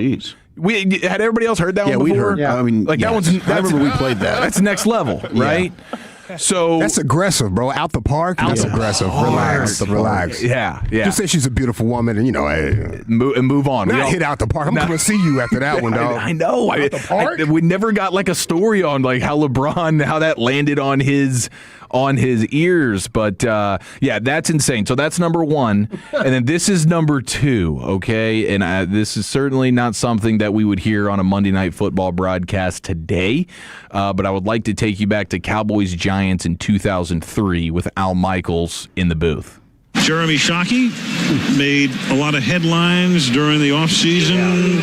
Called Bill Parcells, as you know, a homo in a magazine article. And, of course, if you say it to a magazine these days or say it to anybody, it goes everywhere. And then he, in effect, said, no, I was misquoted. But Jeremy has to learn when you talk to a writer and you don't know him that well, he's really not your friend. I mean, in a way, he's looking for something to sink his teeth in, too, and it's not a misquote. He said it. It was reported. And Bill Parcells has tended to poo-poo it as Tiki Barber gets tackled at the line of scrimmage. Bill's sloughing it off as, you know, young guys say things that sometimes they wish they hadn't said. Man hiking a ball with a thong in it. I did not know that existed in any way. When that popped up on my timeline. Back in 2003. There's a real quote from a real article, and Al Michaels just went with the direct quote right there. Recapping it on Monday Night Football. He tried to kind of speed through it, like called him a homo. Yeah, his quote was, let's see how much Parcells wins this year. I'll make him pay when we play them, the homo. Oh, that's what it was. That's even necessary right there. That's what his quote was. The sentence was already finished. Yeah, he just adds it in there like, the homo. Did John Rocker give him a high five right afterwards? Maybe CJ Nikowski did. You worked with Parcells. Yeah. You have any feelings about him one way or the other? No, I got what I deserved. You saw him naked. Saw him naked. In what way, Dawson? I mean, if you had to use an adjective to describe him. Oh, jeez. Wouldn't go with what Shockey did. No, I wouldn't. I wouldn't do that. Which one is the crazier clip? I'm sorry. The Al Michaels just while calling a play and just like fitting that whole story in, I think is pretty incredible. Okay, so that's the Wolchuk vote. Lucius? Knock it out the park is egregious. Thank you. Knock it out the park. Knock it out the park? Knock it out the park. Yeah. Wait a minute, dog. With all due respect. With all due respect. Sorry. Fireable offense, right? Up, bro. Yeah. Mark Jackson, you're the winner. Congratulations. Did he get relieved of his playoff basketball duties after that? 'Cause I miss Mark. He had some of the great Yeah, he's gone. Great lines. LeBron got him out of there after that comment. We got to run. We got a mixed bag coming up next, buddy. Where are you taking us? Oh, my goodness. Let's go ahead and shake it up. You never know what you're going to get in the mixed bag. We do have some Major League Baseball news, World Cup final prices, and SMU has named what after who? That's next.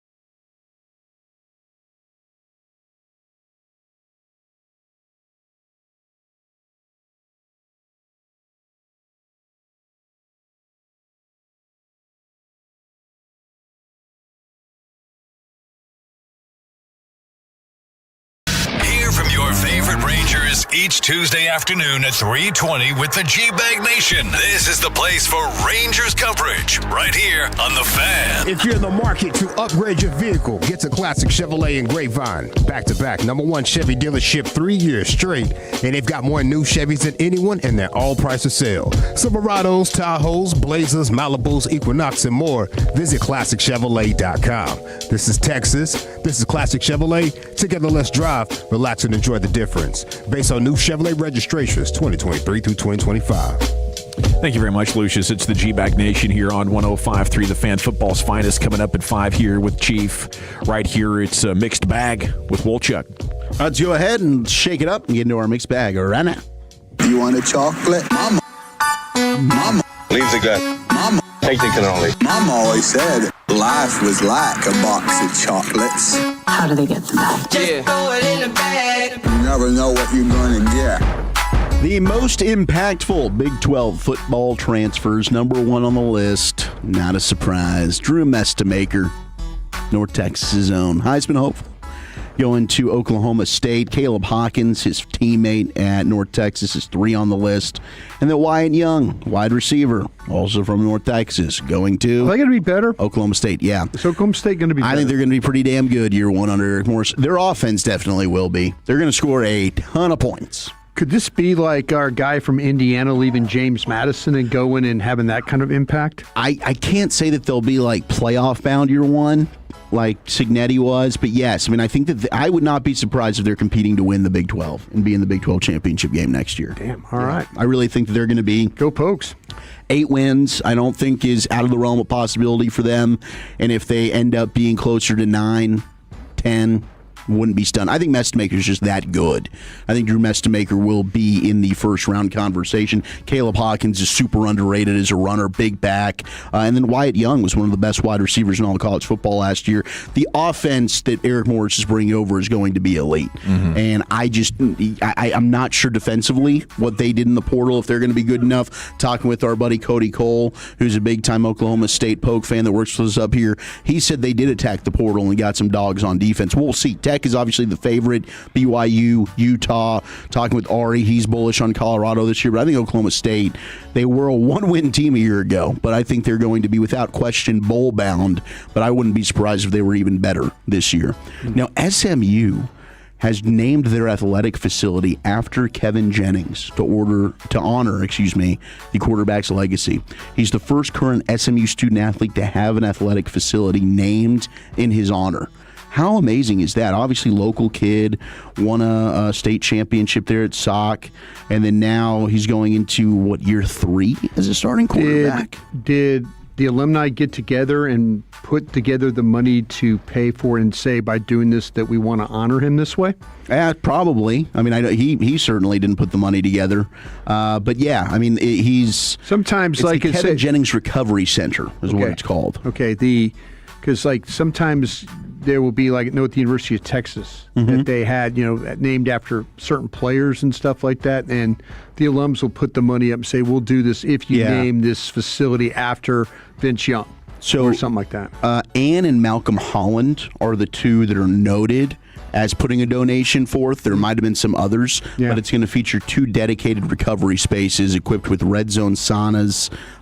It's got different types of plunges, sleep pods, other recovery equipment. Sounds pretty badass, but that is awesome. Kevin Jennings still playing there, and he's got a recovery center named after him. And they've put out this week a massive Heisman push. I mean, the video, I think, is... okay, that makes sense. 4 minutes long. SMU... Part of a Heisman push. Yeah, it's all... I mean, is this a first? I can't remember any player that's had a building named after them while they're still playing. I know. This feels like the first of its kind. He'd be their first Heisman winner since Doak Walker in 48. He's got a chance. I mean, if they can have a great season and win the ACC... Incredible career already. Taking him to the playoffs. Amazing. I'd never heard of this. That's pretty damn cool. We didn't mention this during Crosstalk, but the World Cup final tickets are at a historic price as people are trying to go see Messi as Argentina and Spain. You can get in for just a whopping $8,000. The average purchase price is $11,327, according to TickPick, but it's $8,000 just to get in. It's very Super Bowl-like. Most expensive sporting event ever. The Super Bowl with the 49ers and Chiefs was the second most. That was getting close to 10,000. Yeah. I thought this it was over 11. I thought the Knicks finals games were. No, those are there. 4 and 5 on the list. Wow. Spurs at Knicks game 3 was just over 6,500. Spurs at Knicks, and this is just for the average price. Spurs at Knicks game 4 was 6,300. So the top 3 events are this World Cup final, the Super Bowl with 49ers Chiefs that went to overtime a couple of years ago, and then the Bucks Chiefs Super Bowl with Brady versus Mahomes. That's why the fix was in for Argentina, huh? Yeah. They knew the money was going to come rolling Goodness in. gracious. It's insane how much money this is right now. And I don't know how people can afford that. FIFA also reportedly wants a 20-minute World Cup final break for the halftime show because they're going to have Justin Bieber, Madonna, Shakira, and others during the halftime show. So a 20-minute halftime show. The show itself is going to be 11 minutes, but to allow for commercials and all the ads and for them to set up and then tear down. 11 minutes of a bunch of different artists, I guess. Are they doing something together, or are they just one at a time? One song each, They all get like half a song? Yeah, I think that they're all. I mean, I'm sure that there will be a time where they're all together up there doing something. Well, and they have like a K-pop group, I think that's involved with part of it. Yes, and then did y'all see the Tom Cruise element to the halftime? Like I think Tom Cruise is parachute in. I think he is. I think he's gonna. Tom Cruise is doing some type of jump stunt. from the blimp. Oh wow! Yeah. I don't know exactly what it's going to look like, but it's going to be something dangerous. I think that this should all go in the pregame. In the pregame, I'm up for it. I think it's just the most overhyped thing in sports, though. Yeah, halftime shows. Halftime shows, jersey combinations, just lame. Jersey combinations are lame? Yeah. I love a good color clash, man. When you just see two unis that fit perfectly on a field together. Yeah, I'm with you on the jerseys. That's a crusty comment that you made there. About the jerseys? The jerseys. I'm with you on the halftime You with me on the show. halftimes, though? Because it's longer. Yeah. I'm in the game Super mode. Bowl, and honestly, the Super Bowl ones half the time aren't even really that good. Yeah. I was if I really like an act, I'll go see him in concert. I don't want to see him in the middle of my football game. Get to the game. The 82 Orange Bowl, we were at halftime that lasted 45 minutes. 45? Yeah. Gosh. Why, the bands all had to play? The bands, they had a whole big, it was New Year's Day. It's like a halftime. It's like for high school football, man. That was the worst. Oh, so the bad. bands are out on the field. All right, before we end the mixed bag here, we got to talk about a stripper pole. We had a Texas woman who was pole dancing in her own house. We now go to Houston. Here is Houston ABC 13 with the story. Yeah, and Erica, she's danced on poles many times before, mostly in dance studios, never before had she installed a pole in her living room. Well, she finally did so and made it only 3 days before it gave out on her. Monday was like any other day for me. Asha Gilbert following along to a pole dancing workout tutorial at her West Houston apartment July 6th when the unthinkable happens. The pole crashing into a fire sprinkler, water shooting from the ceiling. And immediately I'm in shock because I'm like, oh my gosh, this cannot be happening to me. The pole, a recent addition to her living room, gifted to her by a colleague just 3 days prior. He was like, hey, I have this pole, I'm giving it away, do you want it? And I'm like, giving it away. Yeah, absolutely I want it. But when she and a friend installed it, they didn't anchor it to the ceiling, instead relying on the pole's natural tension between ceiling and floor. It wasn't even a thought that it could possibly hit the sprinkler. We were more worried about it hitting a wall or hitting this. Much of Gilbert's furniture ruined, and she's forced to move out. She says the water also seeped into a downstairs neighbor's apartment. I explained everything, and she was very, very cool and understanding, and I appreciated that. Her original video posted on Instagram has now been viewed more than 700,000 times. And while she's comfortable with the temporary fame, she says she'd like pole dancing to get a better rap. You have to be very strong, a strong upper body, strong core to be able to do it. And I just wish people understood that it doesn't just have to be sexualized. It could be looked at as a workout, and a great workout at that. Damn right, Asha Gilbert. Hand-me-down stripper poles from coworker. I'm going to say, just looking at the video, how much mileage was on that pole already? Good question. This That's how we got ours. This stripper pole had no chance. Pretty flimsy.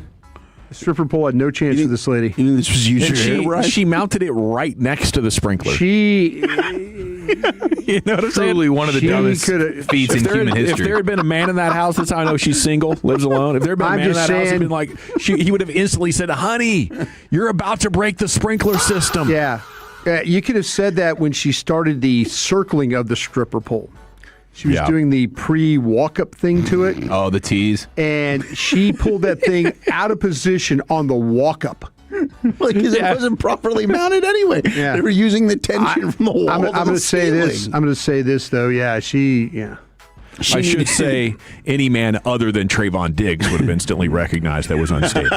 Lucius, how much thought went into your placement, and just the overall execution of it? We got it from one of my old lady's ballerina friends. And she had it like it was a stage and pole. Like it's nice. And we had it in our loft, right? Made of wood. It was real big. One of the best decisions I ever made in my life. Because when friends come over, her friends and whatnot, or you hanging out like it's a kickback, people just run to that stage and get on that pole. So we had a great time with it. But then, better than karaoke then around your place, right? 100% better than karaoke. Yeah. But we moved to a spot where we couldn't fit it in there. So it sat outside my mother-in-law's place for a while, and the dry rotted and had to throw it away. Oh, dang. It had to run, though, bro. I got some videos. No fault. You got to run, bro. I'm just telling you, I don't think this, the lady was talking about the workout and stuff like that. You don't think it's a good workout for her? She's evidently not using it very much. She just got it, man. Get that pole back in there. Get it mounted properly. She's talking about it, but I don't know. I think there's certain body types for this, right? For this thing. I mean, have you got the core strength for it? Yeah. She just need a sturdier pole. Yeah. The power to weight ratio. Yeah. Maybe a tree. Yeah. If you're pulling the pole on the walk around thing, there's some issues here. There's a pretty good sign there. Although those you screws shouldn't can't be going much. up on it. Yeah. Yeah. No, you're right.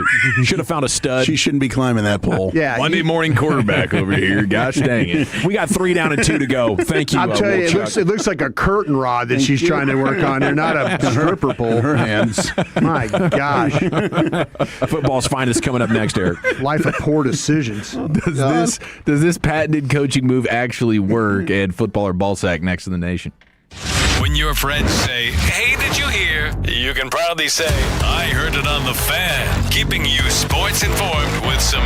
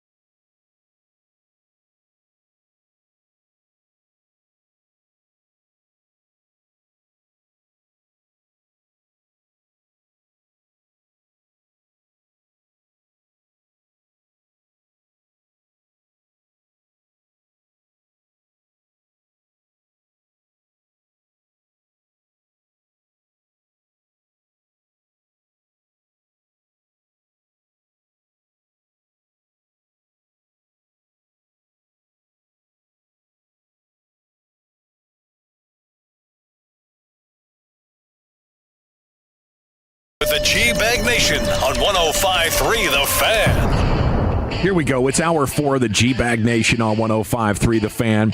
We are just 20 minutes from the Expressway. G-Bag of the Day in LA Live coming up. Lucius started 5:30. Here's Chief, your football's finest. If I could get the first thing Brada said when we went off the air in the last segment and the last thing Dawson said before we just went on the air, I would be as happy as anyone in the world. Wow. Let's football right after this. At the end of the day, it's about taking it a day by a time. A day and a day and a day, just continuing to do that. You cannot lose games in the NFL and still win. To win games, you have to win the game, not lose the game. It doesn't matter. He pulls another rabbit out of his head. Okay, Jerry Rice still got that dog in him. Did you guys see him at the American Century Tahoe Golf Extravaganza? Yeah, I was wondering who said that. Has this happened? This did. Like 5 years ago, maybe? Is this old? Is this like a resurfaced clip that they're using again? That's what I was thinking. Okay, so it wasn't just me, right? Like, this has happened before with him. Yeah, that's a fresh one. Yeah, I'm pretty sure this is a fresh batch here. Man, he gets really ticked off. You heckle Rice at one of these celebrity golf tournaments, he wants to confront you about it. What did he say, Lucius? Who said that? Which one? Which one was it? And then the crowd didn't help him. Everybody turned around and pointed at the same dude. Yeah. Dude was moving swift, too. He was trying to get on out of there. Yeah, Jerry Rice needed to have a word. He was willing to walk briskly for about 50 yards to chase down the bleep hole that was just yelling. I think he was just yelling 4 in his backswing. Which is funny. Yeah, that's a good troll. I mean, you should be up for a little bit of that at a celebrity event in the spirit of Happy Gilmore. Yeah, I would think. Okay, of course we got the Jeremy Fowler safeties list today. Surprised Wolchuk didn't hit it in the fix. Jeremy Fowler's safeties list. Yeah, we just ran out of time. We know who number 1 is, right? Yeah. Hamilton, James, Caleb Downs. Kyle Hamilton and Derwin James. That's 2 no-brainers. No, I mean, it's not no-brainers. Okay, 1 is Caleb Downs, 2 is Jalen Thompson. Eric, read a freaking book for once. I am looking forward to seeing Caleb Downs on this list in some form or fashion next year. Maybe simply just as an honorable mention, but hopefully as a top 5 dude. My ass. Hopefully as a top 5 dude. So yeah, it's Kyle Hamilton Kyle and Derwin of the Ravens. It's Derwin James of the Chargers. Okay, but what about Antoine Winfield Jr.? The surprise is at 3 with Xavier McKinney. I don't think I've been really wrong about him. I mean, he's since coming really to Green wrong. Bay. Yeah, he's average with the Giants. I thought he was very average with the Giants. Yeah, he has done great things when it comes to like getting turnovers. Yeah, right the place, right interceptions, time guy. Yeah. For sure. You have Brian Branch of the Detroit Lions at 4. And we'll have to see if that can continue. I think he really splashed onto the scene early on in his career, and then he's dealt with some injuries and things like that. Yeah, the torn Achilles, right? Yeah, so we'll have to see how he recovers. But McKinney, I don't think is allowed at touchdown. Now, this is like subjective. Like it's based on the nearest guy in coverage. But since 2024, they have not. Since he's been the nearest defender in coverage, according to Next Gen Stats, he's not allowed a touchdown. That is freaking nuts. Yeah, that's quite the nugget right there. At 5, you have Jesse Bates of the Falcons, another guy that I think is unheralded. And he was really good with the Bengals for many years, and now he's in Atlanta, and Atlanta had a sneaky good defense last year.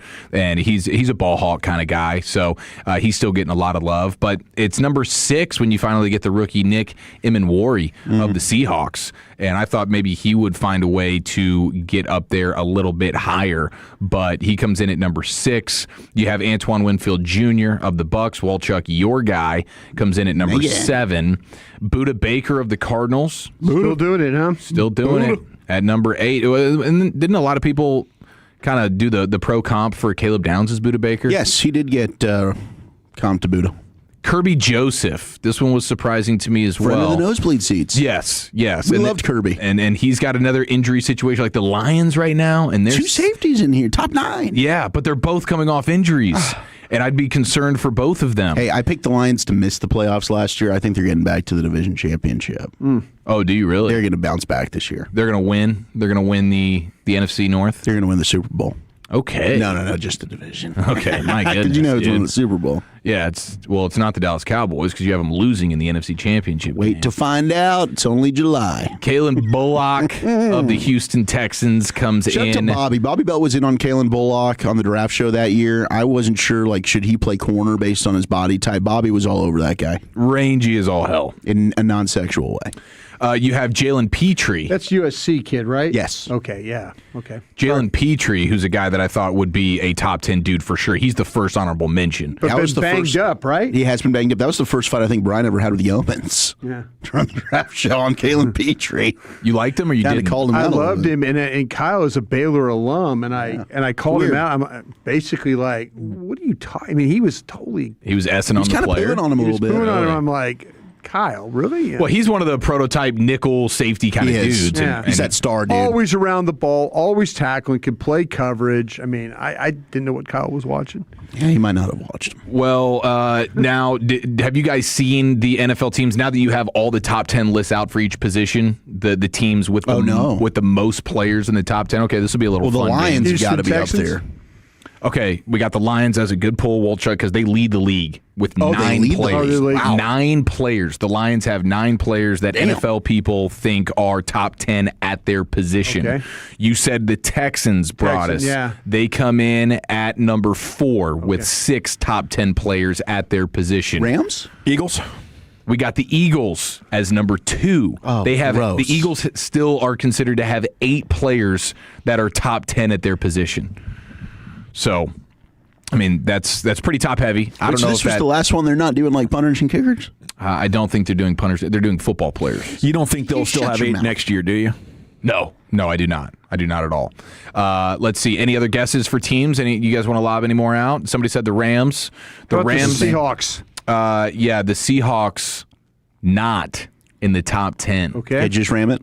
Yeah, the Rams are actually tied with Denver, Baltimore, Dallas, and San Francisco with 5 players on their roster that are considered top 10 at their position. Chiefs end up being on here? Chiefs come in at number 3 with 7 players that are top 10 at their position. And I think that would be a little bit That's surprising. an upset, yeah. Because Kelsey still made it. Yeah, Kelsey still made it, so he's getting a bump there. I don't know that he actually is a top 10 tight end. The top 3 teams, they're not the strongest teams. They're like solid playoff teams probably. I don't know if the Chiefs are even going to make the playoffs. But I think it goes to the Seattle team building model of we don't want to be top heavy. We just want to have a high floor at every position across the board. Yeah, I think that is definitely a part of the deal here. I mean, even the Rams, they have 5 players that are considered in the top 10 of their positions. And I mean, that's tied with the Cowboys. And probably just added 2 of them. Yeah, exactly. They just added it, and they were still unbelievably dominant last year. So, yeah, just an interesting thing to look at, and it's the Lions, though, that lead the league with the most top 10 players, and I do think offensively they will, as long as they can stay healthy on the offensive line, they were just ravaged with injuries last year, but if they can keep their offensive line healthy, then the Lions offense is going to be super legit. George Kittle with the Achilles is ahead of schedule in his rehab and has a real chance to be active for week 1. So there's a little Niners injury update for you. And then I saw this. You mentioned this guy the other day, Dawson, Ryan Paganetti. Yeah, the former Eagles, and I think he worked for a couple of other teams, analytics guy. And he's blowing up on social. I'm trying to get him on the show, actually. I've already been in his DMs, and I got one reply. Okay. He said he's being overwhelmed I bet. with requests right now. I can only imagine because he's taken the Twitter world by storm for football fanatics. This guy's got a lot of interesting nuggets. But one of the ones that I thought was funny, he says, he tweeted this out yesterday. He says, one of the NFL's funniest traditions is a new coach taking over a team and removing the fun from the locker room or facility, right? We see this all the time. It's kind of analytics I'm looking for. This is my kind of analytics. Yeah. He says he found 20 reported fun removal cases since 2001. Okay, you get a new coach coming in, they're like, all right, we gotta up the professionalism in here. Get the ping pong table out, get the Pop-A-Shot out, and let's get serious. So there's been 20 times since 2001 that this has happened.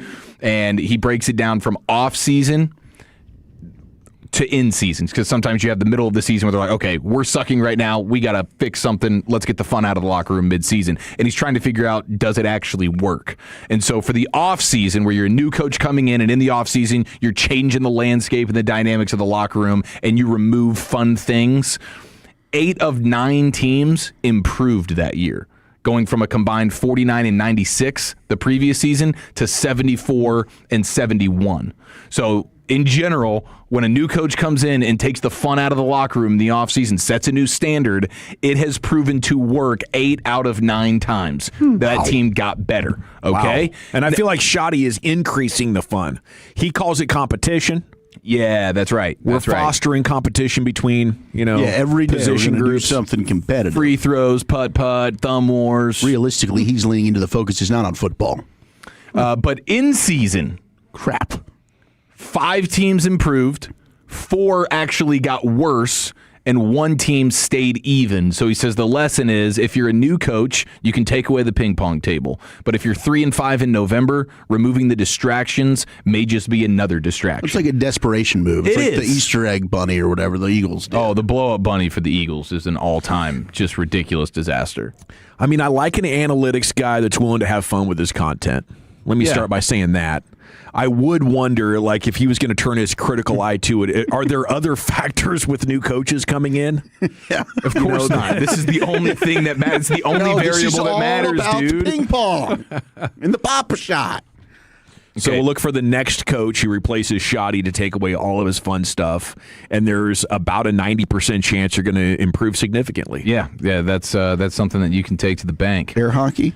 Yeah, well, he listed out a bunch of the different things. I'm not seeing any air hockey. A lot of ping pong tables, a lot of papa shots, video game consoles, dominoes, pool tables, shuffleboards, cornhole, that kind of stuff. Probably have to remove the grab ass, from people like Micah and Trayvon Diggs. Yeah, we thought that was so funny. Yeah, we know Mike and that grab ass. Slap ass.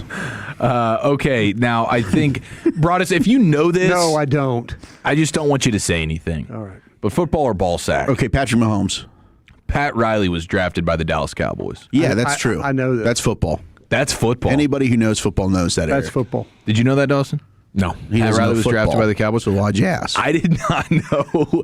I did not know that Pat Riley, the NBA legend, across decades and decades and decades. Hell of an athlete. I couldn't have told you what position, but I didn't know that he was drafted by the Cowboys. In 1967, he was selected in the 11th round. Damn. As a wide receiver, even though he hadn't played college football at the University of Kentucky. He was a standout high school athlete in multiple special sports. right there. Wow. That's a Gil Brandt special.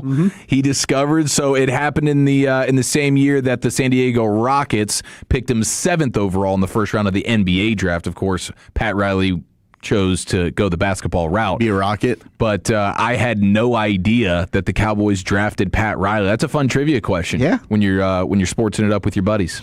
Absolutely it is. And I could see him being pretty good. He seems mean enough to be a football player. Yeah. Yeah. And I don't know exactly Angular. how tall he is, but he's got to be super tall. 6'4", 6'5" at least. Fade route that guy. Okay, we got the Expressway G-Bag of the Day in L.A. live coming up next here. It's the G-Bag Nation on the Fan Championship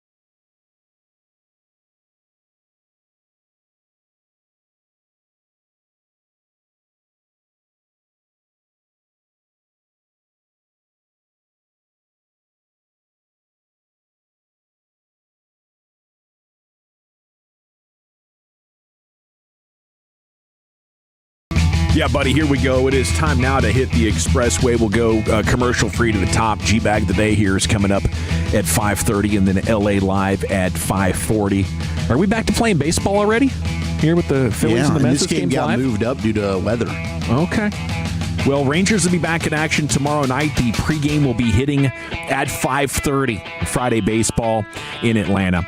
The Expressway is brought to you by the On Time Experts. Couple of important announcements expected in the world today. You have one in the news world coming up tonight. Today, everybody was gathered around to see what LeBron would have to say with Tyrese Halliburton on his Mind the Game podcast. And Halliburton asked him, is there a decision that still has to be made? Just minutes into the program, about 5,000 people had gathered in front of the stage at the Javits Center and literally said, LeBron said, we literally talked about this in the back, reiterating that his team would not be expecting this to be on the agenda for discussion. So yeah, it was kind of a ball sack, little promotion, and no payoff for you. Tim Ream went on Pat McAfee, said it's disbelief. It's trying to put together and understand what had just gone on because it was the polar opposite of the way we had played up to that point. I think the feeling in the room was shock and trying to understand where and why we had the game that we did. You know, I tell Abby, and I used to tell my players, if you play 20 games, 10 are going to be about average, 5 are going to be like, wow, I played great, and 5 are going to be like, I want that one back, you know? And maybe your focus and your consistency can get high enough that you can whittle that number 5 down to 2 or 1. And certainly, you know, Michael Jordan used the psychological trick of making up stuff that people had said about him because he was aware of that. You know, maybe not the exact numbers I had, but as competitors, you know, the worst possible time to have your worst game can be devastating, and it was for Team USA, but I don't think anybody that had been watching them over the last year was that surprised. This team has laid some massive stinkers over Mauricio Pochettino's entire run, and that's why I had reserved optimism going into the tournament because I knew that the longer they played, the more likely it was they would put out their worst possible performance, and it came against Belgium. I don't want to take anything away from Belgium. Belgium beats us every time they score 3 or 4 goals. It's just where they are, and it's unfortunate. I was talking with somebody on Twitter about Tim Ream, and you can say thank you, Tim Ream, for being the best he could possibly be and trying his hardest, but at that age, just not equipped any longer. And he had 2 or 3 embarrassing moments. It wasn't just the goal that blocked off of his shin into the back of the net. It was falling down. It was being late to adjust and close down the ball in several occasions. So I don't think many people were surprised. We're just hoping that over the next 4 years they can find a more complete roster. Story in the morning news about the state legislature considering a change to Texas high school football NIL rules.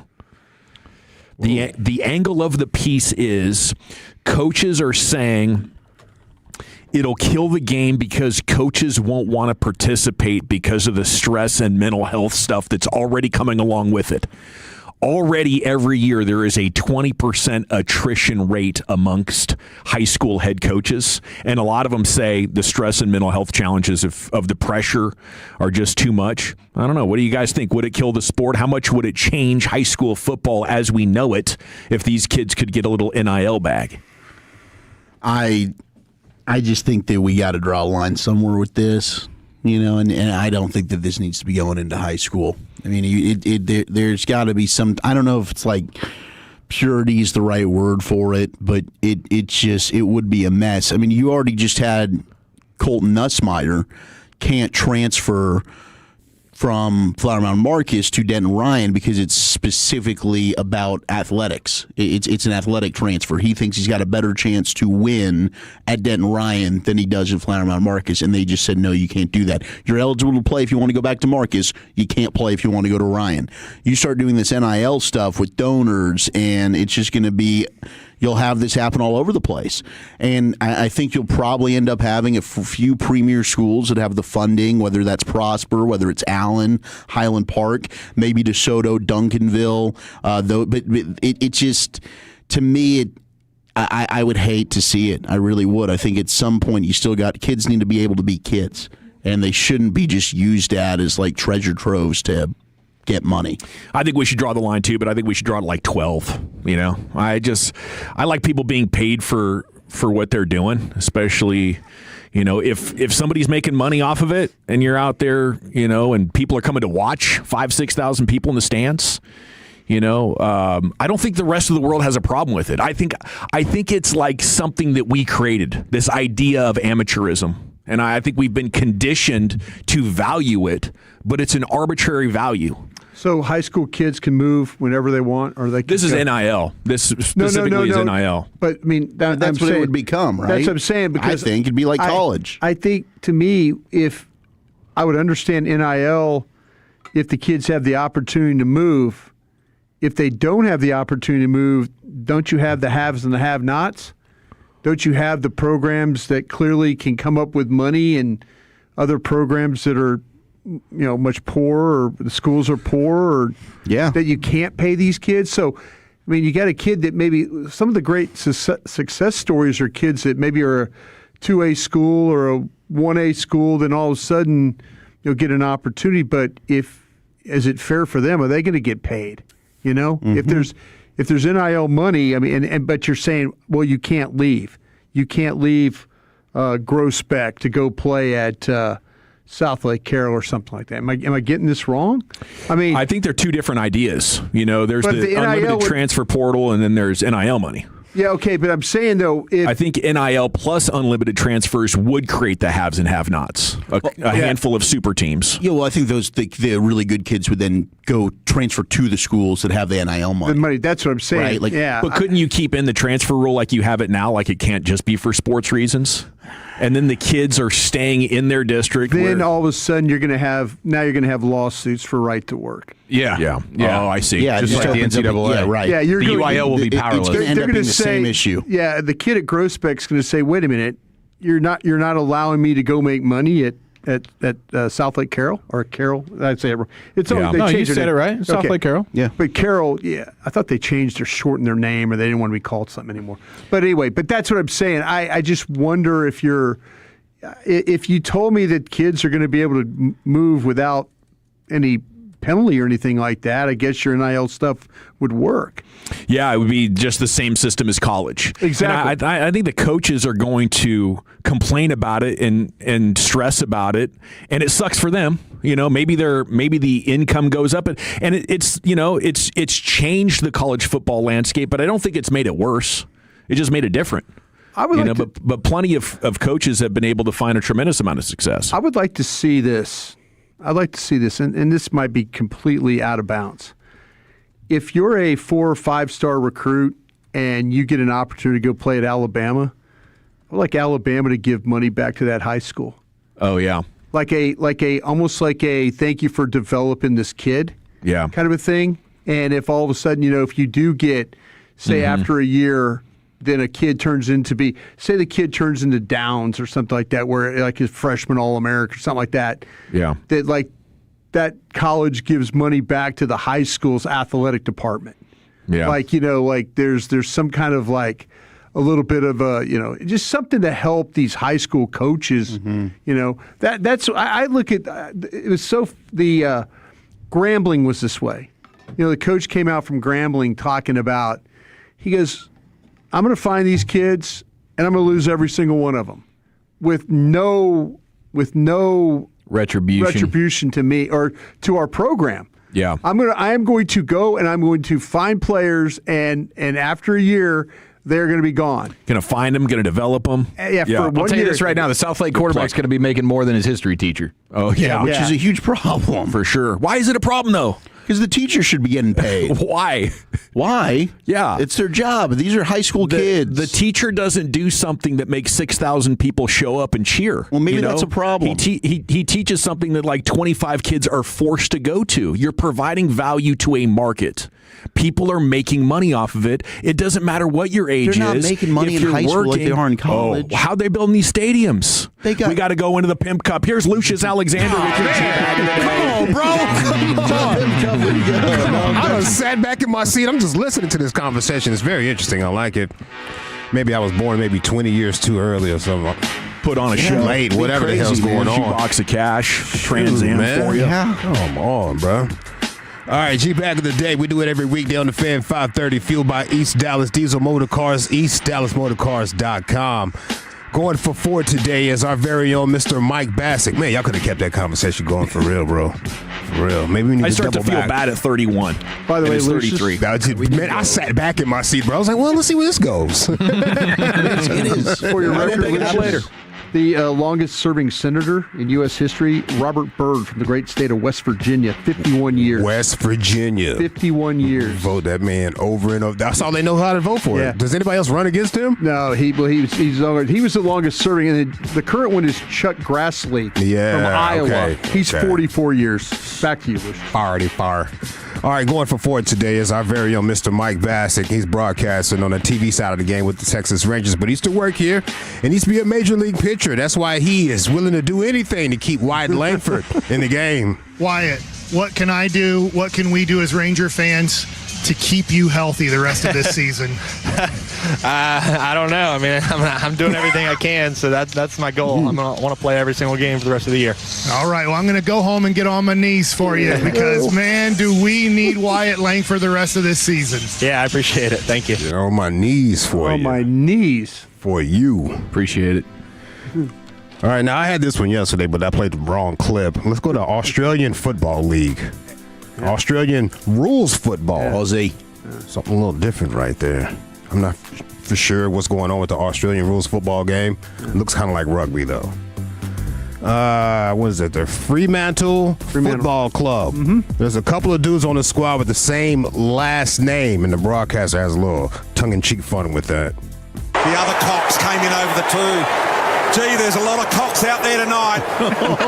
Dean, Mason and Brennan. And 2 of them involved in the process then to win that high footy. Reed, short ball. Chapman. One more time, hold on. One more time, Playboy. The other Cox came in over the 2. Gee, there's a lot of Cox out there tonight. Dean, Mason and Brennan. There's a lot of Cox out there tonight. Oh, no. Jay. All right, let's see what else we got. Fremantle, by the way, Lucius, is like really good in this thing. In like 17 games, they're 15-2. Oh my God!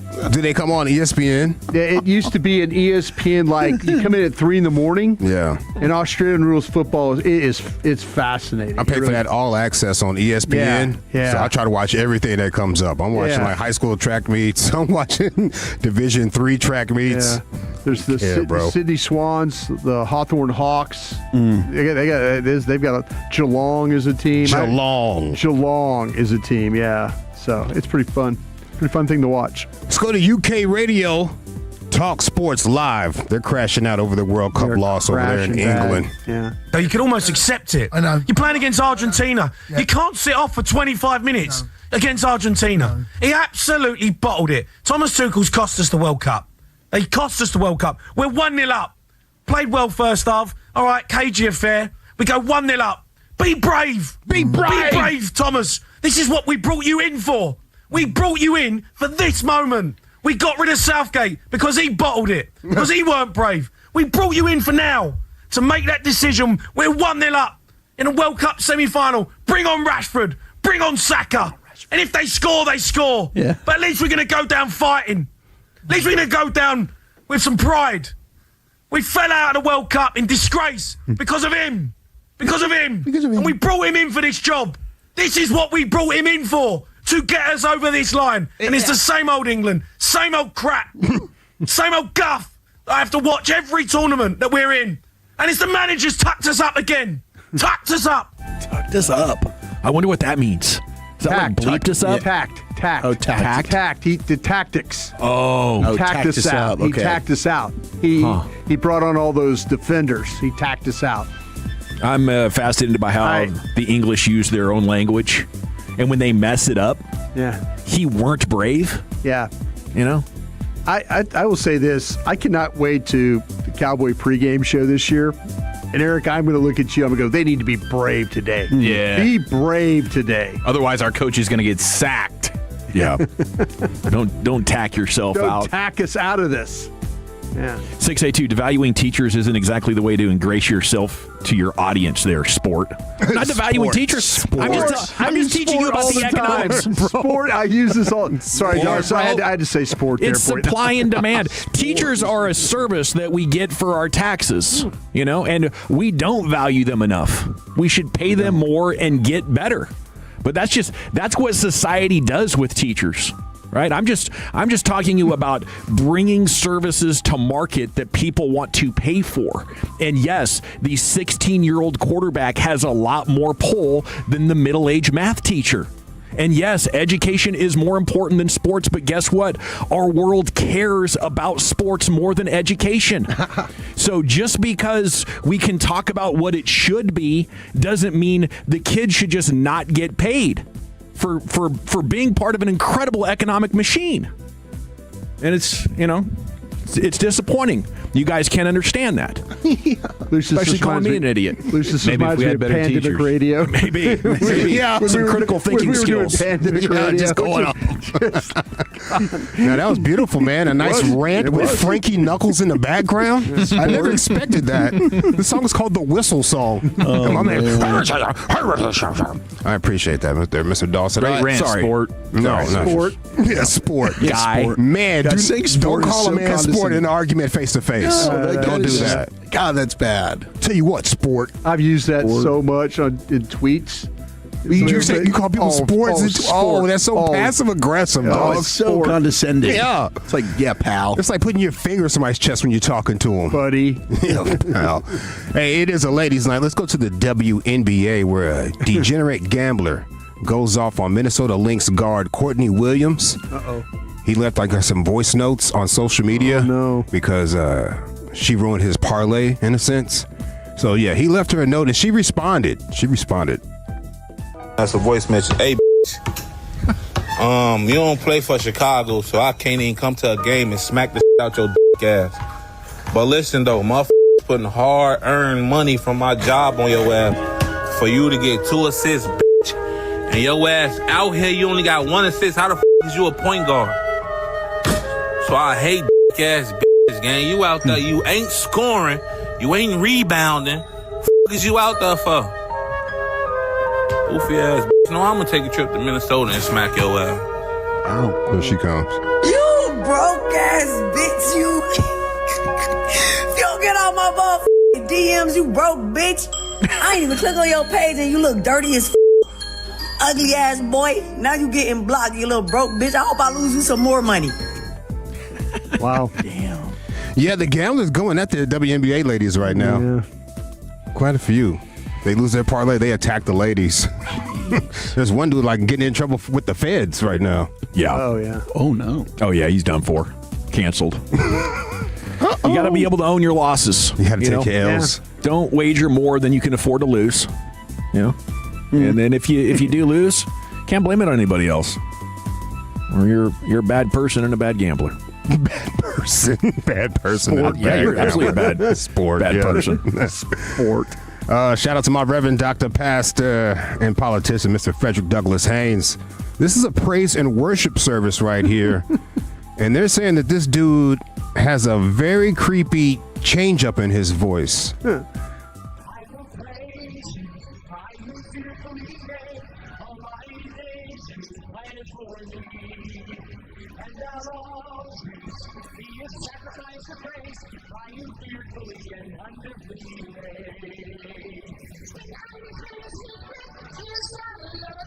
That's him.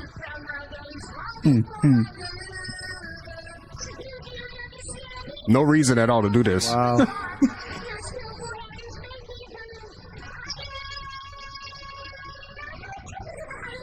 Golly, dude.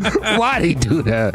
I'm always Wasn't thinking even about these necessary. pastors that you play for us because they don't seem to have their finger on the pulse of being a great entertainer. You know, to be a long-term pastor, you got to have some presence, don't you? You got to have some. You got to be cool, the coolest guy in the room.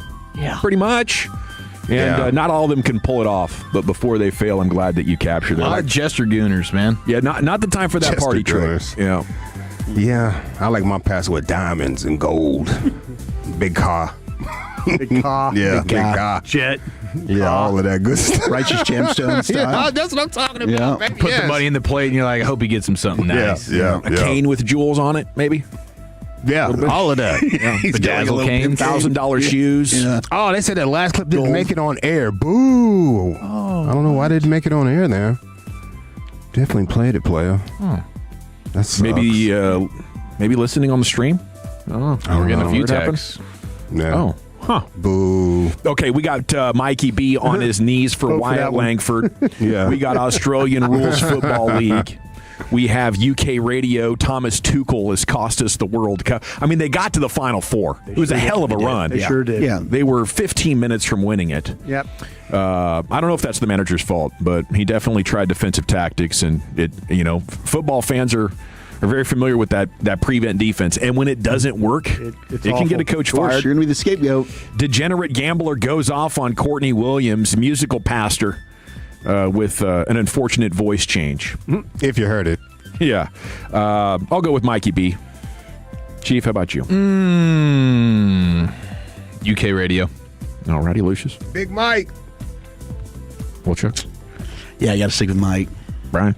Yeah, I'm going to go with UK Radio, so that's 3-2, right? By a score of 3-2, and still your G-Bag of the Day champion. It's Mike Bassick. Tune in tomorrow at this time to see if he goes. Well, we won't get it tomorrow, will we? Because we'll have Rangers pregame at 5:30. That's right. Yeah. So tune in Monday to see if Mikey B goes 5 times. See if Mike puts something up to compete against his own clip again. Well, Yeah. he's not going to be on the call. Oh, that's Dave right. He's told us gone. Oh, earlier. that's right. But he is going to be on KNC tomorrow. Yes, good call. Okay, Good so don't put it past him. It's time now to stay in the Pimp Cup, where Lucius has some LA Live. It's a ladies' night edition of LA Live right after the great Rick James. Hey, man. Well, all right, you squares. It's time you smoke. Fire up this funk and let's have a toke. It'll make you dance to some of everything. Everybody get high. America has a lot of problems right now, but we're not focused on the real problem that America has, which is women in their 20s have too much confidence. I'm sorry, I support women, but we got to back this shit up a little bit, ladies, okay? I was hanging out with a comic and his girlfriend, both in their 20s. A couple of her friends come out, they're all in their 20s. We're at a bar, we have a few drinks, we get a little silly. One of her friends gives me like a half boob flash, looks me dead in the eyes and goes, I bet I'm hotter than your wife. Yeah. What do you say to that confidence? I was like, yeah, maybe you're 22. You're not hotter than my house and kids. I have a 3% mortgage. You think I'm going to risk that on you? Are you out of your goddamn I have a 3% mortgage. That's well said. It's a pre-COVID mortgage. What are you doing right now? What are your tits made out of? Custody? Get the f*** out of here. Yeah. More on you ladies later. This is LA Live for Thursday, July 16th, 2026. It is a Thirsty Thursday, ladies' night edition of LA Live. Welcome, Shout out to all the Tolo ladies that listen to this here station. You are appreciated. Find me on Facebook, ladies. I'm at my friend's limit, but I'll find a way for you. I promise. LA Live is brought to you by Metro Flow Plumbing. Shout out to those blue collar ballers over there, baby. Now, ladies, what's going on? What's going on this summer, fam? It's hitting a little differently this summer. I'm going to tell you what, dog. I've been outside a little bit this summer. From the kickbacks, to the barbecues, to the day parties, to the concerts, to the clubs. Yes, LA's been to the club a few times this summer, and even the brunches. And I have yet to see one sundress. I have yet to see one sundress. The vibes are off a little bit. A few summers ago, like the women started wearing these onesie spandex situations. look like little wrestlers, run around here like Kurt Angle. I know y'all seen that little vibe, right? I know y'all seen that. Yeah, Absolutely. the singlets. Yeah, the singlets. Like they do some wrestling. Yeah. Now for like 2 or 3 summers in a row, the women have been wearing jorts. I see these baggy jorts, man. Yep. Instead of the sundresses in the summer, they're wearing jorts and sneakers and Timbos. What happened to this country? They run around here looking like John Cena now. The ladies. They don't want to be seen. They don't want to be seen, man. Looking like Adam Sandler on the court. We got to restore the feelings, ladies. We got to restore the feelings. Hey, did y'all see that there's new broadcasting guidelines for women's athletics? Yes. Yes. What do we got? The European Broadcasting Union and the European Athletics released a 23-page document called Raising the Bar. It's called Raising the Bar. Urges broadcasters to avoid low-angle shots, lingering close-ups, and slow-motion replays that unnecessarily sexualize the athletes. So slow-motion replays, you get that little jiggle. Yeah. I mean, trying to see who crossed the finish line first. Yeah, trying to see who gets a good fair start. It's weird because I think making sure this race was above board. The men's game shows maybe more graphic stuff, but only when it's happening to the women is it time for protection. Like you get these dudes sliding in their soccer shorts with their junk just jiggling around in those shorts. There's not a lot left for imagination. A lot of cheek. I'm with you. But I'm a little uncomfortable when they have the college softball on and they go through the dugout and it's just a lineup of butts. Like here goes the camera down the dugout. It's like I don't know if I'd want my daughter's butt just. They do that in Texas and they line up like cheek to cheek. Yeah. And the cameraman is just like, I know my assignment right now, dog. Yeah. Volleyball, very tight. Yeah. It's gonna be a lot of Reddit pages and aggregate sites that are gonna have no content to do if this takes place here in America. They're going to give us the college volleyball tournament just from the waist up from now on. Some people say the track girls should put on shorts and not have those little track athlete things instead of the camera angles being changed.